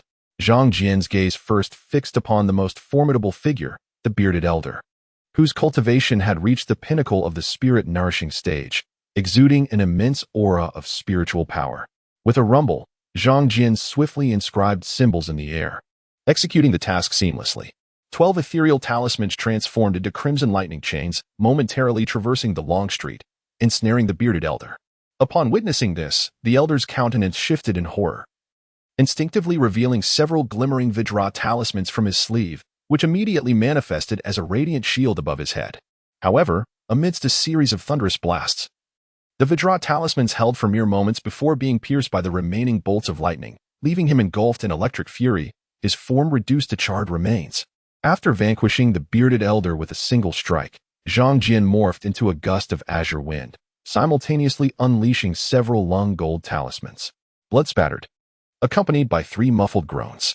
In an instant, only 3 silhouettes remained on the scene. At this juncture, both the Dragon Maiden and the youth were visibly alarmed. The bearded elder and another robust left-hand sorcerer had been obliterated by the thunder talismans and the lung gold talismans, respectively. Meanwhile, the enchanting Peach Blossom Maiden had met her demise at the hands of the Dragon Maiden's sword. In an instant, among the 4 left-hand sorcerers, only the youth remained, his demeanor betraying a hint of panic, his eyes darting frantically. So feeble? Zhang Jian gazed at the unfolding spectacle with astonishment. This was the second time he had felt such a sensation. Previously, he had faced the so-called 500-year-old Black Tiger Demon, now confronting 2 left-hand sorcerers simultaneously, albeit through ambush. He was still taken aback by the ease of their defeat. Yet, he soon grasped the underlying reason. It likely stemmed from his own pure foundation, his reflexes, keen awareness, spellcasting speed, and the potency of his techniques surpassed those of these left-hand sorcerers. Such a confluence of advantages was sufficient to alter the course of the battle. As the Peach Blossom Maiden fell, Bai Liying sprang into action, wielding a long sword resembling dragon scales, which she swung towards the youth with precision. Her agility was remarkable, indicative of her expertise in swordplay. The spiritual energy she wielded carried an icy aura, with tendrils of frost shimmering at the blade's tip. The youth, already intimidated by Zhang Jian's thunderous prowess, now found himself ensnared by the Dragon Maiden's exquisite swordsmanship, thrown into a state of utter disorder. In a moment of panic, he could only shout, "Holy Black Immortal, assist me." However, to his astonishment, the surge of spiritual energy within him began to recede like the ebbing tide, as the insatiable figure deep within his soul sought to withdraw. How audacious for a demon to dare ambush the Dragon Lord's heir, courting its own demise. Witnessing this scene, the Dragon Maiden's eyes shimmered with a glimmer of golden light, and from her sleeve emerged an exquisite ice crystal longbow. With a swift motion, she drew the bow and released an arrow aimed directly at the boy's location. With a piercing scream, The boy collapsed to the ground, lifeless. As the shadow that had manifested around him swiftly dissipated, she recognized it as an unusual beast, akin to a weasel. It appeared to be a form of left-hand sorcery, reliant on the strength of spirits rather than righteous magic. After vanquishing several ambushing left-hand sorcerers, the dragon maiden sheathed her sword and approached Zhang Jian. "Thank you, noble benefactor, for your timely rescue. I am Vermilion, the whitewater dragon maiden, and I am eternally grateful for your life-saving intervention." Zhang Jian cast a glance at the blood-stained dragon maiden and replied, "This is no place for lingering. Let us relocate to discuss matters further." After dispatching the aberrant beings, Zhang Jian, with keen perception, noticed the distant sound of marching footsteps. The patrol guards of the county city were approaching. Additionally, a chilling, profound aura drew near, accompanied by a faint scent of incense. As he stepped forward to search the bodies of the 4 left-hand sorcerers, he found nothing of value on 3 of them. But from the bearded elder, he uncovered a tome titled Golden Talisman Techniques, which brought a smile to his eyes.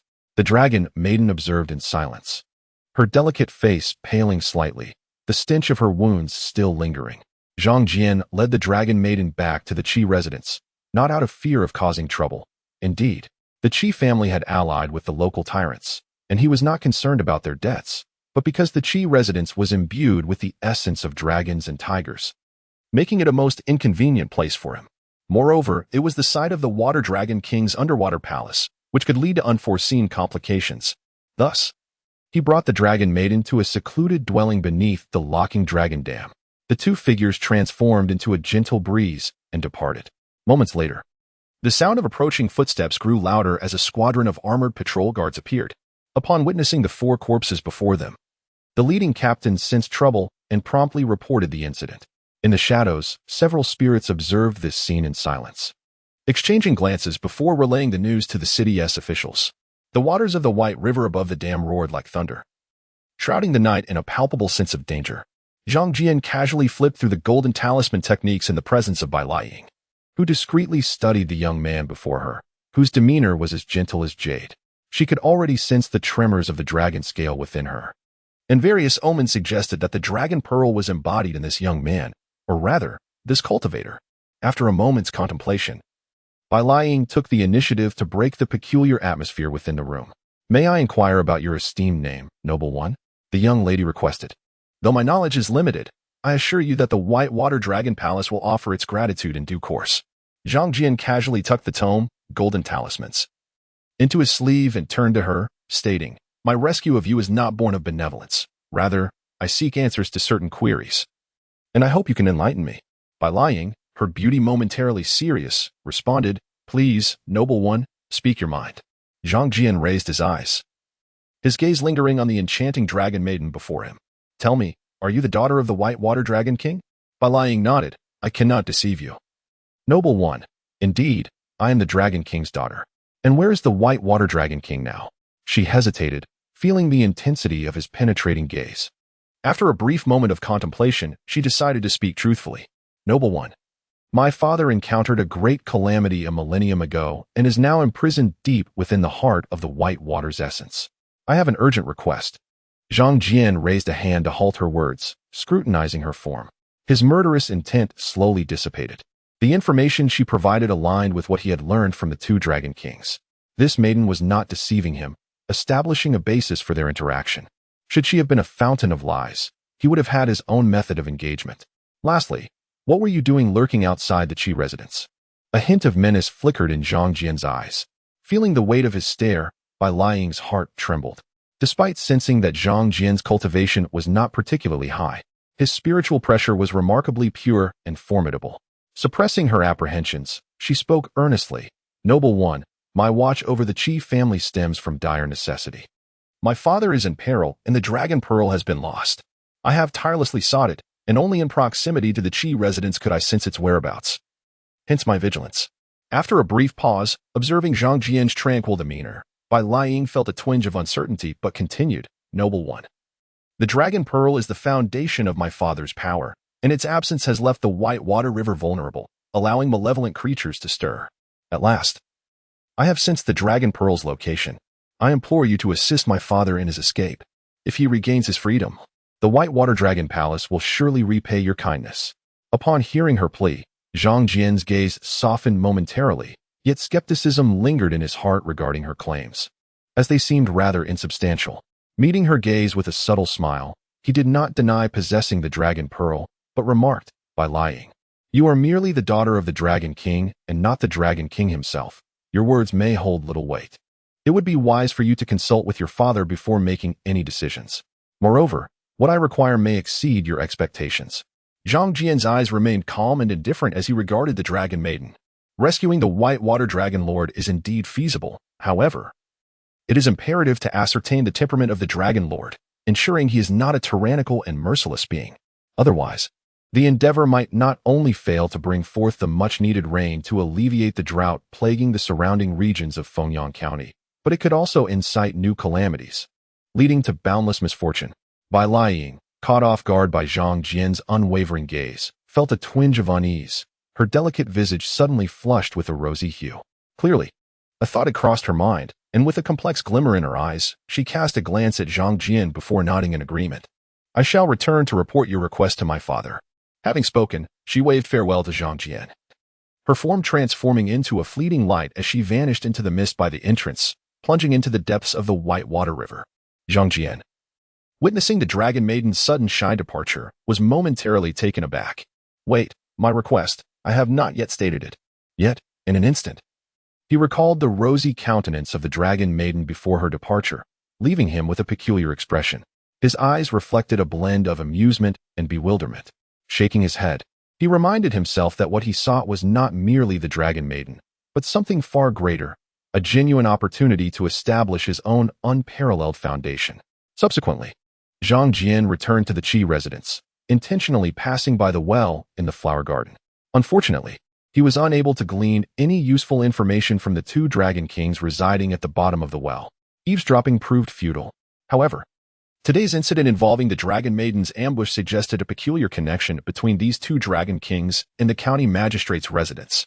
Otherwise, the Dragon Maiden would not have fallen prey to an attack by the sorcerers of the magistrate's estate so swiftly after escaping from the White Water.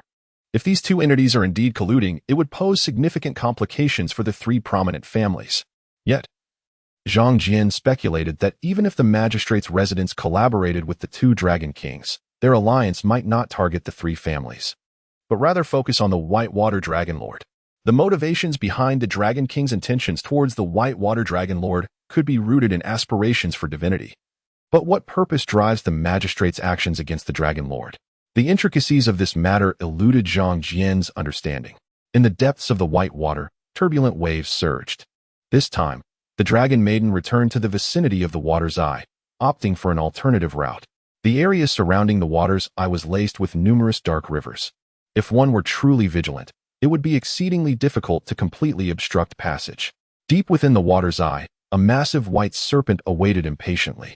Possessing an innate sensitivity to danger, it sensed an imminent peril approaching, yet it found itself powerless to resist, which only heightened its agitation and unease.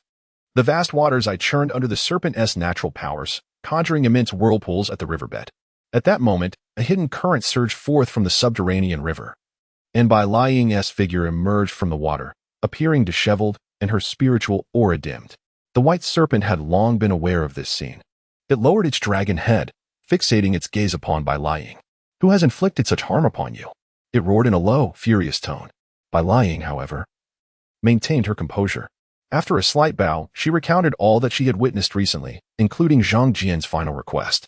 The white serpent, enveloped in a rumbling tempest, seethed with rage. These little demons deserve death for daring to attack the princess of the White Water Dragon Palace. What audacity they possess! Like a true dragon whose whiskers have been disturbed, its azure eyes blaze with the fury of thunder. A heavy breath, laden with an icy chill, sweeps through the surrounding whirlpool of water. Yet, the White Jiao senses danger from within, and while Zhang Jian can surmise part of the truth, so too can the White Jiao, the governor's estate, the city god, and the hidden schemers manipulating the aquatic spirits of White Water. The White Jiao feels a deep-seated agitation. Without the Dragon Pearl, it has lost more than half of its powers. And combined with the binding laws of the water's eye, it finds itself lacking in the ability to resist. This feeling of being at the mercy of others fills it with unease. However, regarding Zhang Jian's conditions, the White Jiao is still filled with ire. snorting heavily as frost manifests, its form thrashing in agitation. How dare a mere mortal seek to wed the daughter of the white water dragon king? How presumptuous! Does he think that a dragon trapped in shallow waters can be easily extorted? Such an absurdity. Bai Liang gazes at the displeased dragon king, her eyes cast downward, her thoughts unknown.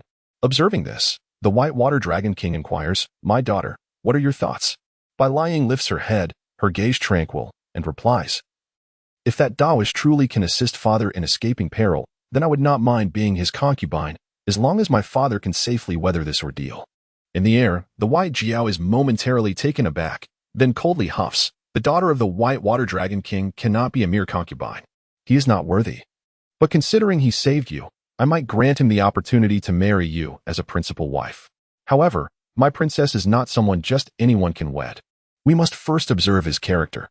After a brief pause, the white Jiao offers further counsel to Bai Liang before allowing her to retrieve a precious treasure from the depths of the water's eye for healing. The white Jiao gazes upward, knowing that time for preparation is running short. The hidden hands accumulated over the years must now be put to use. The following day, as dawn breaks softly, Zhang Jian, accompanied by Zhang Lu and a group of seasoned soldiers, heads westward towards the city, intending to find a paper effigy shop to procure gold and silver ingots for ancestral offerings. In the western part of Fengnan County, several old streets feature shops dedicated to selling funeral items. Yet, finding a shop as dedicated as Zhang's in Fengxi proves exceedingly difficult. Of course, it is not impossible. With sufficient funds, one can still find what they seek. A few seasoned soldiers lead the way, on guard, while Zhang Jian surveys his surroundings, noticing some followers trailing behind. With a quick glance, he realizes the urgency of the situation. He instructs several soldiers to select some gold and silver ingots while he turns and wanders aimlessly into the city. He suspects that these followers are likely remnants of the previous night's actions, although all traces were cleaned for some. Mere suspicion is enough to reach a conclusion without the need for evidence. At that moment, Zhang Jian suddenly halted his steps, his gaze drawn forward as he noticed a commotion ahead. A crowd had gathered, animatedly discussing something, with many voices raised in competitive bidding. Intrigued, Zhang Jian approached to discern the cause of the excitement. It turned out that a fisherman had unearthed a rare object from the waters of Baishui the previous night and was now offering it for sale. As Zhang Jian pushed through the throng, he beheld a turtle the size of a basin, its shell a resplendent shade of white jade, adorned with intricate patterns reminiscent of the cosmos. What a magnificent omen! A mere glance at the creature sparked a flicker of astonishment in Zhang Jian's eyes. He could distinctly differentiate between a turtle, with its hard shell, and a soft-shelled turtle, colloquially known as wangba. Before him lay an extraordinary large turtle, its entire body shimmering like white jade, typically regarded in folklore as a harbinger of good fortune, whether as a gift for longevity or a tribute to the imperial court. Such a creature would surely command respect. The white jade turtle before him was indeed remarkable. Zhang Jian perceived ethereal energies swirling around it, suggesting it was a form of some elusive spirit. Within the depths of his mind, he could hear the plaintive cries of a child, tinged with fear and concern. A white jade spiritual turtle?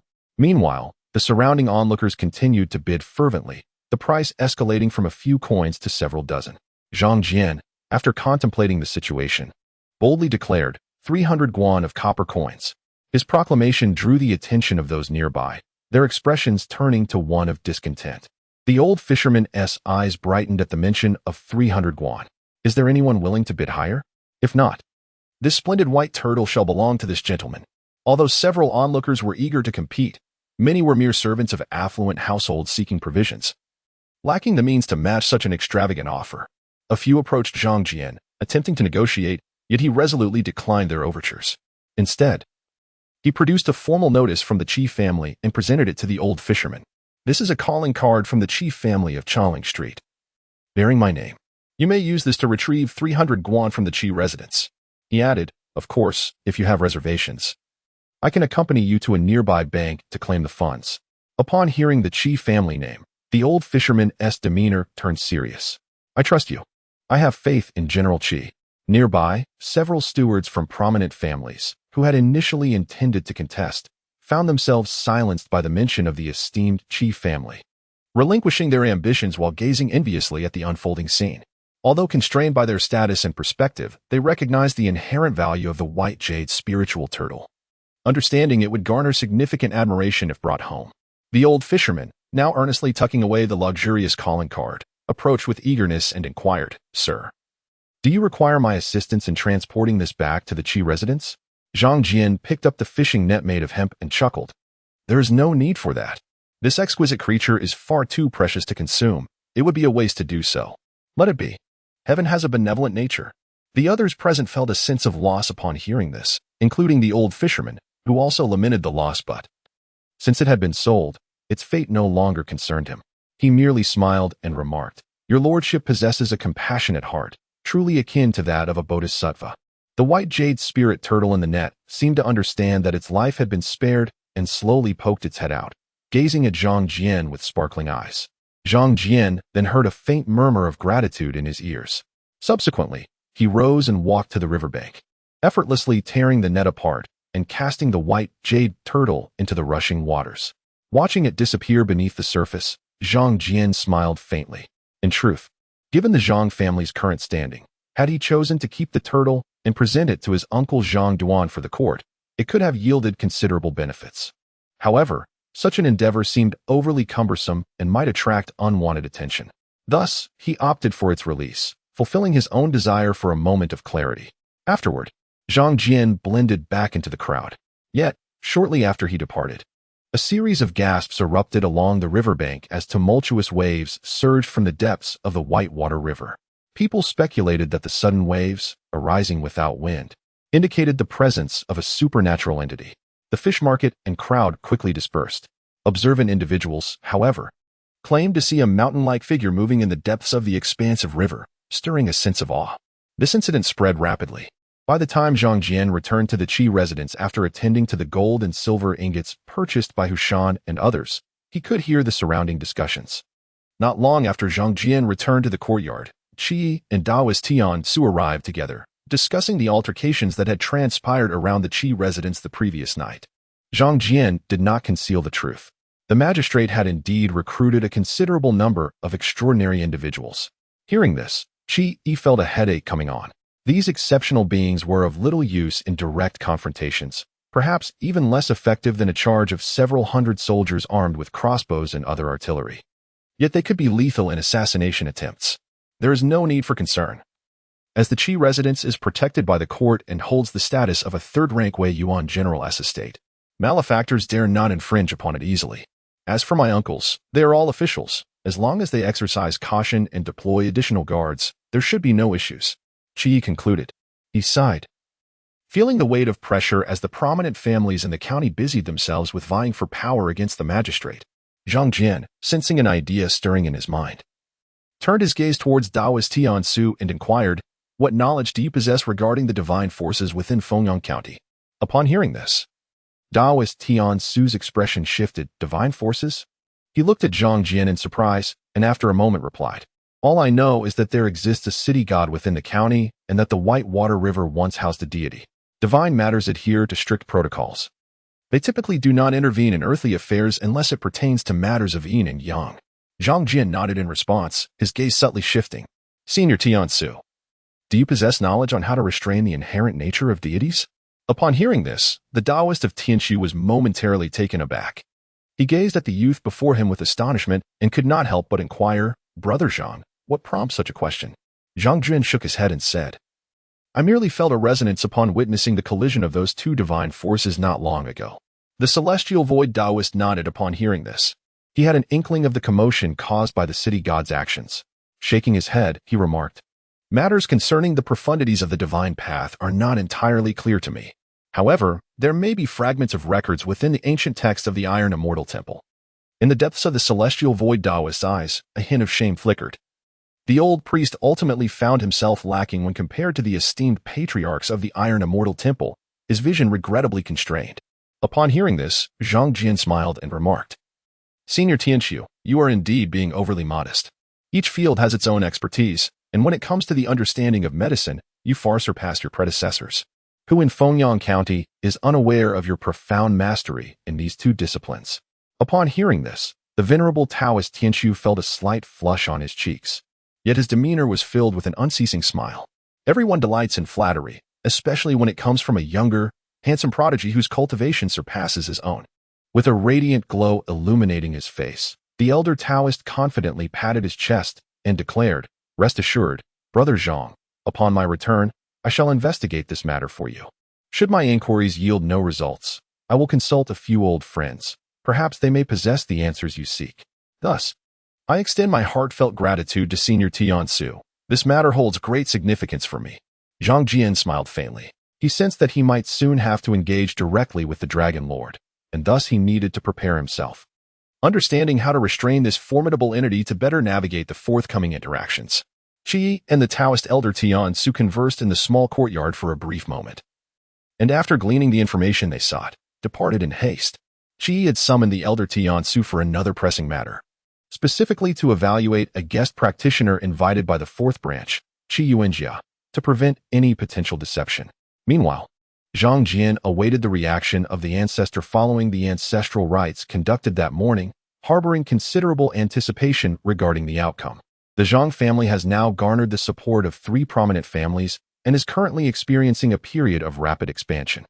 Both their influence in the underworld and the legitimate world, as well as their wealth and military might, are silently growing. Consequently, Zhang Jian practiced the sun and moon sword technique under the bright moonlight for merely 2 hours before choosing to retire for the night. In the majestic depths of the celestial realm, shrouded by ethereal clouds, the divine maiden Qingxia sat cross-legged upon a cloud couch before the Two Realms pool. She was enveloped in a swirling aura of dense cloud light, a powerful manifestation visible upon her being. Having received the treasured collection of the 100 Flowers Fairy, her cultivation was gradually thriving, on the verge of breaking through the constraints and achieving a significant elevation in her status. She exuded the essence of a Tao Lord. At that moment, the 9-colored crimson water within the Two Realms pool began to bubble once more, and a vast expanse of golden light erupted forth, instantly enveloping the divine maiden Qingxia, aiding her in her meditative breathing. 6,000 superior incense offerings. As this thought crossed her mind, a faint smile graced her serene visage, indicating progress beyond her previous achievements. After a brief wait, the 9-colored phenomena within the pool churned again, and soon a lotus-shaped entity began to take form within. Another merit-laden treasure lotus? Witnessing this scene, a deeper satisfaction flickered in the depths of Qingxia's eyes. Such a merit-laden lotus was undoubtedly a boon, capable of safeguarding the divine spirit from falling into the clutches of demonic tribulations. As she was about to attain the Tao Lord status, she would inevitably face such tribulations, making this merit lotus invaluable to her. However, she pondered what form of reciprocity she should offer in return. Qingxia contemplated deeply. The low-tier treasures she had left were indeed limited, while the remaining items were rare treasures from the celestial realm, possessing immense power that made them difficult to part with carelessly. Her cultivation had not yet reached the level required to distribute such formidable treasures without arousing any cosmic anomalies or leaving any traces. After some reflection, Qingxia extended her hand, and a Yaoqi golden lotus seed reappeared in her grasp. She still possessed a fair number of these treasures. Offering a few more should pose no significant issue. In the Qi family residence, under the cover of night, a portrait hanging before Zhang Jian's bed suddenly radiated brilliance. A golden glow swiftly descended from it and instantly entered the sleeping Zhang Jian's brow, merging within him. In his dreams, Zhang Jian sensed a waft of fragrance, a rich and gentle energy penetrating his being, revealing a faint lotus mark within him. Simultaneously, a surge of information flowed into his consciousness. The Yaoqi golden lotus seed nourished the body, enhanced wisdom, and nourished the soul. Upon absorption, it granted a certain probability of merging with the Tao rhythm fragments within the seed, offering a 1 in 1,000 chance to acquire a primordial divine ability. Once again, it was the Yaoqi golden lotus seed. The Zhang family was slightly taken aback as Zhang Jian felt the seed transform into a stream of pure energy, merging deeply with his soul and causing his spiritual power to swell significantly. With this pure energy integrated, his soul's awareness became notably sharper. He perceived an illusory lotus gradually taking shape in the depths of his soul as a majestic cosmic Tao rhythm began to intertwine with his consciousness. Yet, in an instant, it flowed like clear water, leaving no tangible trace upon him. He had yet to merge his consciousness with him, and even the fragments of the profound Tao rhythm he sensed were merely a drop in the ocean. A fleeting thought of regret flickered in Zhang Jian's heart. He lamented his inability to grasp that legendary innate divine ability. The odds of 1 in 1,000 were not easily overcome. Yet, Acquiring a few more would undoubtedly enhance those chances significantly. There still remained an opportunity. As his internal spiritual energy surged, he found clarity and rose from the dragon bed. Retrieving the longing sword that hung beside it, he stepped into the courtyard and began to wield the sun and moon sword technique. Within the courtyard, he felt his soul's consciousness particularly pure, as if all distracting thoughts had vanished like snow under the sun, leaving only unwavering focus. As the sword danced in his hands, the rusted blade gradually emanated a brilliant lustrous sheen, resonating with the moonlight that streamed down from the depths of the starry night. His mastery of swordsmanship had reached an extraordinary level, and a high, serene wave of energy emanated from his technique, drawing upon the surrounding celestial forces. He increasingly sensed a resonance with the bright moon, becoming one with it. Each movement allowed him to continuously absorb the moonlight's energy, nurturing his body and soul. While his swordplay invoked an even greater amount of celestial power, gradually creating a halo of moonlight around him, he appeared as a fish gliding beneath the moonlight, soaring effortlessly through the currents of celestial energy, breaking through the barriers of the spiritual field. Unbeknownst to him, his swordsmanship had transcended mere semblance, acquiring a hint of divine essence. It was as if he were wielding his sword toward the moon, transforming himself into its light, illuminating all. Throughout this process, his thoughts became increasingly lucid and keen, moving freely without the hindrance of distractions. This state persisted until the first rays of dawn broke over the horizon, and the moonlight receded, awakening him from his reverie. As he sheathed his sword, he experienced an exhilarating sense of fulfillment. His internal spiritual energy had not diminished from the continuous wielding of the sword. Rather, it brimmed with vitality. He distinctly felt the magnitude of his progress during this endeavor. At the very least, his mastery of the sun and moon sword technique had progressed from an initial understanding to a commendable proficiency, nearing perfection. Such was the magnitude of his fortuitous encounters. His low cultivation level had somewhat squandered the effects of the Yaoqi golden lotus seed.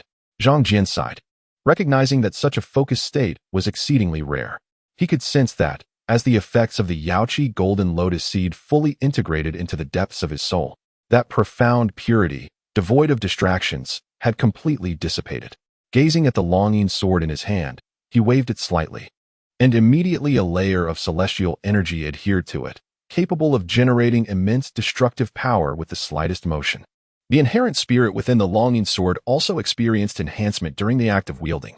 Could this be considered dual cultivation? A peculiar thought crossed Zhang Jian's mind. This was a form of dual cultivation with the sword. This notion, however, made him chuckle softly to himself. As the dawn light brightened, Zhang Jian gathered his thoughts anew, refreshed himself with a brief wash, and stepped out of the Qi family courtyard. The numerous servants and maids within the yard busily attended to their tasks, sweeping and hastening to various rooms to fulfill their duties. Amidst this bustling atmosphere, Zhang Jian felt an extraordinary sense of contentment. Time seemed to flow peacefully. This industriousness and thriving ambience epitomized the aspirations of every esteemed family. However, Zhang Jian noticed that many of the young servants were congregating towards the direction of the fourth residence, engaged in lively discussions. He overheard several of the younger attendants speculating that the Taoist brought in by the fourth residence had indeed transformed lead into silver. Was the art of turning stone into gold truly authentic? Zhang Jian instructed his personal servant, Zhang Lu, to inquire with a nearby robust young servant. Is it true that they have merely transmuted lead into silver rather than gold? Have you confirmed this? Zhang Lu nodded earnestly, my lord. I have ascertained that they indeed transformed lead into genuine silver, as witnessed by many. Currently, the fourth Master Qi is transporting mother silver in this direction. Purportedly for the purpose of cultivation, the more mother silver used, the greater the yield of silver produced. Zhang Jian's eyes reflected a sense of bewilderment. Some matters are clearer to observers than to those embroiled in them. He had a rough understanding of the situation. Such excitement warranted a closer inspection. He was curious to see what abilities the Taoist from Longmen Mountain possessed. He had heard from the servants that this Taoist hailed from Longmen Mountain in Shanyang County, a renowned site of natural beauty and spiritual cultivation, where many esteemed monks practiced and legends spoke of immortals appearing. As Zhang Jian entered the courtyard, he distinctly heard a voice bellowing, "Hurry, hurry! The master has declared that you, worldly mortals, are laden with the 5 turbidities and are most likely to corrupt the true elixir. If you ruin this batch of true elixir, beware, I shall flay you alive." At this, the throng of servants dispersed in haste. Zhang Jian soon spotted his uncle, Qi Yuanjia, along with his cousin, Qi Tonglu, who appeared lethargic and was stifling yawns. A picture of indulgence.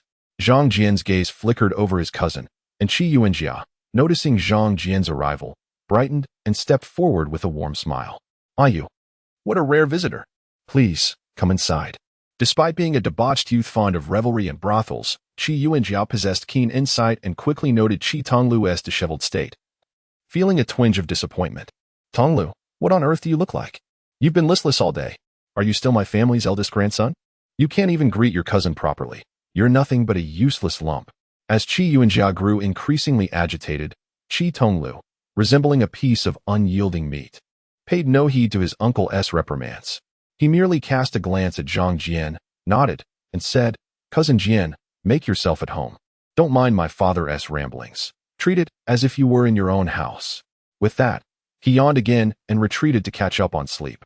Qi Yuanjia, witnessing this scene, grew more incensed and was about to scold again when Zhang Jian interjected, for he bore no ill will towards his uncle. Both father and son shared a similar carefree disposition. Zhang Jian simply smiled and said, "Uncle, there is no need for concern. I am merely here to take a look. I have heard that you have invited a distinguished alchemist from Longman Mountain for an exchange of knowledge regarding alchemical practices." Upon hearing this, Qi Yuanjia chuckled. "That is indeed unfortunate. Master Yuzhen had to attend to some matters and is currently away. The alchemical furnace is entrusted to my care for the time being, as he needs to gather additional medicinal ingredients. Only when he has collected a sufficient quantity will he return. It is indeed a pity to miss the opportunity to meet." Zhang Jian's eyes shimmered with emotion. Qi Yuanjia chuckled, saying, "Once Master Yuzhen returns, my uncle shall surely introduce you. Both you and Master Yuzhen possess knowledge of transcendent arts. Perhaps through your exchange, you may glean some valuable insights." Qi Yuanjia's mention of Master Yuzhen revealed a hint of pride, clearly having been impressed by him. Zhang Jian responded with a smile, his humility interpreted by Qi Yuanjia as a sign of respect or acknowledgement towards his uncle, which brought him great delight and enthusiasm. However, Zhang Jian did not linger for long. After taking a brief tour of the alchemical chamber and inspecting the silver embryo produced by the furnace, he prepared to take his leave. At that moment, he encountered the venerable Taoist Tianxiu, who emerged from another alchemical chamber, clad in a pristine azure robe. His gray-white hair was simply tied with a jade pin, presenting a remarkably tidy and sharp appearance. His expression bore a contemplative air as their eyes met, and they exchanged slight nods. Taoist Tianxiu scrutinized Zhang Jian with a newfound intensity, expressing his surprise. "Brother Zhang, you seem to radiate an unusual vitality today." In his gaze, Zhang Jian exuded an ethereal aura, surrounded by an indefinable charm. Although his own cultivation was limited and he had not practiced the spiritual eye technique to perceive clearly, his experience allowed him to ascertain that Zhang Jian had undoubtedly undergone a significant advancement in his cultivation. A hint of envy flickered in Taoist Tianxiu's eyes. He had once experienced such a remarkable enhancement in his own practice, but after progressing to the stage of nurturing the spirit, the forging of spiritual power became exceedingly arduous. Zhang Jian merely smiled and replied, "It is but a moment of enlightenment." The golden lotus seed from the jade pool had greatly augmented his extreme young spiritual power. And coupled with his mastery of the sun and moon sword technique, the successive breakthroughs left a residue of spiritual fluctuations about him. Regrettably, he was not yet adept in the art of concealing his spiritual essence. Otherwise, it would not be so conspicuous. Taoist Tianxiu expressed his astonishment, and Zhang Jian glanced towards the direction of the alchemical chamber, inquiring first, "Senior Tianxiu, you must have witnessed Master Yuzhen's alchemical techniques yesterday. Did you discern any clues?" Taoist Tianxiu shook his head. "Indeed, Master Yuzhen is a practitioner of considerable skill, perhaps even surpassing my own, yet his alchemical methods are rather peculiar." Upon hearing this, Zhang Jian's gaze sharpened. "Peculiar?" Taoist Tianxiu continued, shaking his head. "I cannot precisely articulate what is peculiar about it. Moreover, he carries an unusual scent." Zhang Jian's attention peaked. Taoist Tianxiu lowered his voice. "It is a fishy odor." "Spiritual creature?" Zhang Jian's brow furrowed deeply. The mention of a fishy scent immediately conjured images of demonic beings, most of whom consume raw flesh and blood, often carrying a distinct odor due to their nature. However, the question remained, how could such creatures enter Fengyang County, particularly the residence of the Qi family, which was protected by the essence of dragons and tigers? Had they consumed the hearts of bears and the gall of leopards? The venerable Taoist Tianxiu shook his head and remarked, I cannot ascertain the matter. Perhaps it is merely that the esteemed Master Yuzhen possesses a different disposition and has cultivated unique techniques, resulting in this peculiar aura. After a moment's contemplation, he retrieved an object from his sleeve and handed it to Zhang Jian, saying, "By the way, my brother Zhang, upon my return to the Iron Immortal Temple yesterday, I stumbled upon a few travelogues penned by our forebears. They may prove beneficial to you, so I suggest you peruse them." Upon hearing this, Zhang Jian's gaze shifted, revealing a glimmer of surprise as he beheld the several well-preserved booklets wrapped in crimson silk. Who, in their right mind, would compose such travelogues? It seemed that only those practitioners with a sincere intent to inherit the teachings of their sect would indulge in such endeavors. Gratefully, Zhang Jian accepted the gift, recognizing that Taoist Tianxu was reciprocating his life-saving grace and genuinely seeking friendship. Within the secluded courtyard, Zhang Jian held a slender volume in hand, accompanied by a cup of fragrant tea. Noticing his teacup was empty, Zhang Lu rose to refill it. The book prominently displayed the title classic of Golden Talismans. The Diamond Mantra was not particularly difficult to comprehend. Its requirements were straightforward, demanding only diligent practice and a modicum of insight. Through understanding, one could continuously grasp the art of the Diamond Talisman, harnessing the elemental forces of the universe.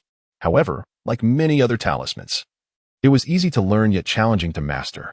To cast without a medium, one needed to fathom the essence of the diamond's divine rhythm, embedding it deeply within one's consciousness. Days swiftly passed, with Zhang Jian enjoying a leisurely existence. Most of his time was dedicated to forging his surging yang spiritual energy, honing his swordsmanship and magical arts, with a schedule brimming with activities, even more so than the fortunate. Yet, Zhang Jian relished every moment. Occasionally, he would venture to the Qi residence to glean information about the movements of the two Dragon Kings, thus avoiding potential misjudgments. Of course, on the surface, he merely engaged with various cousins from the Qi family. Meanwhile, Zhang Jian diligently studied the classic of Golden Talismans alongside some notes from the Iron Immortal Temple. This endeavor yielded substantial rewards, as the classic detailed several golden talismans, the most valuable being the Diamond Mantra, followed by the Golden Sword Talisman and various minor charms. However, the potency of these talismans was evidently inferior to that of flying sword techniques, and due to some overlapping aspects, Zhang Jian chose to disregard them. Nonetheless, the formidable power of the Diamond Mantra intrigued him, prompting a decision to practice it at a later time. Additionally, the travelogues bestowed by Taoist Tianxu enriched his knowledge, addressing certain deficiencies in his cultivation experience. Among these writings lay accounts of the divine path that Zhang Jian had long yearned for, bolstering his confidence in cooperating with the Whitewater Dragon Palace. At that moment, in front of the courtyard, a dense mist arose from the depths of the pond, and the surrounding spiritual energy field began to exhibit subtle fluctuations, which Zhang Jian promptly detected. As he gazed ahead, he beheld a graceful silhouette emerging from the misty waters, momentarily soaring forth from the snowy waves before gracefully landing in a separate courtyard. The figure of Long Nu Bai Lying materialized. At that moment, she appeared immaculate, her stature exuding an extraordinary air of nobility, radiating an intangible elegance. Her injuries had fully healed. However, as she fixed her gaze upon the figure within the courtyard, a trace of hesitation flickered in her eyes. After a brief pursing of her lips, she stepped forward into the space, meeting Long Nu's soulful gaze. Zhang Jian felt a stir within his heart. The words that had been poised on his lips were swallowed back. He yearned to hear the innermost thoughts of the Dragon Maiden, for he held the initiative in this matter. After a moment of contemplation, Bai Lying broke the silence first. "Esteemed benefactor, I pay my respects," she said. Zhang Jian waved his hand with a smile, replying, "There is no need to call me benefactor any longer. My rescue of you was driven by ulterior motives. You may address me by my full name.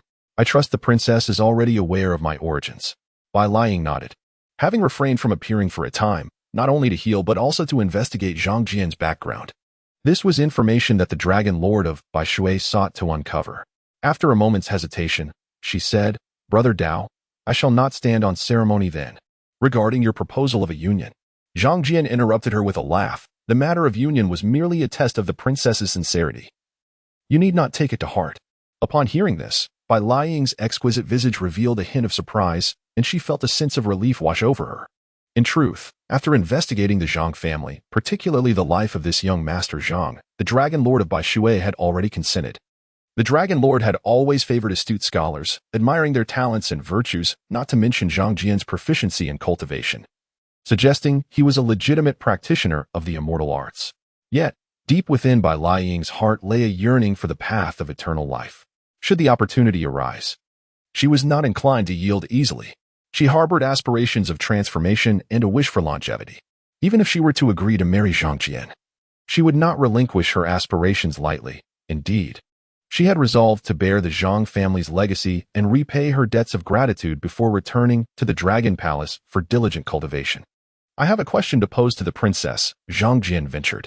Please, ask away, Brother Dao, she encouraged. Does the Dragon Lord possess the power to command clouds and rain? Zhang Jian inquired, his eyes bright with intensity as they fixed on Bai Liying. Bai Liying nodded gently.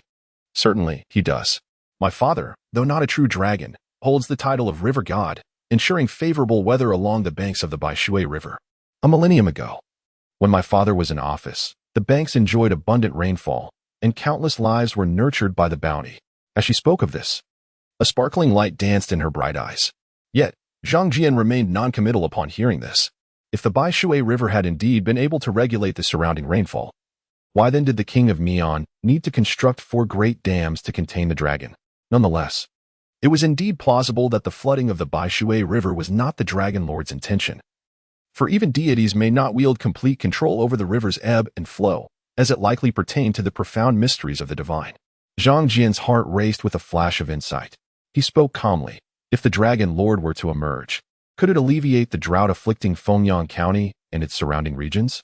Bai Liying gazed at Zhang Jian with a curious expression before responding. The emergence of a flood dragon brings with it wind and rain, thus it can indeed resolve the drought. Zhang Jian felt a slight stir within. This notion closely aligned with his own thoughts. Therefore, only one final question remained.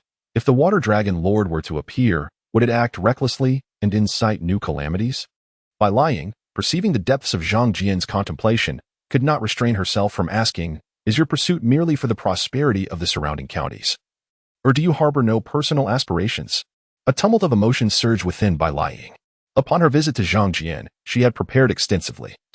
Aware that the Zhang family was a prominent clan in Fengxi, currently experiencing rapid expansion, should they seek the assistance of the Water Dragon Palace?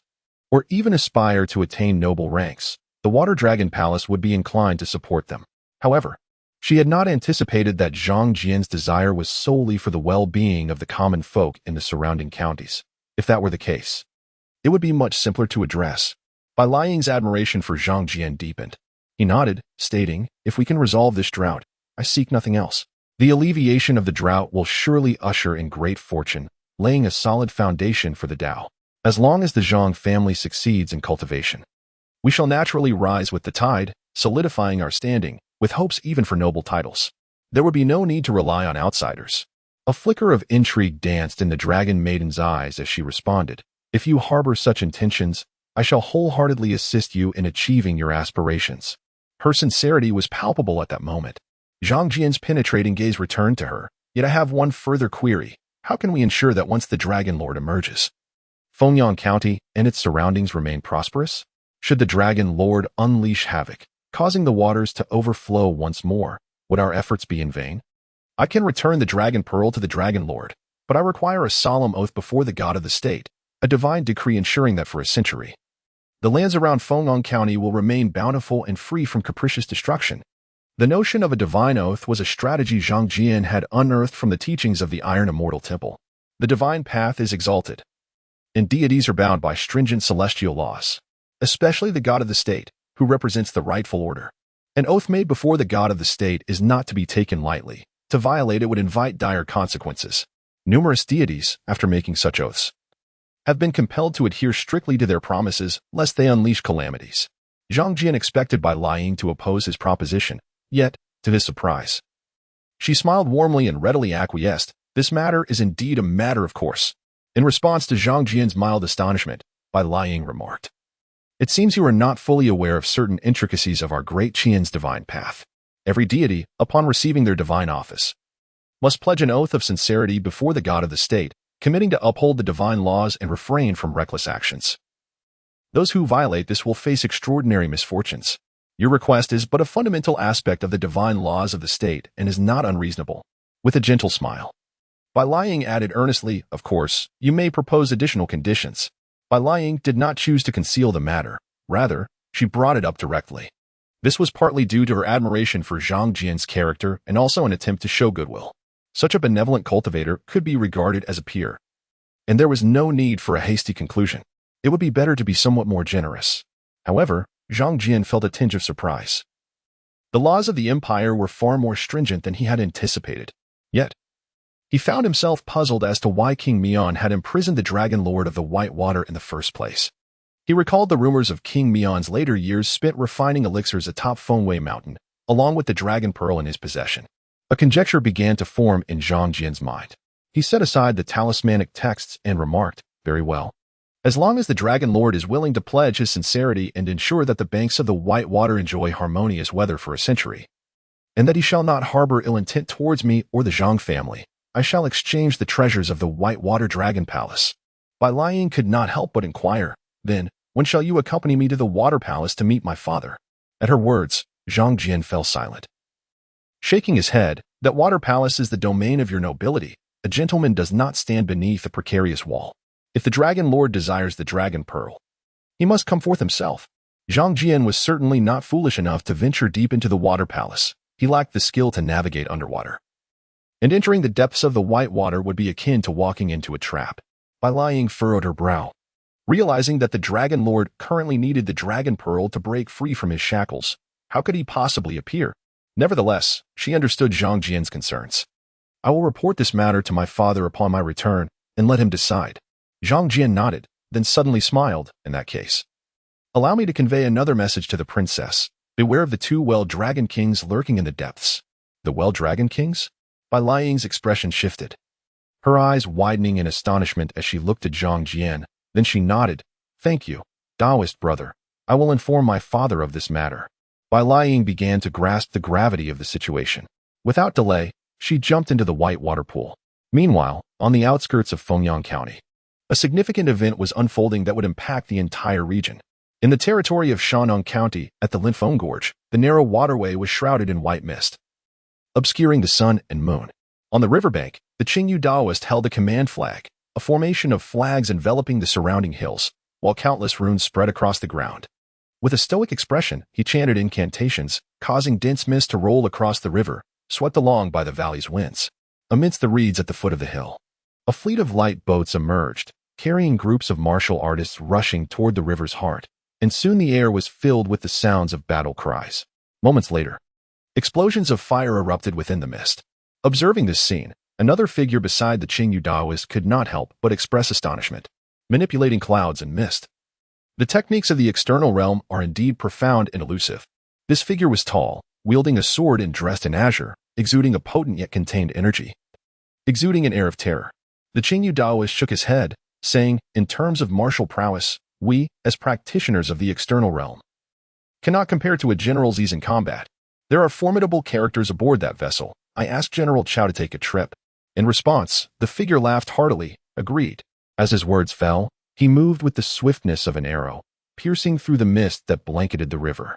His vibrant blood energy surged towards the heavens. And within mere breaths, he traversed the 100-zhang expanse, landing directly upon the official vessel. Witnessing this scene, the Qingyu Daoist could not help but nod in silent approval, acknowledging the formidable strength possessed by a master-level warrior. Meanwhile, Zhang Jian remained in quiet meditation until a piece of news compelled him to return to the Qi residence. There, Qi and Qi Yuanzi wore solemn expressions, their faces etched with an uncommon gravity.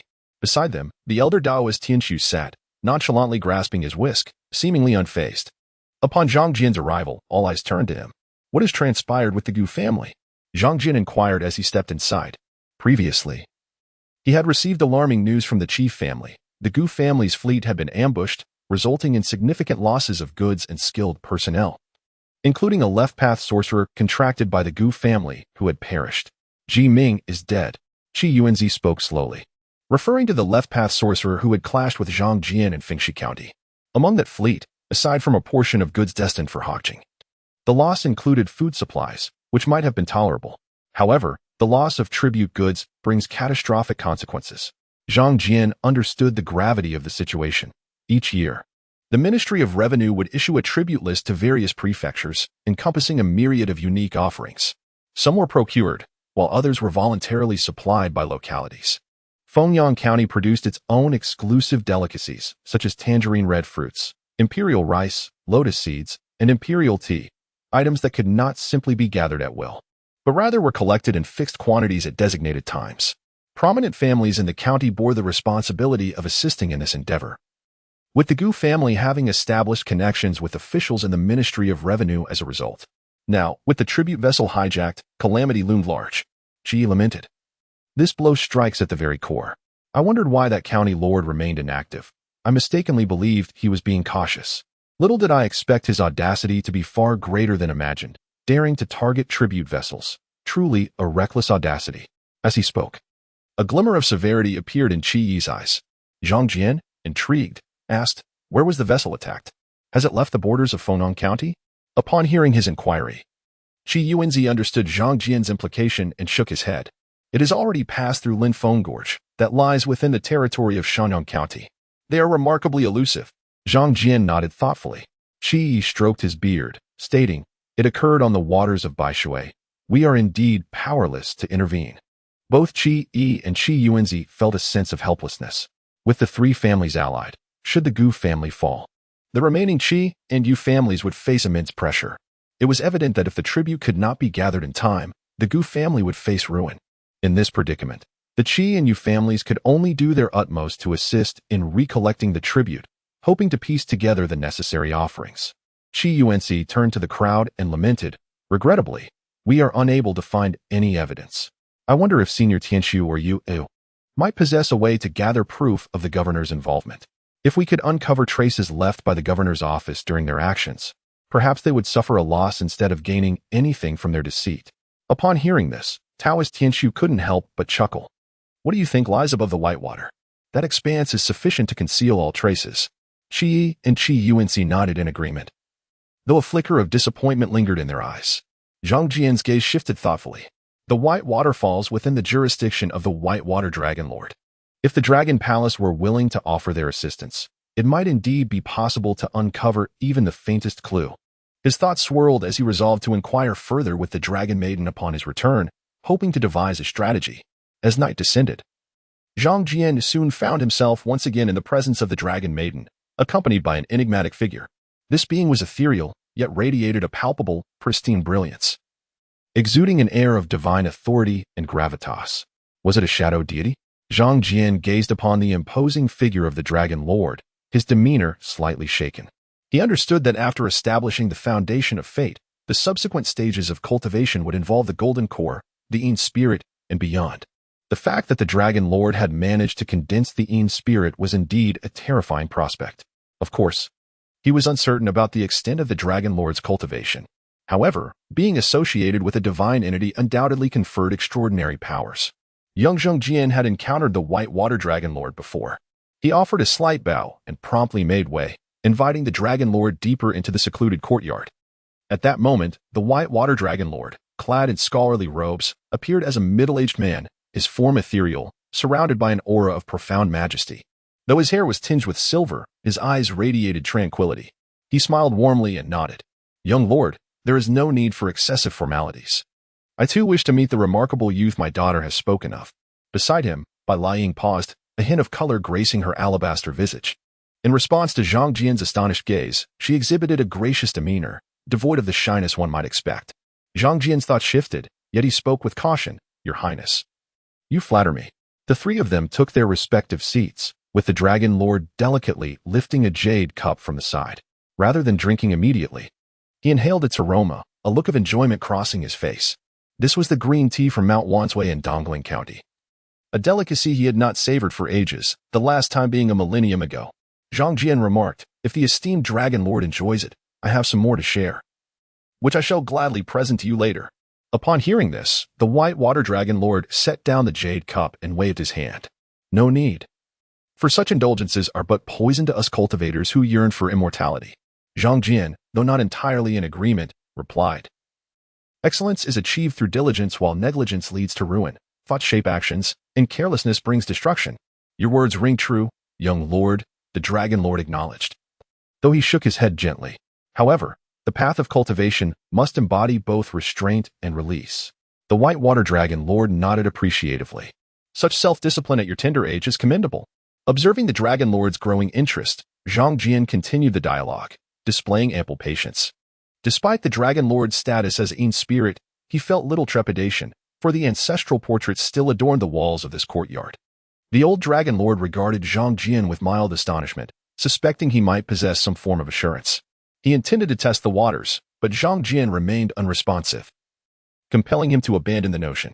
At this juncture, he wished to avoid any unnecessary complications or delays. After a brief interlude, the discussion transitioned to the main topic. The Dragon Lord's expression turned serious as he decisively proclaimed a divine oath in Zhang Jian's presence. Young Lord, today I, the White Water Dragon Lord, wish to pledge my oath before the divine law. Should I, by new, re-emerge into this world, I shall uphold the divine law, ensuring favorable weather for the people surrounding Bai Shui. Furthermore, I shall not seek to take vengeance upon my young friend Zhang Jian or his kin. Should I violate this oath, may the divine law enact punishment upon me. As he uttered this solemn vow, a palpable divine power descended from the void, melding into the Dragon Lord's brow. After completing the oath, he smiled at Zhang Jian and said, "Are you now satisfied, young lord? Your words are too gracious, esteemed elder." Upon witnessing this, Zhang Jian promptly honored his promise, producing the Dragon Pearl from his grasp. The golden orb instantaneously transformed into a radiant beam of light, cascading into the ethereal shadowy form of the White Water Dragon Lord. In an instant, the specter of the ancient Dragon Lord glimmered with a rich golden hue. The divine essence emanated a profound sanctity, rippling outward in waves. The Dragon Lord gradually coalesced the Dragon Pearl within him, sensing the restoration of his spiritual essence, a glimmer of relief flickering in his eyes. Yet, in a fleeting moment, that relief was eclipsed by a fierce loathing. He gazed mockingly at the Dragon Pearl in his hand, saying, "You Qing, how laughable it is that you disregarded our brotherly bond to seize this pearl back in the day. Yet, even with the Dragon Pearl in your possession, you cannot prolong your life nor cultivate the Dragon Phoenix Golden Elixir. Your intricate schemes have ultimately proven futile. I still exist, while you, despite your vast authority, are merely a mound of earth." At this moment, Bai Nu could not conceal the exhilaration swelling within him, although a hint of wistfulness lingered in his eyes. Even though he had reclaimed the Dragon Pearl, the inability to enact his revenge left him somewhat disheartened. Ultimately, this realization rendered his triumph rather flavorless. The smile on his face gradually faded as he turned his gaze towards Zhang Jian, yet satisfaction remained in his eyes. The demeanor of the common old man dissipated, replaced by an aura of divine majesty. "Zhang Xiaolang, I hold great admiration for your courage and spirit. Should you find the time, you are always welcome to visit the White Water Dragon Palace. Consider this a favor I owe you. Whenever you require assistance, merely call upon me, and I shall gladly repay this debt." After a brief pause, Bai Nu added, "Of course, the matter of the abundant rain must await my own liberation from these shackles." Zhang Jian replied, "That goes without saying." With the transaction complete, an extraordinary phenomenon emerged in the heavens, signaling the binding of a divine oath. Zhang Jian felt a sense of relief. The prospect of alleviating the drought-afflicting Fengnong County and the surrounding regions was a monumental blessing, saving countless lives.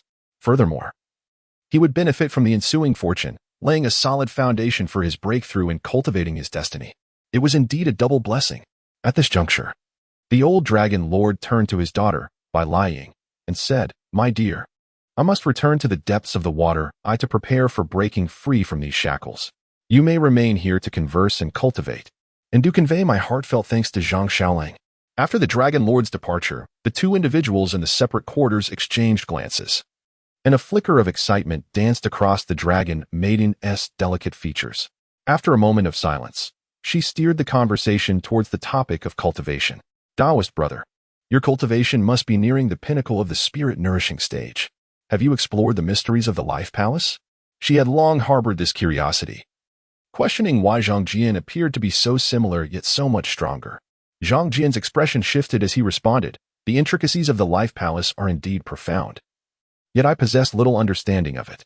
Observing his reaction, the Dragon Maiden continued, "The concept of the Life Palace is enigmatic. Initially, each cultivator's life imprint is devoid of fixed attributes or specific forms. Only upon attaining the appropriate status and with the life imprint can one establish their fate. And our destinies as cultivators are subject to constant change. Zhang Jian nodded, acknowledging that the 9 chapters of Tangshan indeed articulates the notion of capricious fate. However, the essence of fate assessment does not primarily concern one's current destiny. That is merely a secondary aspect. If one possesses a unique fate, it naturally enhances their cultivation. Yet the absence of such a distinction is inconsequential, provided one can delineate their own fate seal. This fate seal resides within the 3 halls and 5 peaks, inscribed upon the destiny pillar. As for the method to ascertain the location of one's fate seal, Zhang Jian currently finds himself at a loss. Yet, gazing at the dragon maiden before him, his curiosity piqued, he inquired, might the princess have already discerned her own fate seal, given her considerable prowess? It seems she is on the verge of completing the accumulation of the spirit-nurturing stage. Originally, this should have been an inappropriate question for Zhang Jian, as it touches upon the subtleties of personal cultivation. However, since the dragon maiden broached the topic, he seized the opportunity to delve deeper into its intricacies, especially as the teachings of the 9 chapters of Tangshan are rather scant. The dragon maiden, with her enchanting gaze fixed upon Zhang Jian, replied, "You should be aware that delineating one's fate palace typically requires opportune circumstances, such as during periods of drastic fluctuations in fortune, whether in moments of peril or ascent, where enlightenment may strike, revealing a sliver of insight to discern one's fate seal. Beyond that, one must rely on innate understanding and foundational strength to forcibly breach the fate apertures, though the latter is exceedingly arduous. Despite my centuries of cultivation, opportunities to solidify my foundation remain elusive. By lying expressed a touch of melancholy. Most spiritual beings, and even those from the lesser paths, are constrained by this limitation. Of course, some are also hindered by the impureness of their vital essence. Even when fortune smiles upon them, they find themselves unable to establish a solid foundation. When they force the issue, it often results in chaotic divine intent and a decline in their vital spirits, leading to demise. At this moment, the dragon maiden sighed. Although I am the esteemed princess of the Dragon Palace, I have not encountered many opportunities over the years. She reflected that, as the daughter of a dragon lord, had the Whitewater Dragon Lord been in power, numerous avenues would have been available to assist in solidifying her foundation or bestowing divine status. Such a divine status would imbue her with merit and fortune, causing her fate seal to manifest. Alternatively, engaging in demon-slaying endeavors with the protection of elders would significantly enhance her chances of survival. Completing a notable feat could also bring her fate seal into visibility. I am uncertain, Zhang Jian thought to himself, feeling somewhat awkward. However, through his dialogue with the Dragon Maiden regarding the mysteries of fate assessment, he sensed that his own opportunity was swiftly approaching, coinciding with the emergence of the Dragon Lord. He cast a glance at the astute Dragon Maiden before him, unsure whether her intentions were to lend him a helping hand or merely to share her insights. At the Sioux County Governor's residence, the Grand Hall was adorned with an air of solemnity and grandeur. This stood in stark contrast to the opulence of the previous governor's estate, revealing the distinctive style of the current governor, Yutongguang, who hailed from a military background. Yutongguang's approach was markedly pragmatic, and he placed significant emphasis on military discipline. Surrounding the governor's residence, his elite guards stood tall and upright, their armor and weapons gleaming ominously. Within the estate, Yutongguang sat regally at the head of the table. Beside him, the Qingyu Daoist smiled gently as he made arrangements. Standing in front were several robust warriors, all loyal subordinates that Yutongguang had brought from the military, who had served in the border forces for over a decade. The Gu family faced imminent ruin due to the loss of their official tribute ship. Yet precautions were necessary to prevent them from acting out of desperation. General Chao Yun, he said, I must trouble you to keep a close watch on the Gu family in the coming days. Should they show any signs of unrest, apprehend them immediately on the charge of losing tribute and fleeing as a whole clan, without regard for their lives. The formidable Chao Yun clasped his fists and smiled. Rest assured, my lord, with me overseeing them, the Gu family, having lost their trump cards, will not be able to stir up any trouble. The others nodded in agreement. Chao Yun, a master of body refinement, held an official position, instilling fear throughout the county. Under his restraint, the Gu family was as vulnerable as meat on a chopping block, awaiting their inevitable downfall and punishment. Next, only the Qi family remained. At this moment, the Qingyu Daoist stroked his beard thoughtfully. The Qi family had deep connections with the nobility in Haojing, yet they needed to be wary of seeking aid. He did not mention the Yu family, as they had long established ties with the governor's office. The Yu and the Yu family shared a complicated history, both being descendants of the late King Mian. However, while the Yu family appeared legitimate, the Yu family had fled to avoid their clan's downfall. In the present, the distinction between legitimate and illegitimate lines was blurred, yet this did not hinder the alliance between the two families. Yu Tongguang's expression remained cold as he waved his hand, saying, "As long as this matter is resolved, the repercussions from Haojing will be inconsequential. Noble patrons will surely aid us." Hearing this, the Qingyu Daoist smiled faintly. "In that case, it becomes even easier. I would like to request the county lord to order the Inspector Qi Yuanci to go to the Shuangfeng Mountains to eliminate the bandit threat while also providing for the displaced populace. With the absence of those 3,000 elite county soldiers, capturing the Qi family should pose no difficulty." A tall, green-clad guard furrowed his brow and spoke, "But sir, there must be a pretext." He was Yu Lei, a personal guard selected from the military by Yu Tongguang, who had saved his life and thus earned the surname Yu, which he wore with pride. His innate talent was extraordinary, making him a capable assistant to Yu Tongguang and the primary candidate to replace Qi Yuanci as the inspector. The Qingyu Daoist replied nonchalantly, "Harboring notorious bandits, nurturing assassins, and illicitly using government tribute and official wares, do these not constitute grave offenses? If necessary, we can also accuse them of hoarding armor and plotting treason." At the main seat, Yu Tongguang maintained an expressionless faade, though his demeanor clearly bore a hint of a smile. Eliminating these obstructive families would allow him to focus on exploring the deep waters of the Baishui River. Without the Dragon Pearl, he could attempt to use dragon blood as an alternative. A smile flickered in his eyes, and he mused with great ambition. The resolution of the White Jiao matter would not require his direct involvement. There were already those willing to assist him. All he needed was to request an imperial decree from the court. He was confident that his time in Fengyang County would soon come to an end. With a slight pause, he continued, "Qingyu, the sorcerer from the Chifu, shall be entrusted to your care. This matter must be executed flawlessly." Qingyu nodded slightly. "Rest assured, Eastern Elder, we possess the advantage of time, place, and unity. We shall assuredly succeed." At the head of the table, Yu Tongguang's somber expression lifted, and he broke into a smile, raising his wine cup from the table. "Ladies and gentlemen, let us first toast to our impending success. Once the grand endeavor is accomplished, we shall ascend to greater heights. Titles and positions may very well be within our grasp." The others stood up in unison, raising their voices in a cheer. "Congratulations to our lord. May success be swift." They all drank heartily and then busied themselves with their tasks. Beneath the Long Lock Dam, in the depths of the water eye, the surging torrents roared, and the dragon pearl infused with white frost enveloped the white dragon, exuding a thick layer of chill that permeated the entire water eye. The dark, swirling runes around it trembled violently in the void, and golden lightning flashed, striking fiercely against the scales of the white dragon. This rune served to seal the dragon's inner power while also possessing the ability to draw upon the endless spiritual essence from the depths of the water eye, thereby restraining the dragon and consuming its magical energy. This was akin to boiling a frog in warm water, gradually extinguishing the dragon's power.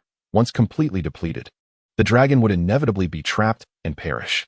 At this moment, empowered by the essence of the Dragon Pearl, the white dragon unleashed a fierce surge of secret techniques, disregarding its inner frailty as it forcefully channeled the essence, causing the divine metal locked deep within its bones to strain.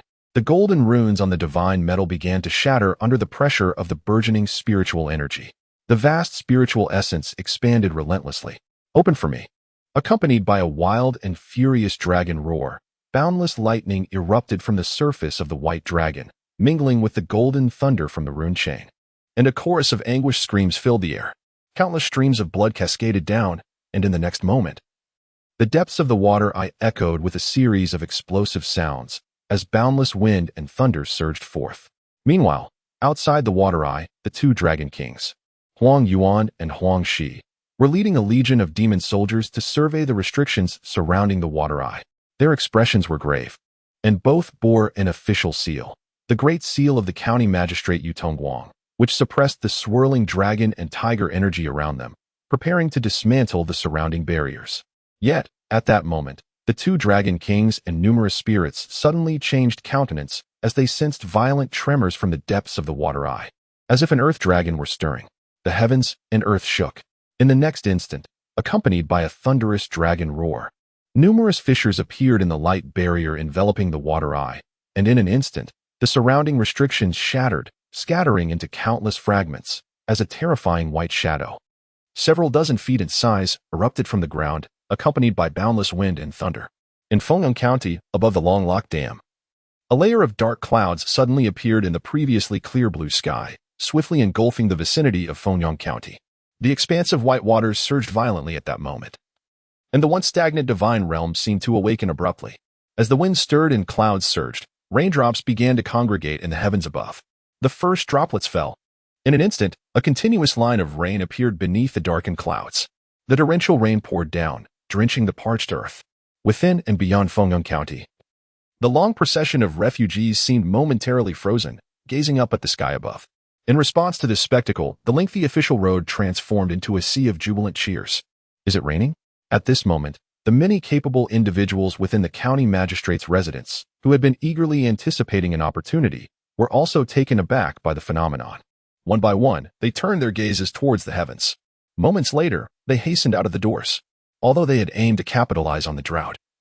Witnessing its alleviation brought forth expressions of shock and joy upon their faces.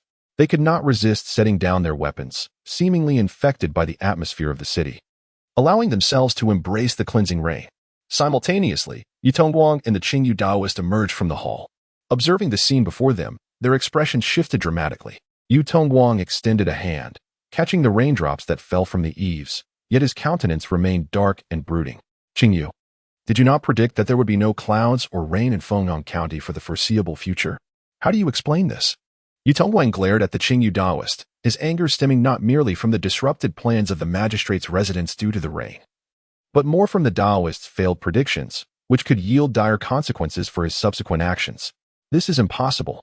The Qingyu Taoist's expression also shifted, but quickly his gaze turned towards the depths of the dark clouds, where he sensed a profound surge of divine power. Simultaneously, the tumultuous energy from the depths of the white water divine office surged forth, creating a majestic spectacle. Has the white water dragon lord regained his dominion? The Qingyu Taoist momentarily paused, then realized something significant, raising his head to fixate on the depths of the sky.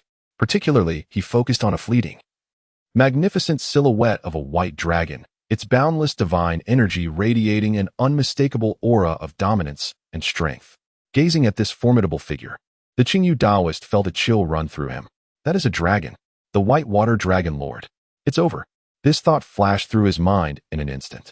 Noticing the Qingyu Taoist's distress, Yu Tongguang spoke in a low voice. Qingyu, what on earth is happening?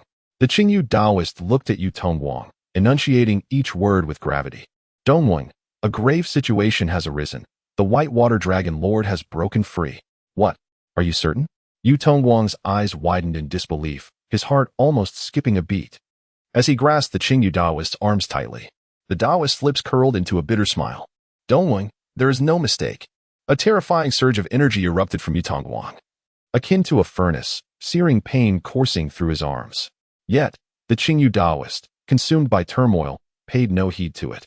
Yu Tongguang felt an icy chill enveloping him, darkness creeping at the edges of his vision. All his carefully laid plans hinged upon the white water dragon lord, with the lord's emergence. The dragon and phoenix replenishing golden elixir was now beyond his reach. Without the dragon and phoenix supplementary golden elixir, not only would he be unable to cling to the powerful support of the Dongshan Temple, but he would also have to face the backlash from the white water dragon lord, along with the furious counterattack from the local forces of Fengyang County. Even someone as formidable as Yu Tongguang found himself in a state of disarray.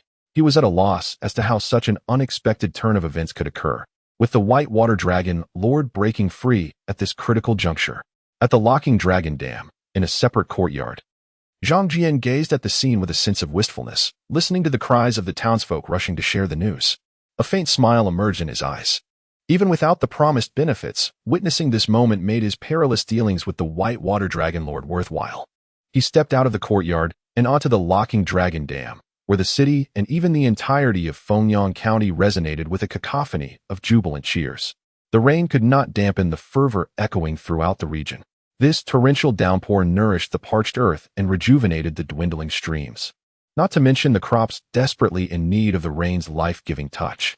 As Zhang Jian prepared to take another step, he suddenly felt a tremor coursing through his body. In that instant, his keen senses sharpened, propelling him into a wondrous state. He felt as though he had transformed into a wafting breath of air, traversing the vast expanse of the heavens and earth, amidst an endless sea of ethereal chaos. The essence of this chaos momentarily coalesced into the storm, with countless raindrops merging, each drop embodying the joys and sorrows of the common folk. Beneath the boundless sky, the earth teemed with life, a spectacle of dragons and serpents rising from the land. The grandeur of the unknown unfurled before him, vast and profound. Through the relentless downpour, his expression shifted slightly, and as he narrowed his eyes, he discerned a peculiar symbol amidst this realm. This symbol, indescribable in its nature, radiated with an illusory glow. He recognized it as his own fateful seal. However, at this moment, he felt a twinge of disappointment upon witnessing the manifestation of his fate.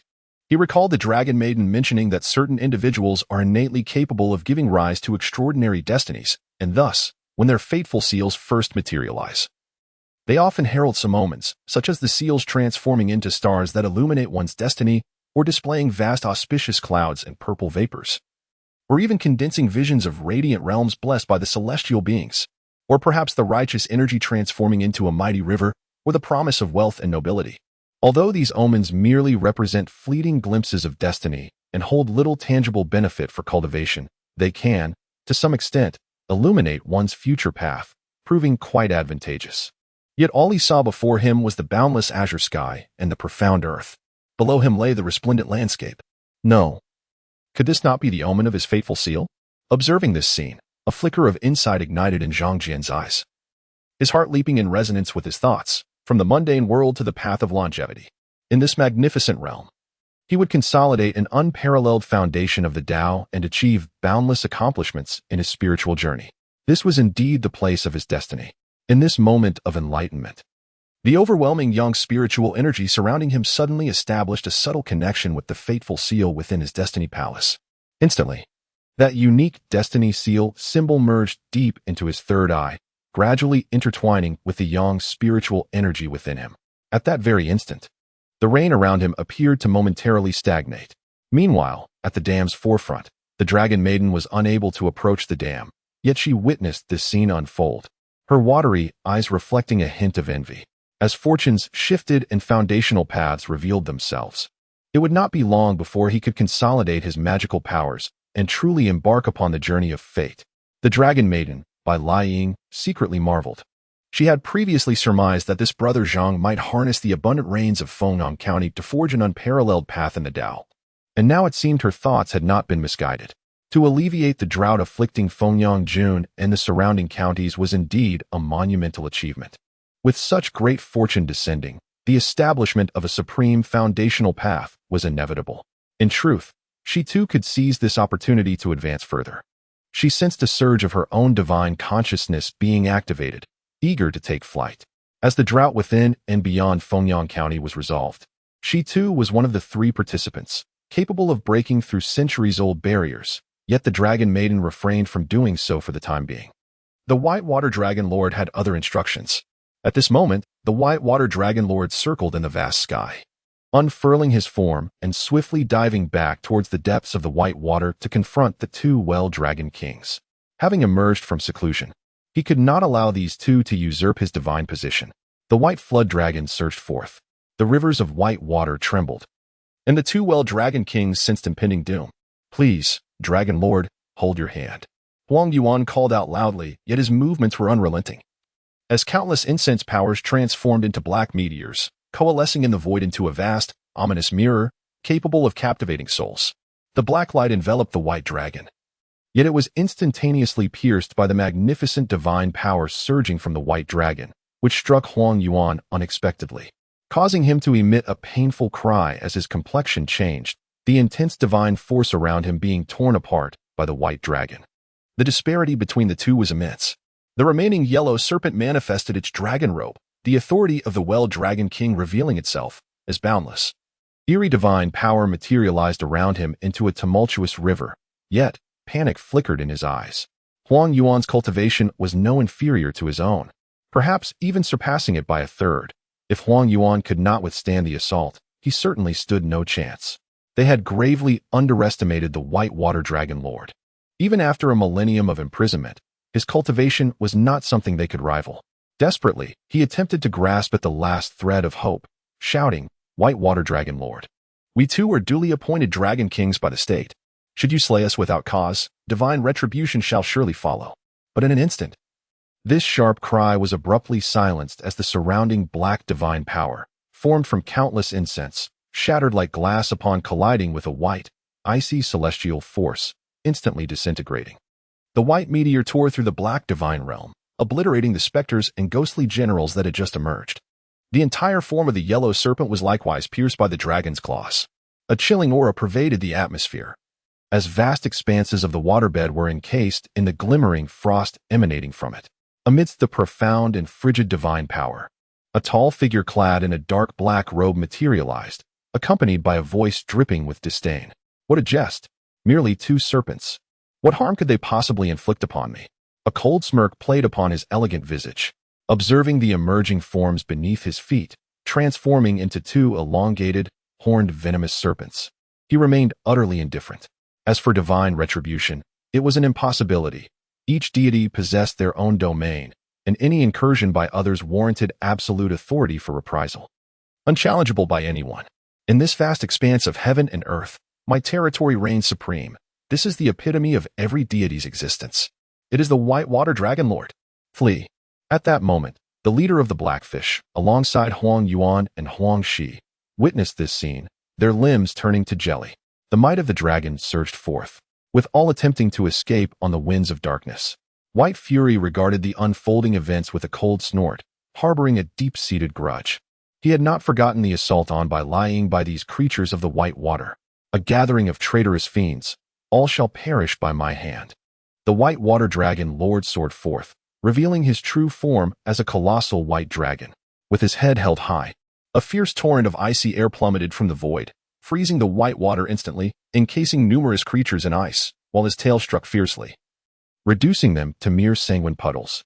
After obliterating these beings of the white water, White Fury's pent-up rage from a millennium of confinement began to subside.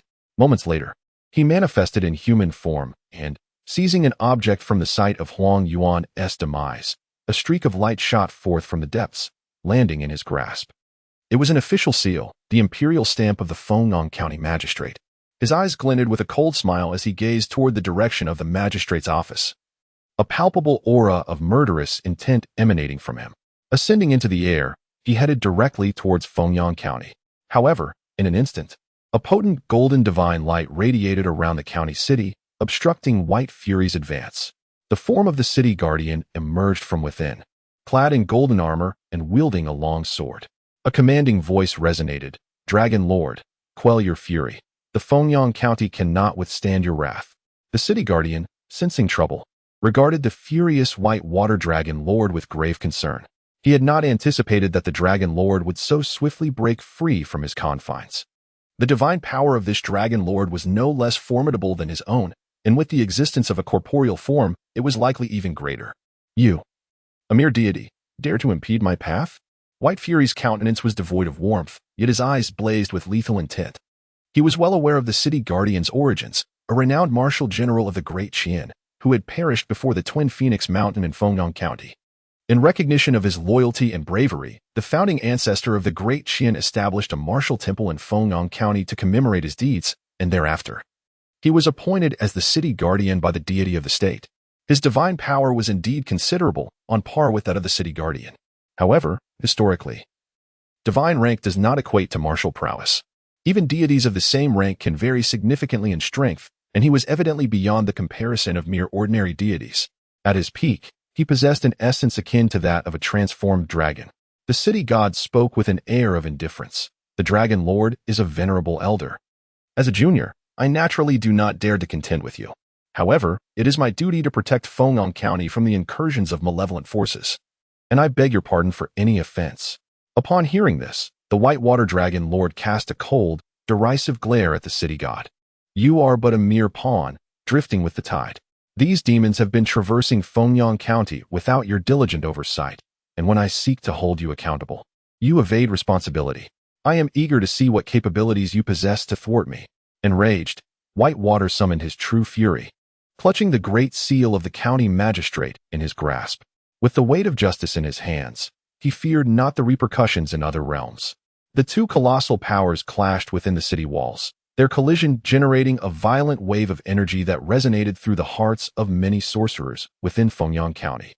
Outside the county, in the temple of the Red Flower Goddess, the statue of the eight-armed, crimson deity shimmered with strands of golden light. Within, a divine force seemed eager to break free from the constraints of its golden form, yet it was ultimately unable to do so, releasing only a faint, sorrowful sigh. The Whitewater Dragon Lord has emerged. When shall I manifest in this world? Meanwhile, both within and beyond Fengyang County, Zhang Jian sensed the grand and formidable surge of divine energies, but merely cast a fleeting glance before returning to his profound transformation of the extreme yang spiritual power within him. Such a rare opportunity must not be squandered.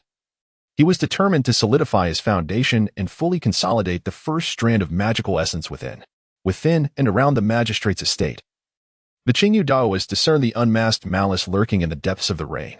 It felt as if a colossal beast had fixed its gaze upon the entire estate, a chilling aura of murderous intent permeating the air. Yet, upon witnessing this scene, a tinge of envy flickered in the eyes of Qingyu Daoist. He was acutely aware of his own circumstances, although he had fortuitously succeeded in establishing a foundational practice. The defects in his fate prior to this success meant his future potential was likely limited. The best outcome would be to receive the divine edict from the magistrate, Yu Tongwang, before his passing, allowing him to attain a divine position and pursue the path of longevity. Though the divine path is fraught with more challenges than the path of cultivation, there remains a glimmer of hope, far better than facing the finality of death. However, that hope was now dashed. With Yu Tongwang unable to safeguard himself, how could he possibly secure a divine decree for Qingyu? As the magistrate, Yu Tongwang might still have a chance of survival, but his fate was likely grim.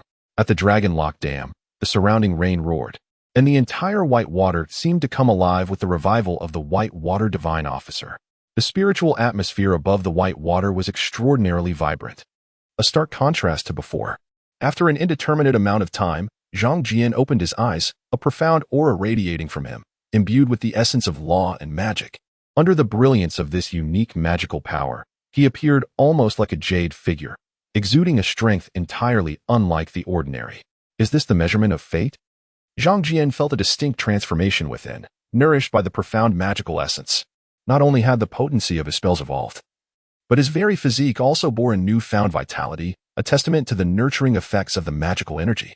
The essence of extreme solar energy, intertwined with one's own vital spirit and the unseen blessings of fate and longevity, coalesces into the formidable power of extreme solar magic.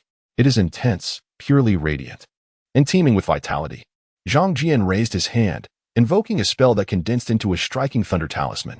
Crimson lightning cleaved through the heavens, and the air was filled with a myriad of rain veils, imbued with the scent of crimson electricity. Threads of red lightning flickered beneath his feet and swirled behind him, evoking a sense of terror. Zhang Jian sensed that both the speed of his talisman conjuration and the potency of his spells held vast potential for enhancement. With just a bit of practice, such advancement would soon be realized. Moreover, he began to truly comprehend the essence of thunder within the thunder spell, allowing him to unleash its pinnacle power. The phase of fate assessment undeniably marks the foundation of his path, revealing the stark disparity between his accumulated magic and that of the unrefined. As he grew somewhat accustomed to this power, he could not help but feel a surge of awe. All of his magical energy continued to revolve around his dantian, establishing a unique connection with the cosmos.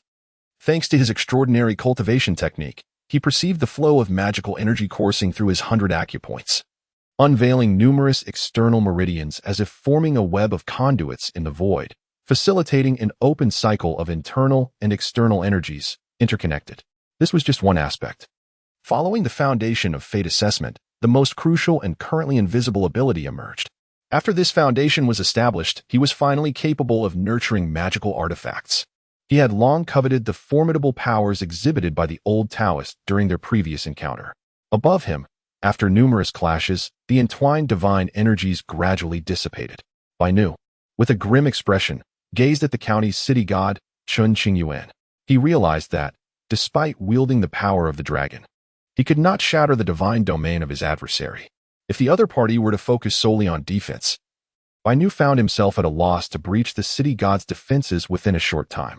However, retreating would compromise his pride. The county magistrate had conspired with the Dragon King to undermine his foundations, and without administering punishment, how could he re-establish his authority? You, minor deity. My patience is not boundless. The eyes of the Dragon King of Bai Shui glinted with a fierce aura of danger.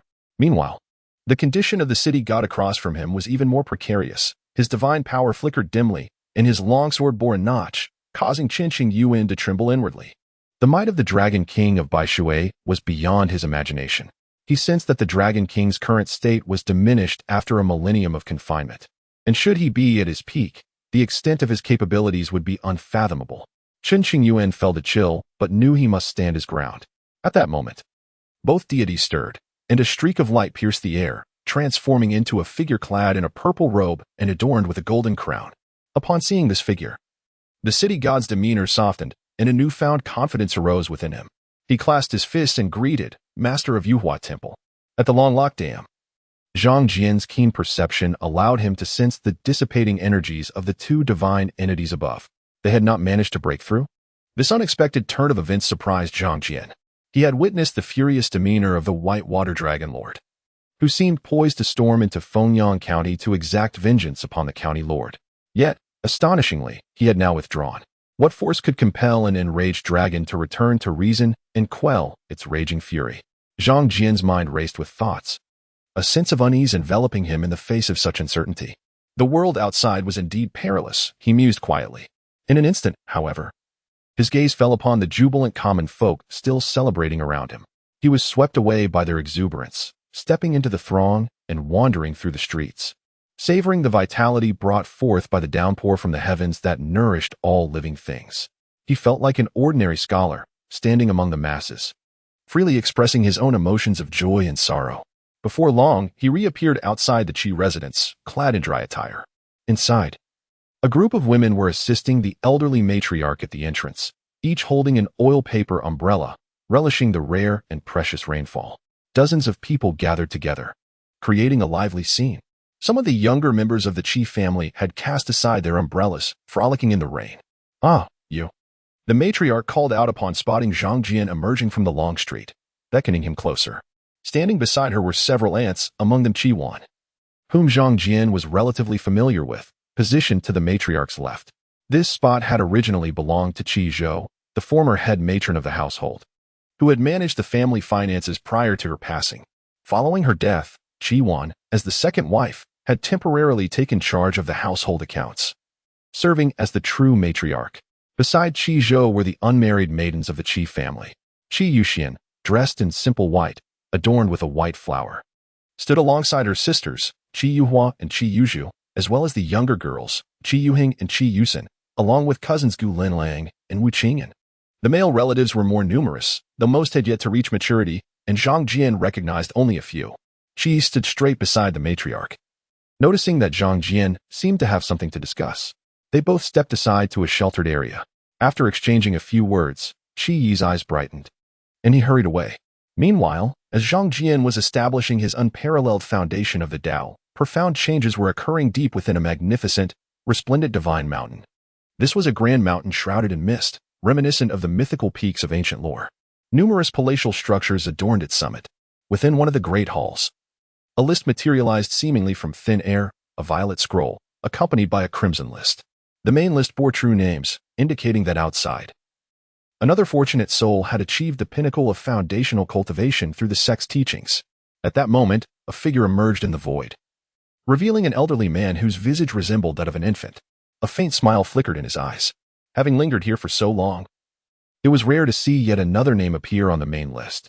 He immediately employed his mystical methods to probe the list, and a spark of inspiration surged into the roster.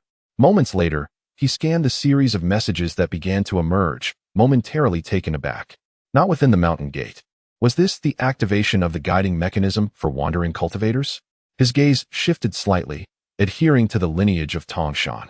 Whenever an individual from the mundane world successfully cultivates one of the foundational techniques scattered from the Tangshan lineage, a guide must be dispatched to lead them. Such untamed practitioners capable of forging a top-tier foundation without depleting any resources from a sect or lineage, must either possess extraordinary talent or embody great perseverance and wisdom. They would not be inferior to the gifted individuals nurtured within the sect. In truth, every orthodox sect of the Great Tao possesses a similar guiding mechanism. However, according to the protocol, a thorough examination is still necessary to ascertain the other's foundation. One must not inadvertently venture into the territory of other orthodox sects to claim individuals. Additionally, the Divine Mountain lineage, like other lineages, also has unique methods for cultivating the foundations of wandering practitioners, who may not necessarily be suited for the orthodox path of cultivation, but who should be notified first. At this moment, Baitong gently stroked his beard, his expression fraught with difficulty. Those elders had all communicated with him. A careless misstep could lead to offense. Alas, the others are manageable. But that particular demon star is not to be trifled with. If she discovers that a disciple has appeared on the main list without being informed, she might very well seek trouble, perhaps even hang me. A chill ran down Baitong's spine as he swiftly conjured a thread of spiritual light, which transformed into a spark of inspiration that flew deep into the foothills of the Divine Mountain. Yet, in an instant, Baitong's eyes glimmered, and he formed another layer of spiritual light seal with a different frequency, shortly thereafter notifying another immortal peak deep within the Divine Mountain. The region of Fengyang County had just endured a torrential downpour. Emerging as if rejuvenated, the city no longer exuded an aura of decline, but rather vibrated with life. The streets, once filled with despondent refugees, now brimmed with hope, their faces reflecting aspirations for the coming year. After the heavy rain, they began to gather in small groups, planning their return to their hometowns to resume farming. Many refugees, struggling to scrape together travel expenses, were suddenly met with news. The three major families of Fengyang County, in conjunction with numerous other families, simultaneously opened their granaries, donating grain and resources to assist the refugees in returning home, instantly capturing the attention of countless displaced individuals. Before the granaries, a throng of people surged. At the Zhang family's granary, Zhang Lu and Hu Shan were vigorously calling out, while also instructing their companions to maintain order. Inside the granary, Zhang Jian busied himself, opening large burlap sacks of rice, while numerous servants from the Zhang family fetched rice scoops to distribute grain to the waiting crowd. Young master, there are simply too many people, relying solely on the donated grain. Even if we were to distribute all the reserves in the granary, it would hardly suffice. Zhang Lu's face contorted in pain as he gazed at the rapidly depleting mountain of rice within the granary. As he grew taller, his physique increasingly resembled that of his father, Zhang Hu, broad and robust, with a stature surpassing even Zhang Jian's at a rapid pace. This young servant bore a striking resemblance to a brawler. With autumn approaching, new rice would soon be delivered. However, this method proved to be dreadfully inefficient, and enduring the return home might not guarantee survival through the harsh winter months. Zhang Jian furrowed his brow slightly. Yet he understood that the Zhang family had exerted their utmost efforts. To press further would deplete their vitality, jeopardizing the grand scheme of the Zhang clan. Thus, he resolved to draft a letter shortly, instructing Xiao Xie to deliver it swiftly back home. The Zhang family intended to re-establish a watermill workshop and forge in the county town. Labor would be essential for these endeavors. Additionally, he could ask his father to contact his maternal grandfather to explore the possibility of repairing the roads and embankments as a means of providing relief through labor. Zhang Jian, having exhausted his knowledge, now brought forth a fragment of ancient sword-casting techniques that remained in his mind. The core principles of these methods, encompassing material selection or extraction, sight and water choice, folding, forging, composite steel, and secondary quenching, were uniquely exquisite. Although the weapons crafted would not transcend their era, they would certainly be of superior quality. This ancient sword-casting technique capable of producing exceptional blades could undoubtedly elevate the Zhang family during this critical juncture. Naturally, Zhang Jian's decision to unveil these techniques now was calculated. The Zhang clan had established itself as a prominent force, possessing sufficient soft and hard power to safeguard their interests and avert calamity. Zhang Lu took note and subsequently made arrangements to send word back to Fengxi County. Zhang Jian now stood as the vanguard of the Zhang family in Fengyang County, seizing the opportunity to firmly entrench their foundation. He recognized that once the three great families united to dismantle the governor's office, further expansion would not come easily. The Zhang family was actively recruiting, selecting land, acquiring storefronts, and even winning the hearts of the populace, reclaiming a portion of the diverse factions within and around Fengyang County. At this moment, the major powers within and beyond Fenggang County were acutely aware of the situation. Those capable of intervening were either preoccupied with their own troubles, living in constant trepidation, or were aligned with the Zhang family, reluctant to offend them. Meanwhile, those without the power to influence, despite their intentions, were swiftly overwhelmed by the adept individuals brought forth by the Zhang family. With the assistance of the Bai family and the covert support of the Qing Bamboo Gang and other minor factions, everything was progressing favorably. The Zhang family's momentum was steadily solidifying their esteemed reputation. As the Zhang family expanded, they did not overlook the looming threat of the governor's office. This was the opportune moment to capitalize on the shifting dynamics and suppress the governor, thereby securing the hard-won fruits of victory. The crux of the matter lay in obtaining evidence of the governor's clandestine assaults and the appropriation of tribute. Although the governor's office had executed their schemes flawlessly, concealing all traces beneath the flowing waters, the resurgence of the White Water Dragon Lord and the restoration of control by the White Water Deity now rendered the traces of the governor's interference discoverable within the territory of the White Water Dragon Lord. In the Qi residence, Qi Wancher was in the flower hall, accompanied by a tall maid who was animatedly recounting the recent developments concerning the Zhang family. The conversation revolved around the numerous shops they had acquired, the prime locations they had selected, and their associations with various officials. Qi Wancher nodded subtly to herself. Having discerned her father-in-law's stance, an intention to forge a comprehensive alliance with the Zhang family and to support them in establishing a firm footing in Fenggang County, the prospect of a marriage alliance was particularly esteemed, with the candidate almost certainly being Qi Yuhua, as both families had reached an implicit agreement on the matter. Qi Wancher felt a deep sense of satisfaction. Initially, she had considered several alternative suitors, such as the young lord from the Dingyan Marquisate, whose ancestral home was also in Fenggang County and who visited regularly. The Dingyan family was a well-established military clan with deep roots in the army. Qi Wancher had personally observed the young lord, noting his distinguished demeanor among his peers. Beyond that, there were suitable candidates from the distant Wan family in the capital, as well as several prominent families in the city. Every esteemed lineage had its circle of distinguished kin and friends, yet after careful consideration, Qi Wancher resolved to choose the Zhang family. This decision was not merely due to the Zhang family's recent elevation in status, as a newly promoted esteemed family did not hold significant power in Qi Wancher's eyes. Rather, it was largely influenced by the rapport between Qi Yuanxi and the Zhang family, coupled with Qi Yuhua's own willingness. With her daughter's consent, Qi Wancher felt no grounds for objection. Upon the maid's conclusion, Qi Wancher remarked, "You have done well. Later, you may visit Yuhua again, for she is even more eager to hear this news." Yes, the maid's face broke into a smile. Having served Qi Wancher for decades, she was genuinely delighted to witness her mistress's daughter find an admirable match. Meanwhile, deep within the depths of the White Water, in the long-sealed Dragon Palace, Bai Nu furrowed his brow. A millennium ago, the resplendent palace had crumbled into ruins, a sight long visited by various spirits, now empty and desolate, inciting Bai Nu's ire. Observing Bai Liying's calm demeanor only fueled his frustration. He spoke sternly. "Does that young man disdain your otherworldly nature?" Bai Liying, with a hint of resignation in her exquisite features, replied with a gentle smile, "Father, you know my heart is solely devoted to cultivation. The mundane emotions of the world are but fleeting moments in the grand journey towards immortality. My admiration for Brother Zhang is rooted in respect for his compassionate nature and steadfast commitment to his path. Beyond that, there is nothing else." Upon hearing this, Bai Nu scrutinized Bai Liying and sighed, "My daughter, you are mistaken. Without having experienced emotions, how can one transcend the bonds of affection? Without traversing the mortal realm, how can one extricate oneself from it and forge an immortal heart? That Zhang is indeed a worthy match, should you both navigate the trials of affection together. It would undoubtedly benefit your future cultivation. Trust your father, for my judgment of character is unfailing."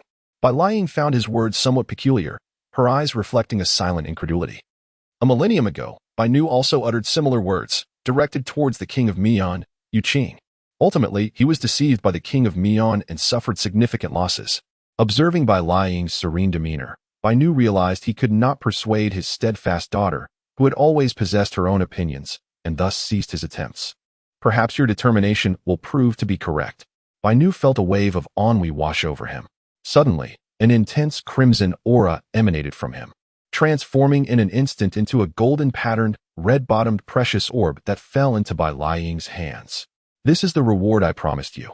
A drop of the blood of a flood dragon, May it aid you in your journey to transform into a dragon. Gazing at the drop of flood dragon blood in her hand, Bai Liying's eyes sparkled with excitement. She recognized that her opportunity for foundational cultivation had arrived. Thank you, Father, for your kindness. Bai Nu shook his head and continued, moreover, I can also impart to you the method of forging fate from the Bai Shui Dragon Palace in advance. The method of forging fate? Bai Liying's expression momentarily faltered. Bai Nu smiled gently, saying, My dear daughter, once you establish your foundation, your fate will begin to manifest. Initially, the fate imprint is blank, akin to a sheet of white paper, awaiting our inscription. If you are destined for wealth, you may harness the family as financial power to forge a prosperous fate, which could be beneficial in business dealings. If you are of noble birth, you may utilize the court's authority to manifest a noble fate. Should you become a cultivator, you can rely on your sect or your unique spiritual roots to reveal extraordinary fates, such as becoming a celestial being of destiny, thus conferring various advantages upon yourself. Particularly when comprehending the profound truths of the universe, where certain aspects may receive emphasis. The divine path and other legitimate traditions each possess their own legacies. Our Bai Shui Dragon Palace boasts an ancient lineage, including a fate imprint known as the power of the flood dragon, which can be manifested through the Bai Shui water vein, providing assistance in your transformation into a dragon. Bai Liying felt a tremor of excitement at this revelation. She could only imagine that this legacy of forging fate was undoubtedly at the core of the Bai Shui Dragon Palace's teachings. A joyful expression spread across her delicate features. And after a moment's contemplation, she inquired, Father, is it true that one can forge only one fate imprint? Bai Nu slightly shook his head, responding, Not at all. However, the majority of cultivators and other beings can typically forge only one fate imprint. Yet, there are those of exceptional fortune and robust foundations who, during the establishment of their path, may nourish their imprints with grand fortune, enhancing their capacity to bear multiple fates, should circumstances allow. Indeed, our Bai Shui Dragon Palace also possesses advanced fate imprints, which you may cultivate after achieving the ingot state, allowing you to forge the fate of the true dragon. Upon hearing this, Bai Liying's gaze flickered with intensity, her eyes shimmering with anticipation. After the father and daughter exchanged their secret teachings, Bai Liying initially intended to depart, but hesitated and could not help but ask, Father, what should we do about the situation at the prefectural governor's office? Bai Nu's tender gaze abruptly sharpened as he looked at Bai Liying, stating, The name of the cave god temple may intimidate others, but it does not daunt me. It is merely the head of a temple stationed in a county. They believe they can restrain me and make me wary. The sovereign harbors murderous intent. Even the revered national master of the divine observation cannot thwart his resolve. Shortly, I shall employ my powers to dismantle his foundation, leading to his inevitable demise. Beneath the white fury of his gaze lies an icy defiance. Though he cannot directly eliminate his foe, as the Dragon Lord, his capacity for vengeance is unmatched. Bai Liying, observing in silence, understands her father's nature more profoundly than others. While he may display grandiosity and generosity at times, a fierce and cold beastly instinct lurks within, a remnant of his serpentine lineage. This predicament, however, is of the county governor's own making. The Bai Shui Dragon Palace bears no enmity towards him. Yet he colludes with the king of the well dragon in a bid to usurp Bai Shui.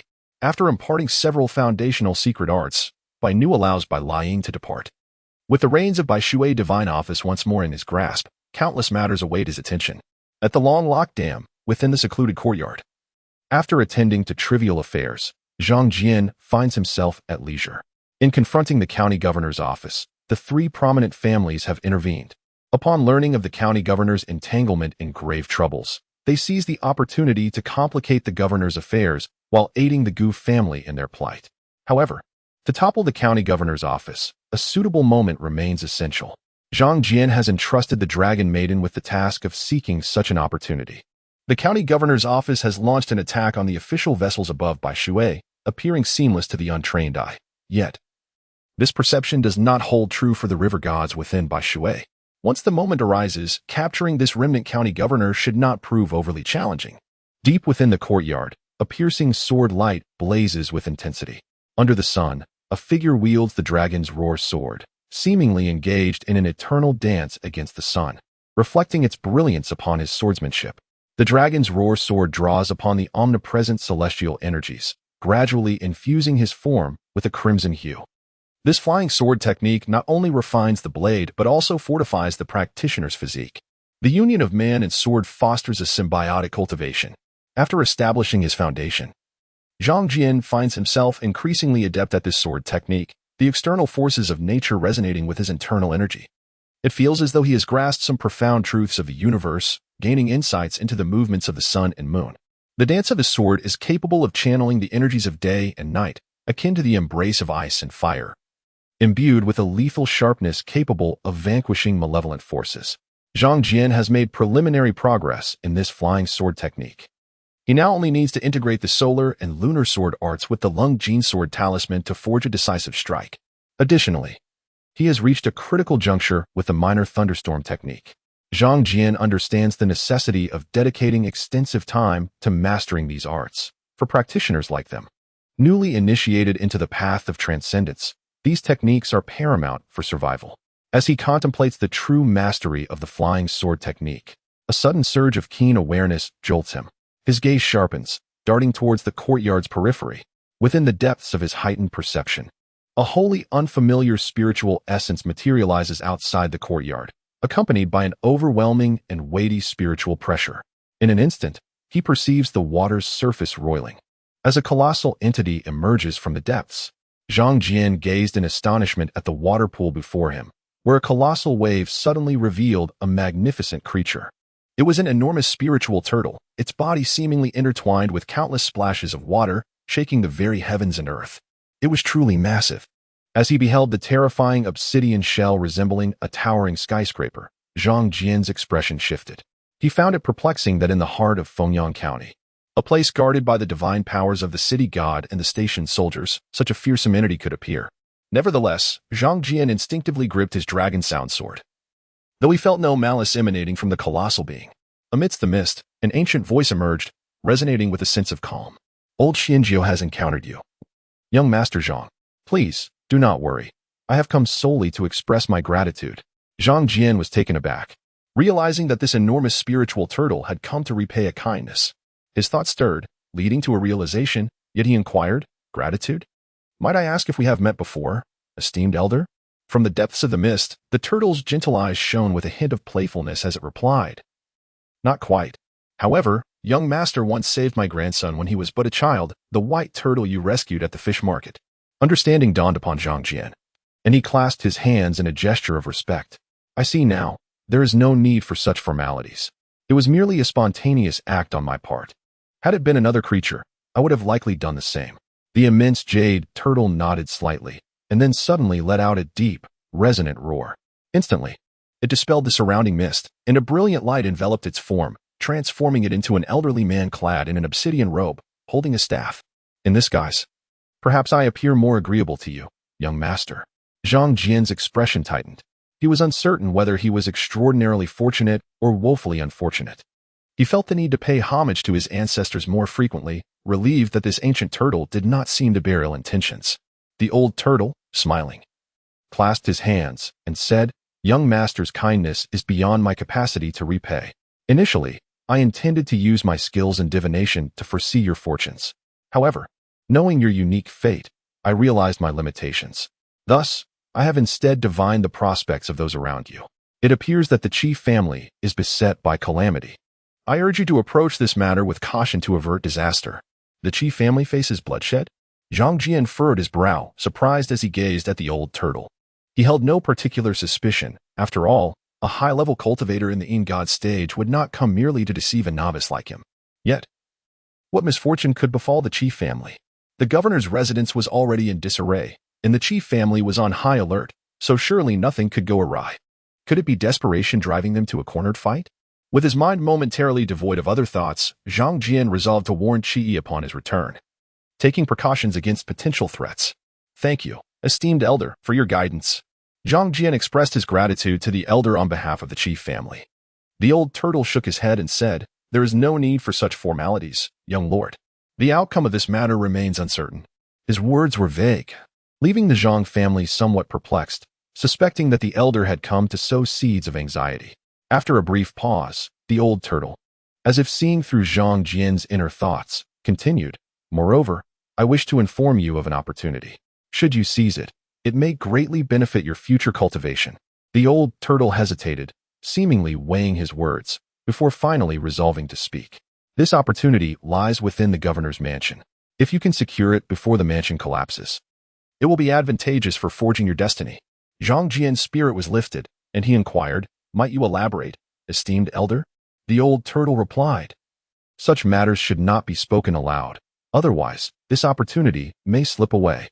Observing the helplessness in Zhang Jian's eyes, a hint of amusement flickered across the old turtle's face. Once you possess the treasure, the truth will reveal itself. Zhang Jian expressed his gratitude once more, internally shaking his head at the elder's cryptic nature, yet acknowledging the potential benefits. Engaging his intellect was a trivial endeavor. He promptly invited the old turtle to his villa, intending to extend a warm welcome. Recognizing that a benefactor deserves due hospitality, although it was a gesture of gratitude, the elder's assistance was indeed tangible. At that moment, the old turtle's expression shifted as he gazed into the distance, prompting Zhang Jian to sense the changes occurring far from the governor's mansion. A rumble echoed through the clear skies, resembling the sound of distant thunder. Following this ominous sound, Zhang Jian sensed a disturbance in the energy above the governor's mansion. The old turtle, however, shook his head in silence. The chaotic application of techniques has led to this turmoil. Yet, the old flood dragon, now trapped, is to be expected. Realizing that Fengyang County was on the verge of descending into chaos, the old turtle wished to avoid further complications. He graciously declined Zhang Jian's hospitality and prepared to take his leave. Standing atop the high cliff, watching the old turtle gradually step into the mist, Zhang Jian could not help but ask, "Might I inquire where your esteemed abode lies?" From within the thick fog, the old turtle's voice drifted back. "I reside on Jinwu Mountain. Should you find the time, you are most welcome to visit. My wife and I shall be awaiting your arrival." Jinwu Mountain. Zhang Jian had no particular impression of this place and shook his head in response. Perhaps the old turtle was merely passing through by Shui. And had it not been for his timely intervention, Fengyang County might have faced dire consequences. One could only speculate how the loss of a grandson would be avenged by such a formidable figure. After the old turtle departed, Zhang Jian could no longer remain in the villa. He sent word to the chief family and began making arrangements for the ancestral rites once more.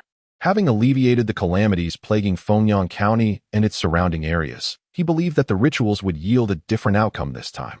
At present, he beckoned Zhang Lu and several seasoned soldiers under his command to venture into the bustling streets of Fengyang County, seeking a paper horse shop with a touch of novelty. As for the treasures within the magistrate's residence, Zhang Jian was not in a hurry. It would be prudent to wait until after the magistrate's removal to commence any plundering. Lu Lin Street, one of the most prosperous thoroughfares in Fengyang County, was teeming with merchants and visitors alike. The thoroughfare was alive with the hustle and bustle of people and the clatter of carriages. Fresh fruits, furs, including those of the prized white fox obtained from mountain hunts. An exquisite antidote ointment, esteemed lords should come and take a look. It specifically counteracts the venom of mountain serpents. An ancestral remedy. Upon entering, Zhang Jian could not help but marvel at the extraordinary prosperity of this street. The surrounding shops were numerous and diverse, featuring tea houses, wine taverns, shoe stores, butcher shops, temples, and public offices, among others. Some stores offered jewelry and spices, while others sold fine silks and offered grooming services. There was a veritable cornucopia of options. The promotional strategies employed by the various shops were eye-opening, with colorful flags fluttering or direct appeals made in the heart of the street, creating a distinctly lively atmosphere. In the corners of the street, numerous vendors displayed their wares, offering a plethora of goods. Zhang Jian also noticed a few cult members mingling in the shadows, subtly recruiting followers, seemingly associated with something called the Red Flower Society, along with other peculiar doctrines such as the Red Lotus Path. However, he paid them little heed. He soon discovered a rather spacious funeral shop, Lu's paper horse shop. It was also situated beneath a grand willow tree. Yet Zhang Jian was taken aback by the familiar style that greeted him. Zhang Jian's gaze drifted toward the entrance, where he spotted a row of paper figures arranged neatly. Their distant faces, adorned with rouge and topped with blue hats, were devoid of pupils. Beside them stood a line of paper horses, exuding an air of majesty. Zhang Jian recognized that in folk traditions, offerings to ancestors require these two essential items. The former serves as attendants while the latter symbolizes transportation and status.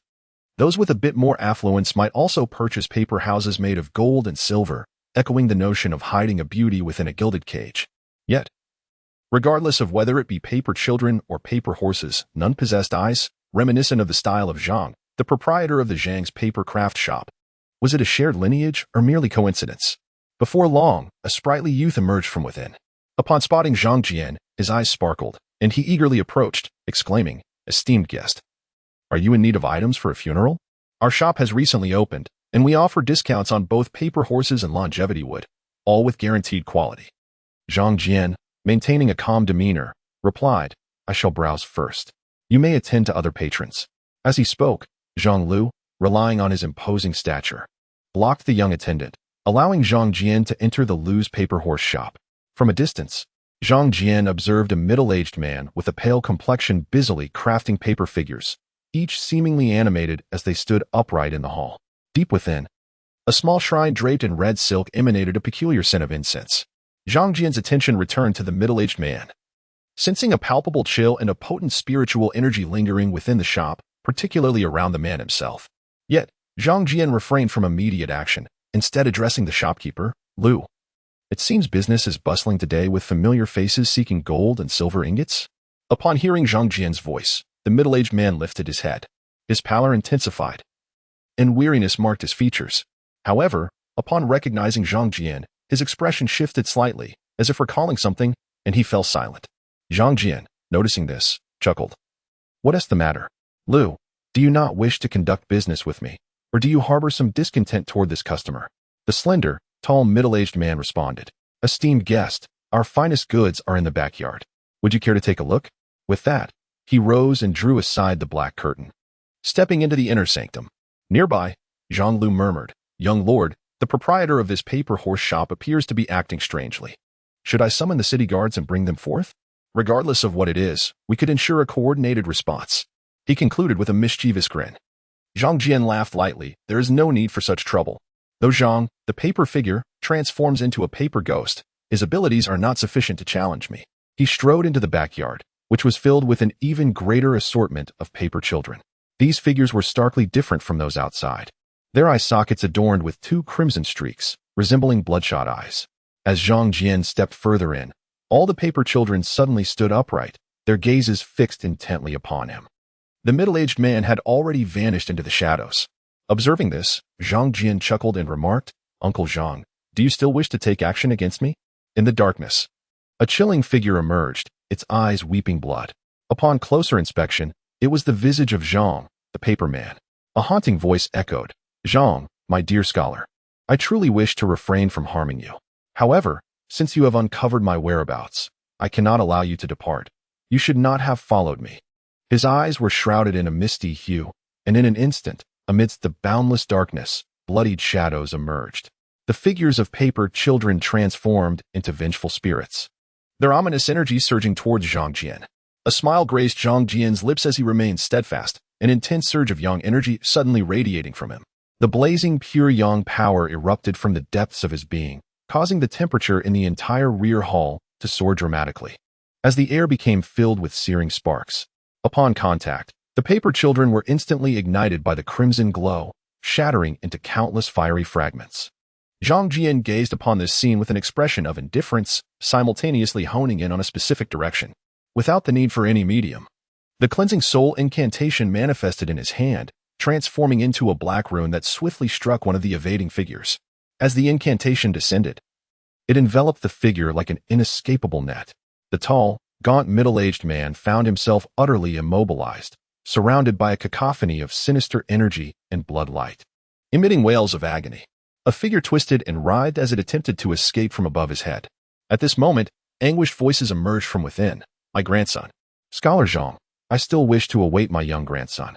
I implore you, Scholar Zhang, to show mercy." Under the incantation of the purifying soul spell, the dark aura and bloodlight surrounding him were mostly cleansed in merely a few moments. However, within the depths of his shadowy essence, a potent obsession continued to swell, rendering the dark energy exceptionally resilient. Observing this, Zhang Jian furrowed his brow slightly. Having perused the notes from the Iron Immortal Temple, he understood that just as cultivators of the celestial path, the spectral beings also required the preservation of pure dark energy to harbor any hope of traversing the path of the Great Way. Yet, the majority of these spectral entities were unable to restrain their thoughts, compounded by their blood-soaked existence. Thus, despite their overwhelming dark energy, they found it exceedingly difficult to breach the gateway to the Great Way.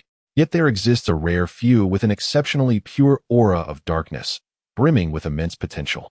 Firstly, their spiritual essence is unique. Secondly, their obsessions have reached a profound level. Zhang Jian cast a glance at the paper figure, its surface exuding an exceptionally formidable aura. It seemed he had not spoken falsely. With a wave of his hand, Zhang Jian dispelled the soul-binding spell with a flicker of black light. In the blink of an eye, however, a myriad of crimson lightning threads enveloped the surroundings of the back hall. Should the paper figure, Zhang, attempt to flee, he would undoubtedly meet a fatal end upon colliding with these threads. Observing Zhang Jian's withdrawal of the spell, the paper figure Zhang let out a sigh of relief, enduring the pain to rise and clasp his hands in salute, saying, "Young Master Zhang, I acknowledge my wrongdoings. Recently, I was at the mercy of others, compelled to employ my paper figure techniques to investigate the Zhang family's movements. I have received my due retribution, and I am no longer considered a person. My lord, I am now consumed by a singular thought, to retrieve my unfortunate grandson.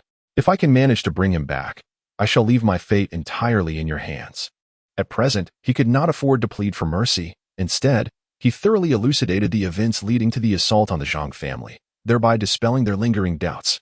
Simultaneously, he was somewhat astonished. The power of the stone mirror exceeded his expectations. The paper figure Zhang had merely ventured into the periphery of the matter and nearly fell victim to the mirror's backlash, leaving him utterly terrified. This revelation left Zhang Jian secretly amazed, yet regrettably, he had been unable to wield or move that precious mirror, relegating it to a mere talisman in his home. Consequently, he pondered the origins of the benevolent red flower goddess who came to his aid. Her ambitions appeared substantial. Zhang Jian's gaze shifted thoughtfully as he recalled some Taoist disciples of the Red Lotus he had inadvertently observed earlier. Not only were they present in Fengxi County, but they had also seemingly emerged within and beyond Fengyang Prefecture. He then heard the paper figure Zhang, in a fluster, implore, "Master Zhang, please do not utter the true name of the goddess. It is said that she possesses remarkable efficacy. One must merely recite her name in silence to elicit a response." "Oh." A change flickered in Zhang Jian's thoughts, and he casually inquired, "Paper figure Zhang, if I were to intervene on your behalf and rescue your grandson from the Gu family, how would you repay me?" Upon hearing this, the paper figure Zhang's crimson eyes sparkled with joy, and he clenched his teeth, declaring, "As long as Master Zhang is willing to aid this old man in retrieving his young grandson, I would gladly offer my life in service to you." At that moment, Zhang Jian also noted the dense, ominous energy swirling behind the paper figure Zhang, intensifying ominously. He nodded slightly. "Very well, I shall spare your life for the time being. I look forward to your gratitude." Zhang Jian then gathered the thunderous electric wires concealed in the back hall. Observing this scene, the paper figure Zhang's expression shifted, his eyes reflecting a newfound reverence. Originally a practitioner of unorthodox arts, after transforming into a malevolent spirit and joining the Red Flower Temple, he had garnered considerable experience. Yet he had never encountered a cultivator capable of wielding thunder and lightning. Zhang Jian's gaze swept across the back hall, where several items had been incinerated by the overwhelming yang energy emanating from him, although some remnants of gold and silver ingots remained. Among these, he noticed a multitude of calming lotus flowers and several exquisitely crafted lotus lanterns. He casually waved his hand and took one in his grasp, inquiring, "What is this new creation?" The paper figure Zhang, upon the mention of his former craft, suppressed his trepidation and respectfully approached, saying, "My lord, this is the purple qi golden lantern. It is said that when immortal practitioners achieve success, they exhibit auspicious signs, with azure clouds and purple qi. The purple qi golden lantern, numbering in the myriad, embodies boundless light and countless hopes, ensuring one does not succumb to despair. This old man has endeavored to replicate such a lantern, inspired by ancient texts, in hopes of attaining similar blessings when he eventually steps into the underworld. Wishing that the next life would not be overly arduous." A lotus golden lantern? Zhang Jian observed the lantern closely, noting the intricate carvings adorned with a multitude of small seal characters, inscribed with texts from the Lingbao Sutra and Sutra of Deliverance, indicating a significant investment in its creation. Slightly taken aback, Zhang Jian regarded the paper figure Zhang with newfound appreciation. This old man indeed possessed creativity. What a treasure he was. In this day and age, what was of utmost importance? Undoubtedly, It was innovative thinking. Quite well, I have taken these belongings. He then summoned Zhang Lu and Hushan to assist in transporting the items. Observing this scene, Jiren Zhang could not restrain his curiosity and inquired, "So, my lord, what about my young grandson? If the Gu family has not deceived you, you should be able to see him in a matter of days." Zhang Jian responded without turning his head.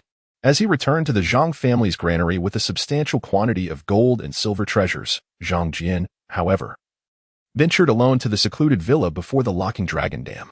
There, someone awaited his arrival. The dragon maiden, adorned in vibrant, multi-hued silk, stood tall, her face unadorned. This was the first time Zhang Jian had seen her in attire other than black, and her graceful figure seemed to radiate brilliance under the sun. Upon seeing Zhang Jian, her voice resonated. "Dao brother, I have successfully accomplished the task you entrusted to me. Here lies the ironclad evidence you sought." With a wave of her hand, several frozen corpses emerged, each marred by various blunt force traumas, some even bearing arrows. Zhang Jian surveyed the lifeless forms and nodded. He understood that with this evidence, he could confront the county magistrate.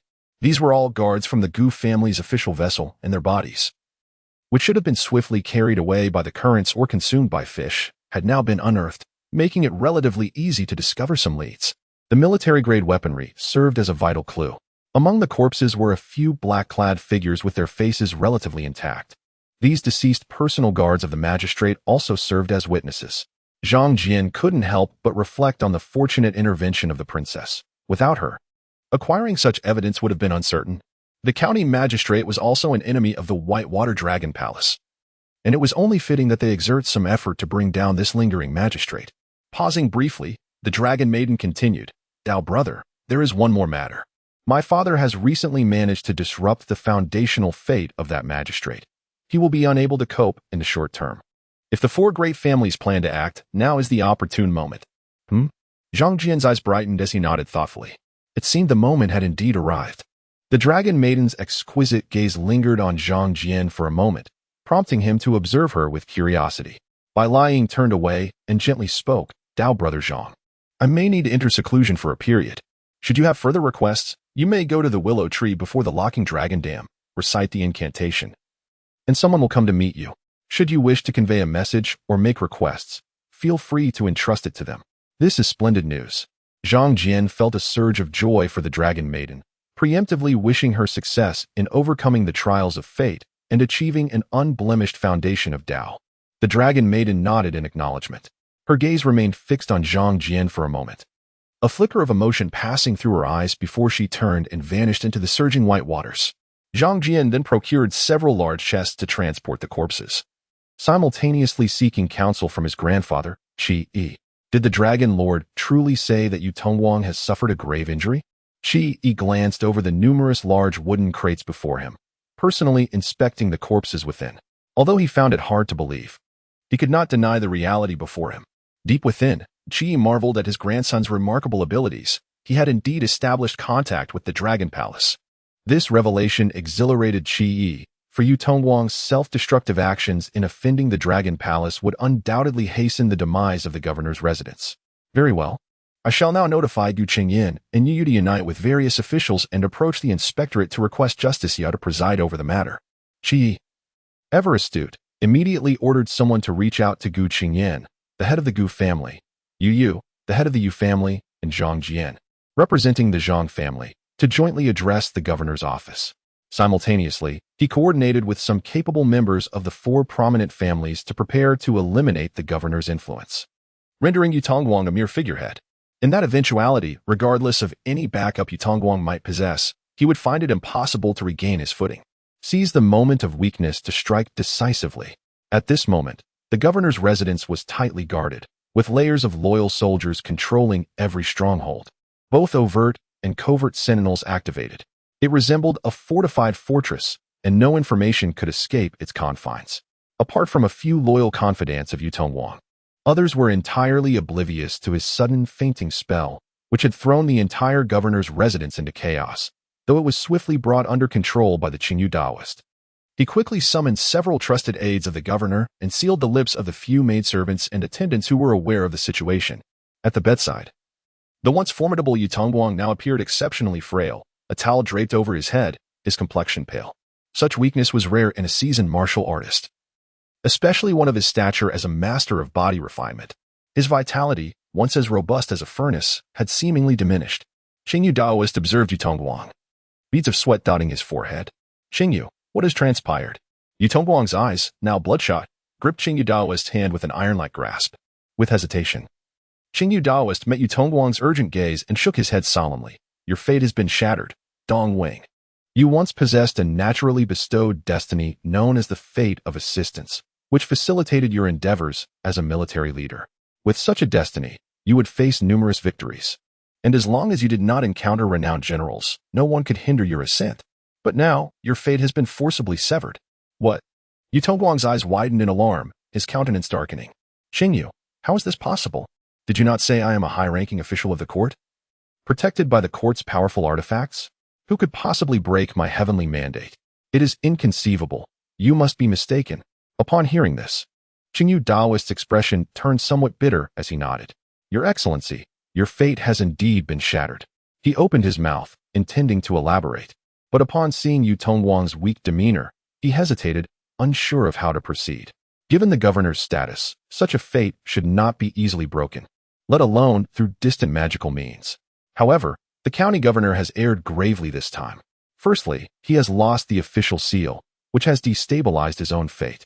Secondly, he has failed to win the hearts of the people. Numerous officials within and outside Fengyang County, as well as prominent clans and common folk, have turned against him. Moreover, the Whitewater Dragon Lord has recklessly cast spells at any cost. Thus, Yutongguang has found himself in such dire straits. He had just risked the danger of backlash to observe Yutongguang's fortune, and it was evident that this Eastern Wang was not merely facing a downfall. Dark clouds swirled ominously above him, marking an extremely unfavorable situation. Despite the worry weighing on his heart, the Qingyu Daoist recognized the peril of the moment and cautioned. Eastern Wang, the situation is dire. You must prepare in advance to avoid being caught off guard. Indeed, we must ready ourselves. If those treacherous ministers hear anything, they will not let the opportunity slip by. Help me rise. I must present myself at the governor's office to reassure everyone. Yutongguang, disregarding the splitting headache, forced himself to sit up. With the assistance of the Qingyu Daoist, he donned his armor, his expression easing slightly. He then turned to the concerned Qingyu Daoist and said, Do not fret. I still possess a treasured artifact. Although I have lost the Dragon and Phoenix Restoration Pill, this treasure remains. Once we present it to the Dongshan Temple, we need not speak of a resurgence, for stabilizing the position of governor of Fengyang County will not be difficult. Those treacherous ministers will find only a dead end. As he spoke, a chilling glint flickered in Yutongguang's eyes. He was uncertain where the fault had originated. Yet he attributed all grievances to the many local factions within Fengyang County, resolutely deciding that once he weathered this storm, he would ensure that heads rolled both inside and outside the county to quench his hatred. However, before Yutongguang's triumphant plans could take shape, they were abruptly shattered by the sounds of clamor and cries for blood outside the governor's office. The Qingyu Daoist was contemplating ways to help Yutongguang restore his fragmented fate. Reconstructing one's fate was not impossible. As long as Yutongguang maintained his current position and endured the ordeal, he could summon a master to aid in the restoration of his destiny. But suddenly, his expression changed, and he hurriedly dashed out of the room, only to see that someone had already stormed into the governor's office. Yutongguang, come out here. The voice of Gu Chengyan echoed from the entrance. With a crash, the door burst open, accompanied by the sight of several guards being sent flying. Figures strode in boldly. At the forefront was Gu Chengyan, the head of the Gu family, clad in brocade and wielding a large blade, his fury palpable. Beside him stood Yohi, the county inspector, his brow furrowed, bearing a solemn and grave expression. Following them were Qi Yi, Yu Yu, and an exceptionally young figure dressed in azure silk, who stood alongside the leaders of the other three prominent families. A name flashed through the Qingyu Daoist's mind, Zhang Jian. He was a young man recently gaining significant notoriety within and beyond Fengyang County, a master of sorcery, and a pivotal figure in shifting the Qi family's stance, which had long captured the attention of the governor's office. The Qingyu Daoist had originally planned to take action against him, but due to the series of incidents at the governor's office, he had refrained from doing so. Everyone, as the Qingyu Daoist was about to speak, he was abruptly interrupted by Gu Chengyan's sharp rebuke. Silence, Qingyu Daoist. You, a mere sorcerer, have no right to address me, the clan leader. He then directed his ire towards Yu Tongguang, demanding, "Come forth, do not cower in silence." No sooner had Yu Qingyan's words faded than Yu Tongguang's voice, tinged with anger, resonated from the corridor.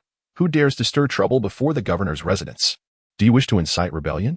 Upon the appearance of the principal figure, Yu Qingyan's previously reddened eyes now blazed with a terrifying fury. With a sardonic smile, he retorted, "Rebellion? I have a question for you. Yu Tongguang, did you not send men to impersonate bandits and rob the imperial tribute vessels? Is that not an act of treason? Yu Tongguang, esteemed governor, I implore you to provide a thorough explanation to both the Gu family and the officials present," he continued, his eyes aflame with indignation. Yu Qingyan, usually composed, found himself provoked beyond measure. For the losses incurred were not merely the hard-earned wealth of the Gu family, but also the fragile alliances formed with numerous officials from the Ministry of Revenue. The Gu family had suffered a significant blow, losing many of their diligently nurtured talents, leaving them severely weakened. At this moment, Yu Qingyan was not only eager to absolve himself, but also to seize the opportunity to utterly condemn Yu Tongguang.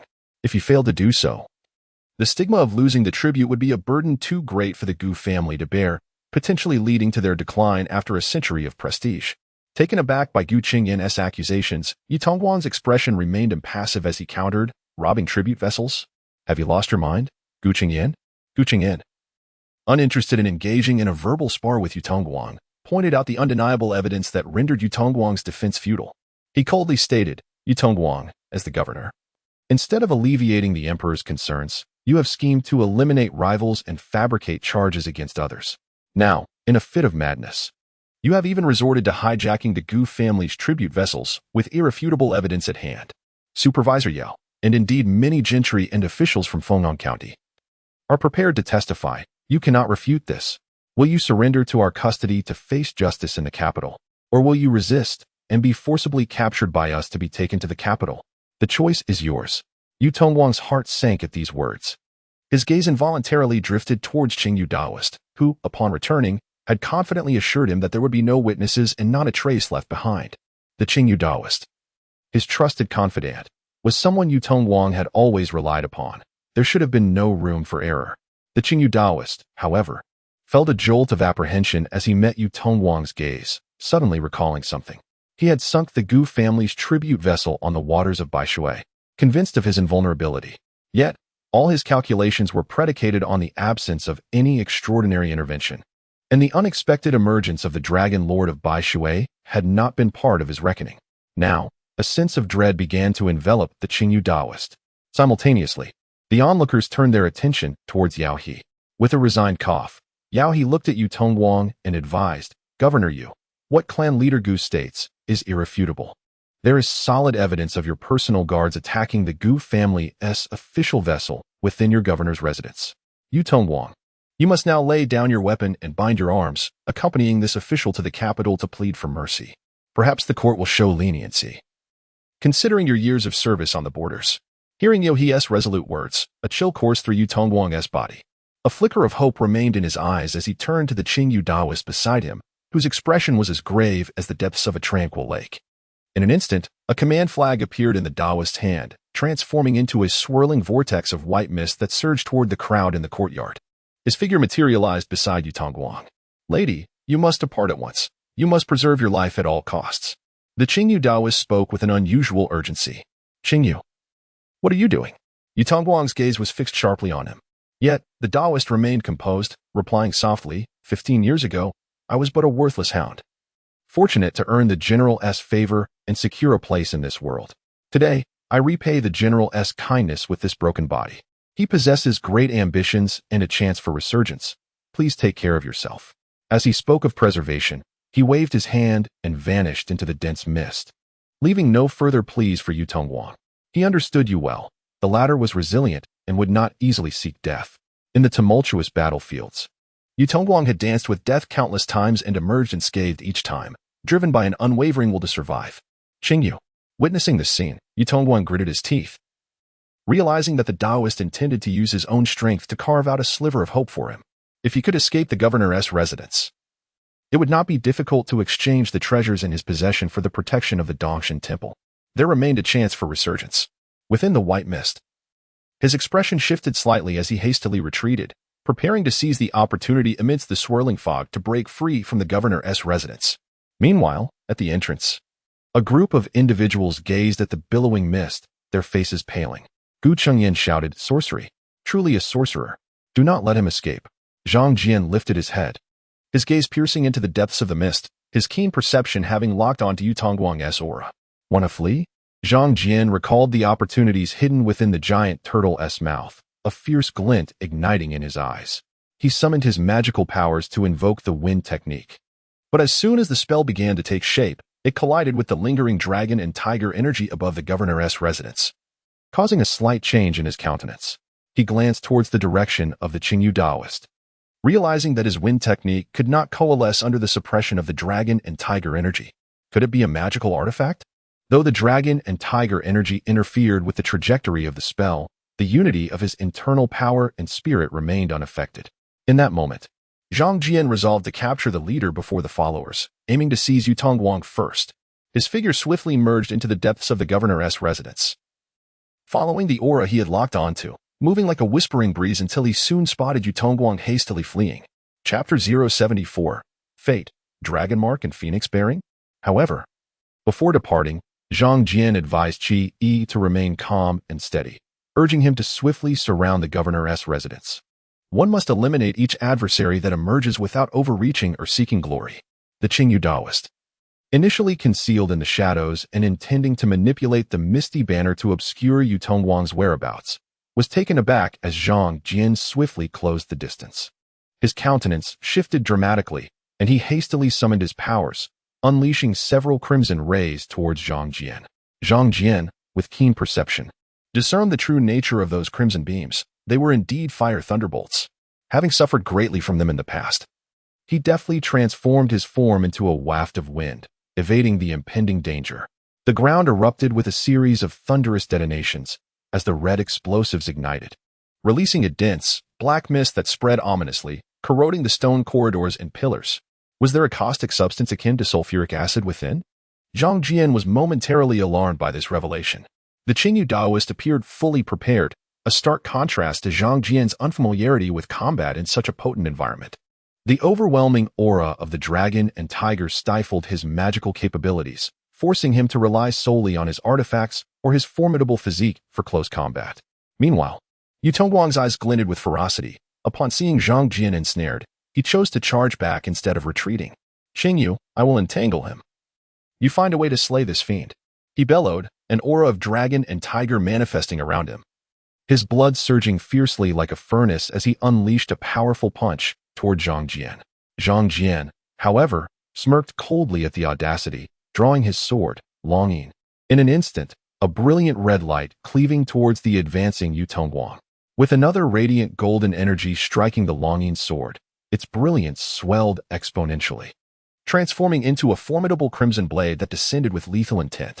Unlike other sorcerers of the left path, while Zhang Jian excelled in sorcery, his swordsmanship had reached an unparalleled zenith. His flying sword technique possessed a close combat lethality that perhaps surpassed even that of lightning magic. As the sword swept through the air, Yu Tongguang's expression turned to one of horror, sensing the dreadful sword light. In a moment of urgency, he attempted to evade, rolling away like a lazy donkey to escape the lethal sword chi. However, as he narrowly avoided that strike, Zhang Jian's longing sword was already upon him. The cunning sword light infused with the invincible power of the lunging gold sword talisman, surging toward the center of Yu Tongguang's brow with chilling intent to kill. Despite being a master, Yu Tongguang found himself paralyzed beneath the weight of such formidable sword light. The resonance he had established with the forces of nature was severed completely. And even under the warm sunlight, he perceived nothing but the icy sword light that enveloped him. Cease at once. At this moment, the Green Jade Daoist also realized the gravity of the situation. His figure flickered with remarkable speed, and in his hand, a uniquely designed longsword materialized. He moved with agility, and the longsword transformed into a streak of sky-blue sword energy, hurtling towards Zhang Jian. The Green Jade Daoist appeared to be exceedingly skilled in swordsmanship. However, under Zhang Jian's keen spiritual perception, it became evident that his swordplay was largely mundane, lacking the resonance with the forces of heaven and earth that could wound the soul. Nevertheless, the sword in his grasp was quite extraordinary, not a magical artifact. but rather a divine weapon in the eyes of ordinary warriors. Its material was exceptional, yet due to the absence of proper forging techniques and nurturing methods, it could only harness its intrinsic qualities along with a modicum of ambient celestial energy, which harbored an insidiously potent power. As the green jade Taoist sword light surged towards Zhang Jian, he aimed to resolve the immediate threat. However, Zhang Jian merely cast a glance at the hastily approaching green jade Taoist. With a swift motion, he redirected his sword light, akin to a divine dragon's tail, transforming his form into a resplendent sun. The power of extreme yang enveloped the dragon's roar sword, which emitted a terrifying roar. As its tip swiftly suppressed the sword light sent forth by the green jade Taoist, the sky was ablaze with radiant sword light, causing the green jade Taoist to pale in fright. Undeterred by the impending pain of the sword light piercing through him, he pressed on, wielding his peculiar longsword. Upon contact with the tip of the dragon's roar sword, the weapon unexpectedly shattered into countless fragments that surged towards Zhang Jian's myriad acupoints. The shards possessed a formidable ability to pierce armor, and the sharp whistling sound was acutely clear to Zhang Jian's sensitive mind. Yet, in his eyes, such a clever maneuver fell short. This was merely a tactic suitable for dealing with mundane masters, and against a foundation-building cultivator like himself, it was evidently insufficient. However, some of the Taoist techniques were also lacking, such as protective magical artifacts or physical cultivation methods. In this moment, Zhang Jian summoned his spiritual power to activate the Tian Gang Tong Zi Gong, forming a vast expanse of extreme yang energy. As he wielded his sword technique, he distorted the surrounding spiritual energy field, akin to a swimming fish, completely engulfing the incoming sharp fragments and transforming them into a magnificent, blazing sword light that surged towards the green jade Taoist. Seeing that his arcane weapon was ineffective, the green jade Taoist's expression changed drastically, yet he pressed forward with determination. Beneath his tattered garments, he bore a thick armor that shimmered with a ghostly cold light, appearing to be a treasured armor. He believed that with this protective gear, he could hold his own against Zhang Jian for a time, perhaps even turn the tide of battle. However, in an instant, his expression froze as Zhang Jian's sword light swept past, revealing a line of blood emerging from his brow as his form was cleaved directly by the dragon's roar sword. The distorted force field surrounding him crumbled like tofu, resulting in his demise. Simultaneously, Zhang Jian casually waved his hand, sending a palm strike that sent Yu Tongguang hurtling backward. Incapacitated for a time, with remarkable decisiveness, Zhang Jian swiftly resolved the situation involving the two individuals. His gaze flickered as he stepped forward to search through Yu Tongguang's belongings, soon uncovering a longevity lock. Upon scrutinizing the lock with his spirit sense, he discerned its secrets and deftly pried it open, revealing a crimson jewel that rolled out. The moment he grasped the jewel, Zhang Jian's eyes sparkled with excitement, for he realized this might be the opportunity spoken of by the giant tortoise. At that instant, as the jewel came into his possession, Zhang Jian seemed to hear an unusual sound resonating in his ears. It resembled the melodious call of a phoenix amidst the embrace of verdant mountains. He was certain it was the cry of a phoenix, a sound he had previously encountered at Fengqiao Mountain. Unlike the voice filled with resentment he had heard before, this sound was nothing short of enchanting, akin to an ethereal melody from the heavens. Following the phoenix's call, he also heard a dragon's roar echoing in his ears. Simultaneously, it felt as though two strange forces were birthed within him, their energies intertwining and merging into his very being. These energies were remarkably noble, expansive, yet delicately subtle. Had it not been for Zhang Jian's extraordinary soul, he might not have sensed them at all. The two forces entwined like yin and yang, delving deep into his brow and merging with his fate seal. Fate attributes? Zhang Jian was taken aback by this transformation. He understood that, after a proper cultivation foundation, a genuine cultivator's fate seal could occasionally give rise to unique attributes through various opportunities, sometimes guided by the profound mysteries of their own existence, forming connections with their path of longevity. Clearly, he had inexplicably formed a special fate attribute, one linked to both dragon and phoenix. Was it the dragon's grace and phoenix's elegance? This touched upon his area of ignorance. Yet he had encountered descriptions of such attributes in his travels through the Iron Immortal Temple. Typically, this was a precursor to latent dragon fate, reverse dragon fate, or imperial fate. Such attributes greatly enhanced one's character and were beneficial in attracting talented individuals. At this moment, seeing Yu Tongguang still struggling to rise, Zhang Jian cast a glance at the phoenix soul in his hand, a glint of coldness flashing in his eyes. He stepped forward and struck Yu Tongguang's forehead with a powerful palm, instantly extinguishing his life. In truth, after subduing Yu Tongguang, Zhang Jian should have opted for capture rather than execution, considering the latter's status as a regional authority.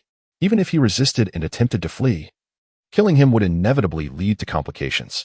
However, recalling the weight of the item in his hand, which could catalyze the formation of his fate attribute, Zhang Jian worried about unforeseen complications and thus decided to act decisively. Having eliminated the potential for trouble at its source, Zhang Jian's gaze then fell upon the Qingyu Daoist. There, where the Qingyu Daoist had fallen, stood an oddly shaped longsword. The 108 shattered sword fragments began to automatically return to the sword's body, coalescing into a blade of deep azure hue. The sword exuded a chilling aura that pierced the heart. Zhang Jian glanced at it before casually picking it up. Although he had no need for it, it would serve as an excellent gift for Zhang Yi. Subsequently, Zhang Jian conducted a thorough search of the Qingyu Daoist, only to be met with disappointment as he found nothing of significance. However, his attention was soon drawn to a section within the county governor's residence, which continued to emit a billowing white mist. Moments later, he found himself in possession of a command flag. This flag, a hue of gray and white, displayed a pristine white surface adorned with a picturesque array of clouds. At the center of the flagpole were two delicate talismans inscribed with ancient gold script. Mist symbol. This must be the name of the flag. Even the small banners bore a proper designation. A magical artifact. Zhang Jian toyed with it momentarily, a hint of a smile gracing his features, for he realized this was likely a low-tier magical tool. As for discerning the rank of magical artifacts, that remained a knowledge gap for him, yet he surmised that if this artifact were formidable, it would not have deprived the Qingyu Daoist of an escape opportunity. After securing the mist symbol flag, Zhang Jian proceeded to inform Qi Yi, Yao He, and others on the periphery to expedite the clearing of the county governor's residence. Ayu, have you eliminated Yu Tongguang? Outside, upon receiving Zhang Jian's news, the group was momentarily taken aback. Qi Yi furrowed his brow tightly. The county governor and that demon were collaborating to ambush us. I could only retaliate with all my might. Blades are indiscriminate in their lethality, and once life and death were at stake, I could not afford to hold back. Zhang Jian sighed. Inadvertently, I struck down the county governor. Upon hearing this, the expressions of those nearby turned peculiar. Yao He frequently cast glances at Zhang Jian, who, after a fleeting look towards this official, realized that the Zhang family would likely have to pay a price. Otherwise, trouble would be unavoidable. However, having already secured the greatest benefit, Zhang Jian was not averse to incurring a bit more cost, viewing it merely as a transaction. With the demise of the Qingyu Daoist, the pervasive fog within the county governor's residence began to dissipate, prompting Qi Yi to wave his hand, signaling the county soldiers to advance and commence the elimination of the resistance elements within and around the residence. Qi Yuanxi, clad in armor and wielding a spear, personally led the charge. Nearby, Qi, Gu Qingyan, and Yu Yu observed with a detached demeanor.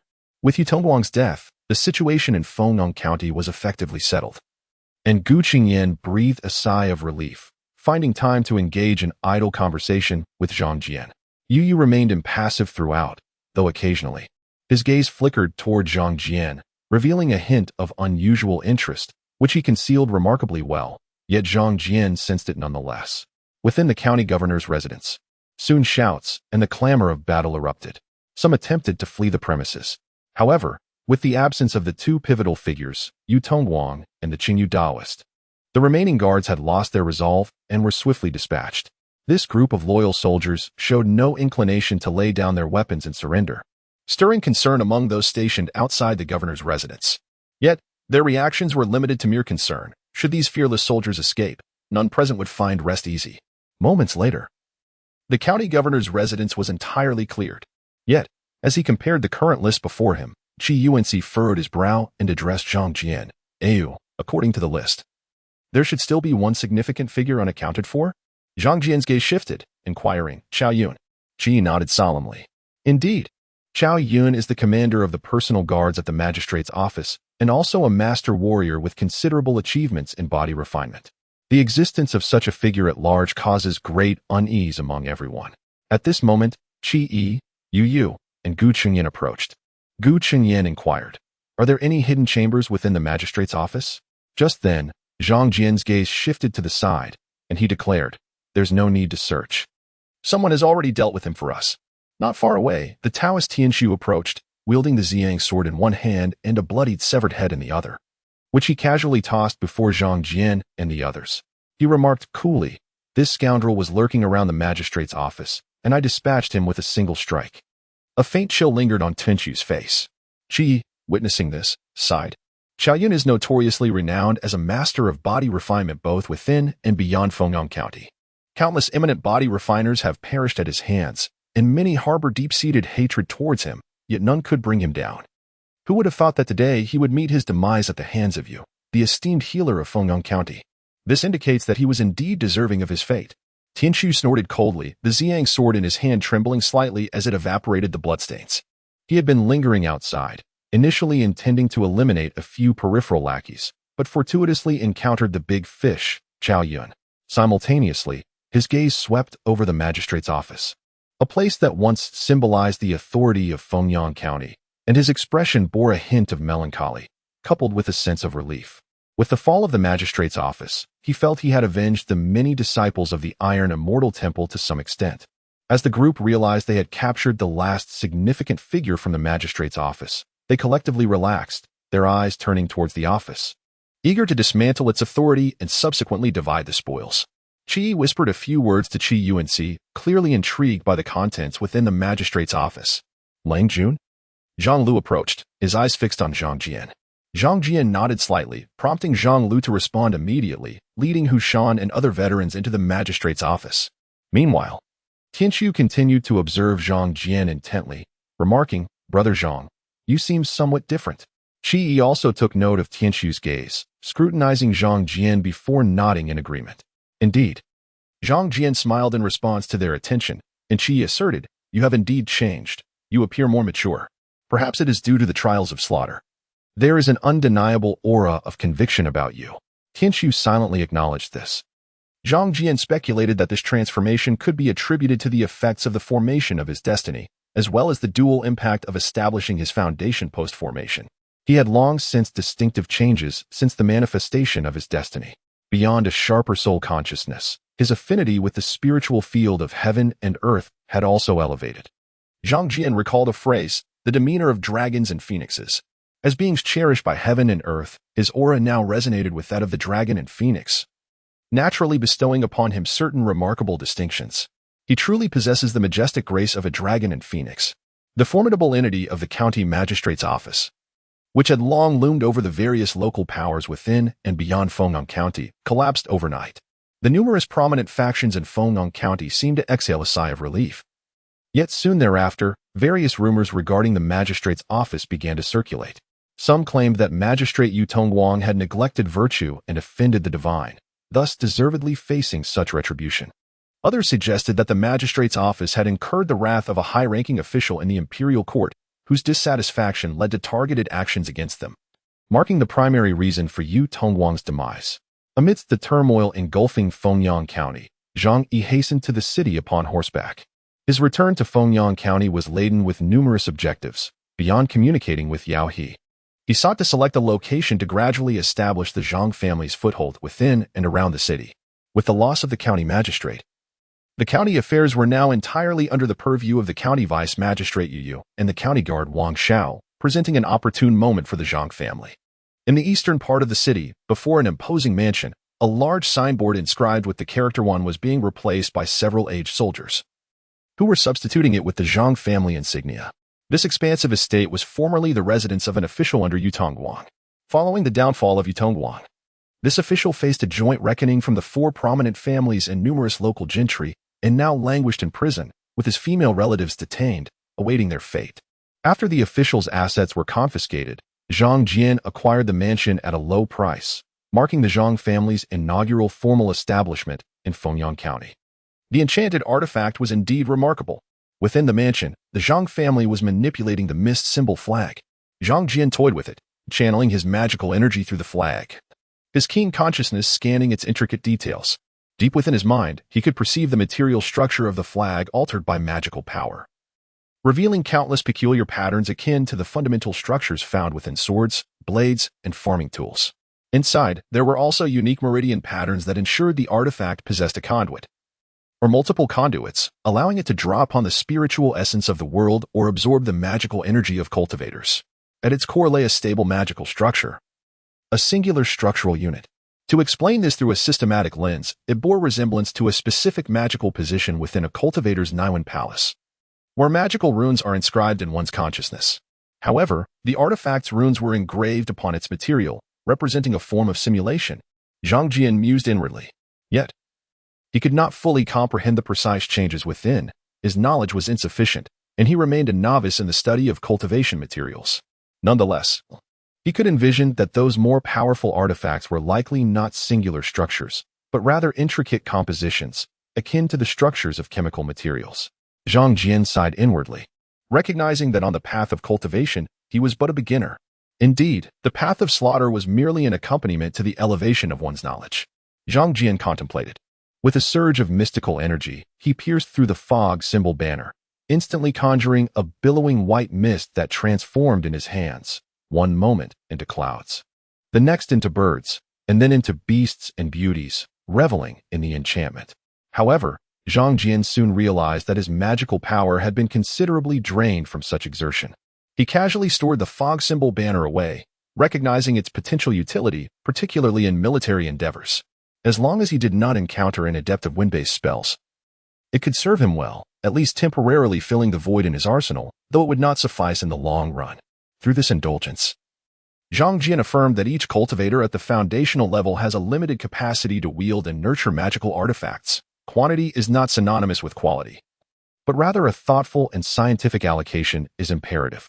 Next, Zhang Jian retrieved a crimson orb for examination.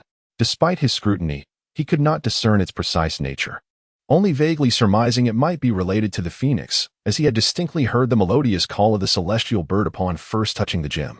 Indeed, even now, channeling his magical energy allowed him to hear it, serving as a delightful diversion akin to a radio, cleansing his thoughts in moments of ennui. Rising from his reclined position, Zhang Jian gently stretched his limbs before organizing the ancestral rites. He had intentionally awaited the fall of the governor's mansion to conduct these ceremonies, hoping to glean more advantages from the ancestral shrine. At that moment, Zhang Lu entered the mansion in haste, accompanied by Hushan and other seasoned veterans, hauling numerous large red wooden chests. "My lord, I have discovered something marvelous." Inside the estate, Zhang Jian was supervising the transport of gold and silver ingots when Zhang Lu approached him with unmistakable delight. "Oh!" Zhang Jian's eyes widened in surprise as he gazed at Zhang Lu. He had personally scoured the governor's estate, ensuring no valuable items were overlooked. Yet aside from a few antiquities and artworks, little remained. Particularly, the Jade Taoist seemed to have anticipated his actions, transferring all valuables elsewhere, leaving him with nothing of worth. What treasures could Zhang Lu possibly have unearthed? "My lord, it's books. I have commandeered the entire library of the governor's mansion," Zhang Lu exclaimed proudly, gesturing for Hushan and others to bring forth the large red chest filled with countless texts. Zhang Jian perused a few volumes, quickly recognizing their significance, and patted Zhang Lu on the shoulder. "Well done. This is quite astute. While such texts may not be highly coveted by other prominent families, they are precisely what our Zhang family lacks. We shall indeed uphold our scholarly tradition, cultivating knowledge through generations." Zhang Lu beamed at the praise, yet his gaze drifted to Hushan, unable to conceal his pride. Hushan shot a disapproving glance at Zhang Lu, believing that the true treasures lay in the ancient artifacts and esteemed paintings of the governor's estate. However, he was powerless against the brazen appropriation of the library. In the county governor's residence, tranquility enveloped the surroundings, while numerous guards remained stationed outside, preventing ordinary individuals from approaching with ease. A large willow tree on the periphery of the long street bore witness to several birds perched upon its branches. Among them was a peculiar bird, entirely white like a hen, plump and round, yet the other birds seemed oblivious to its presence, as though it were invisible. Its gaze, however, rested upon a woman clad in black, standing beneath the tree. This woman, exuding an air of regal elegance and unique charm, commanded the respect of the birds, which ceased their playful antics upon her arrival. The spirit of the phoenix had vanished. At that moment, the figure in black swept her phoenix-like eyes across the governor's residence, revealing a depth of profound intensity within them, akin to an ancient, shadowy well, capable of engulfing all things. She had lingered around the residence for an extended period, searching for her other half, a fragment of her soul that rightfully belonged to her. Yet, the governor's residence, once brimming with potent energy, had deterred even someone as formidable as she from recklessly intruding. To her astonishment, upon her return after a brief absence, she found the residence in decline, and the treasured object she had protected had vanished without a trace.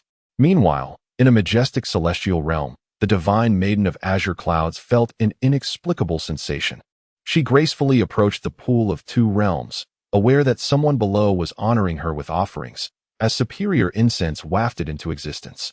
However, as she gazed down, her expression shifted slightly. She beheld a torrent of golden light bursting forth, resembling a magnificent golden river.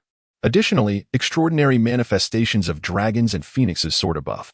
The incense offerings were astonishingly abundant, amounting to 100,000. In the void, auspicious dragons and phoenixes danced amidst layers of auspicious clouds. Such phenomena were exceedingly rare.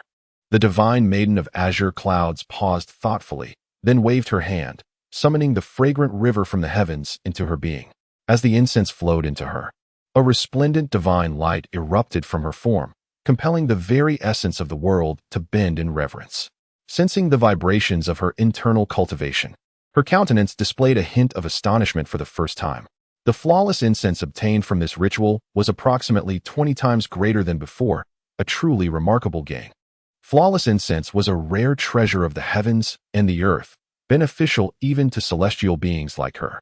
And the sheer volume of 100,000 flawless incense made her feel that her cultivation was on the verge of completion, with a breakthrough imminent.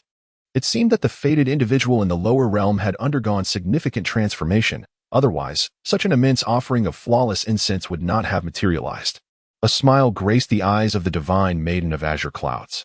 Subsequently, her gaze fell upon the pool of two realms, where, moments later, the ethereal sounds of celestial music emerged above, accompanied by rich, resonant harmonies of the universe, as golden light of merit radiated outward. In an instant, the nine-colored red waters surged, transforming into boundless brilliance, as dragons and phoenixes converged, illuminating the realms of darkness and light. The golden light of merit flowed, and several purple-tinged lotus lanterns emerged from the clouds of virtue, numbering over a dozen. Purple gas lanterns? As she gazed upon the golden lanterns, the divine maiden Qingxia's eyes sparkled with delight. With a mere flick of her hand, these lanterns transformed into clusters of flickering lights that radiated a luminous aura of hope. Manifesting in her palm, upon the slightest contact, Qingxia discerned that these violet-hued golden lanterns, akin to the previously encountered merit lotus, existed in a realm between the formless and the tangible. They belonged to the category of merit-based artifacts, exceedingly precious. Such golden lanterns typically symbolize hope. The dozen or so violet golden lanterns before her possessed the ability to refine distracting thoughts, safeguard the primordial spirit, and harbored the potential to transcend the tribulations of the cosmos, making them immensely valuable. Such treasures could only be forged by those of great power, and possessing them often signified a particular status. It was akin to the distinction between carriages and common folk. This was of immense benefit to her. Joy radiated from Qingxia's eyes, revealing her profound satisfaction. These violet golden lanterns would undoubtedly assist in her forthcoming breakthrough, combined with the merit lotus. They were more than sufficient to navigate through her trials. With a wave of her hand, she seamlessly absorbed the lanterns into her essence, merging them with her protective celestial aura, though her expression bore a hint of contemplation. This time, she found herself at a loss regarding how to reciprocate. Utilizing the Yuqi golden lotus seeds again seemed inappropriate. It was not that the seeds lacked value, but rather the fear of comparison. Having already bestowed them twice in the past, and given that both the quality of the incense and the merit artifacts had significantly improved this time, offering a reward that appeared too trivial might inadvertently dampen the sincerity of the other's heartfelt gratitude. After a moment of thought, Qingxia rose and entered the alchemical chamber, retrieving a perpetual flame lamp from the depths of her inner sanctum. This peculiar lamp burned with crimson flames, adorned with intricate red dragon patterns. With a simple gesture, she extracted a beam of red light from within the lamp, revealing a radiant orb formed by swirling fire dragons, the Crimson Dragon Pearl. This pearl was not a traditional dragon's pearl, but rather a treasure of fortune, akin to the golden orbs of destiny, yet it was imbued with greater mystique. Bestowed upon her by the Yaoqi Holy Mother after her ascension. For her, this orb represented more than just a rare gem. it was a symbol of her honor, currently serving as a slightly more valuable adornment. This pearl was indeed the only fitting treasure she possessed to offer. With a thought, Qingxia summoned the divine Qinghuan bird to present the Crimson Dragon Pearl. She also resolved that upon achieving her breakthrough, she would venture forth to partake in wild foraging, lest her ancestors fail to produce sufficiently weighty offerings, which would be a source of embarrassment. She was already beginning to deplete her reserves.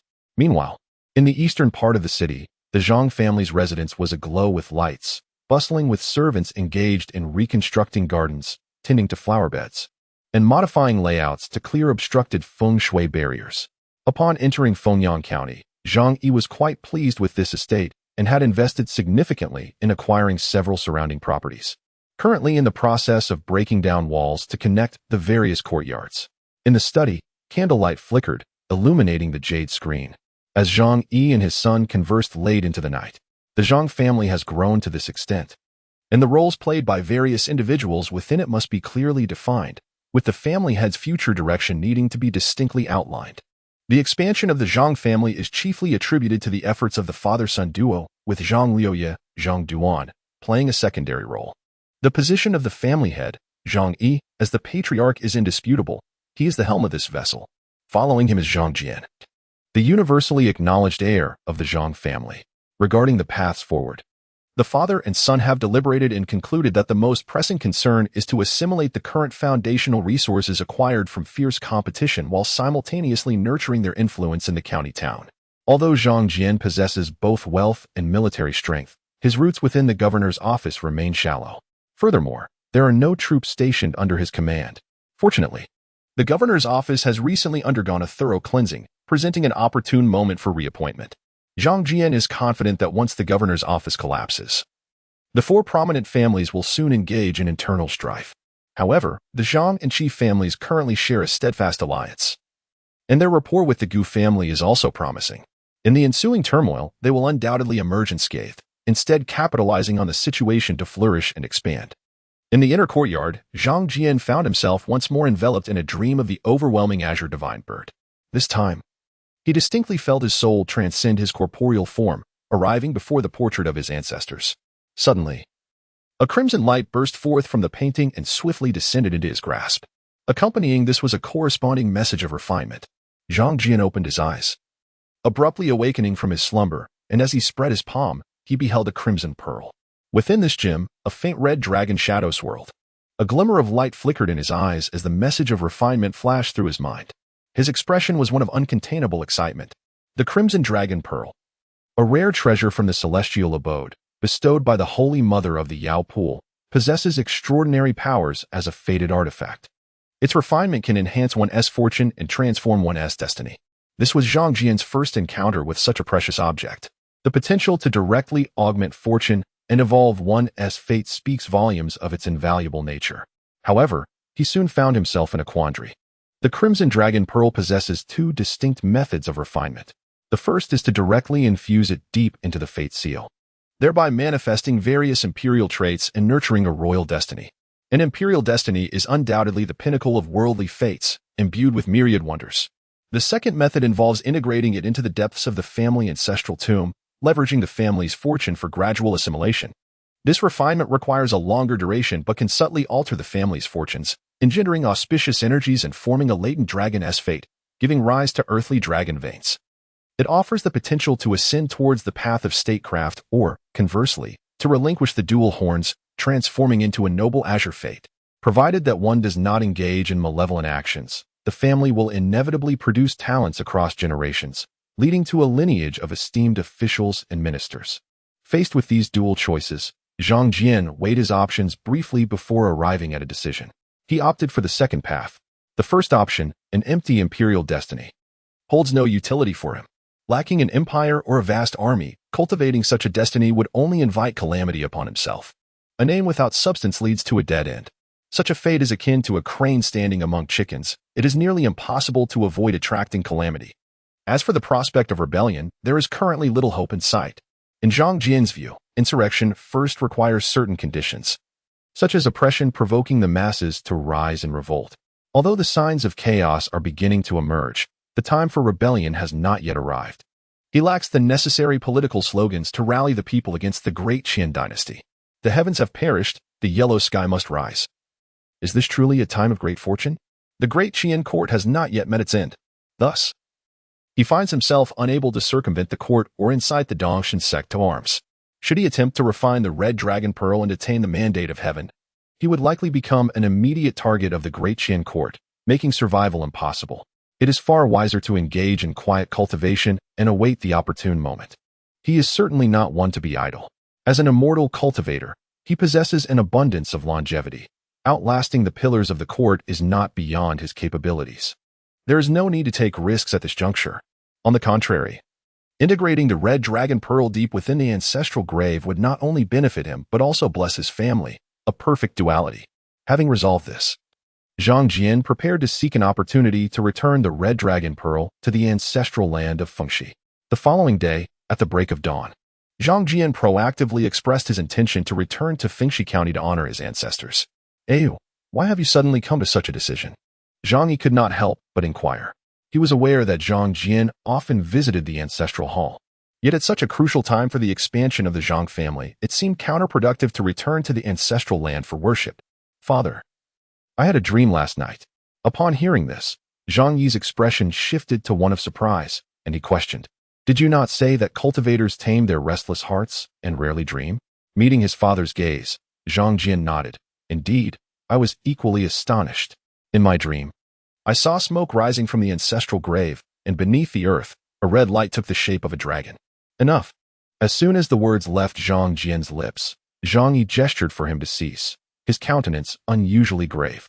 He glanced around the courtyard, ensuring no one was within earshot, and fixed his gaze intently upon Zhang Jian. "Ayu, is what you say truly the case?" "Without a doubt." A flicker of intrigue crossed Zhang Jian's eyes. Just as he suspected, his father harbored thoughts deep within. Zhang Yi paced slightly, his eyes alight with joy. To him, this was an auspicious sign, a portent of the Zhang family's rise. What could that dragon shape signify, if not the potential for greatness? Historically, only those destined to establish a dynasty have witnessed such omens. Although he was already content with the Zhang family's progress, a flicker of ambition ignited within him. With chaos on the horizon, could the Zhang family hope to become a lineage of warlords? Deep down, Zhang Yi was not one to accept obscurity.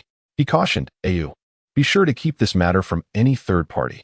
As for returning to pay respects to our ancestors, it is certainly permissible. However, this time it must not be done ostentatiously. Upon our return, arrangements should be made for personnel to patrol the vicinity of our ancestral land, enhancing surveillance to prevent any disruption of our feng shui." "I understand." Zhang Jian nodded lightly, fully aware of these taboos. He also felt a sense of anticipation. Since the Qi Long Pearl is a rare treasure from the heavens, it must possess some peculiar qualities. He wondered what effects it would have on him once refined in the second manner. Nevertheless, before departing, Zhang Jian entrusted the uniquely crafted long sword to Zhang Yi. It was imperative that Zhang Yi have adequate protection, especially with Zhang Yi soon entering the city of Fengyang. Zhang Jian instructed Zhang Yi to pass the sword to Zhang Yi. In the Qi residence, within the secluded depths of the waters, a shimmering dragon shadow flickered, as Bainu gradually materialized within the Waterwell Dragon Palace. Moments later, he appeared with a somewhat somber expression. Although the Waterwell Dragon Kings, Huang Shi and Huang Yuan, possessed some wealth, it was entirely inconsistent with his expectations. Moreover, another discovery posed a significant challenge for him. Despite Huang Shi and Huang Yuan being of serpent lineage, they bore dragon blood, suggesting a potentially complex background. His intention in entering the Waterwell Dragon Palace was to seek clues for additional precautions, yet he found no specific leads, leaving him rather disappointed. Bainu felt an inkling of worry. After a brief moment, his expression shifted slightly as he followed an unknown sensation away from the Waterwell Dragon Palace, making a circuit through the city of Fengyang. By the following evening, he appeared before the Zhang family residence, his gaze filled with astonishment as he regarded the estate. Dragon energy? He looked uncertainly towards the Zhang family mansion, having previously sensed an ambiguous pressure, akin to a more ferocious beast encroaching upon his territory. Catching a whiff of that peculiar scent. Yet, he had not anticipated that this distinct aroma emanated from deep within the Zhang family residence. The scent was faint but remarkably striking. He then manifested a human form, transforming into an elderly man, preparing to pay a visit to Zhang Jian, only to learn that Zhang Jian was not currently at home. Almost indistinguishably, after Bai Nu departed, a figure clad in black materialized beside the Zhang family estate. She bore a plump white bird upon her shoulder, reminiscent of a hen. Departed? This figure merely cast a cursory glance at the Zhang family residence, her brows knitting in concern. Not only had she detected signs of the Feng Hun pearl surrounding the estate, but also the presence of a formidable and peculiar energy, which instilled within her a sense of impending trouble. On the official road, Zhang Lu leaned towards Zhang Jian and whispered, "My lord, shall we not greet the young lady of the Qi family?" He referred to Qi Yuhua. Mounted on his lavish steed, Zhang Jian swayed slightly as he replied languidly, "Greet whom? We are not embarking on a long journey. Why do you concern yourself with such matters?" Zhang Jian cast a fleeting glance at Zhang Lu, who had recently been frequently receiving delicacies sent by Qi Yuhua's maid. He harbored suspicions that this close servant had been bribed. Zhang Lu merely chuckled quietly, offering no words. The group moved with remarkable speed, urging their steeds onward, achieving a swifter pace than their journey to Fengyang County, returning to Fengxi in merely 2 days. The ancestral land of the Zhang family lay in the outskirts of Fengxi, nestled in the foothills of Mount Zhufeng. This mountain range, though obscure, was dotted with tombs, as the majority of the Zhang clan's ancestral graves had been established here over the centuries. The principal ancestral site of the Zhang family was situated halfway up the mountain, meticulously arranged, where the convergence of favorable geomantic energies and the essence of the landscape coalesced. It seemed that the Zhang ancestors had sought the expertise of a proficient geomancer to identify this prime location blessed with auspicious energies. After a brief ritual of homage, Zhang Jian sought a spot where the geomantic energies converged and cast the Qi Long pearl deep into the auspicious site. As the pearl descended, the atmosphere over Zhufeng Mountain stirred dramatically, a radiant crimson light piercing the heavens. Within this red glow, a spectral image of a red dragon appeared, gliding seamlessly into the Zhang family's ancestral tomb, as if it were a fish returning to water. Beyond that, Zhang Jian could no longer discern the unfolding changes, as he had not practiced any divinatory arts. However, upon the Qi Long pearl's descent into the ancestral grounds, he sensed an intangible crimson light infiltrating his being, merging with the brilliance of his life seal, birthing a brand new azure life attribute that bore a hint of purple. Yet, its core was suffused with red light, akin to a fervent flame raging within. With the emergence of this life attribute, Zhang Jian felt an instinctive awareness that his affinity for a particular elemental essence in the cosmos had significantly intensified. It was fire. His gaze flickered. He realized that he must possess a fire affinity root within him, and with this newfound, unfamiliar life attribute, his future endeavors in fire-based cultivation would undoubtedly be far more fluid. This attribute, connected to the Qi Long, should rightfully be deemed the Qi Dijin Wang life attribute. Although Zhang Jian's understanding of life attributes was limited, he felt that the name Qi Dijin Wang was remarkably appropriate. After the Qi Long pearl transformed into a dragon image and delved into the depths of the ancestral grounds, Zhang Jian summoned Master Jian Ya to form a patrol team, designating this area as a forbidden zone, restricting access to outsiders. The Qi Long pearl's entry into the ancestral grounds would give rise to various wonders and alter the surrounding geomantic patterns, nurturing a dragon vein. Thus it was imperative to prevent others from discovering it to avert potential calamities. Meanwhile, as the crimson light surged skyward from Zhufeng Mountain, this extraordinary phenomenon attracted considerable attention. Several deities within Fengyang County seemed to have sensed the occurrence. Qinqing Yuan, the county lord of Fengyang, along with the dragon lord of Baishui and a robed figure in purple deep within Fengyang County, all noted the emergence of the red light on the eastern horizon. That direction pointed towards Fengxi County, specifically the Shuangfeng mountain range. Within the county lord's temple, Qinqing Yuan took note, yet the anomaly was fleeting, too brief to ascertain its precise location. He soon withdrew his gaze. As the sovereign of the county, the emperor had little concern for the affairs of mortals. The divine and the mundane existed as parallel realms. He preferred not to intervene excessively, for a single misstep could result in his fall from grace. Maintaining neutrality was paramount. This had been the stance of the deities since time immemorial. Only when malevolent beings encroached upon their domain, disrupting the divine order, would intervention be warranted. In contrast to the indifference displayed by the two deities within and beyond Fengyang County, Taoist Yuha exhibited a keen interest, his eyes shimmering with curiosity. He suspected that within the Double Phoenix mountain range, a precious artifact might be born. Despite his intrigue, he found himself unable to act on his thoughts. He had received word that an elder from the cave deity temple harbored intentions regarding the Phoenix spirit ghost king within the mountains. intending to venture forth personally to see if he could subdue and convert this spirit into a protective entity for the temple. Preparations for this endeavor were necessary. At the Zhang family estate in Fengxi County, Zhang Jian returned to find the courtyard bustling with commotion. It was not a celebration, but rather a scene of chaos emanating from his uncle's home. What are we to do now that this pestilential thief has robbed us?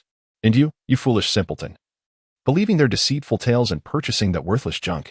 Now, our wealth has been entirely swindled away. From a distance, Zhang Jian observed a plump woman in floral attire weeping inconsolably, while his uncle, Zhang Yun, stood nearby with a grim expression. I cannot be blamed for this. I am no oracle, Zhang Jian protested, his demeanor one of exasperation. The woman was indeed his aunt, Zhang Qianshi.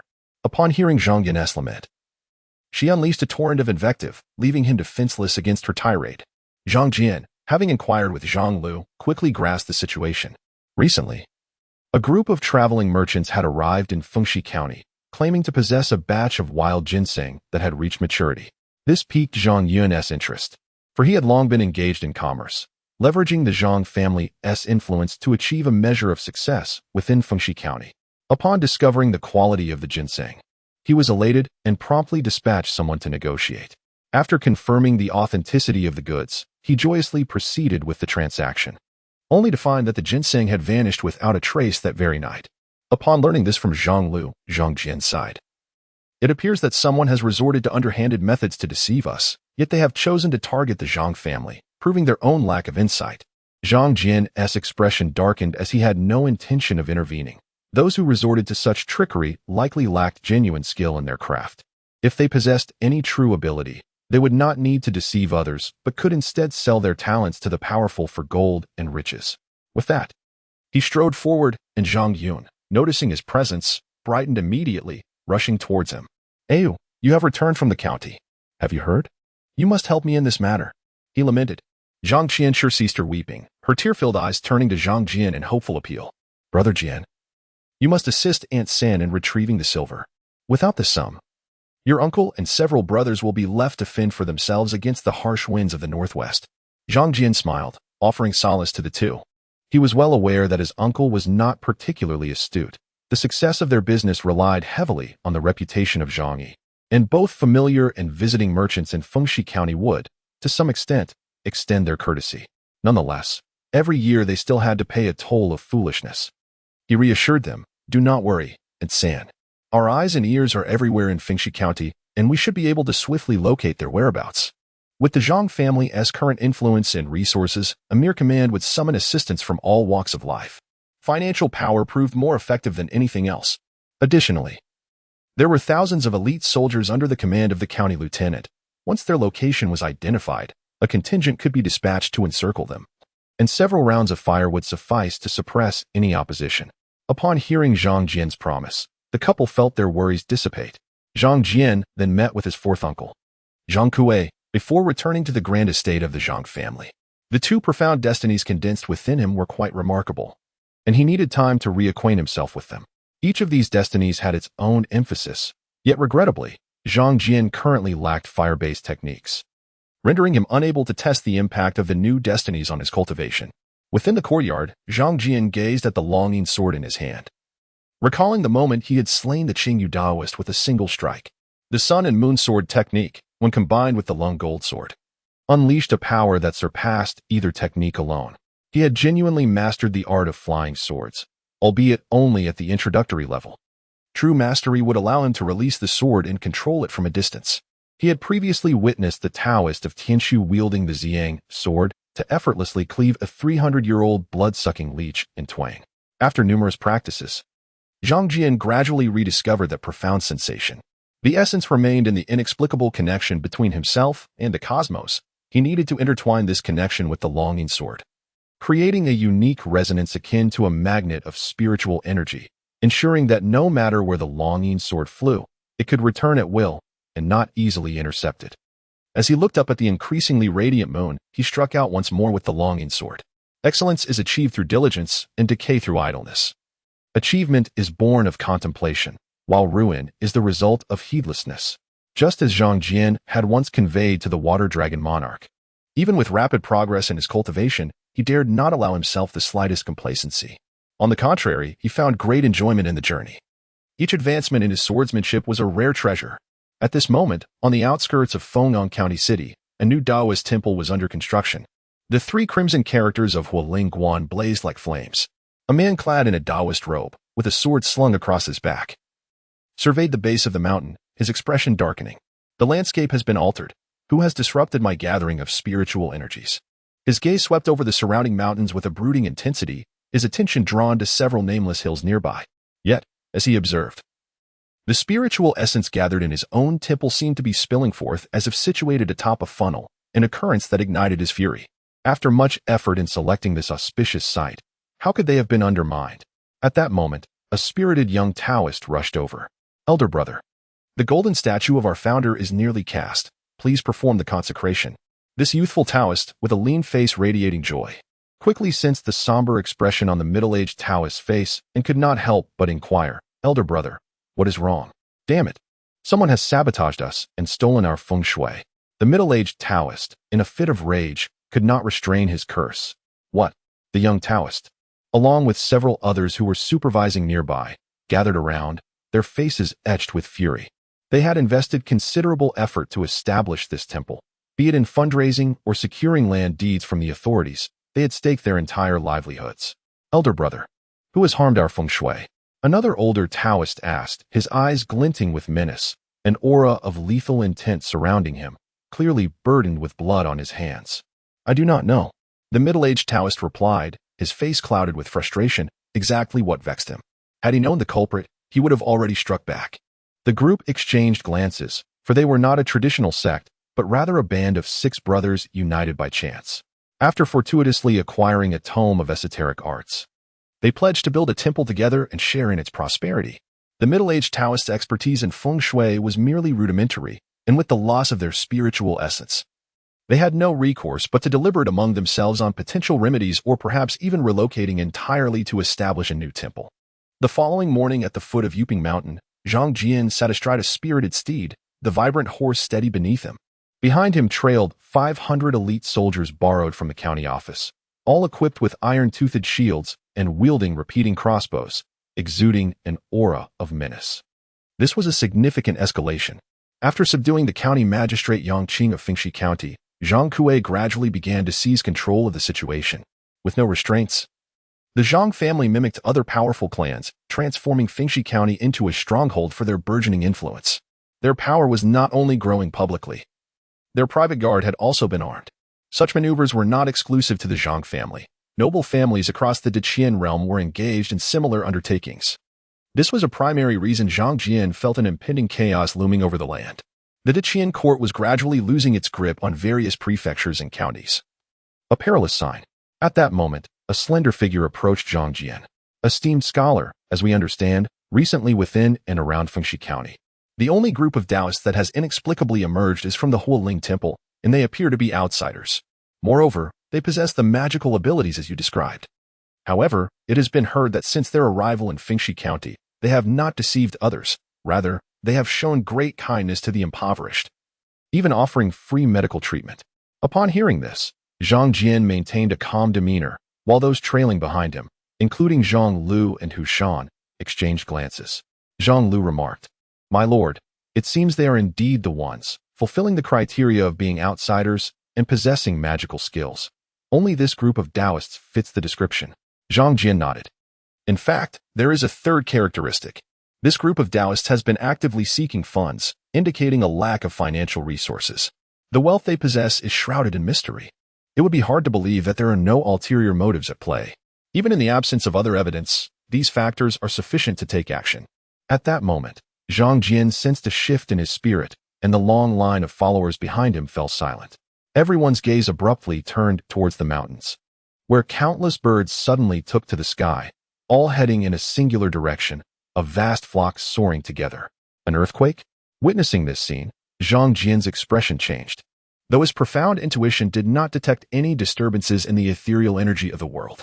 In an instant, his gaze shifted to the sky, and he spotted 2 enormous eagles soaring overhead. At that moment, the myriad of spirits within him perceived 2 distinct voices. The deity has arrived. We must hasten to greet them. Let us be swifter. These were 2 small spirits. Zhang Jian was familiar with these two spirits, having encountered them during his campaign against bandits at Fowei Mountain. However, upon hearing the words of the eagles, Zhang Jian was somewhat astonished.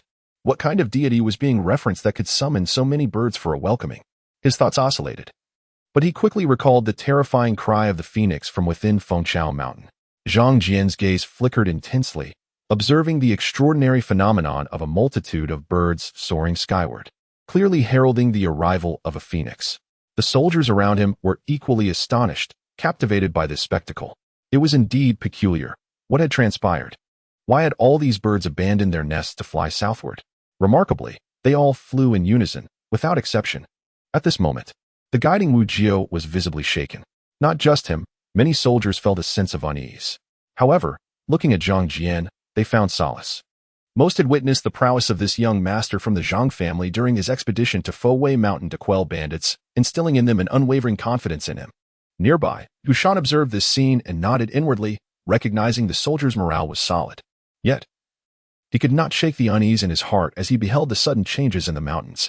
They feared not mere flesh-and-blood combat, but dreaded the notion that their adversaries might not be human, but rather some other monstrous entities. At this juncture, Zhang Jian recalled the peculiar jewel in his possession. The sound of the phoenix's cry echoed in his mind, and his expression shifted. He pondered whether the entity within Fengchao Mountain had merely passed through or had a specific purpose, perhaps even drawn by the treasure he carried. This thought filled Zhang Jian with trepidation. Young master? Nearby, Zhang Lu observed the unfolding events and could not help but gaze intently. Zhang Jian merely gestured, urging, "Accelerate our march. We must cleanse the fire spirit temple on Yupu Mountain before nightfall." The group hastened their pace, swiftly arriving at the foot of Yupu Mountain, where several narrow paths led upward. Zhang Jian waved his hand, signaling Hushan and several seasoned soldiers to take the lead and secure these essential routes. Simultaneously, Zhang Lu gestured, and several robust men brought forth wicker baskets, each draped in crimson silk, tightly sealed. Upon opening them, they revealed an array of pitch-black talismans, cleansing soul talismans, and thunderstrike talismans. Observing this, Zhang Lu shouted, "Each person shall receive 3 talismans, which must be affixed to your arrows and blades. Pay close attention to my commands. When the moment is right, unleash a volley without hesitation or delay. Should we falter, the consequences shall be severe." His imposing stature and fierce countenance commanded the soldiers' undivided attention, their expressions growing solemn as they listened intently.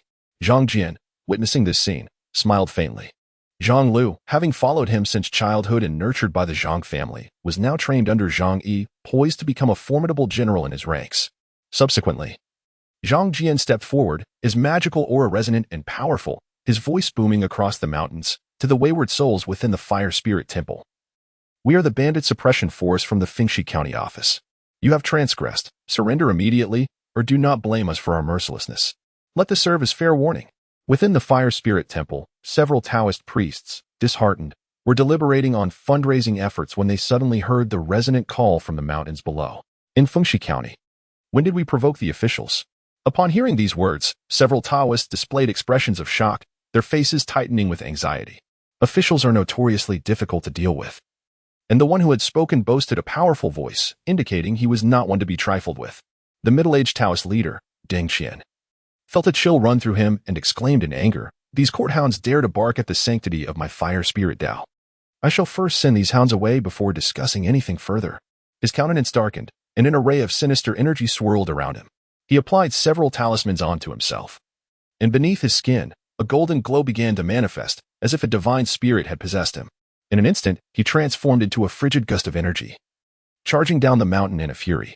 However, upon reaching the foot of the mountain, his expression changed dramatically as he was greeted by a rain of arrows. These arrows shimmered ominously, clearly imbued with some extraordinary destructive power. The words that had been on his lips were abruptly replaced by a shout, "Friends, let us speak calmly." He nimbly darted behind a massive boulder to evade the arrows whistling above him, his face paling in fear. Deng Qian noticed that the arrows were soaked in black dog blood, with the upper halves bound by dark talismans, exuding a potent aura of spiritual energy that was unmistakably exceptional. When did the Fengxi County officials become so extravagant? Not only did they possess vermilion arrows capable of piercing armor, but also talismans to enhance their efficacy. Could it be that they were accompanied by the national master of the Dongshan Temple? Deng Qian was taken aback. It was no wonder he felt this way. He had traversed many places and had been wanted for various offenses, yet relying on his own magical abilities, he had always managed to escape even the most relentless pursuers. However, this situation was unlike anything he had encountered before. At that moment, he glanced at the small paths leading down the mountain and inwardly lamented. Those paths were completely blocked. Escaping this time would prove exceedingly difficult. As the first wave of attackers subdued the middle-aged Taoist, Zhang Jian waved his hand, and immediately, dozens of county soldiers, armed with iron shields and blades, began to encircle Zhang Jian. Meanwhile, several skilled archers stealthily shifted positions. These were Zhang's own retainers.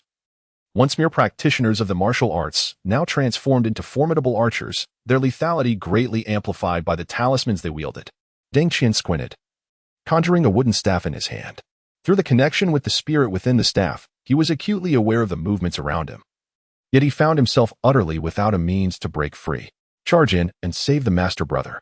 Just then, voices calling out from behind caught his attention. Zhang Jian's expression shifted as he prepared to admonish them, but suddenly, a chilling wind swept through the mountain. The ground trembled, and a series of explosive sounds echoed from deep within the earth as a terrifying corpse demon emerged from the swirling black fog, charging toward the soldiers surrounding Zhang Jian.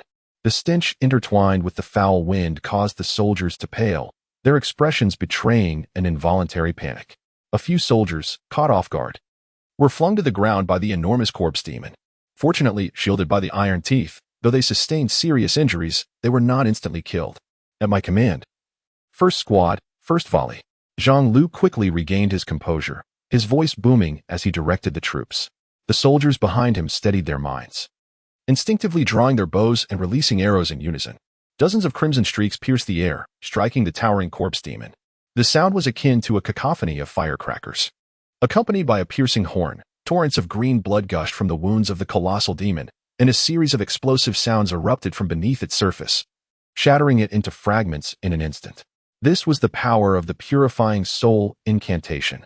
As the demon fell, one of the approaching Taoists turned pale and collapsed silently. Sixth junior brother.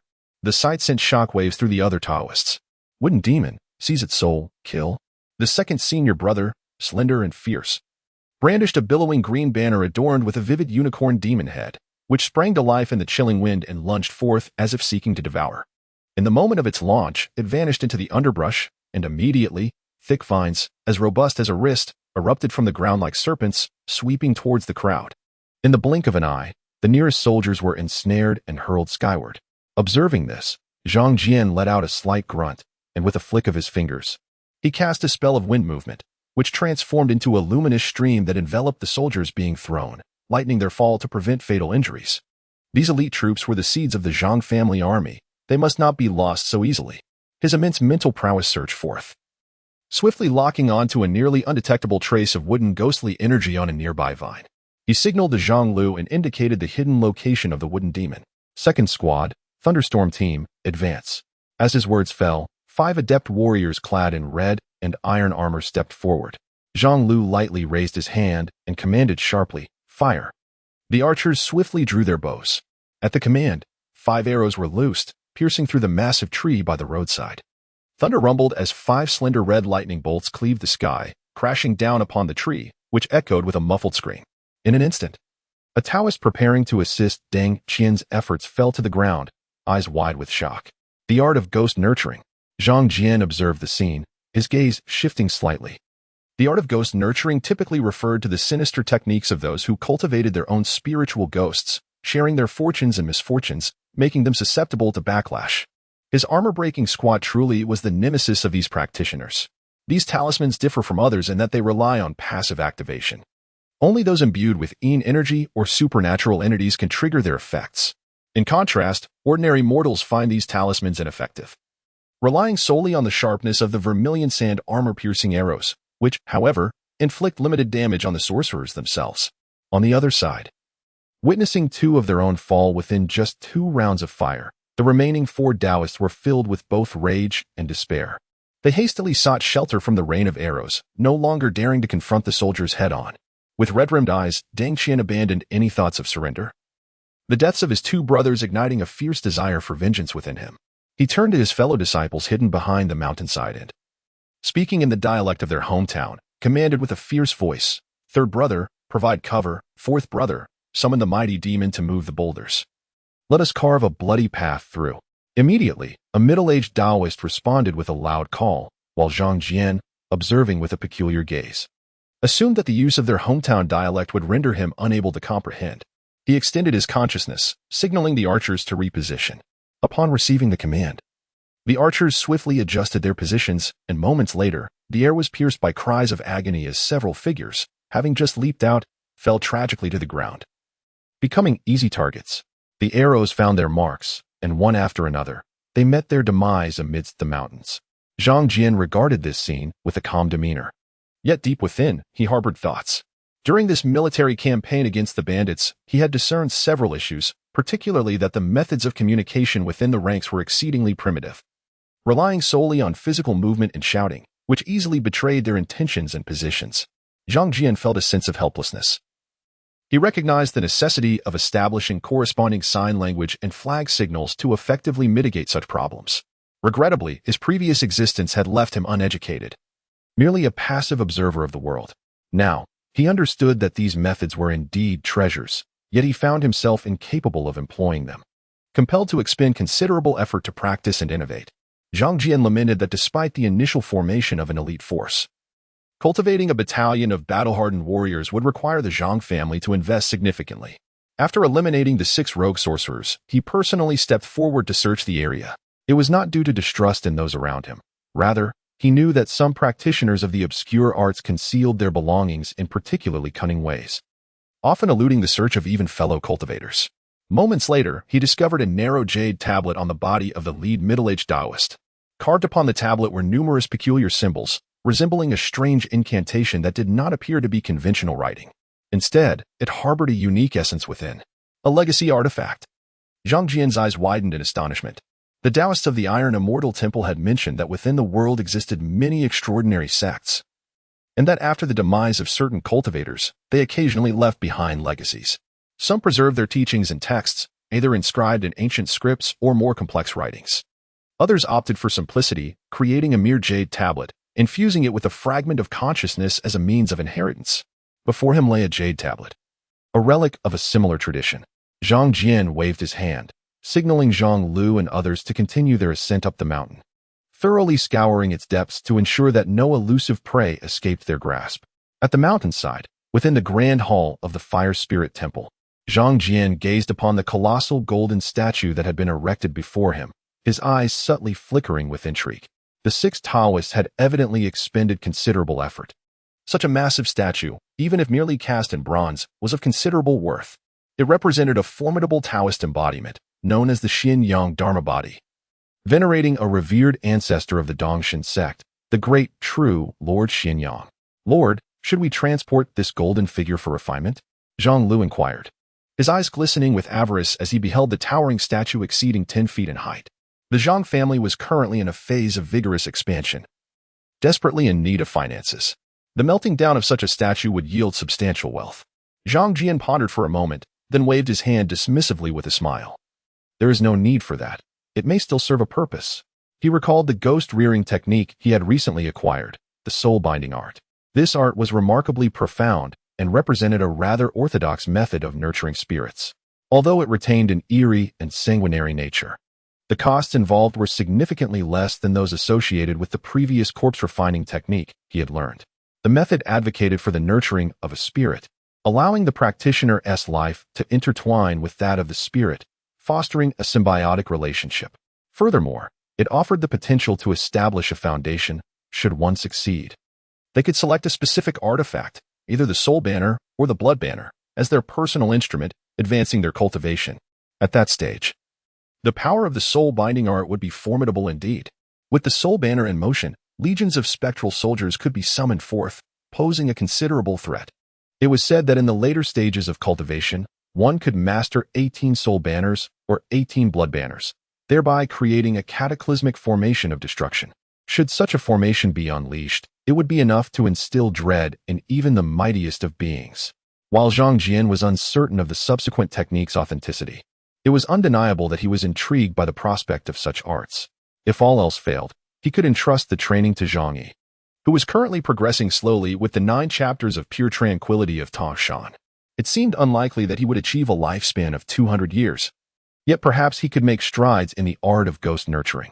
He cast a glance at the grand hall nestled within the mountains. As for the enormous Xianyang golden statue, it held its own significance.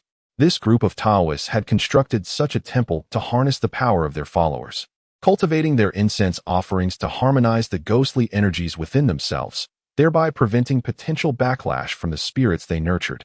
After cleansing the mountain of these ghostly practitioners, Zhang Jian prepared to return with the remaining treasures from the temple. His judgment had proven correct. These ghost-rearing practitioners were indeed targets of Zhang Jian's intellectual folly. However, after a period of extravagance, only a portion of the wealth Zhang Jian had been deceived out of remained, reduced to about half after compensating the soldiers. Fortunately, aside from the finances, a batch of wild ginseng still persisted, which could be considered a blessing in disguise. Upon returning from the bandit extermination, Zhang Jian readied himself to head back to the Zhang family. The sights and sounds surrounding Yupu Mountain instilled a sense of vigilance within him. However, as long as he remained within the Zhang family ancestral hall, he felt assured of his safety. Upon returning to the city, Zhang Jian observed numerous peculiarities. Wild beasts fled in all directions, and birds soared into the sky. The ground teemed with countless rats, while snakes and insects scurried madly out of the city as if a great calamity were imminent. Quickly flee. I must leave this place at once. The Ghost King approaches. At this moment, Zhang Jian could hear a cacophony of fearful voices emanating from the depths below. His gaze fell upon swarms of rats in the underground. Many citizens at the city gate witnessed this scene, their confusion mingling with a sense of foreboding, compelling them to rush homeward. Observing this unsettling transformation, Zhang Jian furrowed his brow, heightening his alertness. Just then, his eyes caught a glimpse down the long street. He had faintly sensed that someone was watching him from the shadows, yet upon closer inspection, there was no sign of movement. He did not dismiss this as mere illusion. His perception had always been exceptionally keen. After some contemplation, he instructed his soldiers to hasten their return to the county office to report. Unbeknownst to him, in the corner of the long street, 2 figures clad in white robes, grandfather and grandson, were observing those entering the city. Grandfather, it seems he has already noticed us? The young boy, unable to restrain his curiosity, lifted his gaze. Their family's art of concealment was renowned throughout the land. Yet they had still left traces that someone could detect. The elderly man stroked his beard thoughtfully and nodded slightly, indeed, quite strange.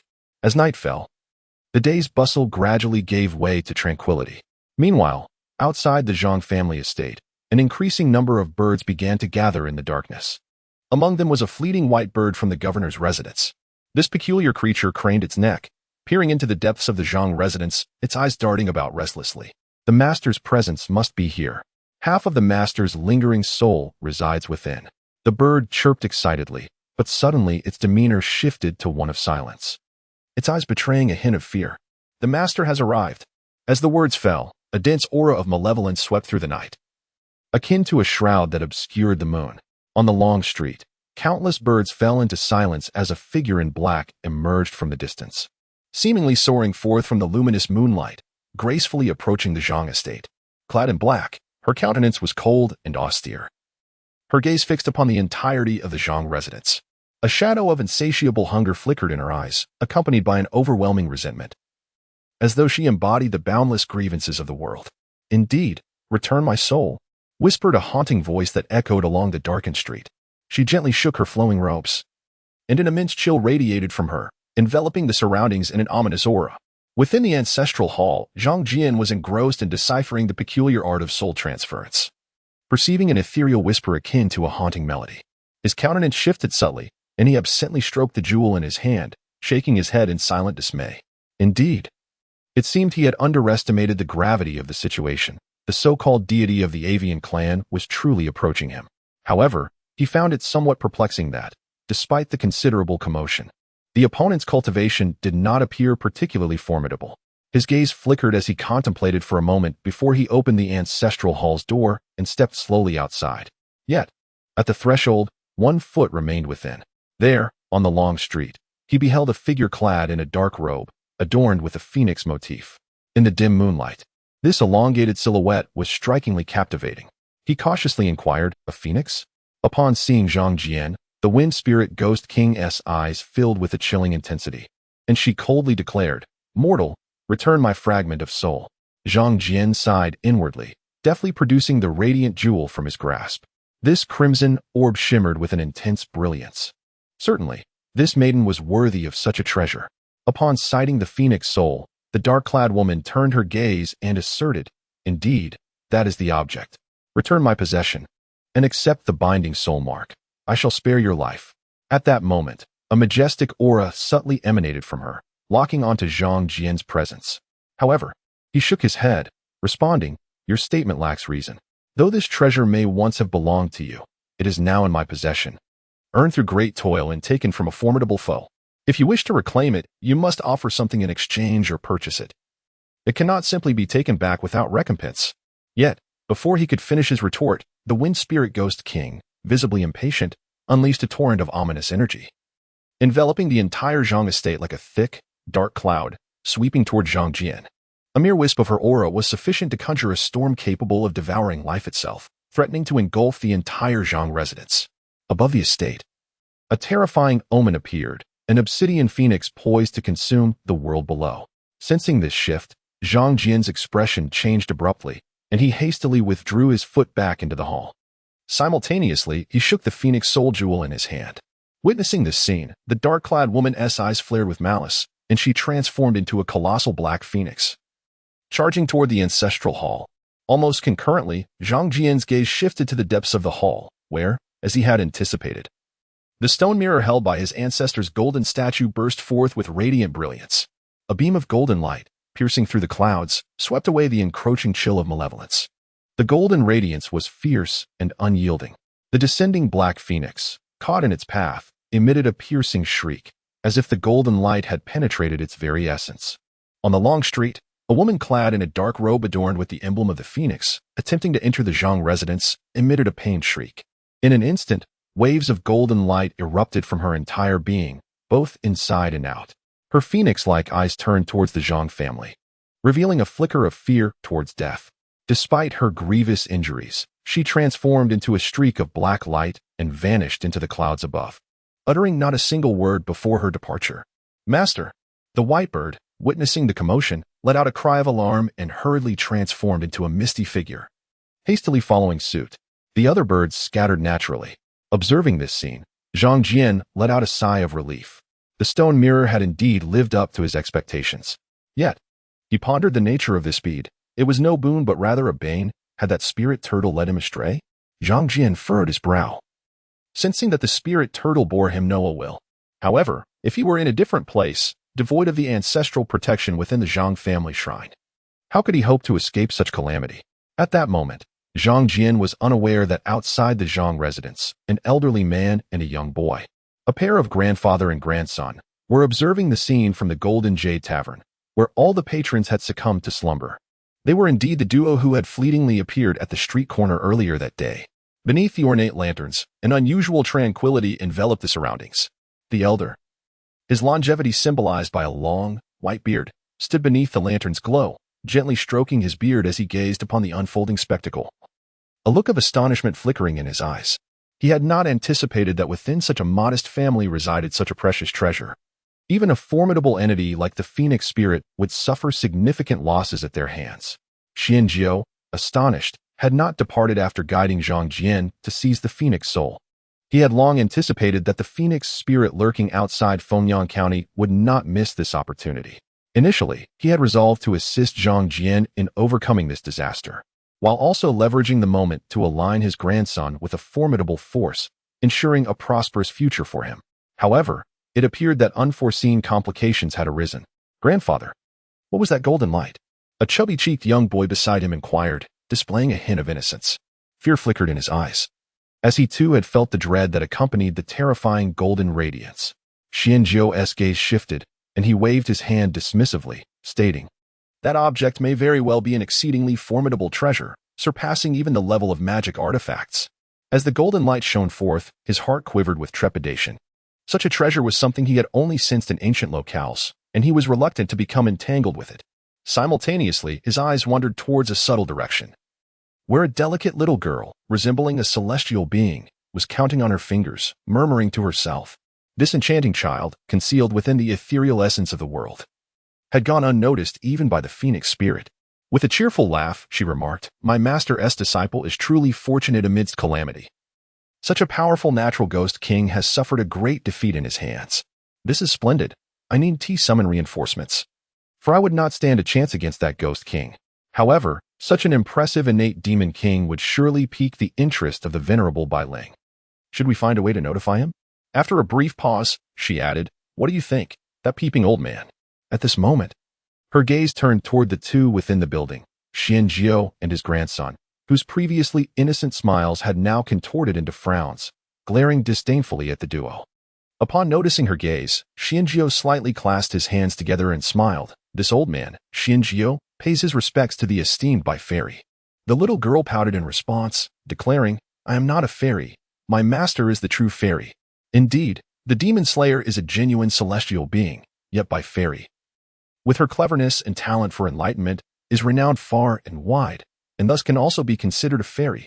The little girl, known as Bai fairy, let out a soft huff, her eyes twinkling as she regarded the grandfather and grandson. "You two should not always play the fool. I am quite aware of your intentions. Gaining entry for this little white turtle into our divine mountain's lineage will not be so simple." The small child, with an air of pride, scrutinized the duo. She could easily see through Xianjiao's schemes, evidently aware of Zhang Jian's lineage and the intentions behind it. It seemed he was attempting to curry favor with her future master, hoping to secure a place on this grand vessel and join the divine mountain's esteemed lineage. The divine mountain lineage is exceedingly prestigious, one of the few colossal entities in existence, with powerful figures both above and below. It is no surprise that the old turtle would go to such lengths to gain entry. Such scenarios have been witnessed by her numerous times over the years. Xianjiao, upon hearing her words, clasped his hands again and smiled. "What the Bai fairy says is indeed true. My thoughts cannot escape your keen perception. However, my grandson and that esteemed young man are indeed fated, and in the future, you will assist that young man in achieving his ambitions. I am certain that young Master Zhang will not refuse the allegiance of a descendant of a divine beast." The little girl huffed once more, saying, "You old men are quite cunning. My master has already stated that the young master will be my master in the future. It is I who should assist the young master in achieving great things, not you, you sly old man." With a stamp of her foot, she transformed into a streak of light and vanished. She did not directly enter the Zhang residence, for within the depths of the estate lies a stone mirror that not only the phoenix spirit demon king fears, but she and Xianjiao also hold great trepidation toward it. Xianjiao remained unfazed by the scene, merely smiling faintly while ruffling his grandson's hair, which promptly drew a disgruntled murmur from the young boy. In the darkness of night, after leaving the Zhang family estate, the little girl appeared somewhat perplexed. Just moments ago, she had received a subtle hint from the depths of the void, which posed a challenge for her. Nevertheless, she adhered to that guiding will and invoked the wondrous techniques of the divine mountain's lineage. Inside the ancestral hall, Zhang Jian pondered deeply, contemplating for a while yet still unable to grasp the method. At that moment, he suddenly felt a stirring within his mind, realizing that the scripture he had been cultivating, the 9 chapters of pure tranquility from Ta Shan, had unexpectedly transformed. The power within him coalesced into a myriad of runes, forming a scripture that subtly connected with an unknown existence in the void. Behind him, a magnificent anomaly emerged, a colossal stone gate, towering 1,000 feet high, exuding an aura of ancient majesty. As the stone gate appeared, Zhang Jian felt his consciousness involuntarily drawn towards it, yet he remained unperturbed. The 9 chapters of pure tranquility had long recorded that once the foundation of destiny was established, one would encounter extraordinary fates, leading to the divine mountain's teachings and the discovery of its entrance, whereby one could enter and attain the path of longevity. Upon entering the stone gate, he beheld a list suspended in midair, his form being irresistibly pulled into it. Vaguely, he sensed a grand divine mountain realm. In a fleeting glance, he felt as though he had stepped into a mythic landscape, where the divine mountain quelled the seas, and the boundless rhythms of the great Tao surged forth, clashing against his spirit and soul. In this hazy vision, he saw a figure extend a delicate hand, swiftly grasping the list and inscribing his name within a circle, proclaiming, "This disciple I shall accept. He is akin to me, for his path does not lie within the sect and rightfully belongs to my lineage." At that moment, another voice echoed from a distance, "Sister, is this not rather unfair? You already have several capable disciples under you. This one revealed on the main list ought to be allocated to us." My fellow brothers and I currently have no disciples of our own. To this, the voice replied with a gentle chuckle, then you should pay more attention. Countless talents abound outside. Must you compete with me? Slayer sister, your speed is too swift. This disciple has yet to undergo the sect's trials, and you have already chosen him. How can we contend? This is unacceptable. We must appeal to the ancestral master. Then let us present our case to the ancestral master. We shall see whether it is wrong for me to accept more disciples or for me to refuse them. Zhang Jian, in his dazed state, overheard several figures engaged in dispute, yet after a moment, they could not overcome the delicate silhouette. In the midst of this haze, he heard the figures speak. Zhang Jian, aged 14 and a half, hailing from Fengxi in Fengyang County of the Great Qian, began his cultivation at 14. Establishing his foundation within 6 months, possessing exceptional talent, with a fate marked by hidden dragons and tigers, his identity has been verified. He voluntarily wishes to join the Taoshan sect, accepting the trials of the 3 difficulties, and upon overcoming them, shall inherit the teachings of the divine mountain and enter the lineage of the Slayer. This proclamation resonated like a celestial decree. Zhang Jian's thoughts shifted slightly, and he instinctively began to meditate upon it. Although his understanding of the divine mountain was limited, the contentions among the figures offered him several insights. Firstly, he had entered the so-called main list.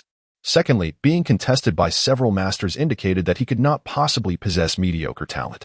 Moreover, the identity of the one who had selected him was evidently extraordinary and quite formidable. This realization brought a sense of relief to Zhang Jian's heart. In truth, many matters did not particularly concern him. What truly held his interest was whether the sacred lineage of the divine mountain would allow him to continue his cultivation and progress further along the path of immortality. As his words faded, a radiant light emerged from the main leaderboard, instantaneously plunging into Zhang Jian's brow. He turned his gaze towards the figure in the clouds, faintly perceiving a gentle smile, as a stream of light waved him into the stone door.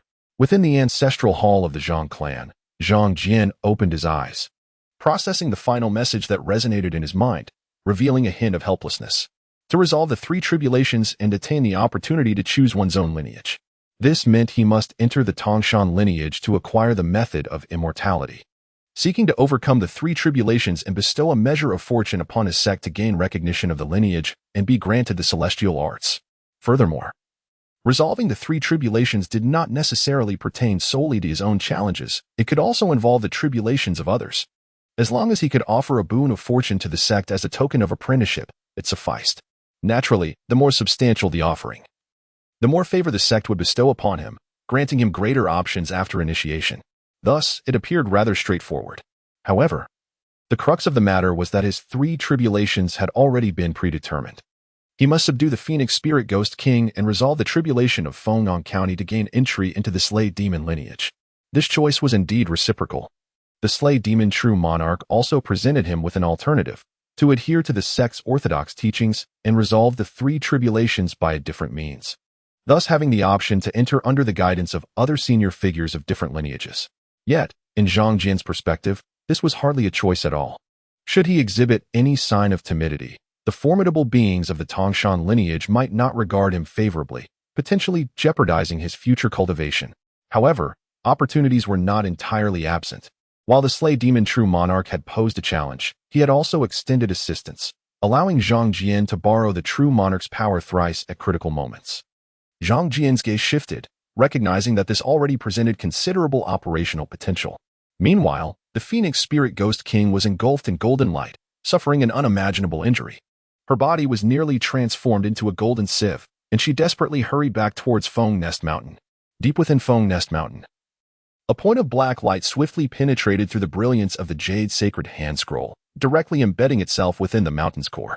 A white mist followed closely behind, fluttering its wings until it reached the depths of the mountain. Within the mountain, there lay a vast cavern adorned with massive stalactites. Within this cavern, a crevice appeared, and the black light surged directly inside, soon echoing with excruciating cries of agony. Master!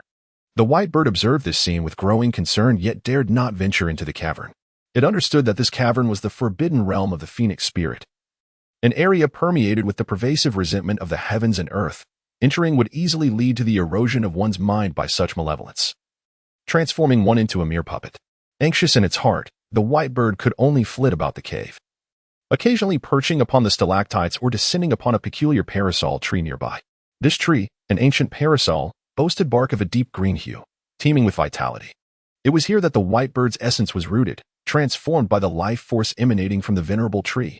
Were it not for this, it could not have followed the Phoenix Spirit King without being devoured by it. Suddenly, a thunderous cry of a phoenix erupted from within the mountain's depths. Accompanying this resounding call, an omnipresent force seemed summoned, converging from above the Shuangfeng mountain range, transforming into a river that pierced into the mountain's core. It had begun anew. Meanwhile, within Fengyang County, several deities witnessed the eruption of resentment from the Phoenix Nest Mountain. This phenomenon, akin to a bomb ready to detonate within the city of Fengyang, posed a threat of utter devastation to both the county and its surroundings. The Phoenix Spirit King, a born deity of death, indeed represented a formidable force. Deep within the waters of Baishui, Bainu observed the unfolding scene with a furrowed brow. The phoenix, inherently powerful, held a status comparable to that of the true dragon. Bainu was aware of the origins of the phoenix spirit within the Phoenix Nest Mountain. It was an egg that had been cast aside, nurtured by the ethereal energies of the mountains and rivers. It was both a phoenix and a mountain deity. However, misfortune had befallen her. Before she could emerge into the world, she fell victim to the treachery of the Mian King. Deceived and stripped of her essence, she became a casualty of circumstance. Mian King, you are indeed a malignant presence. Bainu's expression darkened. It was his trust in the Mian King that had led to this calamity. The current plight of the phoenix spirit could only be attributed to her ill fortune. Having been discovered by the minions of the Mian King and turned into a sacrificial pawn, the Phoenix Spirit King, filled with resentment toward heaven and earth, had now merged her grievances with the cosmic forces, becoming a source of malevolence. Coupled with the innate essence of a divine phoenix, her formidable nature was all but certain. Once liberated from her constraints, she would undoubtedly become a peerless deity of wrath. Within the city Lord's divine chamber, Qinqing Yuan, the Lord of Fengyang, was equally troubled. Unbeknownst to these two deities, the Phoenix Spirit King was presently entangled in a struggle for her very existence. The blinding golden light emitted by the stone mirror was overwhelmingly terrifying, piercing through her primordial spirit, imbued with an indelible force that relentlessly eroded her essence. Inside the Phoenix Nest Mountain, the chilling cries of the phoenix reverberated through the heavens and earth. Waves of intense resentment erupted, soaring into the skies. The swirling black mist that lingered outside was drawn in, transforming into a storm that merged into the depths of the Phoenix Nest Mountain. Amidst the cacophony of phoenix calls, many creatures nurtured within Shuangfeng Mountain were also lured, chasing after the dense and eerie aura. Yet, upon entering the mountain, they were swiftly enveloped by the black mist, transformed into chilling bones, serving as sustenance for the malevolent fog.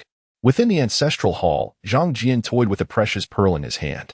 The phoenix soul pearl emitted a melodious phoenix cry. He relished playing with this soul, for the sound of the phoenix could purify the impurities of the mind, allowing him to quickly enter a state of focused concentration. Such a state was indeed rare. Consequently, his recent contemplations of various mystical arts had yielded significant progress. However, despite his heightened focus, he found himself plagued by a headache. Thus, as he pondered the matter of salvation, he faced a dilemma. Should he employ brute force to guide the spirit, or seek a more gentle approach to assist it in reincarnation? With a sigh, Zhang Jian furrowed his brows, for he hardly considered the latter option. Possessing the formidable power of the Demon Slayer true monarch might offer a glimmer of hope.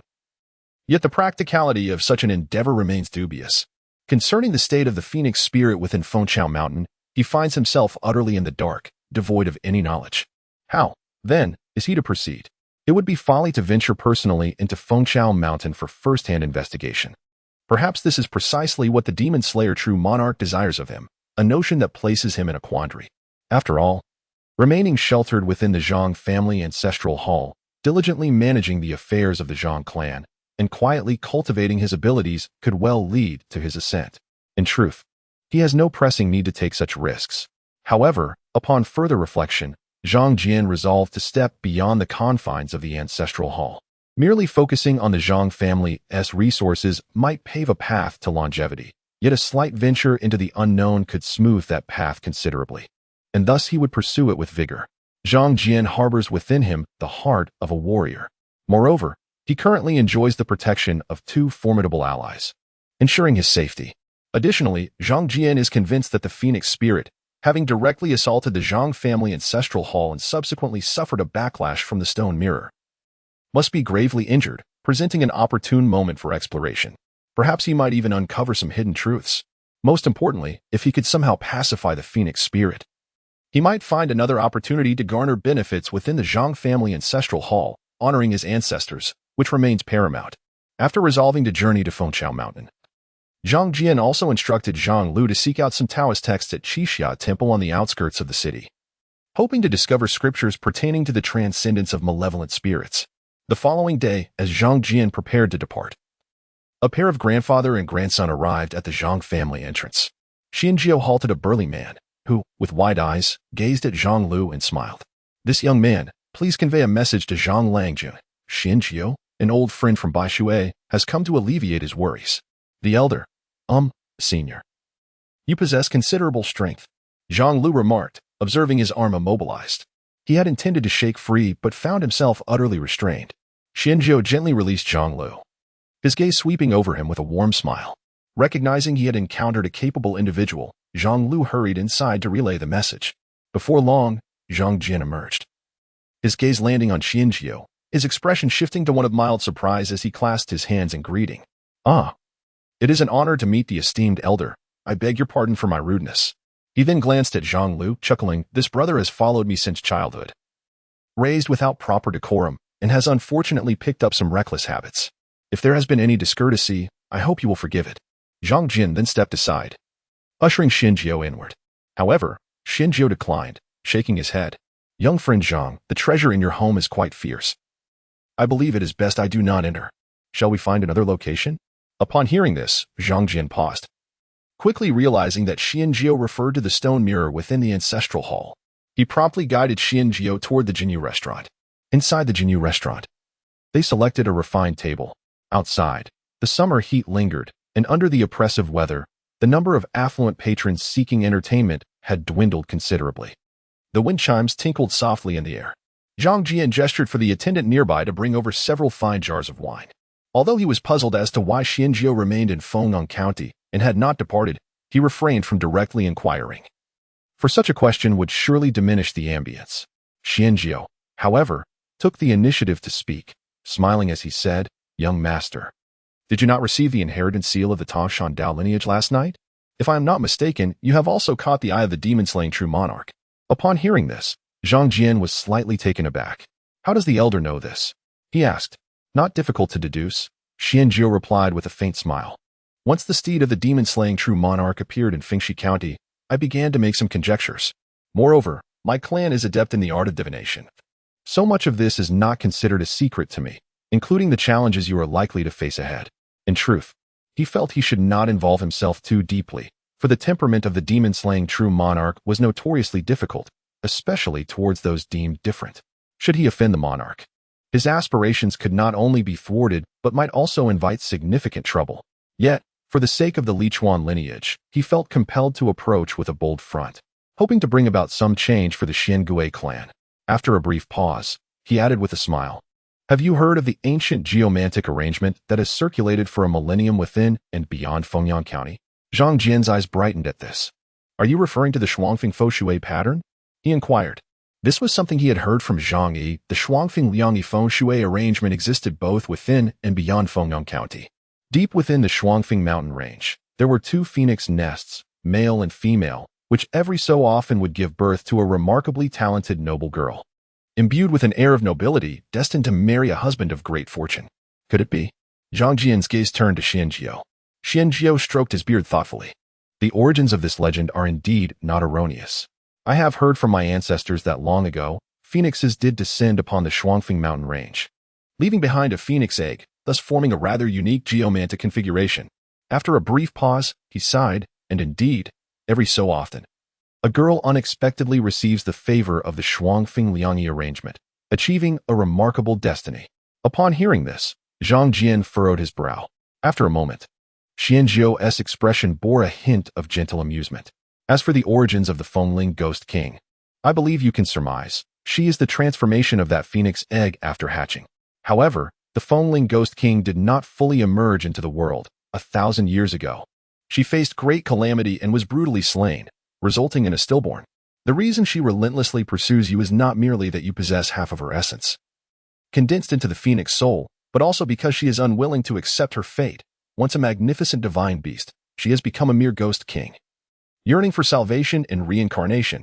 When I first appeared to guide you in obtaining the phoenix soul pearl, it was also for this very purpose.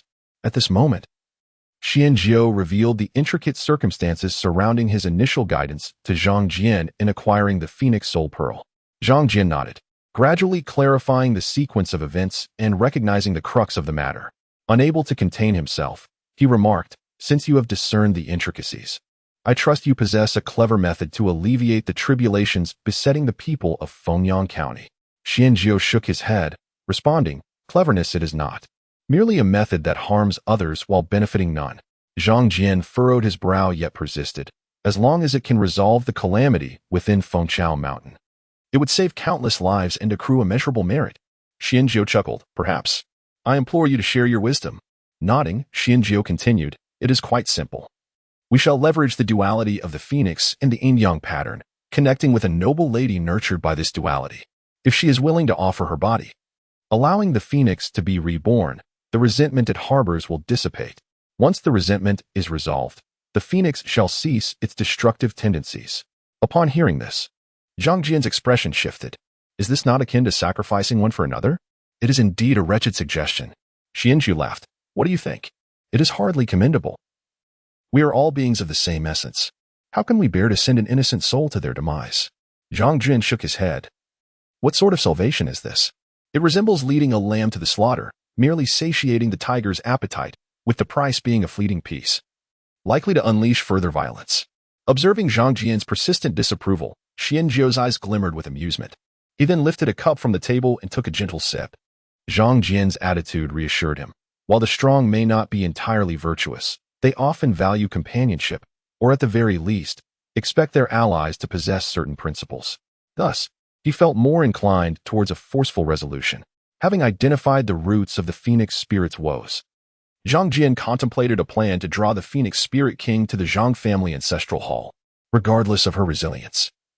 Once ensnared beneath the divine light of the stone mirror, her demise would be assured. Noticing Xianjiu's calm demeanor, Zhang Jian's gaze shifted. "Surely, you have other ingenious methods?" Xianjiu shook his head. "In truth, what I just proposed is the simplest and most promising approach.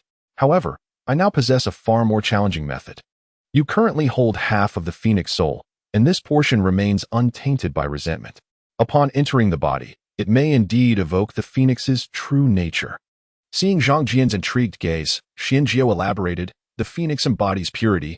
Even a stillborn might awaken its intrinsic nature if you can revive it, potentially transforming its current resentment into a renewed path of cultivation. Yet, how to awaken its essence lies solely in your hands." Zhang Jian's gaze flickered as he shook his head. "That seems exceedingly arduous." He sighed. In response, Xianjiu merely smiled in silence. At that moment, a youthful voice echoed through the air, playful in tone, "Young master, what difficulty is there? Our divine mountain lineage possesses several unique techniques capable of purifying souls and facilitating rebirth." Zhang Jian gazed forward and beheld a petite young girl appearing in the ethereal realm. She seemed to float gracefully down from the air. Appearing no older than 5 or 6 years, her hair styled in 2 playful buns, adorned with wind chimes. Clad in white garments, her complexion was as delicate as jade. Her strikingly bright black and white eyes sparkled as they fixed upon Zhang Jian. "White fairy." Upon seeing the young girl, Xianjiu's face broke into a gentle smile, and he rose slightly to bow in respect. The girl pouted and remarked with a light huff, "You old rascal, were those words meant for my ears? My lineage of the divine mountains Tao has a myriad of techniques, and the sacred methods of purifying souls to reach the Pure Land are certainly not lacking." After a brief pause, she turned her gaze toward Zhang Jian, saying, "However, young master, you have yet to pass the 3 trials of the sect. Thus, I cannot impart these techniques to you, nor can I contravene the regulations of the divine mountainess Tao." She cast a sidelong glance at Xianjiu, who remained silent with a smile, prompting her to huff once more in response. Zhang Jian furrowed his brow and inquired, "Might I ask, why does this little fairy refer to me as young master?" Upon realizing it was Zhang Jian, the girl's expression brightened, and she couldn't help but smile radiantly. Her voice ringing clear, "Young master, you may not know, but I am the first protector under the true monarch of demon slaying. You are to be the future disciple of my master, hence the title young master is only fitting. I have also been sent by my master to serve as your guide to the sect.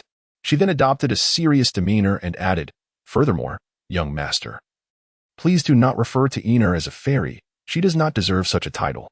Finding the lively little girl amusing, Zhang Jian replied, it feels more endearing to address you as little fairy. Upon hearing this, the girl's face fell, clearly troubled. Not wanting to tease her further, Zhang Jian suggested, how about we call you Xianin? Instantly, the girl beamed with delight and exclaimed, Xianin greets young master. Noticing Xianjiao still smiling nearby, she let out a soft huff and turned her gaze back to Zhang Jian. Although young master cannot yet practice the profound techniques of the sect, I do possess a method that can assist you. With Xianjiao standing close by, Xianin huffed again, somewhat disheartened. Moreover, I am aware of a naturally occurring treasure within Phoenix Nest Mountain that might aid you. She puffed out her small chest, as if striving to prove her worth. Yet, her expression still bore a hint of disappointment. This information had taken considerable effort to extract from her master, and she had intended to reveal it at a pivotal moment to earn Zhang Jian's admiration. Now, however, it felt as though she had been coerced by Xianjiao to divulge it. It irked her to think that she had to share credit with that old rascal for her own efforts. Noticing her discontent, Xianjiao seized the moment to flatter her. Indeed, White Fairy, your insights are unparalleled. I have toiled greatly, yet your mere words surpass all my endeavors. If we can resolve this calamity of the Phoenix, the credit shall rightfully belong to you. Upon hearing this, Xianin's spirits visibly lifted, and she cast a glance at Xianjiao, finding him somewhat agreeable. She nodded. You old rascal finally spoke a truth. Zhang Jian couldn't help but smile at the exchange. The young by Xianin, despite her seemingly candid demeanor, is undoubtedly a source of joy. Upon receiving some unexpected news from Xianjiao, Zhang Jian felt a newfound confidence and made some brief preparations before embarking on his journey from Fengxi County.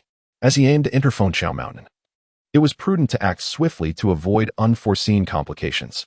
This time, Xianjiao did not accompany him. After imparting guidance to Zhang Jian, he turned to leave with his grandson. Zhang Jian found himself pondering the appearance of Bai Xianin, the guide. Inquisitively, he asked during their journey, Xianin, in our Ta Shandao lineage, is there a dedicated guide sent by the sect for every loose cultivator entering the fold? In response, Bai Xianin shook her head vigorously. Little master, certainly not. Even among the disciples on the main roster, not every one of them is afforded a guide like me.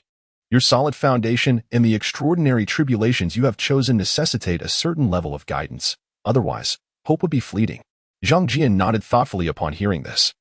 The Foling Ghost King was no ordinary entity. Even the formidable Yin God would tread carefully around him. The notion of someone at his foundational level daring to venture into the heart of such peril and attempting to transform the adversary seemed utterly absurd. Were it not for the 3 opportunities granted by the demon-slaying true monarch, he would not have dared to approach at all. Hence, some guidance was indeed essential.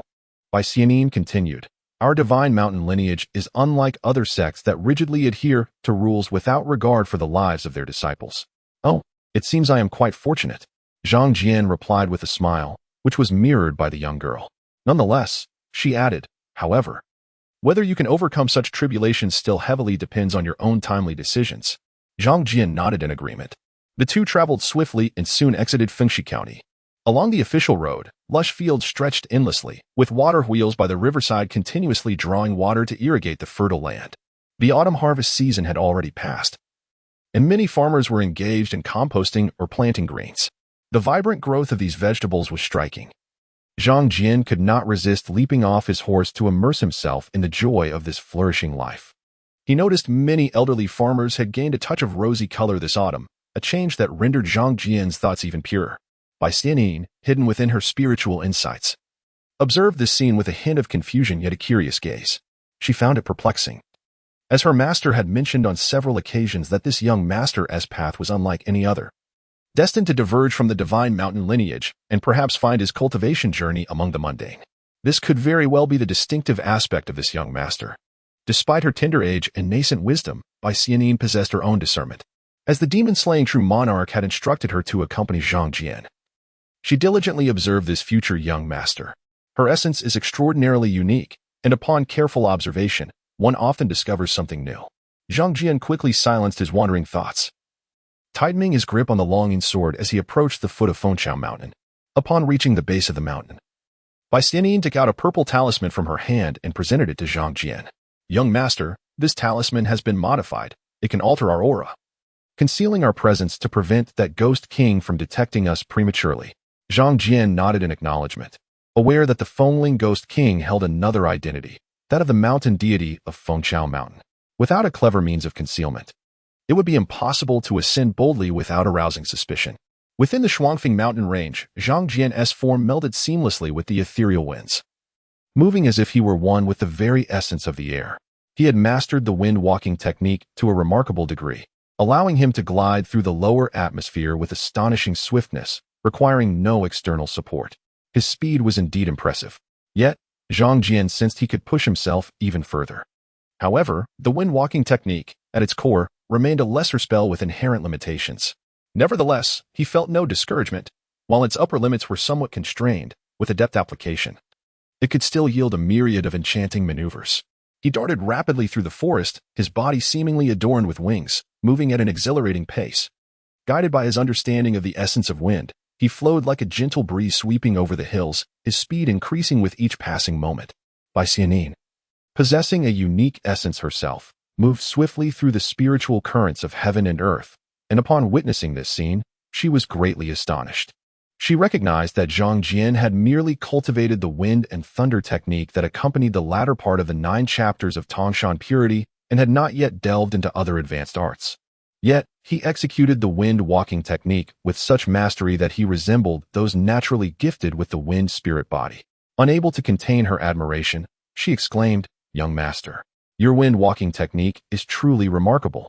In the future, you might consider the 9 heavens wind riding and thunder control technique within the Divine Mountain's lineage as a supplementary path.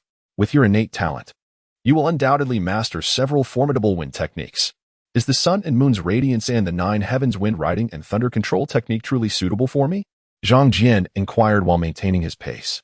He understood that within the path of longevity, practitioners typically had a primary cultivation method, which served as their foundational practice, supplemented by various divine spells. Cultivators would choose a direction aligned with their profound spiritual roots, significantly enhancing their combat prowess. However, deep down, Zhang Jian felt that his spiritual roots should lean more towards thunder and fire, with wind not being particularly exceptional. Nevertheless, he remained intrigued by the technique mentioned by the young girl. He also hoped to glean some insights regarding the Divine Mountain's lineage from Bai Xianin, which might aid him in selecting his foundational practice and supplementary techniques in the future. In a fleeting moment, Zhang Jian's gaze shifted to the ground beneath him, where he noticed a grove of locust trees had appeared without his prior awareness. Upon witnessing this, Bai Xianin cautioned, "Young master, one of the Feng nests of the auspicious 2 phoenixes is not far from here, harboring a natural treasure within. However, this area has been tainted by the resentment emanating from Feng Nest Mountain, concealing numerous Huai spirits below. It would be prudent for you to cleanse the area to avoid any potential trouble." As her words fell, dark mist began to surge through the forest, swirling ominously. Zhang Jian's gaze shifted as he perceived the eerie, sinister aura materializing beneath him. His expression subtly altered. The longing sword in his hand radiated brilliance as the supreme yang magic was unleashed, instantly causing a multitude of malevolent spirits beneath his feet to disintegrate under the searing light of the blade. The souls that had merely emerged from the shadows were effortlessly cleaved apart, akin to paper, by his swordplay. This was not due to the weakness of the long-suffering spirits, but rather the mastery of Zhang Jian's swordsmanship and the supreme yang magic, both of which effectively countered the malevolent entities of the forest. The convergence of these multiple factors naturally yielded extraordinary results. Seeing Zhang Jian dispose of these vengeful spirits with such ease was not surprising to Bai Xianin. However, her gaze lingered on the longing sword in his hand, revealing a flicker of astonishment in her eyes. While she considered the material of the sword to be unremarkable, the spirit contained within it shone brightly before her, who shared a similar origin. Her heart stirred, yet she restrained the words that almost escaped her lips. As the malevolent spirits from the Huai Grove were vanquished, the pervasive fog in the forest began to gradually dissipate, unveiling a strikingly different scene. Towering ancient trees loomed overhead, their grandeur palpable. How noisy! Bai Xianin's delicate features betrayed a hint of concern as she surveyed the woods. It was not only her. Zhang Jian too heard the cacophony of voices echoing through the thicket. A potent divine energy surged from all directions, accompanied by a pungent scent. A mountain guardian appeared amidst the tumult, its form covered in grayish-white fungi, and in an instant, a steel fork hurtled toward Zhang Jian with lightning speed. He sensed the profound divine power contained within, and his expression shifted slightly. The longing sword was deftly raised before him, and the sun and moon sword technique was executed with a fluid grace. When the steel fork clashed with the blade, Zhang Jian felt an immense, unearthly force, but despite its magnitude, it lacked the radiance characteristic of magical power. It seemed to be yet another creature devoid of any system inheritance. Yet its demonic essence was deeply rooted, suggesting a long existence. With a whirl of the longing sword, Zhang Jian struck with an unprecedented cunning, aiming for the mountain guardian's face, unleashing a fierce blaze from the blade. For the first time, he relinquished the sword, which spun toward the guardian's visage, slicing through its neck. A pained howl erupted from the mountain guardian, yet undeterred, it lunged at Zhang Jian, its eyes gleaming with intense malice and resentment. In the great tree, Xianin blinked her eyes as she gazed at the scene before her. She could discern that the mountain patrolling deity had been eroded by the terrifying resentment within Fengchao Mountain, succumbing to the path of darkness. Even the spells that the patrolling deity once wielded were beyond his reach now. She firmly believed that dealing with such a malevolent entity would pose no challenge to Zhang Jian, the divination practitioner. The longing sword, infused with the essence of heaven and earth, curved gracefully before returning to Zhang Jian's grasp. This marked Zhang Jian's inaugural true mastery of the flying sword technique, signifying that he had genuinely perfected this exquisite art. A radiant light flickered in Zhang Jian's eyes as he ascended with the swiftness of a gentle breeze, his hand gripping the sword as if it were a divine dragon, coiling and exhaling dragon orbs. Particularly, a brilliant red light erupted from the sword's tip, exuding an unmatched sharpness. The long sword felt like an extension of his own consciousness, a sensation that brought Zhang Jian immense joy. As if he had transformed into a spiritual essence wandering through the cosmos, the sword in his hand possessing the extraordinary ability to cleave through the sun and moon. Even the chaotic spells emitted by the spore demon at his side seemed utterly ineffective against him. The sword's brilliance surged forth, and with a brief, piercing scream, the spore demon's head was severed by a flash of sword light. The sword whirled, and in an instant, its radiance swept through, splitting the demon's corporeal form in two, ensuring its complete annihilation. With the longing sword back in hand, Zhang Jian grasped the hilt, and at that moment, he could faintly perceive the true essence of the flying sword technique. This sensation was indeed quite nuanced. Upon the tree, Xianin, having leapt down, swiftly approached the slain spore demon. With a graceful wave of her hand, a dense white light shot forth, extracting an object from the demon's waist. It was a small talisman, the patrolling mountain general talisman. Zhang Jian's gaze sharpened as he noticed the talisman, now covered in ominous rust, which had been tainted by a thick layer of black mist. Xianin, upon glancing at it, gasped, as expected, it is rendered useless. This talisman has been corroded by the mountain's resentment for far too long. Nevertheless, had it not been so, little master, achieving victory would not have been an easy feat for you. Zhang Jian's interest was piqued. His understanding of such divine mysteries was limited, prompting him to turn his gaze towards Xianin. She elaborated, little master, you must exercise caution when encountering other deities in the future. Typically, even such minor mountain demons possess talismans imbued with multiple special spells, which, when empowered by divine energy, can be quite formidable. A moment's carelessness could lead to your demise. If you happen to encounter that Ghost King later, be particularly wary of her mountain deity spells. Zhang Jian felt a stir of excitement within him. Xianin, how many types of divine spells are usually carried by mountain deities? Upon hearing this, Xianin instantly perked up, seizing the opportunity to showcase her knowledge before Zhang Jian. With a playful laugh, she replied, little master, mountain deities belong to the earth and wood attributes, and they are typically bestowed with 3 to 9 types of talismanic spells. This depends on the deity's own divine power and cultivation level, but there are 3 spells that are invariably fixed. First, there is the divine domain technique, an invocation of the divine that can manifest various spiritual mechanisms for suppression. Once one enters the divine domain, one must exercise caution, as the casting of spells and sword arts may be disrupted. Secondly, the mountain deities possess their inherent techniques, notably the earthly principle of Wu. Lastly, there is the rejuvenating essence of all trees. The earthly principle of Wu can condense the power of the earth for transformation, although it appears unremarkable. It is the sole method capable of cultivating to profound heights. Ener once heard her master mention that a mountain deity had completely refined a mountain range. wielding the power to suppress vast territories, a truly fearsome capability. Upon hearing this, Zhang Jian's gaze subtly shifted. As for the technique of rejuvenating all trees, it can manipulate the power of wood to nurture or replenish life force, which is indeed extraordinary. After listening to Bai Xianin's introduction, Zhang Jian nodded, intrigued by many aspects of this knowledge. His gaze flickered, and he inquired, I have heard that upon becoming a deity, one can attain immortality. Xianin, is this true? This notion stemmed from travelogues in the Iron Immortal Temple and bore resemblance to numerous folk myths, stirring his curiosity. Bai Xianin smiled and replied, Young master, the path of the divine does indeed offer longevity, yet it is bound by its own rules. Every 300 years, there is a minor tribulation, and every 1,000 years, a major calamity. The cycles of wind, fire, and thunder forge the divine. Very few deities withstand the trials of 3,000 years. Beyond that, one must confront various tribulations of the world. This path is one of relentless advancement. Stagnation leads to descent into the abyss. However, I must say, we cultivators have a more advantageous journey. Once one achieves the realm of the primordial spirit, one can transcend the cycle of reincarnation. Should one attain the body of an immortal thereafter, one would enjoy a freedom far surpassing that of any deity. Zhang Jian felt a stirring within his heart. He understood that the primordial spirit stage refers to the realm beyond the Yin spirit, where achieving the primordial spirit signifies liberation from the suffering of reincarnation. This became his next modest goal following the assessment of his fate. Fate assessment, golden elixir, Yin spirit, primordial spirit. Zhang Jian pondered deeply.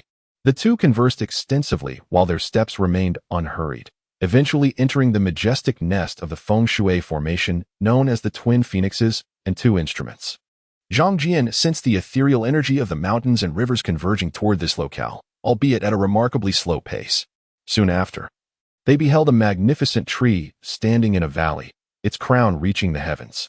This was a colossal golden silk parasol tree, a relatively rare species, not a spiritual plant. Yet it emanated a layer of spiritual aura. Bai Xianin's eyes brightened at the sight of the ancient tree. With a jubilant exclamation, she released a stream of white energy, piercing through a hollow in the ancient wood. From within, she retrieved an exquisitely beautiful feather, radiant with the colors of the rainbow. Gazing at the feather shimmering with iridescent light, Zhang Jian's eyes sparkled. Is this the treasure you spoke of, naturally birthed?